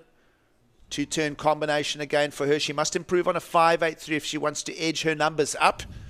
So just going through the routine of finding another wave in the lineup there as we slip under the 12-minute mark. Already a 6.5 and a 5.83 for the Goofy Foot talent. And the numbers in, Brad, for Dims, a 3.97 for our surfer in blue. That'll land in her top 2 quite easily. And same with the 3.27 for Sam Sibley. And they'll both go back to look for more with, well, plenty of time. 11.5 still on the clock. Yeah, really like the speed that Dimity storyboard. You know, we talk about point of difference for the fans, for the judges too. And Dimity looked a couple of clicks quicker than what we've seen from Zoe Steyn. But Zoe Steyn conversely brought a lot of power, and also the type of waves that they're riding did determine how fast they can go. But it really makes for an interesting matchup. And then you throw in Letitia Canales-Bilbao into the mix, and she's matching the power of Zoe Steyn as well. So a really tantalizing last 11 minutes coming up here. Well, that tide creating some bowls. Dimity Store straight back at it. Vertical snap, tucks it in underneath her. Doesn't climb the white water, but another useful snap, and perhaps goodbye to the 1.93, which still sits in her top 2 scoreline. So positive momentum, you could argue, for Dimity Stoyle, but she won a little bit more than that. Judges pretty quick. That was the quickest score we've seen of the day. 3.37, boom. It was almost a straightaway score from the panel. One turn, got the pivot. She did tuck it in nicely under it just to land it and ride it out. Yeah, she did well. There was a tough wave to read, and she did really well. We're seeing with this tide and the onshore, a lot of those clean walls that have a real split in them. And you'll find yourself all of a sudden coming from a power pocket into a really dead section in the wave, and you really have to maintain your speed to get across it. Well, that picture tells the story of how the swell lines are now starting to just buckle and flex a touch under that consistent onshore wind this afternoon. And it is starting to peak them out a bit, Brad. So some peaks and bowls starting to form here. And Travis knew that this morning. He knew that he could go quite deep into the afternoon based on the swell energy that was running through the water. And certainly we can't argue with him. I mean, a good call. There's some scores out in the lineup. I mean, Zoe Steyn, a 6.5 and a 5.83. So the numbers are still coming out of the lineup, even though we're late in the afternoon. Yeah, and there's a definite trend that we've seen throughout the day in terms of what you need to do to get into that 6 range. We've seen a lot of compression around that 4.5 to 5 point mark, and that's just talking to the type of conditions that we're seeing on our screens. But then to get out of that, those big closeout turns on the bigger set waves, all those two-turn combinations rather, definitely gets you up into that 6.5-7 range. And once you've got one of those in your bag, gigs, it makes it really hard to come back if you haven't got one of those scores in your pocket. 64 women in the draw. At the end of the week, we'll crown the champion and hand out the full 10,000 points for the Challenger Series stop. Sam Sibley, tight and a little bit awkward on it. That's those bowls. And that one just sort of buckled underneath her. Not the board, but the wave itself. Evidence of that onshore. And here's a strange thing. That last ride is a counter. It's a 0.8. That's how needy she is for that backup score at this stage, Brad. 8.5 to go. It's plenty of time. You know that surfers can salvage situations with literally 30 seconds to go. Here goes Dimity, who remains down in third, and here's a section for her. And that was spicy. That was effective, and she'll just pin drop to save the paddle. And that will go a long way towards her attacking the requirement of a 4.54. Yeah, we might debate that it's not quite there. I'm not sure how the judges will interpret it. Yeah, I liked it, Giggs. I think, again, some variety in those turns. That was a real back foot hammer, you know. So she saw that section coming up ahead. It was a nice, fluffy white water that came across from the left, and she really put her back foot right into it, kicked up a lot of spray. So a little bit of variety shown there, and I think it's going to go close, if not achieve that score. You might see her jump up into second place. Well, reminders, a 4.54 requirement. The judges are hovering in the mid-ranges of threes there, Brad. We're not good at this judging thing, are we? A 3, no, my apologies. That was Letitia's score dropping in of a 3.27. Let's have a look at it. Yeah, nice square off the bottom. A lot of power in Letitia's surfing. That one was just a little click off the top to try to get through to this section over here. And unfortunately, the timing not quite there for her. And then this is the replay now of Dimity Stoyle's last wave. It's a bigger wave. Look at the speed. And now she projects across the section, puts the back foot down, gets a little look back, the little drop all it as we call it. And a lot of style, a lot of poise, and a lot of power for that last wave. Yeah, she let go a good amount of energy on that turn.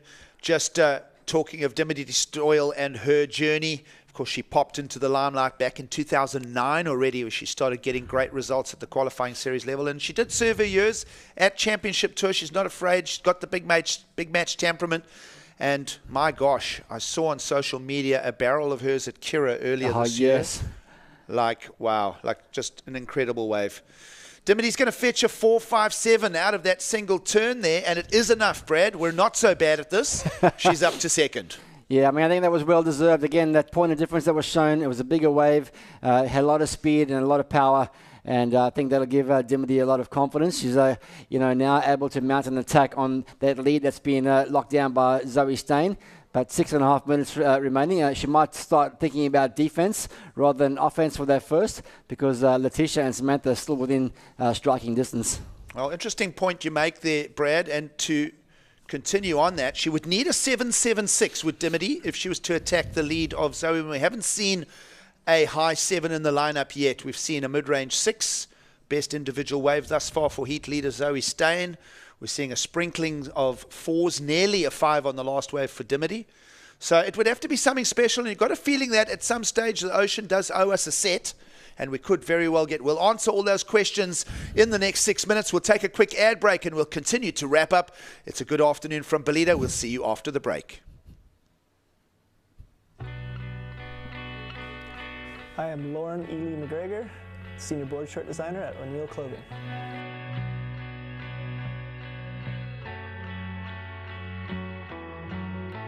One of the most important features of the Hyperfreak Hydro Comp is that there's no inseam. When there's no inseam, there's no rash. The no-tie fly is slim and secure, and it stays flush and flat when you're laying on your stomach. More security, no distractions. The mini welded zip pocket is less bulky and perfect for wax comb, or your keys. The Comp also features our O'Neill Hyperdry Plus, which is our premium water repellency, which dries faster and lasts longer. The laser cut hem allows for greater freedom of movement and less rash by eliminating the restrictive stitching or welding that you see in common board shorts. Hyperfreak Pro is our premium 4-way stretch fabrication that is engineered to be cling and rash resistant.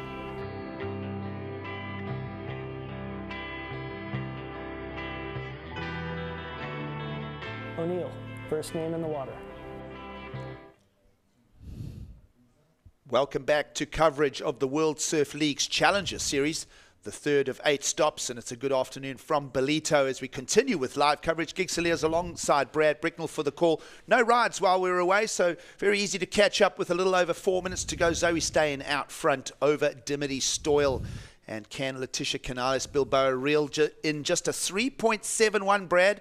That's well within her wheelhouse. And where is Samantha Sibley? Still searching for a low range 5. Yeah, I think coming down to this last 4 minutes, Giggs, we talk about the importance of holding priority, or at least having a higher priority over the surfer that's just behind you on the leaderboard. So Zoe staying in the pole position here with the lead and that priority. And then looking at that Dimity Stoyle, she is holding on to that 3.97 with third priority, but she does have a higher priority over Letitia. So opportunity there for her to hold out the seat. But then, of course, Sam Sibley in fourth needs a 5.27 with second priority. So there's still a few stories to play out here. All of these ladies made the journey to Australia for the first 2 stops on the Challenger Series. No one really coming away with great results of the 4 out in the water. A 49th and a 33rd for the heat leader. And, of course, having a look at, 33rds all round pretty much for everybody. So nobody really had a breakout in the first Challenger Series leg. Now the 3rd stop here in Ballito. And, of course, from here it's over to the US Open of Surfing for the 4th of 8 stops. So every heat is an important step in the right direction. And, well, certainly for now, with just under 3 minutes to go, Greg Emsley will be pacing backwards and forwards. But he'll feel the job is done. 6.5 and a 5.83 for Zoe Steyn, the South African. And Zoe is holding priority. So the rotation's worked out just fine for her. Yeah, I love Greg's mind and how it works. He's always thinking of another way to do things. And we see Dimity Stoyle. Here goes Dimity, trying to protect that second place position, surfing offensively to drop the 3.97. Around 2.5 minutes to go. She'll now hand opportunities to her opponents, Letitia in white and Samantha in green. And we'll watch the movement in the lineup very, very closely. That first priority still with Zoe. She'll not too perturbed about what 3rd and 4th place positions are doing. She'll just kind of stay aloof of it all. We'll watch very, very closely movement in the lineup from both white and green. Yeah, there you go. Dimity did improve her situation slightly, so trying to protect that lead. That's a requirement for Letitia. Still an achievable one for her from what we've seen, the 3.77. She's already got that high 4 in the bag. So with third priority now, let's see what Letitia can do. Just a 0.1 difference between 2nd and 3rd at this stage. As we get a look at heat leader, Zoe Steyn will go incomplete there. That 2 sets of peaks converging will just displace Zoe Steyn. Now keep looking at requirements. 3.77 for Letitia. Letitia has a 3.67 as one of her counting rods, so there's just that 0.1 of a point. She has fetched a 4.83 in the lineup, so we know that she's got it. It's just a matter of now trying to find the opportunity, and here it comes with 1 minute 15 on the clock, and that bowl's going to run away from her, Brad. What do you think happened there? It was just a misjudgment. She didn't even get close to setting a bottom turn out of that. Yeah, I think it is hard to see, which way is going to be the good one. Just because of that broken up swell, the onshore, it's very difficult to tell exactly which ones are going to be the good one. And sometimes you just got to go and find out. In that particular situation, though, it didn't work out. And with under a minute to go, there's pressure. Dimity will now try and stretch her numbers again to defend the 2nd place position. A little bit of a sort of eject from that last wave, but she's blocking out the last minute here. And, well, there is a priority for Sam Sibley, and we're just having a look quickly to see if that will amount to anything. It hasn't. This has been a very disjointed heat for the young American who has, on occasion, beaten some of the world's very best. Yeah, that's right. It's the opportunities you get at these big events.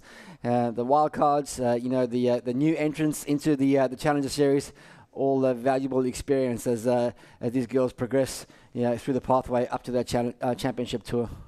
Starting to wrap this heat up. Here's a last look at heat leader Zoe Steyn, and on the other side of the peak was Sam Sibley. As we start counting this heat down, beach announcers will wrap it up, and not seeing too much change to the shape of it here, Brad. Just a last score for Sam Sibley, so we'll just look very keenly at that. And Dimity Stoyle will whiz by and hopefully hold on to 2nd. So we'll let those numbers settle. I think there's not much change to the outcome. It's going to be Zoe Steyn. And, well, of course, Zoe will take the win. And, Dimity Stoyle's going to get that 2nd. We'll wrap that heat up. Coverage of the Ballito Pro will continue after the break.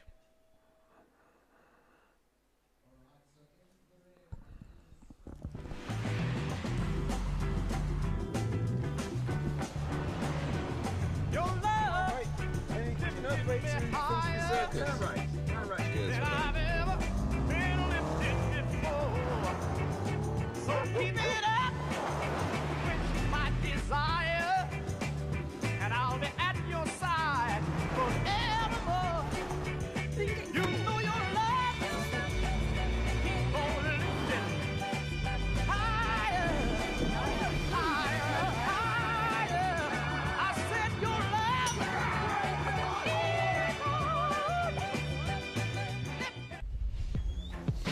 nothing left to lose now. Everything to prove now. Long as I'm alive, I'ma fight back.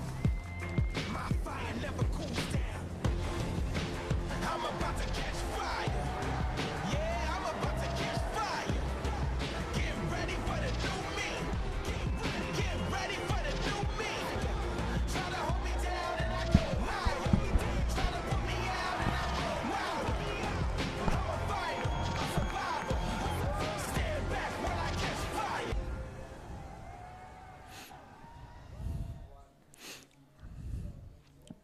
Good afternoon and welcome back to the show. We bring you coverage from the east coast of South Africa. It is the Ballito Pro, proudly presented by O'Neill, the third stop on the World Surf League's Challenger Series. It's good afternoon from myself, Gig Saliers, alongside mate, commentator, surfer. So many ways to describe you, Brad Bricknell. Great to have you back in your homeland of South Africa. And we'll dig into another heat on the women's draw.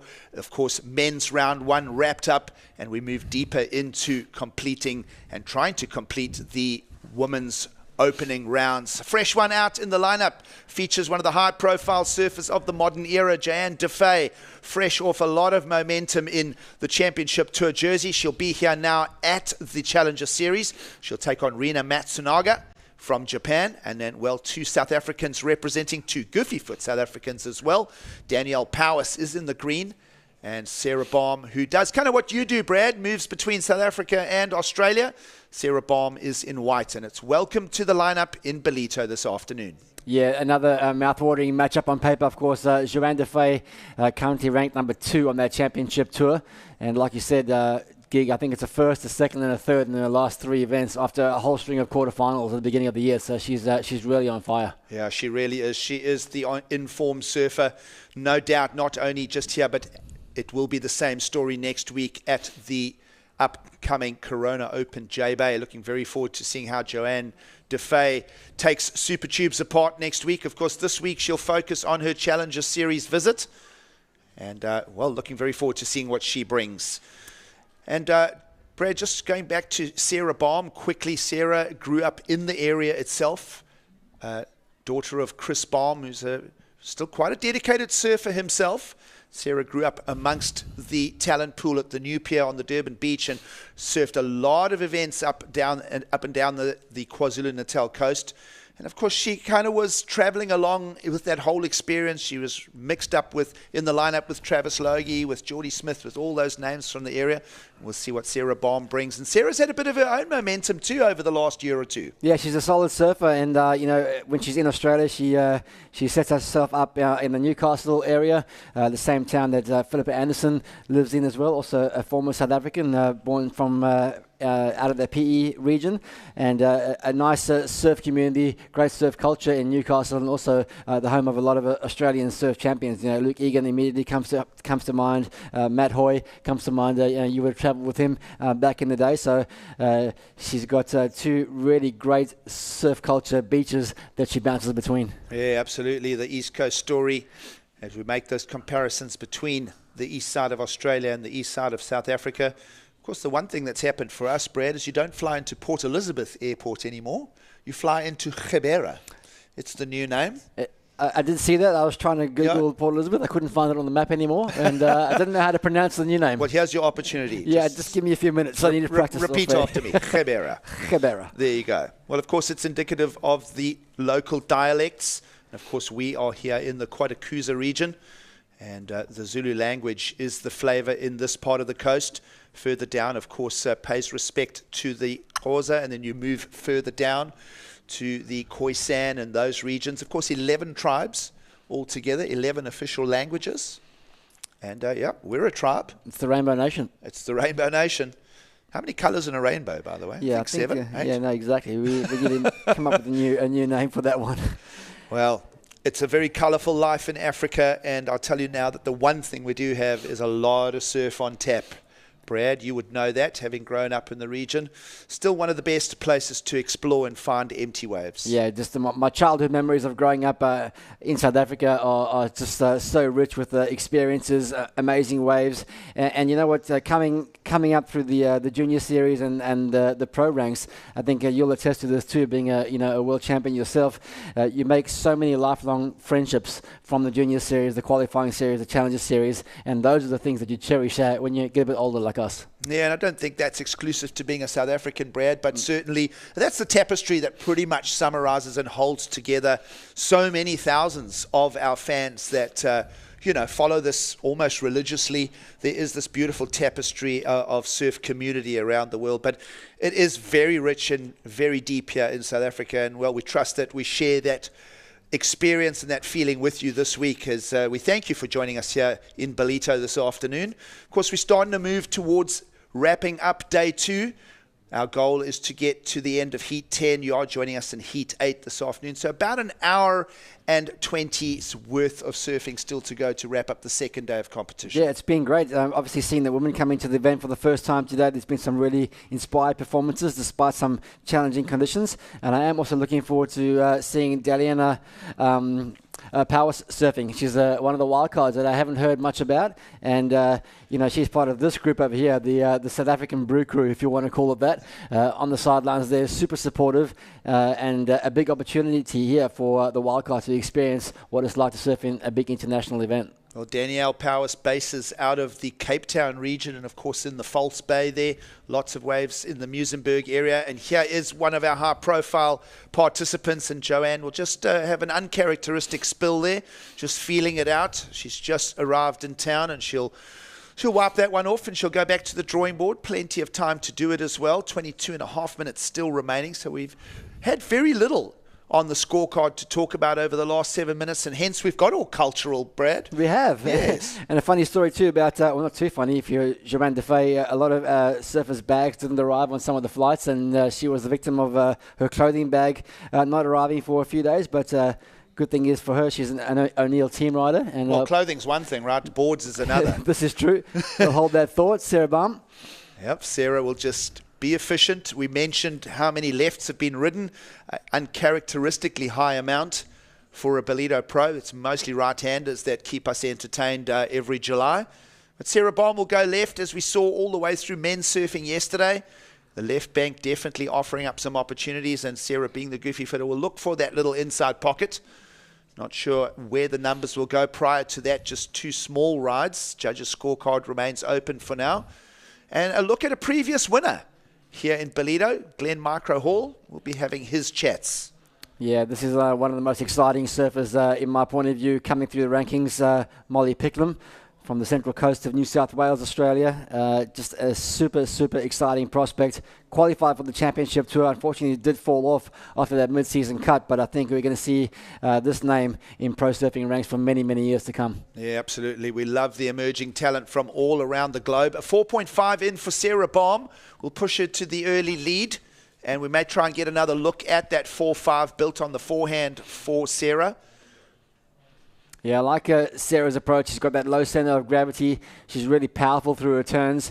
And when she hits those closeout sections, those lips stay hit. They know what's happened to them. And she's really solid on her feet. Here we go. Low center of gravity, as you can see. Winds up, gets a little click, which really sets up this inside section. The wave stands up nicely for her. She gets heavy on that back foot and closes out that turn nice and cleanly. So that's what it takes, those 2-wave combinations. Their first turn, maybe not as big as dynamic. Well, here goes Joanne. Back to back there. 2 O'Neill stickers on the front of Baum and Defay's boards these days. Great to see O'Neill just sowing into so much support, and it's just a long, long history. We had Greg Swart on the broadcast earlier, one of the colourful characters of South African surfing. And he preluded to that whole long relationship with O'Neill and South Africa. And of course, it stems all the way back to a 6-time winner and the 77 world champion, Sean Thompson. Yeah, incredibly. I think every surfer should, tip of the hat, make a donation to Jack O'Neill. I think without Jack, he was instrumental, obviously, in the development of the wetsuit. But many people also don't know he was instrumental in the advancement of the leg rope as well, the modern day leg rope, as we know. So I think Jack O'Neill really a big part of our surfing culture. Our Japanese surfer will get going and use the left as well, and successfully there. We saw 4-5 come out of the lineup just a minute back for Sarah Baum, and now Rina Mutsunaga, one of 5 Japanese surfers in the draw here at the Challenger Series in Ballito. We'll get her campaign moving. Prior to that, Brad, not a lot, just a 0.5, so that'll be a welcome score for our Japanese surfer on screen, and still plenty of time to add momentum. Yeah, it feels like these last few heats are following a similar sort of tempo. Slow up in the early parts of the heat, and then a big flurry towards the end. And we have seen examples of surfers, not logging a score for the first 12, 15 minutes of the heat, and the same kind of patterns emerging over here. And if things do go according to history, we should see a big flurry of waves coming up in this back half of the heat. Well, each heat seems to have got a patch or a set of at least 4 quite oversized waves compared to the average. So we'll hold on for that at some stage. We'll expect that over the next 18.5 minutes. Sarah Baum's 4-5 sets the pace for the left-handers, and let's see where that number goes for Rina. Our surfer in blue, a 3.5, so that's reasonable. That will work for now. A slow, steady building of scores. Really not much on the scorecard for Joanne Defay to talk about. No, nonetheless, we could change that at any minute, and here goes Joanne. And again, just misfiring on wave selection. She'll try and fix that with 18 minutes to go. Plenty of time. And, just thinking of, we're not that far away. We're about 60-something days away from the final 5 at Trestles again. And Joanne is that surfer that has that experience, and she'll be part of it again, you could argue, because she's sitting right up there at the top. Number 2 in the world, yeah. Exactly. We'll pay attention now to Rina. Well, she'll just crash into that. Nothing really to yarn on about there with 17 to go. She'll go back to the drawing board. And here's Sarah Baum. And she'll come around the corner and get the snap. There's the release. You spoke about the center of gravity being low, and she'll do that again. She'll hold on to it, and she'll now ditch the 1-point score. And meanwhile, Joanne will be on the back part of the set. Here goes Joanne Defay around the corner. Oh, lovely. Wow. Is she going to ride out of it? She is. Well, if that was you and I, we'd say that's a make. If it was me surfing, I'd claim that. Well, we'll watch the scorecard. The judges will give that answer in the next minute or so. Absolutely right. And we just saw another two-turn combination from Sarah on that one, this time on her backhand. And we'll pay attention to this one from Joanne Defay. She saw the section ahead, so she was all eyes on the oncoming sections, threw everything at you. The big layback hack, blows the fins out the back. The whitewater helps her get back up onto her feet again. And you do see the nose of her board come out of that one. So, I'm going to say that's a make. The judges might be a bit more critical of it. But in the spirit of being in the spirit of commentating, I'd happy to go on the other and say it's not a make. It's you against me. Okay. Let's work this one out. Let's work this one out with the help of the judges. So that could either be a 6 or a 2, right? Yeah, exactly right. Because we talk about that point of difference a lot through the broadcast today, and that certainly is a move that we haven't seen on the women's side today. Threw everything at it, a big wild turn on the oncoming section, and just showing some of her class there, Joanne Defay. Well, Sarah Baum will find a 4.5. And, extend her lead over the pack. We'll try and get a look at her ride. It went down just previous to Joanne Defay's last roll of the dice. Now, notice judges just hanging on to that. So they're having the same discussion we've just had, Brad. Here's Sarah. Yeah, Sarah, nice late takeoff here, but it did set up this first section for her. You can see beautiful extended bottom turn, kicks out a lot of spray with that back foot jam, and then she has enough time to get up and over that oncoming whitewater section. So super consistent surfing, and the judges love those clean finishes for a 5.17. And I think we're getting our answer to the question. It looks like, Giggs, it's 1 point to you and 0 to me, 1.50. Well, that's it. So the judges deemed a no-make. So what would have turned that into a make? Just the board rolling out in front of the whitewater? I think if Joanne had stood up and put more weight on the board, she stayed crouched like in an attempt to roll out the front of that foamy. Yeah, the judges tend to want to see you riding out in front of the whitewater with your nose clean, at least for a few seconds. And I think what caught her up there, she's a bit heavy on the tail coming out of that section, and the wave really dissipated in power. So there was no forward motion, forward impetus for her, and that's what deemed the turn incomplete. So a 6 for Brad's mind becomes a 1-5 for the panel. Man, I was sure that was going to be a 6-5. Oh, well, we won't change our career path at this stage, Brad. We'll stick with it with 14 and a half minutes to go. Perhaps we'll take a break shortly. There's a look at who's coming up next. This is another young talent out of South Africa. You see the Rainbow Nation flag. This is young Louise Lepront, also from the KZN region. And she's got a pretty stacked heat on her hands. 2 South Africans, in fact, in Natasha van Groenen as well. And they'll take on that super talent of Molly Picklum. We'll take a quick break and we'll be back for more. It is a beautiful afternoon in Ballito in South Africa.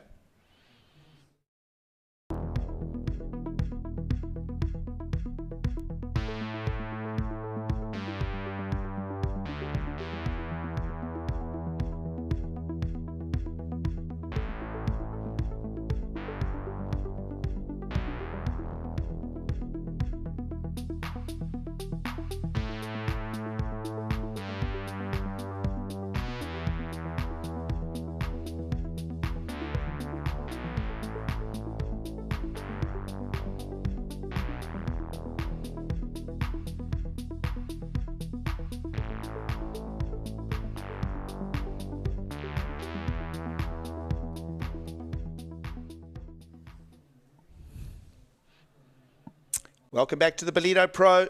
It is the World Surf League's Challenger Series. It's a good afternoon as we pick up on the back half of heat number 8. Gig Cilliers alongside Brad Bricknell for the call.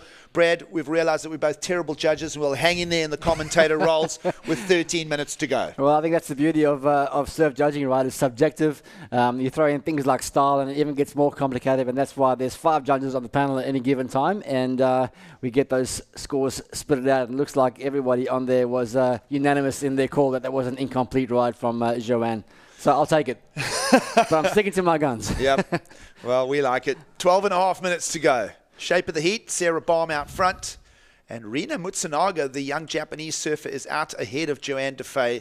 We'll just quickly acknowledge the requirements of the Championship Tour surfer visiting the Challenger Series here for a mid-range 4. And a little in and out for Mutsunaga, who did fairly well, by the way, over in Krui in the qualifying series event a couple of weeks back on the mainland of Sumatra. And this is Danielle Powis, the young South African, who really does have quite a spicy backhand, Brad. She hasn't been able to find a bowl to slash out a turn of her own, and you feel that if she gets an opportunity, and it would be the same story for Joanne, it's just the opportunities that are missing, and here goes a turn into another incomplete for Joanne. What are we thinking here? Yeah, I think she's just trying to manufacture that score. She knows she's got the talent. Conditions are obviously tricky, and I think she knows that if she can actually stick one of these big turns, and she's throwing the kitchen sink at it, she'll go into that advancing position. Only needing a 4.43, and we know you can manufacture that on those one-turn maneuvers. So I think she's just applying the Italo Ferreira strategy. Well, the other talking point, perhaps, is the World Surf League does insist on each Championship Tour surfer participating in one Challenger Series event. We always saw that on the qualifying series as well, pre-2019. So perhaps this is the, the attendance event for Joanne Defay. She's here with all the focus on next week, and certainly an opportunity. I haven't looked at the point spread, but would there be an opportunity perhaps if Carissa Moore has a shocker in J Bay, could Joanne Defay go into the yellow jersey? I'd have to look at the point spread. Yeah, I think that's certainly a possibility. 2 events to go, J Bay and then Chopu, which I'm really excited to see the women take part at Chopu again for the first time in many, many years. So part of the evolution and the innovation that the Championship Tour has undergone over the last few years.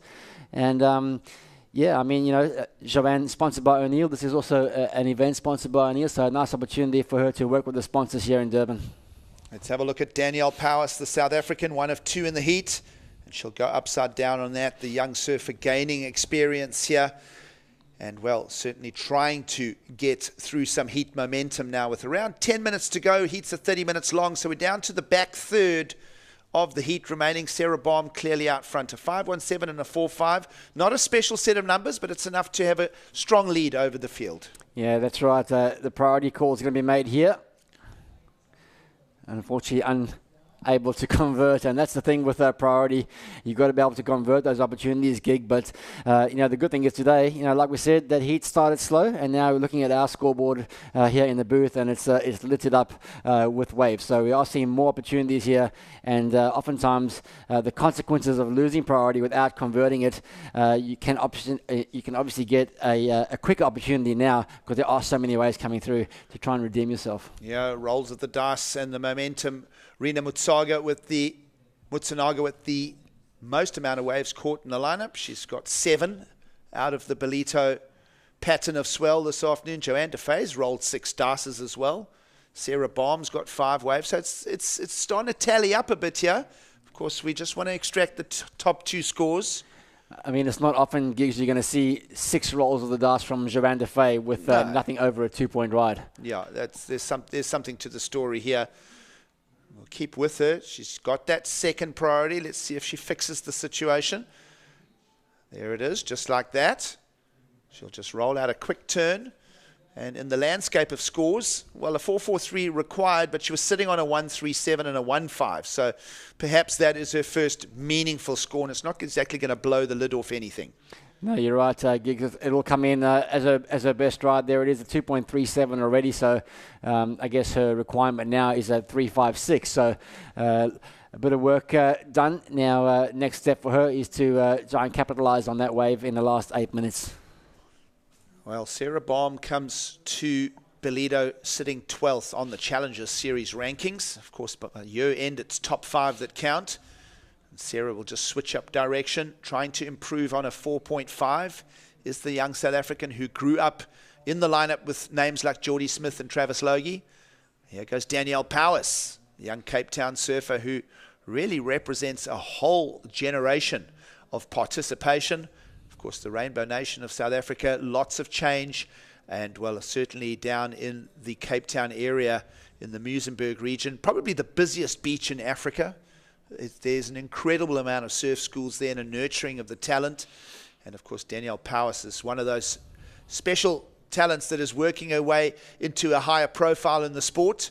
Saw a quick look at Rina Matsunaga, the Japanese, who's for now hanging into that second place position. Requirements for Joanne DeFay, who holds priorities, now down to a 3.55, well, 3.56.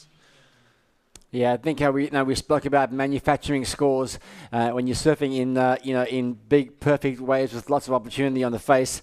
Those scores come a lot easier, and when you get into these kind of conditions, you really have to make the most of those opportunities that present themselves, and there's not many, so you really do have to manufacture the scores, and I think that's what Joanne DeFay has been trying to do on those previous waves. She really played it safe on that last turn just to get a completion under the belt, but now let's see how the class and the experience of DeFay will shine through with 6 minutes 40 to go. Well, as a teenager, Joanne DeFay nearly gave up on the sport. It was the 2008 economic crisis. We've probably all done a bit of research on her. But by 2013, she became a real highlight. And here is a highlight wave unfolding for Sarah Baum, who we think will maybe extend the lead a touch. And she'll just show completion that time, Brad, through the white water. Definitely made a point of it there, Giggs. We have a strong talking point, folks, in this heat. A little over 6 minutes to go, and Sarah's going to drop the 4.5, we feel there, Brad. Yeah, I think that was great surfing, very clever surfing from Sarah. What I like about her in this heat gig is she's generating a lot of speed, but it looks effortless. She doesn't look like she's pushing water. Those boards are looking good under her feet, and then again, adding some of the variety, that spice to that final turn, that point of difference, and blew the tail out, and again, really made the point of showing the judges, hey, I definitely completed this wave. Make sure you pay me accordingly. Need to have a quick look at it, but I'm thinking that Sarah is on Graham Smith's boards, the Smith shapes, underfoot.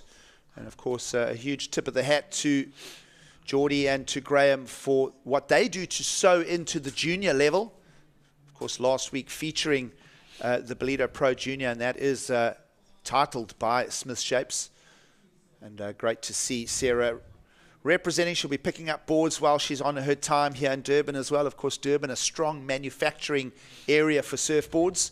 Of course, you think of the legendary Spider Murphy down the road. Of course, the Built Surf Factory, which has the licensee for Channel Islands and for Mayhem and for Chile surfboards. There's a lot of stuff going on in that area. And of course, in the same street is Graham Smith himself with the Smith Shapes factory. And those guys are, enjoying the fact that with the demand for surfboards post-pandemic, it's crazy how surfing has exploded globally. Perhaps, team sports just taking a step backwards. Individual sports got a real push forward. We saw a strong shot in the arm for the surfboard industry, particularly here on the east coast of South Africa. Yeah, and Durban's always been, the centerpiece, the hub of the surf industry in South Africa. I remember, I'll hold that thought. Well, let's have a little look at Danielle, who really is having one of those heats that are not coming together. Just a 2 and a 1.53. That won't feature in her top 2. And the heat is whizzing by here as well, Brad. We're down to 4 minutes to go. And where is Joanne Defay in it? She's just sort of freewheeling along. Perhaps she's even on borrowed equipment. That could be a topic. Yeah, it could be. I know she went to the O'Neill shop to get a whole new wardrobe. But you said it before, gigs, clothing is one thing. We can kind of get away with that. But not having your own equipment is always challenging. Hopefully she does have her boards under her feet by now. And she does have priority with that 3:45 left on the clock. So let's see if that experience can come through for her. Well, it is always a topic of traveling all the way across the world and not getting your luggage. You've been through that? Oh, it's more than once. More than once, and you know what? Pro surfing, we see all the glamorous side of it on social media and all these amazing WSL feeds, but there is a very challenging side to it. Traveling around the world does have a lot of downsides. We've seen a lot of the WSL crew making their way back from the event in Brazil, being stuck and taking 3 or 4 days to get home. It's part and parcel of what you do. You've got to just roll with it, but it's not all glamorous as it looks sometimes. Well, you've got to get really good at traveling, right? Get those podcasts down. Here goes Joanne Defay. She'll just ramp through that section. Down to under 3 minutes to go. Talking of that, I've been enjoying the podcasts from Dave Prodan. Yes, always insightful. Yeah, love that stuff. And here we go for Danielle Powers. That was a nice sting. Her best turn, perhaps. Maybe even her best score. We'll see. She's got a better 1.53. We think that will go that direction. Although that one wasn't very spicy, it still was proficient enough to perhaps become a replacement score. And just like that, the heat's down to 2.5 minutes to go, and the South African's still out front in the form of Sarah Baum. Yeah, she's been really impressive in this heat, gigs. That last wave of 5.27, so that was her best wave. She's mixed it up on both rights and left, and I think the difference for Sarah in this heat, she's been on the best waves. And then second to that, not only being on the best waves, she's really made sure she's made every section count. So both those two scores were two turn combinations with strong finishes, done with style and power. And well, that's why she's out in front, and she's taking out the current world number 2 on the championship tour as things stand right now. Well, just waiting to update scores. Just under 2 minutes to go. Yeah, a reasonable turn from Joanne Defay. You can't help but feel that she's not totally committed to the cause here. Her requirements will change now to a 3.63 because her last wave will net a 2.8. Down to 90 seconds to go. No problems for Sarah Baum. She'll be looking at moving through to the next round. Of course, Sarah Baum finishing the Challenger Series quite well last year with the 9th in Haleiwa. Here she goes for a bit of a victory lap as we're down to under 90 seconds. Little incomplete there. She won't improve on her lowest score of the 5.17. She's also found a 5.27 in the lineup. And Rina Mutsunaga, the Japanese surfer, right now in that advancing position. But that, to me, was a little bit of a silly spend of the priority. And she's just handed a priority situation to Joanne Defay. Now, is that the opportunity with 1 minute to go? Well, on paper, there's an opportunity there. 60 seconds means a lot of pressure. 60 seconds means you've got to make the right decision with the wave that you paddle into. And 51 seconds means you've got to convert. So time is ticking right in front of Joanne's eyes. If anybody can do it in this heat, it is Defay. But she needs an opportunity, and the ocean can be a very cruel mistress at times. It can be. We won't see any changes to the numbers top left of screen for Sarah Baum. She's going to win the seat on a 10.44 unless something really untowards happens. We'll go inside the final 30 seconds here with Rina Mutsunaga in that advancing second place position. Now Joanne is going to have a look at this bowl. She may focus on the left-hand portion, and she will. We'll cue it in for a backhand turn for her. She'll sweep through that turn, a 3.63 the requirement, and the heat will count down to completion, and that is going to bring heat number 8 to a finish here, Brad. 2 more heats to wrap up the afternoon. for a second very full day at the Ballito Pro. Yeah, it's been a fun day, and despite that onshore, I think there's been a lot of opportunities. We've seen some common trends throughout the day. Those two-turn combinations getting the nod from the judges. Unfortunately for Joanne Defay there, the championship tour competitor, she just didn't get that opportunity to get those two-turn combos. Most of her waves were one-turn opportunities, and I think that was the difference. But Sarah Baum, for me, was very impressive in that heat. Yeah, a good set of scores there. The goofy fitter who grew up in Durban is into the next round, Sarah Baum, and the Japanese surfer will move along with her. We're going to take a quick break and we'll continue with coverage from Ballito this afternoon from South Africa. Hi, we're the WSL. We travel all over the world, chasing the best waves and surfing the nicest beaches. But we don't just surf. We're also doing our best to protect the thing we love most by restoring coasts, stopping plastic pollution, and reducing climate impacts. We know we're not the only ones trying to save the ocean, so we want to hear what you're up to.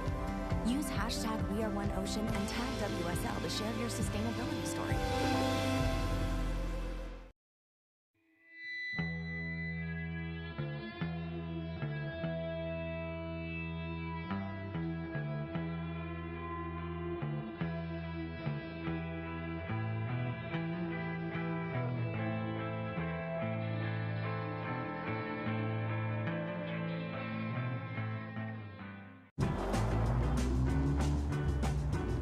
Your love lifted me higher than I've ever been lifted before. So keep it up with my desire, and I'll be at your side forevermore. Calm yourself down. You know your love keep on lifting higher, higher and higher. I said your love keep on lifting higher and higher.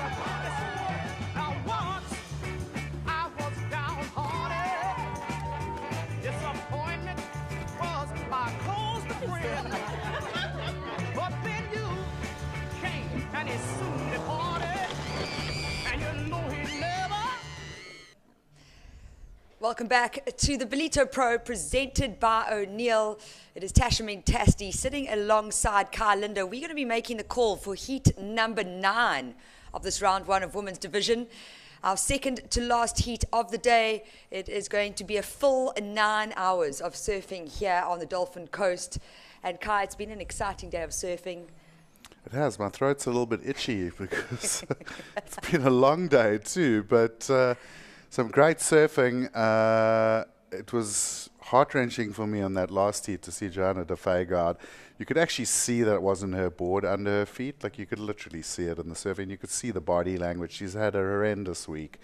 And it's crazy how this whole French airport thing has just affected so many of the surfers. You don't think things like that can affect a sporting competition, but a whole bunch of the surfers without boards arriving, some of them even their like bags with clothes and stuff. And even though there's local sponsor affiliations on the ground here in South Africa, it's not quite the same thing. Yeah, and surfboards, the tools of our trade. You can't just pick up a surfboard and think it's going to be the magic stick. And I was chatting to Joanne Defay this morning, as well as yesterday afternoon, and I thought they were stuck in South Africa. And I said, it's fine, you've got a day to get them here. And she said, no, they haven't even left Europe yet. So Yeah. Very sad. I know she was looking forward to a good event here, and unfortunately losing our top seed at the Ballito Pro. But on your screen right now, let's introduce these ladies, because it's definitely some names you've never heard of before. We've got 2 South Africans in the water. Natasha van Grienen in the blue singlet, hailing from Cape Town. She is our 3rd seed on the WSL Africa rankings. And then the young gun, Louise Lepront in the green, our trials winner for the Ballito Pro, and taking the win ahead of 20 girls, only 14 years of age. She is from the south coast of KwaZulu-Natal. I've just seen her mom, and her mom is so nervous. I said, there's nothing to be nervous about. This is all just an experience for her. She is fiercely competitive for 14, and her big goal is to make that championship tour. And there's no better way to grow and evolve than being on the global stage and on a big stage like the Ballito Pro. Yeah, and she's not the only junior in this heat. In fact, I'd never stoop so low as to call Natasha McCrenan old, but the rest of these girls all competed in the juniors and the JQS, including Arena and Molly Picklum. So this is one of the youngest heats of the day. I mean, Natasha's only around that 21 mark as well, but in this heat, she's the one carrying all the experience. Yeah, how amazing is that to see?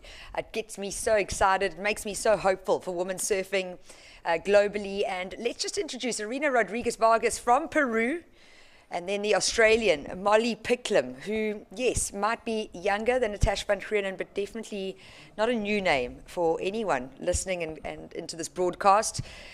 She is been relegated to the Challenger Series after not making the cut on the 2022 Championship Tour, but took that runner-up position on the Gold Coast earlier this year. So looking good on the Challenger Series. We're only into stop number 3 of 8.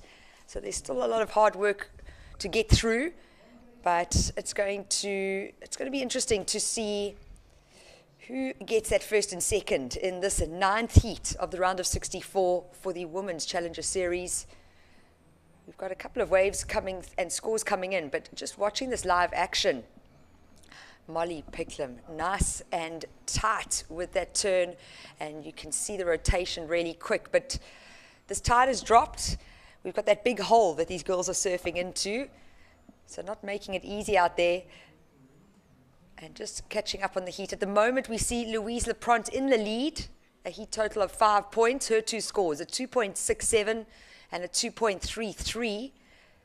We then have the fellow South African, Natasha van Krienen, sitting in second. Still very early days, Ka. We need to see these girls fit in those 2-turn combos. We've seen some good scores coming out of one very powerful, critical maneuvers, and not as much scoring potential as this morning due to that onshore wind. But you can see the afternoon sun on all these ladies. And the beach is still full. It's been a good day down at the Ballito Pro. Yeah, and I see the score as I'm thinking about it, a 4.17 dropping in for Arena Rodriguez-Vargas. Really nice backhand turn there. I've had a few free surfs with Arena at Bog Bay, and she is a rather competitive surfer even in the free surfs. And it's something that I've really picked up over the week here in Ballito, you know, having surfs with all the girls and guys. The new batch of pro surf ladies do not hold back for anyone. Oh my goodness, try go to World Juniors with 420 grams and catch a wave. They called El Salvador Surf City, and I was like, it's Burn City, because I've never seen so many blatant burns. But, you know, you've got to be aggressive in the water. It's the only way you're able to get on those good waves. And you are right. The new group of young ladies coming through are just not holding back. They're very aggressive in the water, and it's because they want to get onto good waves. They want to put the time in. I think just some rules and regulations need to be set in some way or form. I haven't quite figured out how to do that. Don't pal around your commentator. I'll burn you, no. And good news for the J-Bay locals, the world's best ladies are on their way to you. Some of them are already there. I've been seeing some social media, and a couple of the ladies deciding not to come and surf here and go straight to J-Bay. And I think that's also a good plan for some guys. I know guys like Jack Robbo as well have gone straight to J-Bay just to get some time in the lineup there. Over the years, we've seen that it definitely pays off learning the wave at Super Tubes. But we were talking about this young lady, and like I said, she's an aggressive surfer. She's really focused and is not shy of going for that lip line. Yeah, and scoring a 4.17 for her fourth ride moved her straight from fourth up into that first position, currently holding the highest wave score of the heat. We are going to see that change throughout these last 22 minutes of heat number 9. And it's an interesting conversation to have, Kai, because we haven't seen the girls in J-Bay since 2019, and it's a new crop of Championship Tour ladies. I remember when we lost the CT in J-Bay and we had a QS event. Zeke Lau was still on the QS then, Keanu Singh, they rocked up with boards. I looked at them and I went, is this for supers? And, just not knowing what supers is about, not knowing how fast that wave is, and really understanding the type of equipment that you need to dial in. And I think it's a great idea to go and spend a bit of time there. The locals won't be too happy, but it's the only way to get comfortable with the spot, is spending time in the water and looking forward to the 2022 J-Bay Open. But the focus right now here in KwaZulu-Natal, in KwaDukuza, it is the Ballito Pro presented by O'Neill, and Molly Picklum finds a 5.17 for wave number 2. So she sits in that second position, bumping down the two South Africans, Louise Lepront in third place at the moment, looking for a 3.81. Totally able to do that. She might be very young, but she's definitely surfs with a lot of maturity. We just saw on screen Natasha van Grienen going down on that first maneuver. What a lovely girl that is, Natasha van Grienen. Really one of the nicest girls on the tour and, out of South Africa. Sometimes maybe, I think like... Too nice. Too nice. Yeah. Like Dutchie and I were talking about it the other day. We want to get a nice death metal playlist for before he eats. Maybe that could work, but you are right. It's if it's not in your nature, it is very hard to make yourself aggressive and be quite dominant. If Natasha van Grienen finds the right waves, her surfing will do all the talking. 100%. It's just really about finding those open-faced waves to fit in 2, if not 3 maneuvers. Right now, Natasha van Grienen with a 1.77 and a 2.5 to her name. Molly Picklum dropping down another good score for wave number 3. So almost finding that wave under priority. At the moment, it is the Peruvian, Arena Rodriguez Vargas, with priority sitting in second. And there we go, Kai. A 6-point ride for last of red, Molly Picklum. Yeah, no problems connecting to the dots out there for Molly. Second wave, a 5.17, third wave, a 6, and she's already looking for another wave. And I talk about this new school of girls. They really don't hang about. They really want to work the lineup and get as many waves as they can. From free surf to heat, and a quick little wave for Arena there. I don't think that's going to be a counter for no real wall to talk of. But Molly Picklum, the whole week she's been here. I've been watching her in the free surfs. I've had a couple of surfs up at Bog with her. Super impressive. She's got a really nice style, and one of those surfers that really doesn't struggle to put the rail into the water. No, knows what she needs to do to get the scores, and coming here to spend a bit of time and surf the spot was a great idea. I don't think Ballito's an easy wave. It changes a lot throughout the tide, very different on the low tide compared to the high tide, and we are moving into that high tide mark with 18 minutes on the clock. See the surfer on the next heat in blue coming along. That's going to be a cracker for our boys coming back into the booth. Mafaloa? Got Mafalda Lopez. Mafalda Lopez. Yes. I'm looking at the screen far away, so I couldn't see it, so apologies. But Mafalda, another surfer coming on the scene that we haven't seen before. And again, after this break from COVID, this is the thing. It's not just that there's new blood coming on the scene. It's the fact that we haven't had a scene internationally for 3 years.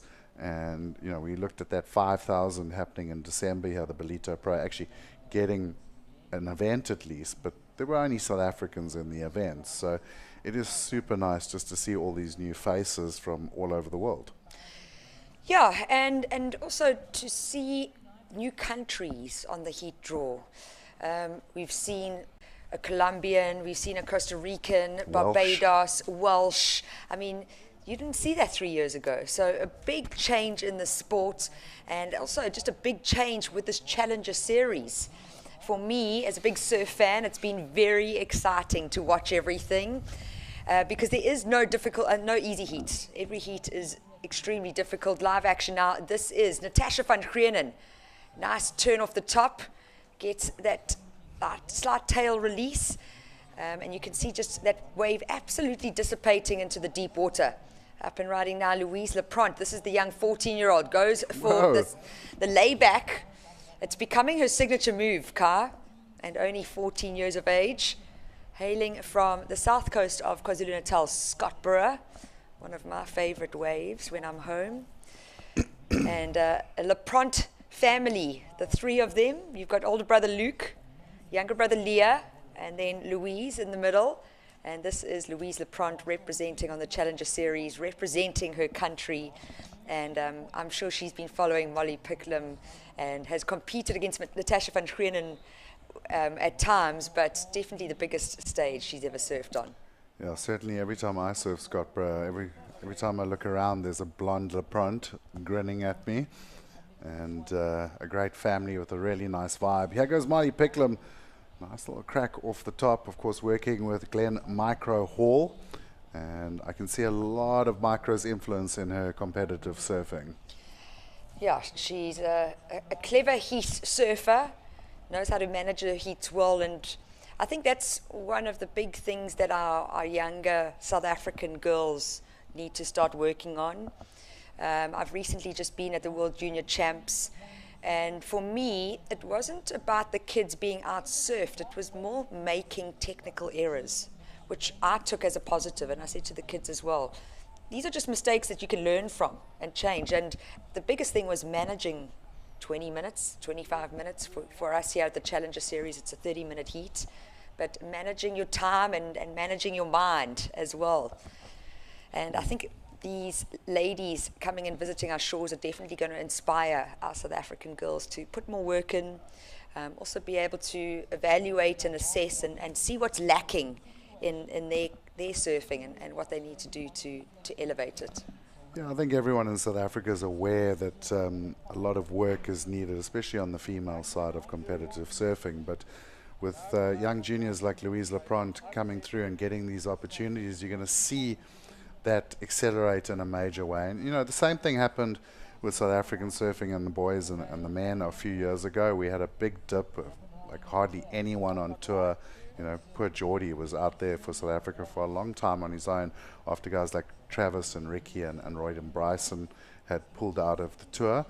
And now we're seeing that new rise in the men, and that is directly attributable to events like Ballito and all of the QS1000s we had going, giving those youngsters the opportunity to surf against better surfers, to surf against surfers of the World Tour and really pick up their game. And I think if you see this over the next 3-4 years, you're going to see a major growth in South African women's surfing, which is fantastic. Yeah, so true, Kai. I was going to step in there, but you nailed it. We had a big gap in events, but I'm going to get into that after the beach interview with our winner from heat number 8. It is the South African Sarah Baum taking the win. Sarah Baum, I've got to say that was a really impressive win for you. Difficult conditions, but you found two ways with 2 turn combinations on them and took out a very, very commanding win. Yeah, we knew the tide was coming in, so it was going to fill up really quickly.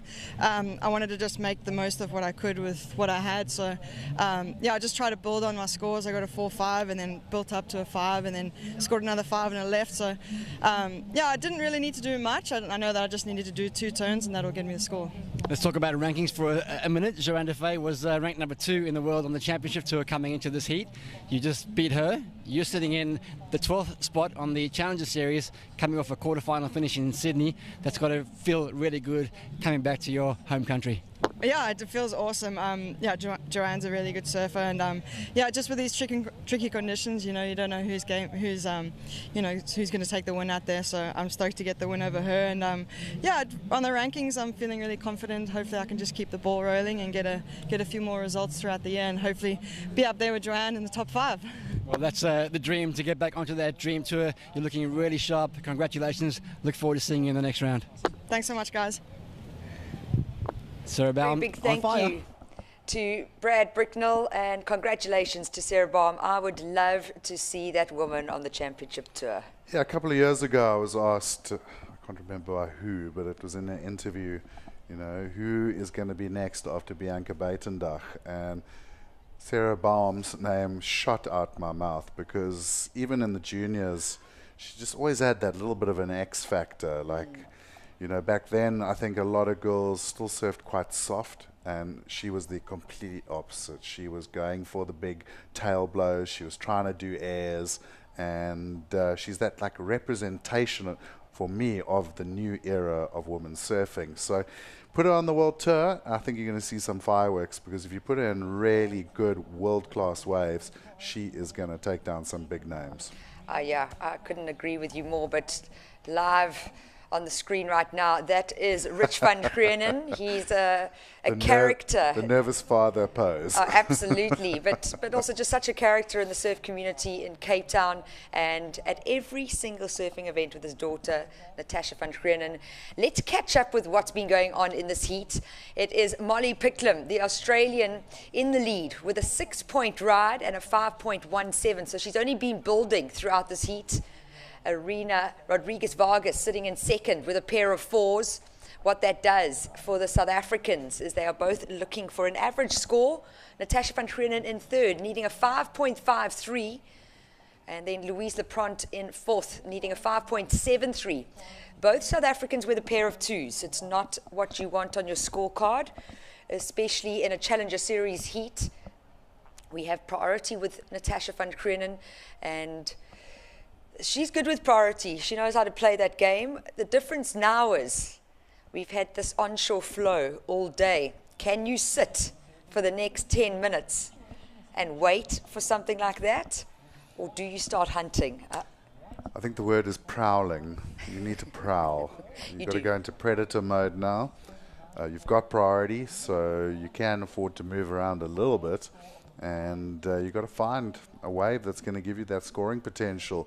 Fortunately for the South Africans in this one, 287, 25, 267, 24, 2s are not going to do it when Molly Picklum is rocking a 6 and a 517. Arena with 2 4s. You've got to get up into that 4-5 range now to be competitive, and then you've got to back yourself to find another wave within the 9 minutes. Yeah, and I think just remembering Arena, the 2 pairs of 4s that she's got is a one hit. That's it, just one hit. So if we get either one of the South Africans getting a 2-turn combo, we're going to see a big score on the board. But watching that right now, you can just see the experience from Molly Picklum, looking so comfortable out there. Slightly bigger wave and showing commitment. So is she going to drop the 517 that sits on her tally? Well, Tash, I look at Natasha, really solid backhand, and I've seen her do some monster turns. 2 heats ago, the other South African, Zoe Steyn, getting a high 6 with a 1 turn and a closeout. So it is completely within her capabilities to get a 5.53. So you've got to hope that she did it. This one from Molly, though, big bottom turn, goes over the bumps and just jabs the tail out over that oncoming section. And that is some super solid surfing right there. Looks like Natasha had a ride maybe at the same time, because she's in 4th priority. I do see that little blue tick. Unfortunately, I'm seeing 09s and 01s and 08s coming up, so it's not going to be a counter, so obviously just a short ride for her. Yeah, and while we wait for scores for last of red, our current heat leader, Molly Picklum, we see priority shift to Arena. And yeah, just what a lovely girl. She's currently getting onto the Challenger Series as a 2nd seed with the South American regional rankings. Her campaign with WSL started in the juniors in 2017, and I'm sure she is inspired by the legend Sofia Milanovic coming out of Peru. And I think, being Peruvian, you're always going to be quite strong on your backhand. She's found 1 4-point ride on her backhand, 1 4-point ride on her forehand. So when she finds another score, will she put more pressure on the South Africans? And there's that score. 1 hit from Molly Picklum, increasing her current lead with a 6.17 for wave number 6. Yeah, exactly. So big section, gave it the full commitment, and the judges rewarding her with the 6.17. So that really, if you're in the lineup now, Natasha, for example, should be hearing that. You would have heard the beach commentators talking through that wave, so she knows what she did, and then hearing the score, and you've got to now switch that into your thinking. Is okay, right, she got a 6.17 for 1 maneuver. I really just need to find a canvas to go and do that one big turn. And if it happens to give me another, even better. For Louise Lapront, the Gram, same thing, you know, you got to go out there and find that turn on. Let's just watch this again. You can just see her eyeing that section. She did really well to get the board up and over there. And beautiful turn from Molly Picklum. You know, we looked at that little layback from Louise Lapront earlier, but it was on a small wave. So the Gram's got to kind of go out there now and go repeat that maneuver, but on a big wave. And if she did that, she'd probably get the score. Yeah, absolutely. Also, what I loved about that sixth ride of Molly Picklum was just how much power she had through that turn and didn't miss a beat, really.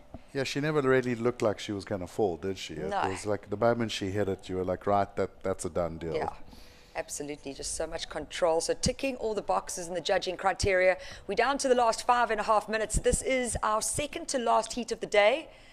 We have done 8 heats of the men. We're going to be doing 10 heats altogether of the women in this first round of 64. Live action now, just a quick in and out for Natasha van Krienen. She's sitting in third position with a pair of twos, looking for a 5.53. But yeah, a full 9 hours of surfing. I did get a chance to chat to Travis Logie on my break, and I was just trying to pick his brain a little bit and see, you know, what the idea is. And he said, we've got an 8-day window period. Realistically, we've got 6.5 hours, 6.5 days of surfing to get through. And ideally, that finals day, they want a half day so that they can actually crown champions and get it all out to press in the world. So it looks like we're going to have some full days ahead of us, Kai. The forecast looking more favorable for tomorrow. I was pleasantly surprised this morning. I didn't think that we would have such a pulse this morning, and we saw some 4-foot waves coming through the lineup. Yeah, we certainly did. Well, look, I'm looking at the forecast right now. Saturday afternoon, and I mean, there's a lovely swell filling in, south-southwest swell of about 2.1 at 16 seconds. That's a decent swell here on the north coast. Beautiful northwest in the morning, but then around 11, 12 o'clock, that northeast is going to come in, and it's quite heavy. So that's not going to be a good afternoon. They're going to want to just run enough heats to get to sort of lunchtime. And then on Sunday, the swell stays pretty strong, 2 at 14. And the wind comes up a lot later, like 1, 2 o'clock. And we've seen a couple of those days over the course of the entire event. So I think Sunday is going to be a beautiful day to finish off. And we know here, you know, you're on the weekend, in the holidays, it's always nice to finish on the weekend, especially for the local people of Ballito who work during the week. You know, they can also come down and the beach gets really full. And that's kind of the way we like to finish here in Ballito, is with that carnival atmosphere, loads of people on the beach making lots of noise.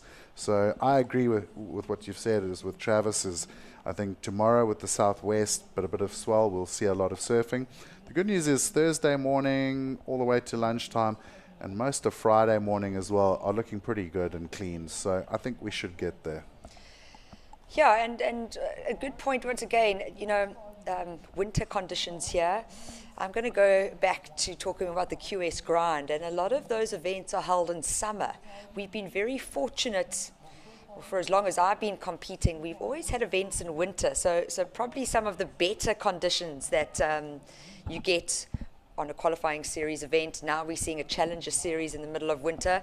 I must be honest, to see all that onshore flow coming up in the afternoons, it's not usual. It's not what we usually expect in KwaZulu-Natal, and it could just be because we're on the back end of a big swell and a cold front that happened last week. We definitely, we're on day 7 under the Ballito Pro umbrella, and the juniors got some really good waves. But live action now, just a quick in and out for our second place surfer, Arina Rodriguez-Vargas. So with 2 minutes on the clock, we haven't seen any change taking place within the placings of this heat. Molly Picklum holding that lead down with a 6.17 and a 6-point ride. So a pair of sixes. It's definitely a higher heat total than we've been seeing. And then Arina Rodriguez-Vargas, the Peruvian, with an 8.4 heat total. She holds a pair of 4s close to her chest, and the pair of 2s for both South Africans, needing to replace a score for Natasha van Krienen, a 5.53. Louise Lepront a 5.73. Yeah, I think Arena actually made a little bit of a tactical error there because she had priority and she was sitting right next to Natasha and she caught that wave and it wasn't a good one. And she's actually opened the door a little bit, but Natasha, I see, has just lost priority. So I don't know if something's gone on in the background that we didn't see, but now Arena back into second priority. So there you go. Probably a little bit of a tactical error from both, but it's ended up not benefiting Natasha. Yeah, and priority it can be so vicious sometimes, especially if you make that incorrect move. We were talking about it in a previous heat, how there has been a change with the priority. Now that if surfers show intent, so not even paddling almost, if they're showing that intent and almost block someone, they will get that priority taken away. It used to be if a surfer shows a committed paddle. Not that anymore. Oh, big section for a little junior surfer, Louise Lepront, unable to ride out of that, and with just 24 seconds on the clock. We see a little shampoo wash here from the Peruvian, and somehow holds on to it, and you can see on your screen how it's the shadow is coming from the buildings behind the event site. It looks like we're running till 4:45 p.m. South African time. Tight.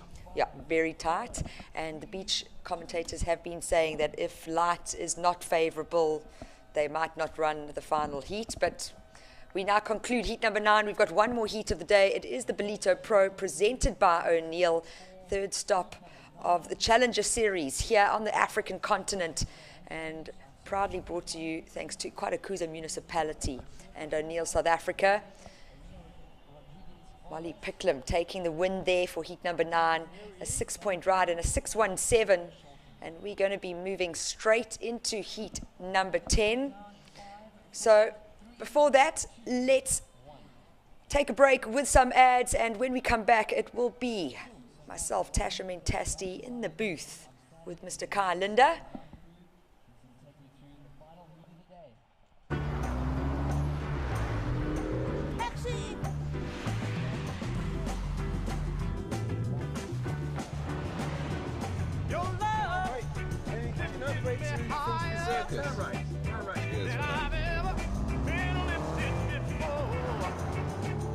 Keep it up, quench my desire, and I'll be at your side forevermore. You know your love keep on lifting higher, higher, higher. I said your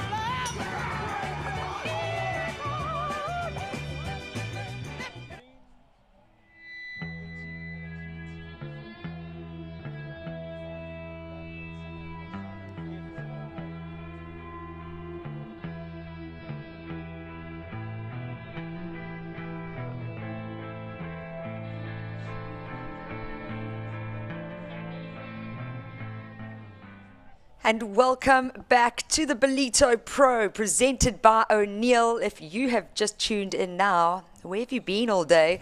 It is the final heat of the day, day 2 for the Challenger Series. We finally got into some ladies surfing, round number 1 taking place today. We into heat number 10, and out in the water we have Brianna Cope from Hawaii up against Mafalda Lopez representing Portugal, Garazi Sanchez-Orton, the Basque Country surfer, and then Summer Macedo from Brazil. She is a CT replacement that sees herself here in the Challenger Series.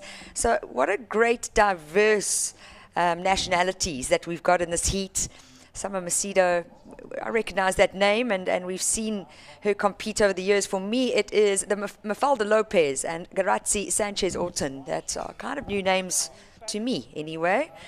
Am I correct in saying Summer was based in Hawaii, though, and is maybe one of those surfers that's moved across to another territory for the Olympics? Yeah, I think very true. Unfortunately, the Hawaiians not being recognized under the Olympic banner and having to represent the US of A. So we have seen a couple of surfers transition to have a different nationality next to their name, and this is Summer Macedo up and riding now. Nice vert turn. But on that high tide bank, you've got a lot of displacement with that water and really having to stay compressed when you get that big hit in. So small scores to get heat number 10 started. It is the round of 64, and we will be seeing the remainder of the round being surfed tomorrow if they make the call. I'm pretty sure our commissioner's going to make us go in the morning just to at least finish the round. We won't be able to finish today because the light will beat us, but very excited for the next heat because, of course, our JQS winner and a young Hawaiian who really impressed us during the previous week here in Ballito, Betty Lou Sakura Johnson, coming up. Yeah, and you know what the cool thing is the JQS, the Ballito Pro Junior, which took place a few days ago, it's not often that we have internationals represented. It's usually all the South African juniors, the South African Grom surfing against each other. And Betty Lou Sakura Johnson taking a win, looking really comfortable out there. I mean, for her age, she just is surfing way beyond her years. It's so wonderful to watch, and a lot of composure, Ka, in the water. It's almost like there's no nerves that exist there. But I think if you're coming up against your heroes like Carissa Moore and the likes, you get to learn how to manage just the nerves and manage the monkey brain that can happen sometimes. Well, let's hope no one gets monkey brain in this heat. As long as it's not swine brain, because that seems to be like also one of the bad ones. We've had COVID, now we've got monkey flu, and of course earlier in this decade we had the swine flu. So we want no more flus, we want no more animal diseases. We just want to see good surfing at the Challenger Series. Yeah, and it's been fantastic to have all those regulations dropped in South Africa. So no COVID restrictions anymore here. The biggest issue now is the strike that's going on in Europe and surfers just not receiving their boards. I mean, nothing has arrived. We saw 2 heats ago our top-seeded surfer, Joanna Fay, unfortunately, not even with her luggage, with clothing at all, hasn't arrived. Crazy. And not advancing through to the second round. So she's going to make her way to J Bay. The question is, when will that equipment arrive? Yeah. That's the well, sad let's hope thing. for that it does arrive, because she's got to be one of the favourites for J Bay. And Mafalda Lopez from Portugal, young lady we have not seen yet, but that was an impressive attack to the lip line on her forehand. Yeah, so she's actually able to have got into the Challenger Series thanks to her second seeding position under Europe. So qualified for the Challenger Series through the regional rankings and is second seed. Mafalda Lopez looking nice, the goofy footer. I enjoyed that forehand re-entry. Finding a left out there, we haven't seen many of those. But small scores to get things started. 23 minutes, 50 seconds on the clock at the moment. Our highest wave score coming from the Hawaiian, Brianna Cope, at 2.83. And then for that last wave from Mafalda Lopez, 3 points, so just one turn. The comparison is going to go back to those previous heats. We spoke about Zoe Stain, just one magic hit and finding the 683. And with this tide pushing onto the sandbar, are we going to see some more lefts making their way into the equation? Oh, quick 2-turn combo. Like the combo there. Oh, she just realized that rock is still there, even though the water's covering it now. And did well just to avoid that collision. Of course, we have seen a few people going down on that rock. Yeah, and I suppose the tide making things a bit more difficult, but one thing I'm really happy about, Tash, is there's definitely less wind. So that wind has already dropped off, and that's great news for our surfers coming up in the morning, because we should, even with that southwest flow coming through tomorrow, we should see at least a bit of land breeze in the morning. And though the tide will be high, I think this morning it was super competitive on the high tide with the clean conditions. And I think those girls still to come are going to be hoping that their heats get underway first thing in the morning. Yeah, well, we've we lost a whole day. We had our actual day one was a lay day. We lost a whole 8 hours, and Travis Logie saying we've already made up 1 hour today to have a full 9 hours of surfing. This is the last heat of the day for the Ballito Pro, and then hopefully the call will be made to start early. Our high tide going closer towards 8 a.m. tomorrow. But we will be making our way down to the beach for the heat winner from heat number 9. They will be linking up with Mike Frew on the beach. Molly Picklum, another impressive win for you. You find a pair of sixes out there, which not many people managed to do today. How did you find it out there? Yeah, today it was pretty tricky, I think. I guess one turn, if you jam it with some speed, and you're going to get sixes. But yeah, bummer I couldn't get 2 turns and try and push a little bit higher than a 6. But I'll take that. I'll take a win in one of these early rough conditions, you know. So yeah, I'm pretty happy. Now you've got some championship tour experience under your belt. You qualified last year, fell for the mid-season cut. What are the biggest learnings you took out of that first half of the year? I think for the championship tour, and what I learnt there was just, like, you've got to give it your all, you know. It's called the Dream Tour, but we only got 5 events, and I was there to give it my absolute all. And yeah, this hard work doesn't stop. It never does. So it just gets harder. Well, speaking of hard work, you got Glenn Micah Hall in your corner. What does he bring to your relationship? Yeah, having Glenn on the road's always good. He's quite the positive guy, you know. He keeps everything fun, and we've been playing a bunch of golf and just trying to get the mind off, not so much surfing, but just more competition, and let my surfing do the talking and not worry about the result as such, and kind of let those things come naturally. But yeah, Glenn's so good. He keeps it positive and fun on the road. Well, a great start here in Ballito Bay. Good luck for the rest of the event. Thank you so much. Back to you guys. So Mike Frew grew a bit. I had the same thing I was going to pop out on you, Tash. No, we had Brad Bricknell, our fellow commentator, on the beach. What a great interview with Molly Picklum, and you know, just showcasing how difficult this Challenger Series is, and as well as that cut on the Championship Tour.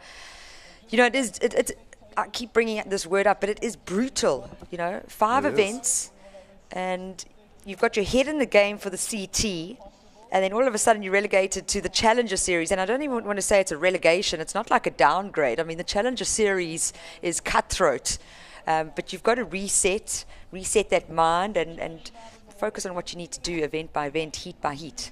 Well, it's like you're facing dragons, and then suddenly you've got to turn around and there's like a pack of zombies behind you, you know? So it is a crazy mindset, because you're dealing with surfing against sort of the world's best, and then you've suddenly got to start worrying about the world's most hungry, you know, and it's a very tricky situation. But luckily for us, watching pro surfing, I think it's going to revitalize the QS viewership, because if we look at the first 2 events in Australia, such exciting surfing, so many big names, and you can't help but want to watch that. So I think it's a great idea. Maybe a little bit more nipping and tucking over the next few years, which they can do, but I think they're on the right road. And another thing that really impresses me about Molly Picklum there in that interview, and a lot of these new young surfers, I mean, you know, we've worked on junior series here in South Africa for a long time. In the old days, I'd put a mic in front of some kid, like, how was your heat? Kiff, bro, you know. And so it's not just the surfing that's improving and the level of competency, but these kids are getting full media training now. They're learning how to be in front of a camera. They're learning how to talk to the press, how to present themselves professionally, and they are turning into real pro athletes. And it's really incredible to see, because surfing has literally jumped light years in the last decade. Oh yeah, and you know, just elevating that level of professionalism. I mean, for me, when I speak to non-surfers, they're always so surprised by how well I talk and how engaged I am. And I'm like, why? Because I surf. There's such a perception from back in the day, and you know what? It was hardcore. It's a totally different ball game now, and if you're not on your best, which is from not just mentally, but physically as well as with nutrition. I mean, you're never going to be getting the results that you need. And I just think this sport is evolving so quickly. It's quite a young sport if you had to compare it to tennis and cricket and rugby. And then the real big difference is those playing fields never change for us. Every single minute of the day, our playing field is changing in some way or form because of the ocean. I think that's why I have so many grey hairs. Oh, no way. You're very young at heart, Kai. Surfing keeps us young. I'm just so grateful to be able to be involved with the sport and, take the opportunity where I can to get in the ocean. And here we are on the tip of Africa. It is the Challenger Series, the first time coming to Africa in Ballito on the Dolphin Coast, KwaZulu-Natal in the Kwadakuza municipality. This is our final heat of the day. Out in the water, it is Brianna Cope holding down the lead with a 4.5 for her last ride and a 2.83. That is the highest wave of the heat so far. Summer Macedo now in second position with a 3-point ride and then that throwaway, 1.03. And Mafalda Lopez sitting in third. 3-point ride, maybe she can hold on to that. It's not going to be happy though. Definitely want to get rid of the 0.93 and only needing a 1.03 to advance.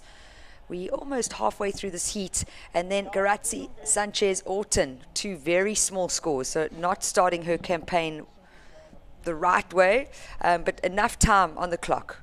We've just under 16 minutes remaining, and you can see how the group split there. Blue and red going one way. This is Mafalda Lopez, so feeling stronger on her forehand. And it'll be interesting to see what happened there. Priority was with white. White kind of dropping in on blue. I don't really see a problem there as we see Summer almost going over Caity.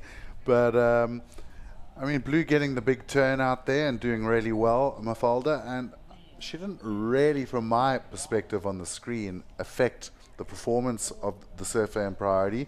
And you do have to generally cross over the path of the priority surfer for it to be called. But we've seen some really strict calls today, so who knows? I mean, if she put up a big enough performance to the judges, they might get sold on it. But for me, I didn't see too much of a problem there. Yeah, sometimes I feel like I'm watching a soccer game. Yesterday I saw more claims than I've ever seen, coming through that first round of men's. And yes, conditions were difficult. Does it mean that surfers can influence the judges? I hope not. I really hope it doesn't bear any factor to the scores, and maybe just more a personal positive statement for themselves to go like, that was a good one, go back out there and do it again. But we didn't have the pulled back view to see what white and blue were doing, and with these multiple random peaks that have come up because of this onshore wind, probably not factoring in the scoring potential, and it doesn't look like it. So we see nothing on our screen with 14 minutes on the clock. Mafalda Lopez still sitting in third, her last score coming through at a 0.93. Her second to last wave, my apologies, is 0.93. Her last ride is her highest wave score, a 3.83. Still keeping her in third, Kai. Now looking. Yeah, and Summer just dropped a 3.87. So Surfer and Green holding on to second place right now as we see her taking off. Love that little front side carve. This wave goes very, very fat on her. Manages to get another connection over the top. And just ripping that little wave right onto the bricks there. And yeah, I suppose the claim thing, Tash, is a bit of a weird one as we watch this wave from red, Brianna Cope. She has just been quietly going about her business in this heat.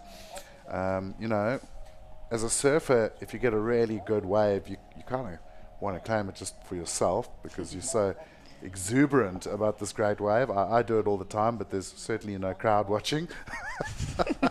But it became a thing over the time. So like surfers like stoked, claim the wave, like I feel good about it.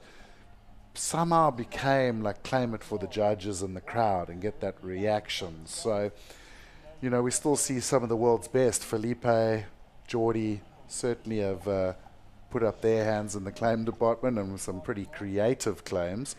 But, and then the younger surfers see that. And, I mean, if the world's best are doing it, well, why shouldn't I? Personally, I don't like to see too much claiming, but, I mean, if you have that, if we're talking a 10 here and it's like one of those spectacular ones, why not? I mean, no one in their right mind's not going to be able to, like, hold back their enthusiasm, you know? Yeah, we call it passion, but yeah, I mean, surfing is such a unique sport in the fact that we are so in the moment, we're in the present moment, we're having to adjust and adapt the whole time, and yes, we all want those exceptional waves. So when we do get it, usually turning around and seeing if anyone was watching, kind of thing. But I think no one saw your wave, did it happen? No, exactly. I felt quite stoked when I finally got a surf in on the lay day, and I had surprise Mapumulo coming up to me afterwards, going, "Tash, I saw that crack," and I was like, "Yes, thank you." But like deep down inside, I was feeling even better. But yeah, the passion is there, and I think that's sometimes where the claims come from. But for me, just seeing so many claims for sixes, I couldn't quite understand it, and I was just reading it as conditions are exceptionally difficult. So when they get those two-turn combos in, it was a big stoker. So maybe we say this: if you claim your wave and you don't get a 10, you get -2. Yeah. I think that might see a decrease in claims in heats. Yeah, totally. But focusing back onto heat number 10 here in the round of 64 for our women's division at the Ballito Pro, it is a Brianna Cope still in the lead. Her last ride coming at a 3.03. It's her second highest scoring wave. And her heat total is 7.53. So not going into those double digits yet is this heat.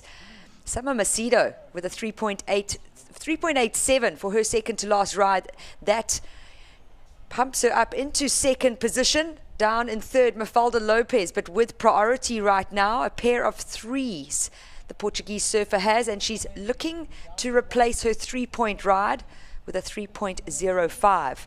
I'm still going to call it Kai, two-turn combo. You're going to get into those good scores. At the moment, all these girls have found on offer is one turn, and even with that, the highest score coming out of 4.5. Yeah, they have fallen victim to the tide and the wind all day, so it's made it a little bit fat and soft, and the girls are struggling to find those bowls. Unfortunately, this is the qualifying tour, the Challengers Series, and sometimes you just got to roll with it, what you get, and you got to make the most of it. So I think Brianna Cope, she's got a lot of experience behind her, and she's just quietly gone about her business, getting the waves, getting the scores, and building up her lead. She's got priority again as well, with 9.5 minutes on the clock, and interesting to see that it is Summer Macedo, the Hawaiian/Brazilian, that is holding on to second, and we've seen some solid results from all the Hawaiian surfers over this event. Yeah, and a big paddle here for the Basque Country. Garazzi, Sanchez, Orton, and unfortunately just coming unstuck. So that's not going to help her situation. Well, maybe she's sitting with a 1-point ride as her backup. And her highest wave score at 2.9. But looking for a 3.97 to advance. First and second advancing through to the round of 32 for women. Third and fourth unfortunately eliminated. The difference between the QS and the CS though, Kai, is that you do actually get prize money in that first round, and I think it's a big bonus. Most first rounds in the qualifying series, it's $0 and time to go home, pack your bags. I mean, you can't wash the dishes? or Kai's car. You can't wash my car, it's dirty. So another wave for your surfer in red there, and another make over the top as she finished it off strong. Getting a 4.20, so now really starting to build up that buffer on the second place surfer. Priority is with Summer Macedo, but this is the replay of that one hit. Nice release of the tail, a little bit too late to get up there, and maybe that's why the judges are being hard on that score. Only coming in at a 4.2. One judge thinking it's worth only a 3.7. But the average coming out at a 4.2, so that goes into being the second highest wave score of this heat. And yeah, so true, Kai. These girls in Heat 10 unfortunately feeling the high tide a little bit more. Yeah, I'm about to go grab my head torch out my room and run it out to them because it's getting quite dark out there now. And as we all know, also this time of day as that sun dips and you get that shadow on the water, it actually becomes quite difficult to see the waves approaching. And I mean, today's already been difficult with that onshore swell because there's so much movement on the ocean. You sometimes don't see the swells coming. And, you know, speaking to Jose Faulkner after his loss today, he was saying, I made two big mistakes in having priority and taking waves, and the good wave was right behind it. You know, and he acknowledged that, but he said it was so difficult to see. You couldn't see that good wave behind, so you didn't know to wait for it. And you know, now you talk about this light on the ocean right now, it becomes even more difficult because the sky and the ocean almost become the same color, and it becomes that like zone where you really can't differentiate between the swells and just the bump on the ocean. You've almost got to, like, you react a little bit late, as we actually saw with that 4.2 from Brianna Cope. I was up early, like we all are, and I saw someone paddle out, and it was still dark, and the first set of the morning, he actually missed it, just unable to see anything. And yeah, 9 hours of surfing today, Kai, at the Ballito Pro, presented by O'Neill, up and riding. This is our current heat leader. Quick in and out for Brianna Cope. She's sitting with a 4.5 and a 4.2 in her tally. Only a heat total of 8.7, so probably one of the lowest heat totals out of this woman's first round. Summer Macedo, representing Brazil, but growing up in Hawaii. And she has a pair of threes, looking for a 4.83 to take the win. Mafalda Lopez, the Portuguese surfer, with a 3.5 needed and priority, but sitting in that third position, and we haven't really seen a change in situation at all. She's sitting with a pair of threes, and then Caity Sanchez Orton wanting to find a 3.97. With just over 5 minutes remaining, we can still see that change in situation. Priority with Mafalda. She's in a positive position, having that first priority, but needing to utilize it correctly and make sure she gets that score that is required. It's been a great day of surfing. We have seen some South Africans advancing through. To all the viewers who are watching, I know it is a day of work for moms and dads, school holidays for the kids. The beaches have been really busy, and yeah, just so grateful to have the Ballito Pro back. It's the first time in 3 years that we have seen international surfers on our shores and competing out here. But for me, from a woman's perspective, it's been even longer to see this caliber of women's competitors coming to South Africa and competing. So a very big thank you to KwaZulu Municipality as well as O'Neill South Africa for supporting surfing, not just in KZN, but for supporting surfing globally. Challenger Series, only 8 of them, Kai, and they're massive. I mean, your budget is just elevated in such a big way. Prize money as well, and just so grateful to have a Challenger Series on the African continent. Yeah, it helps because working with a Challenger surfer, I can tell you it is not a cheap exercise, especially if you're South African or Brazilian, you know, coming from a third world country with a devalued currency. You know, everything's in dollars or Australian dollars or euros. And for a South African surfer, looking at the math, you're probably looking at R500,000 at least to compete on the Challenger Series. Yeah, I think you've been tight there. That's a lot of money. That's half a luxury vehicle in this country.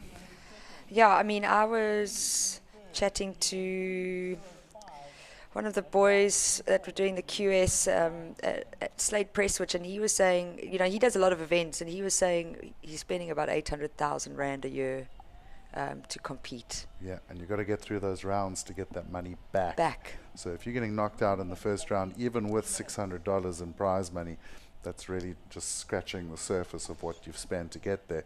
I mean, for the South Africans, as an example, they went to Australia for the first 2 events, probably looking at in and around $10,000 for that trip. And you had to get through quite a few rounds to get that back in prize money. So it's a big investment, not only for the surfers, but for their parents.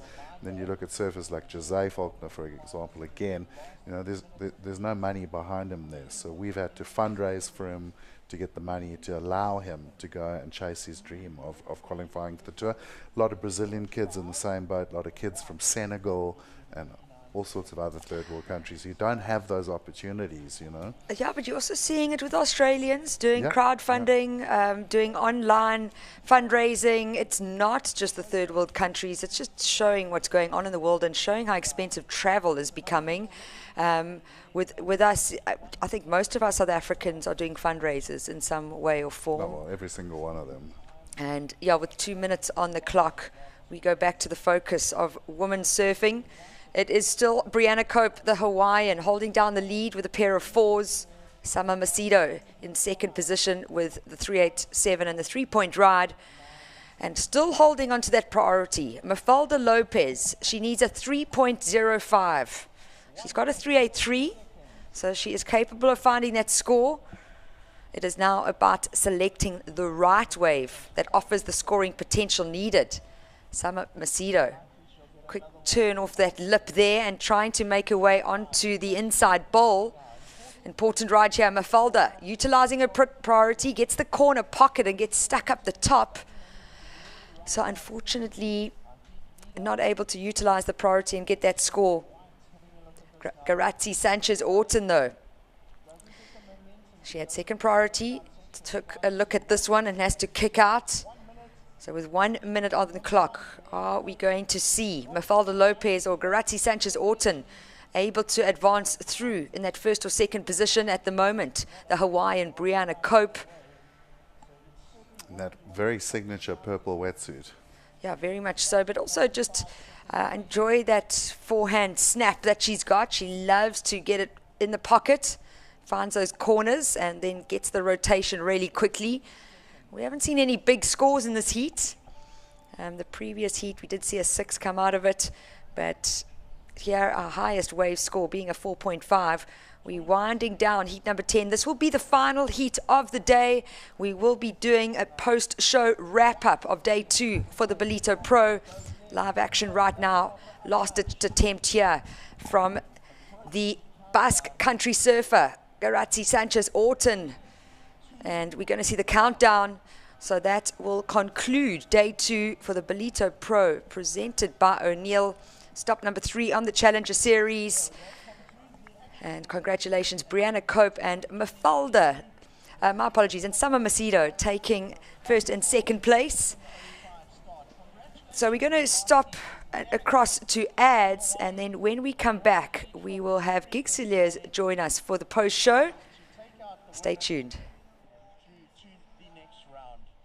Tomorrow morning when we kick off, it'll be heat 11 of the ladies. Also congratulations in that last heat to Summer Macedo making it through to the next round. Come on, that's everybody. And see you tomorrow morning.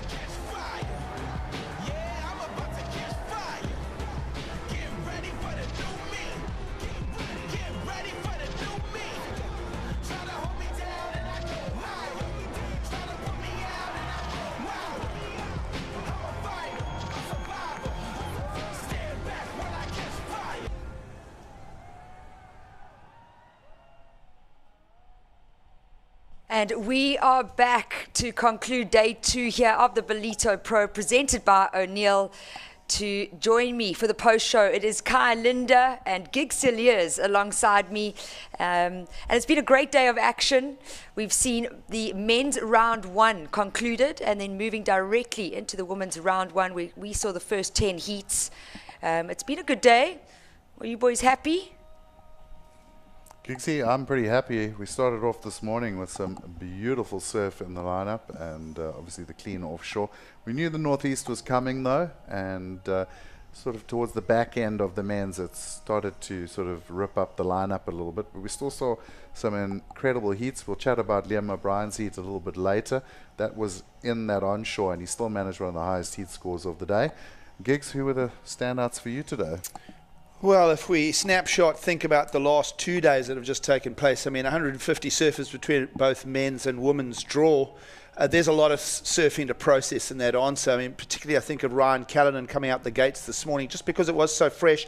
It was crisp offshore, and what was coming out of it was single maneuvers could actually achieve heat advancements. So to me, I think that's a takeaway. Once again, it was a day where we lost championship tour surfers and a couple of other bigger names that we thought could go in the draw. You made mention of Liam O'Brien there. He's back this year. I think, you know, his performances through 2021 and then breaking his leg on the North Shore, that was a tough one for him, but he's looking strong. He posted a really good set of heat totals, and I'm looking forward to see where this all goes. And you know, there's lots to talk about as we sort of wrap up day 2 here.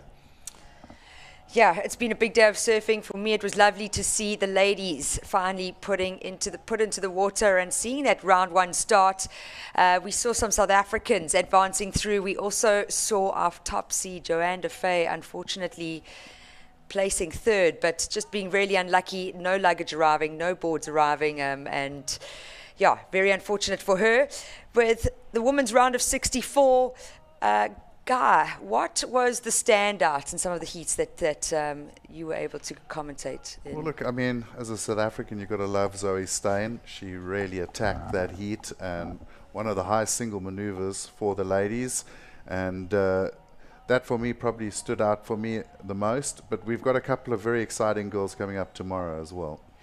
Yeah, and we will still be seeing more surfing, but we are going to go down to the beach with the heat winner from heat number 10 for the ladies round. Brianna Cope, that was a long, stressful day for you. You've managed to wait it out for the entire day. Just tell us about how that went for you. Obviously got the heat win, but you had to wait a long time to actually get in the water.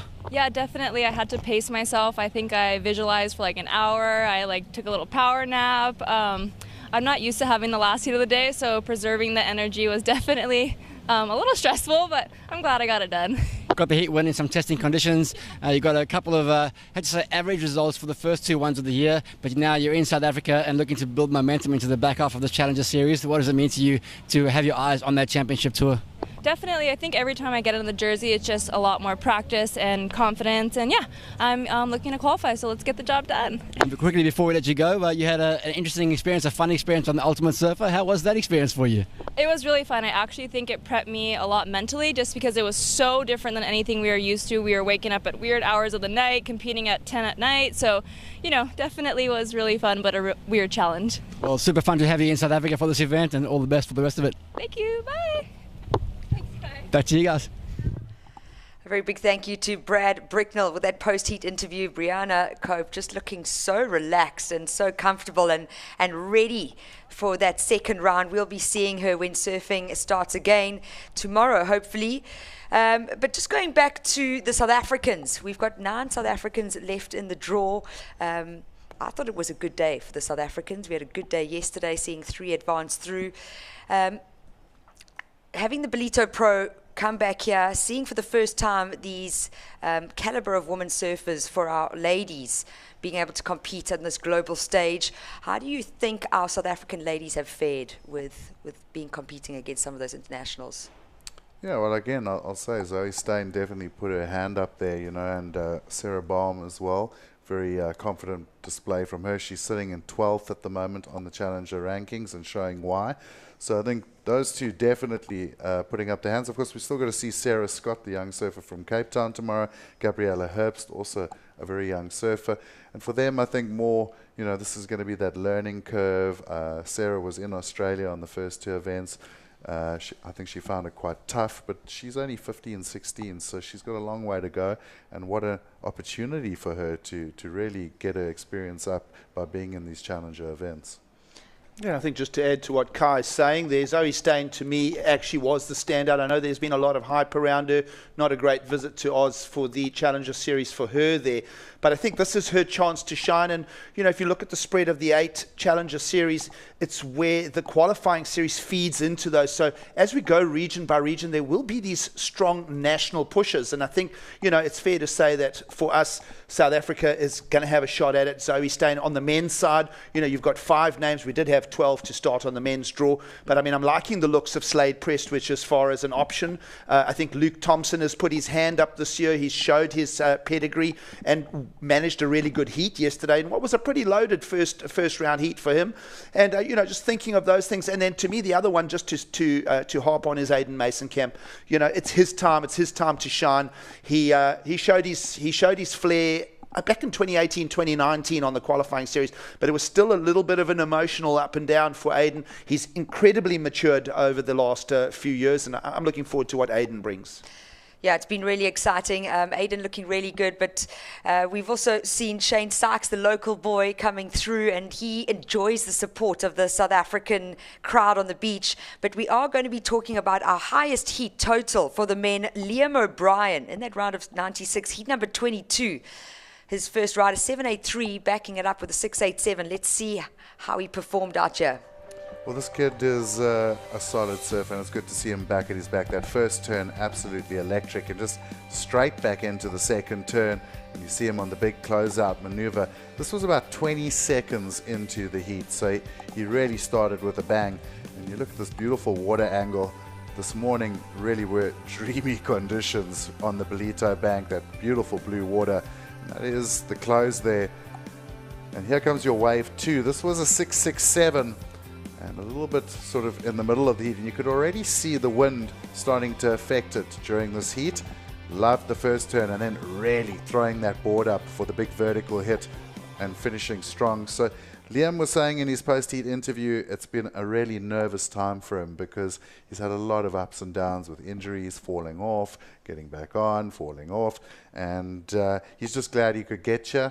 Really laid down a solid first heat, and now he's looking forward to moving through the rounds and hopefully getting back to that championship tour. Yeah, it would be great to see Liam back up there. We are going to check out the highlights from our ladies' highest wave score. Bronte Macaulay will be coming up on the screen now.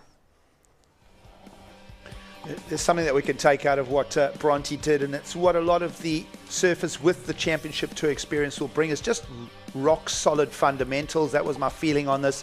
You know, they do everything with no frills, and they get their 2 waves per heat. You lead back to the discussion with Liam O'Brien. You can even with Frederico Moraes a little earlier in the morning, that pedigree of surf, and of course Bronte represents that by being part of the championship tour and having that experience. They just do everything basically fundamentally well. They can lift a notch, of course, but rock solid from Bronte. I like what she brought to the party in Ballito this morning. Absolutely loved the power surfing. Yeah, good power surfing, solid surfing.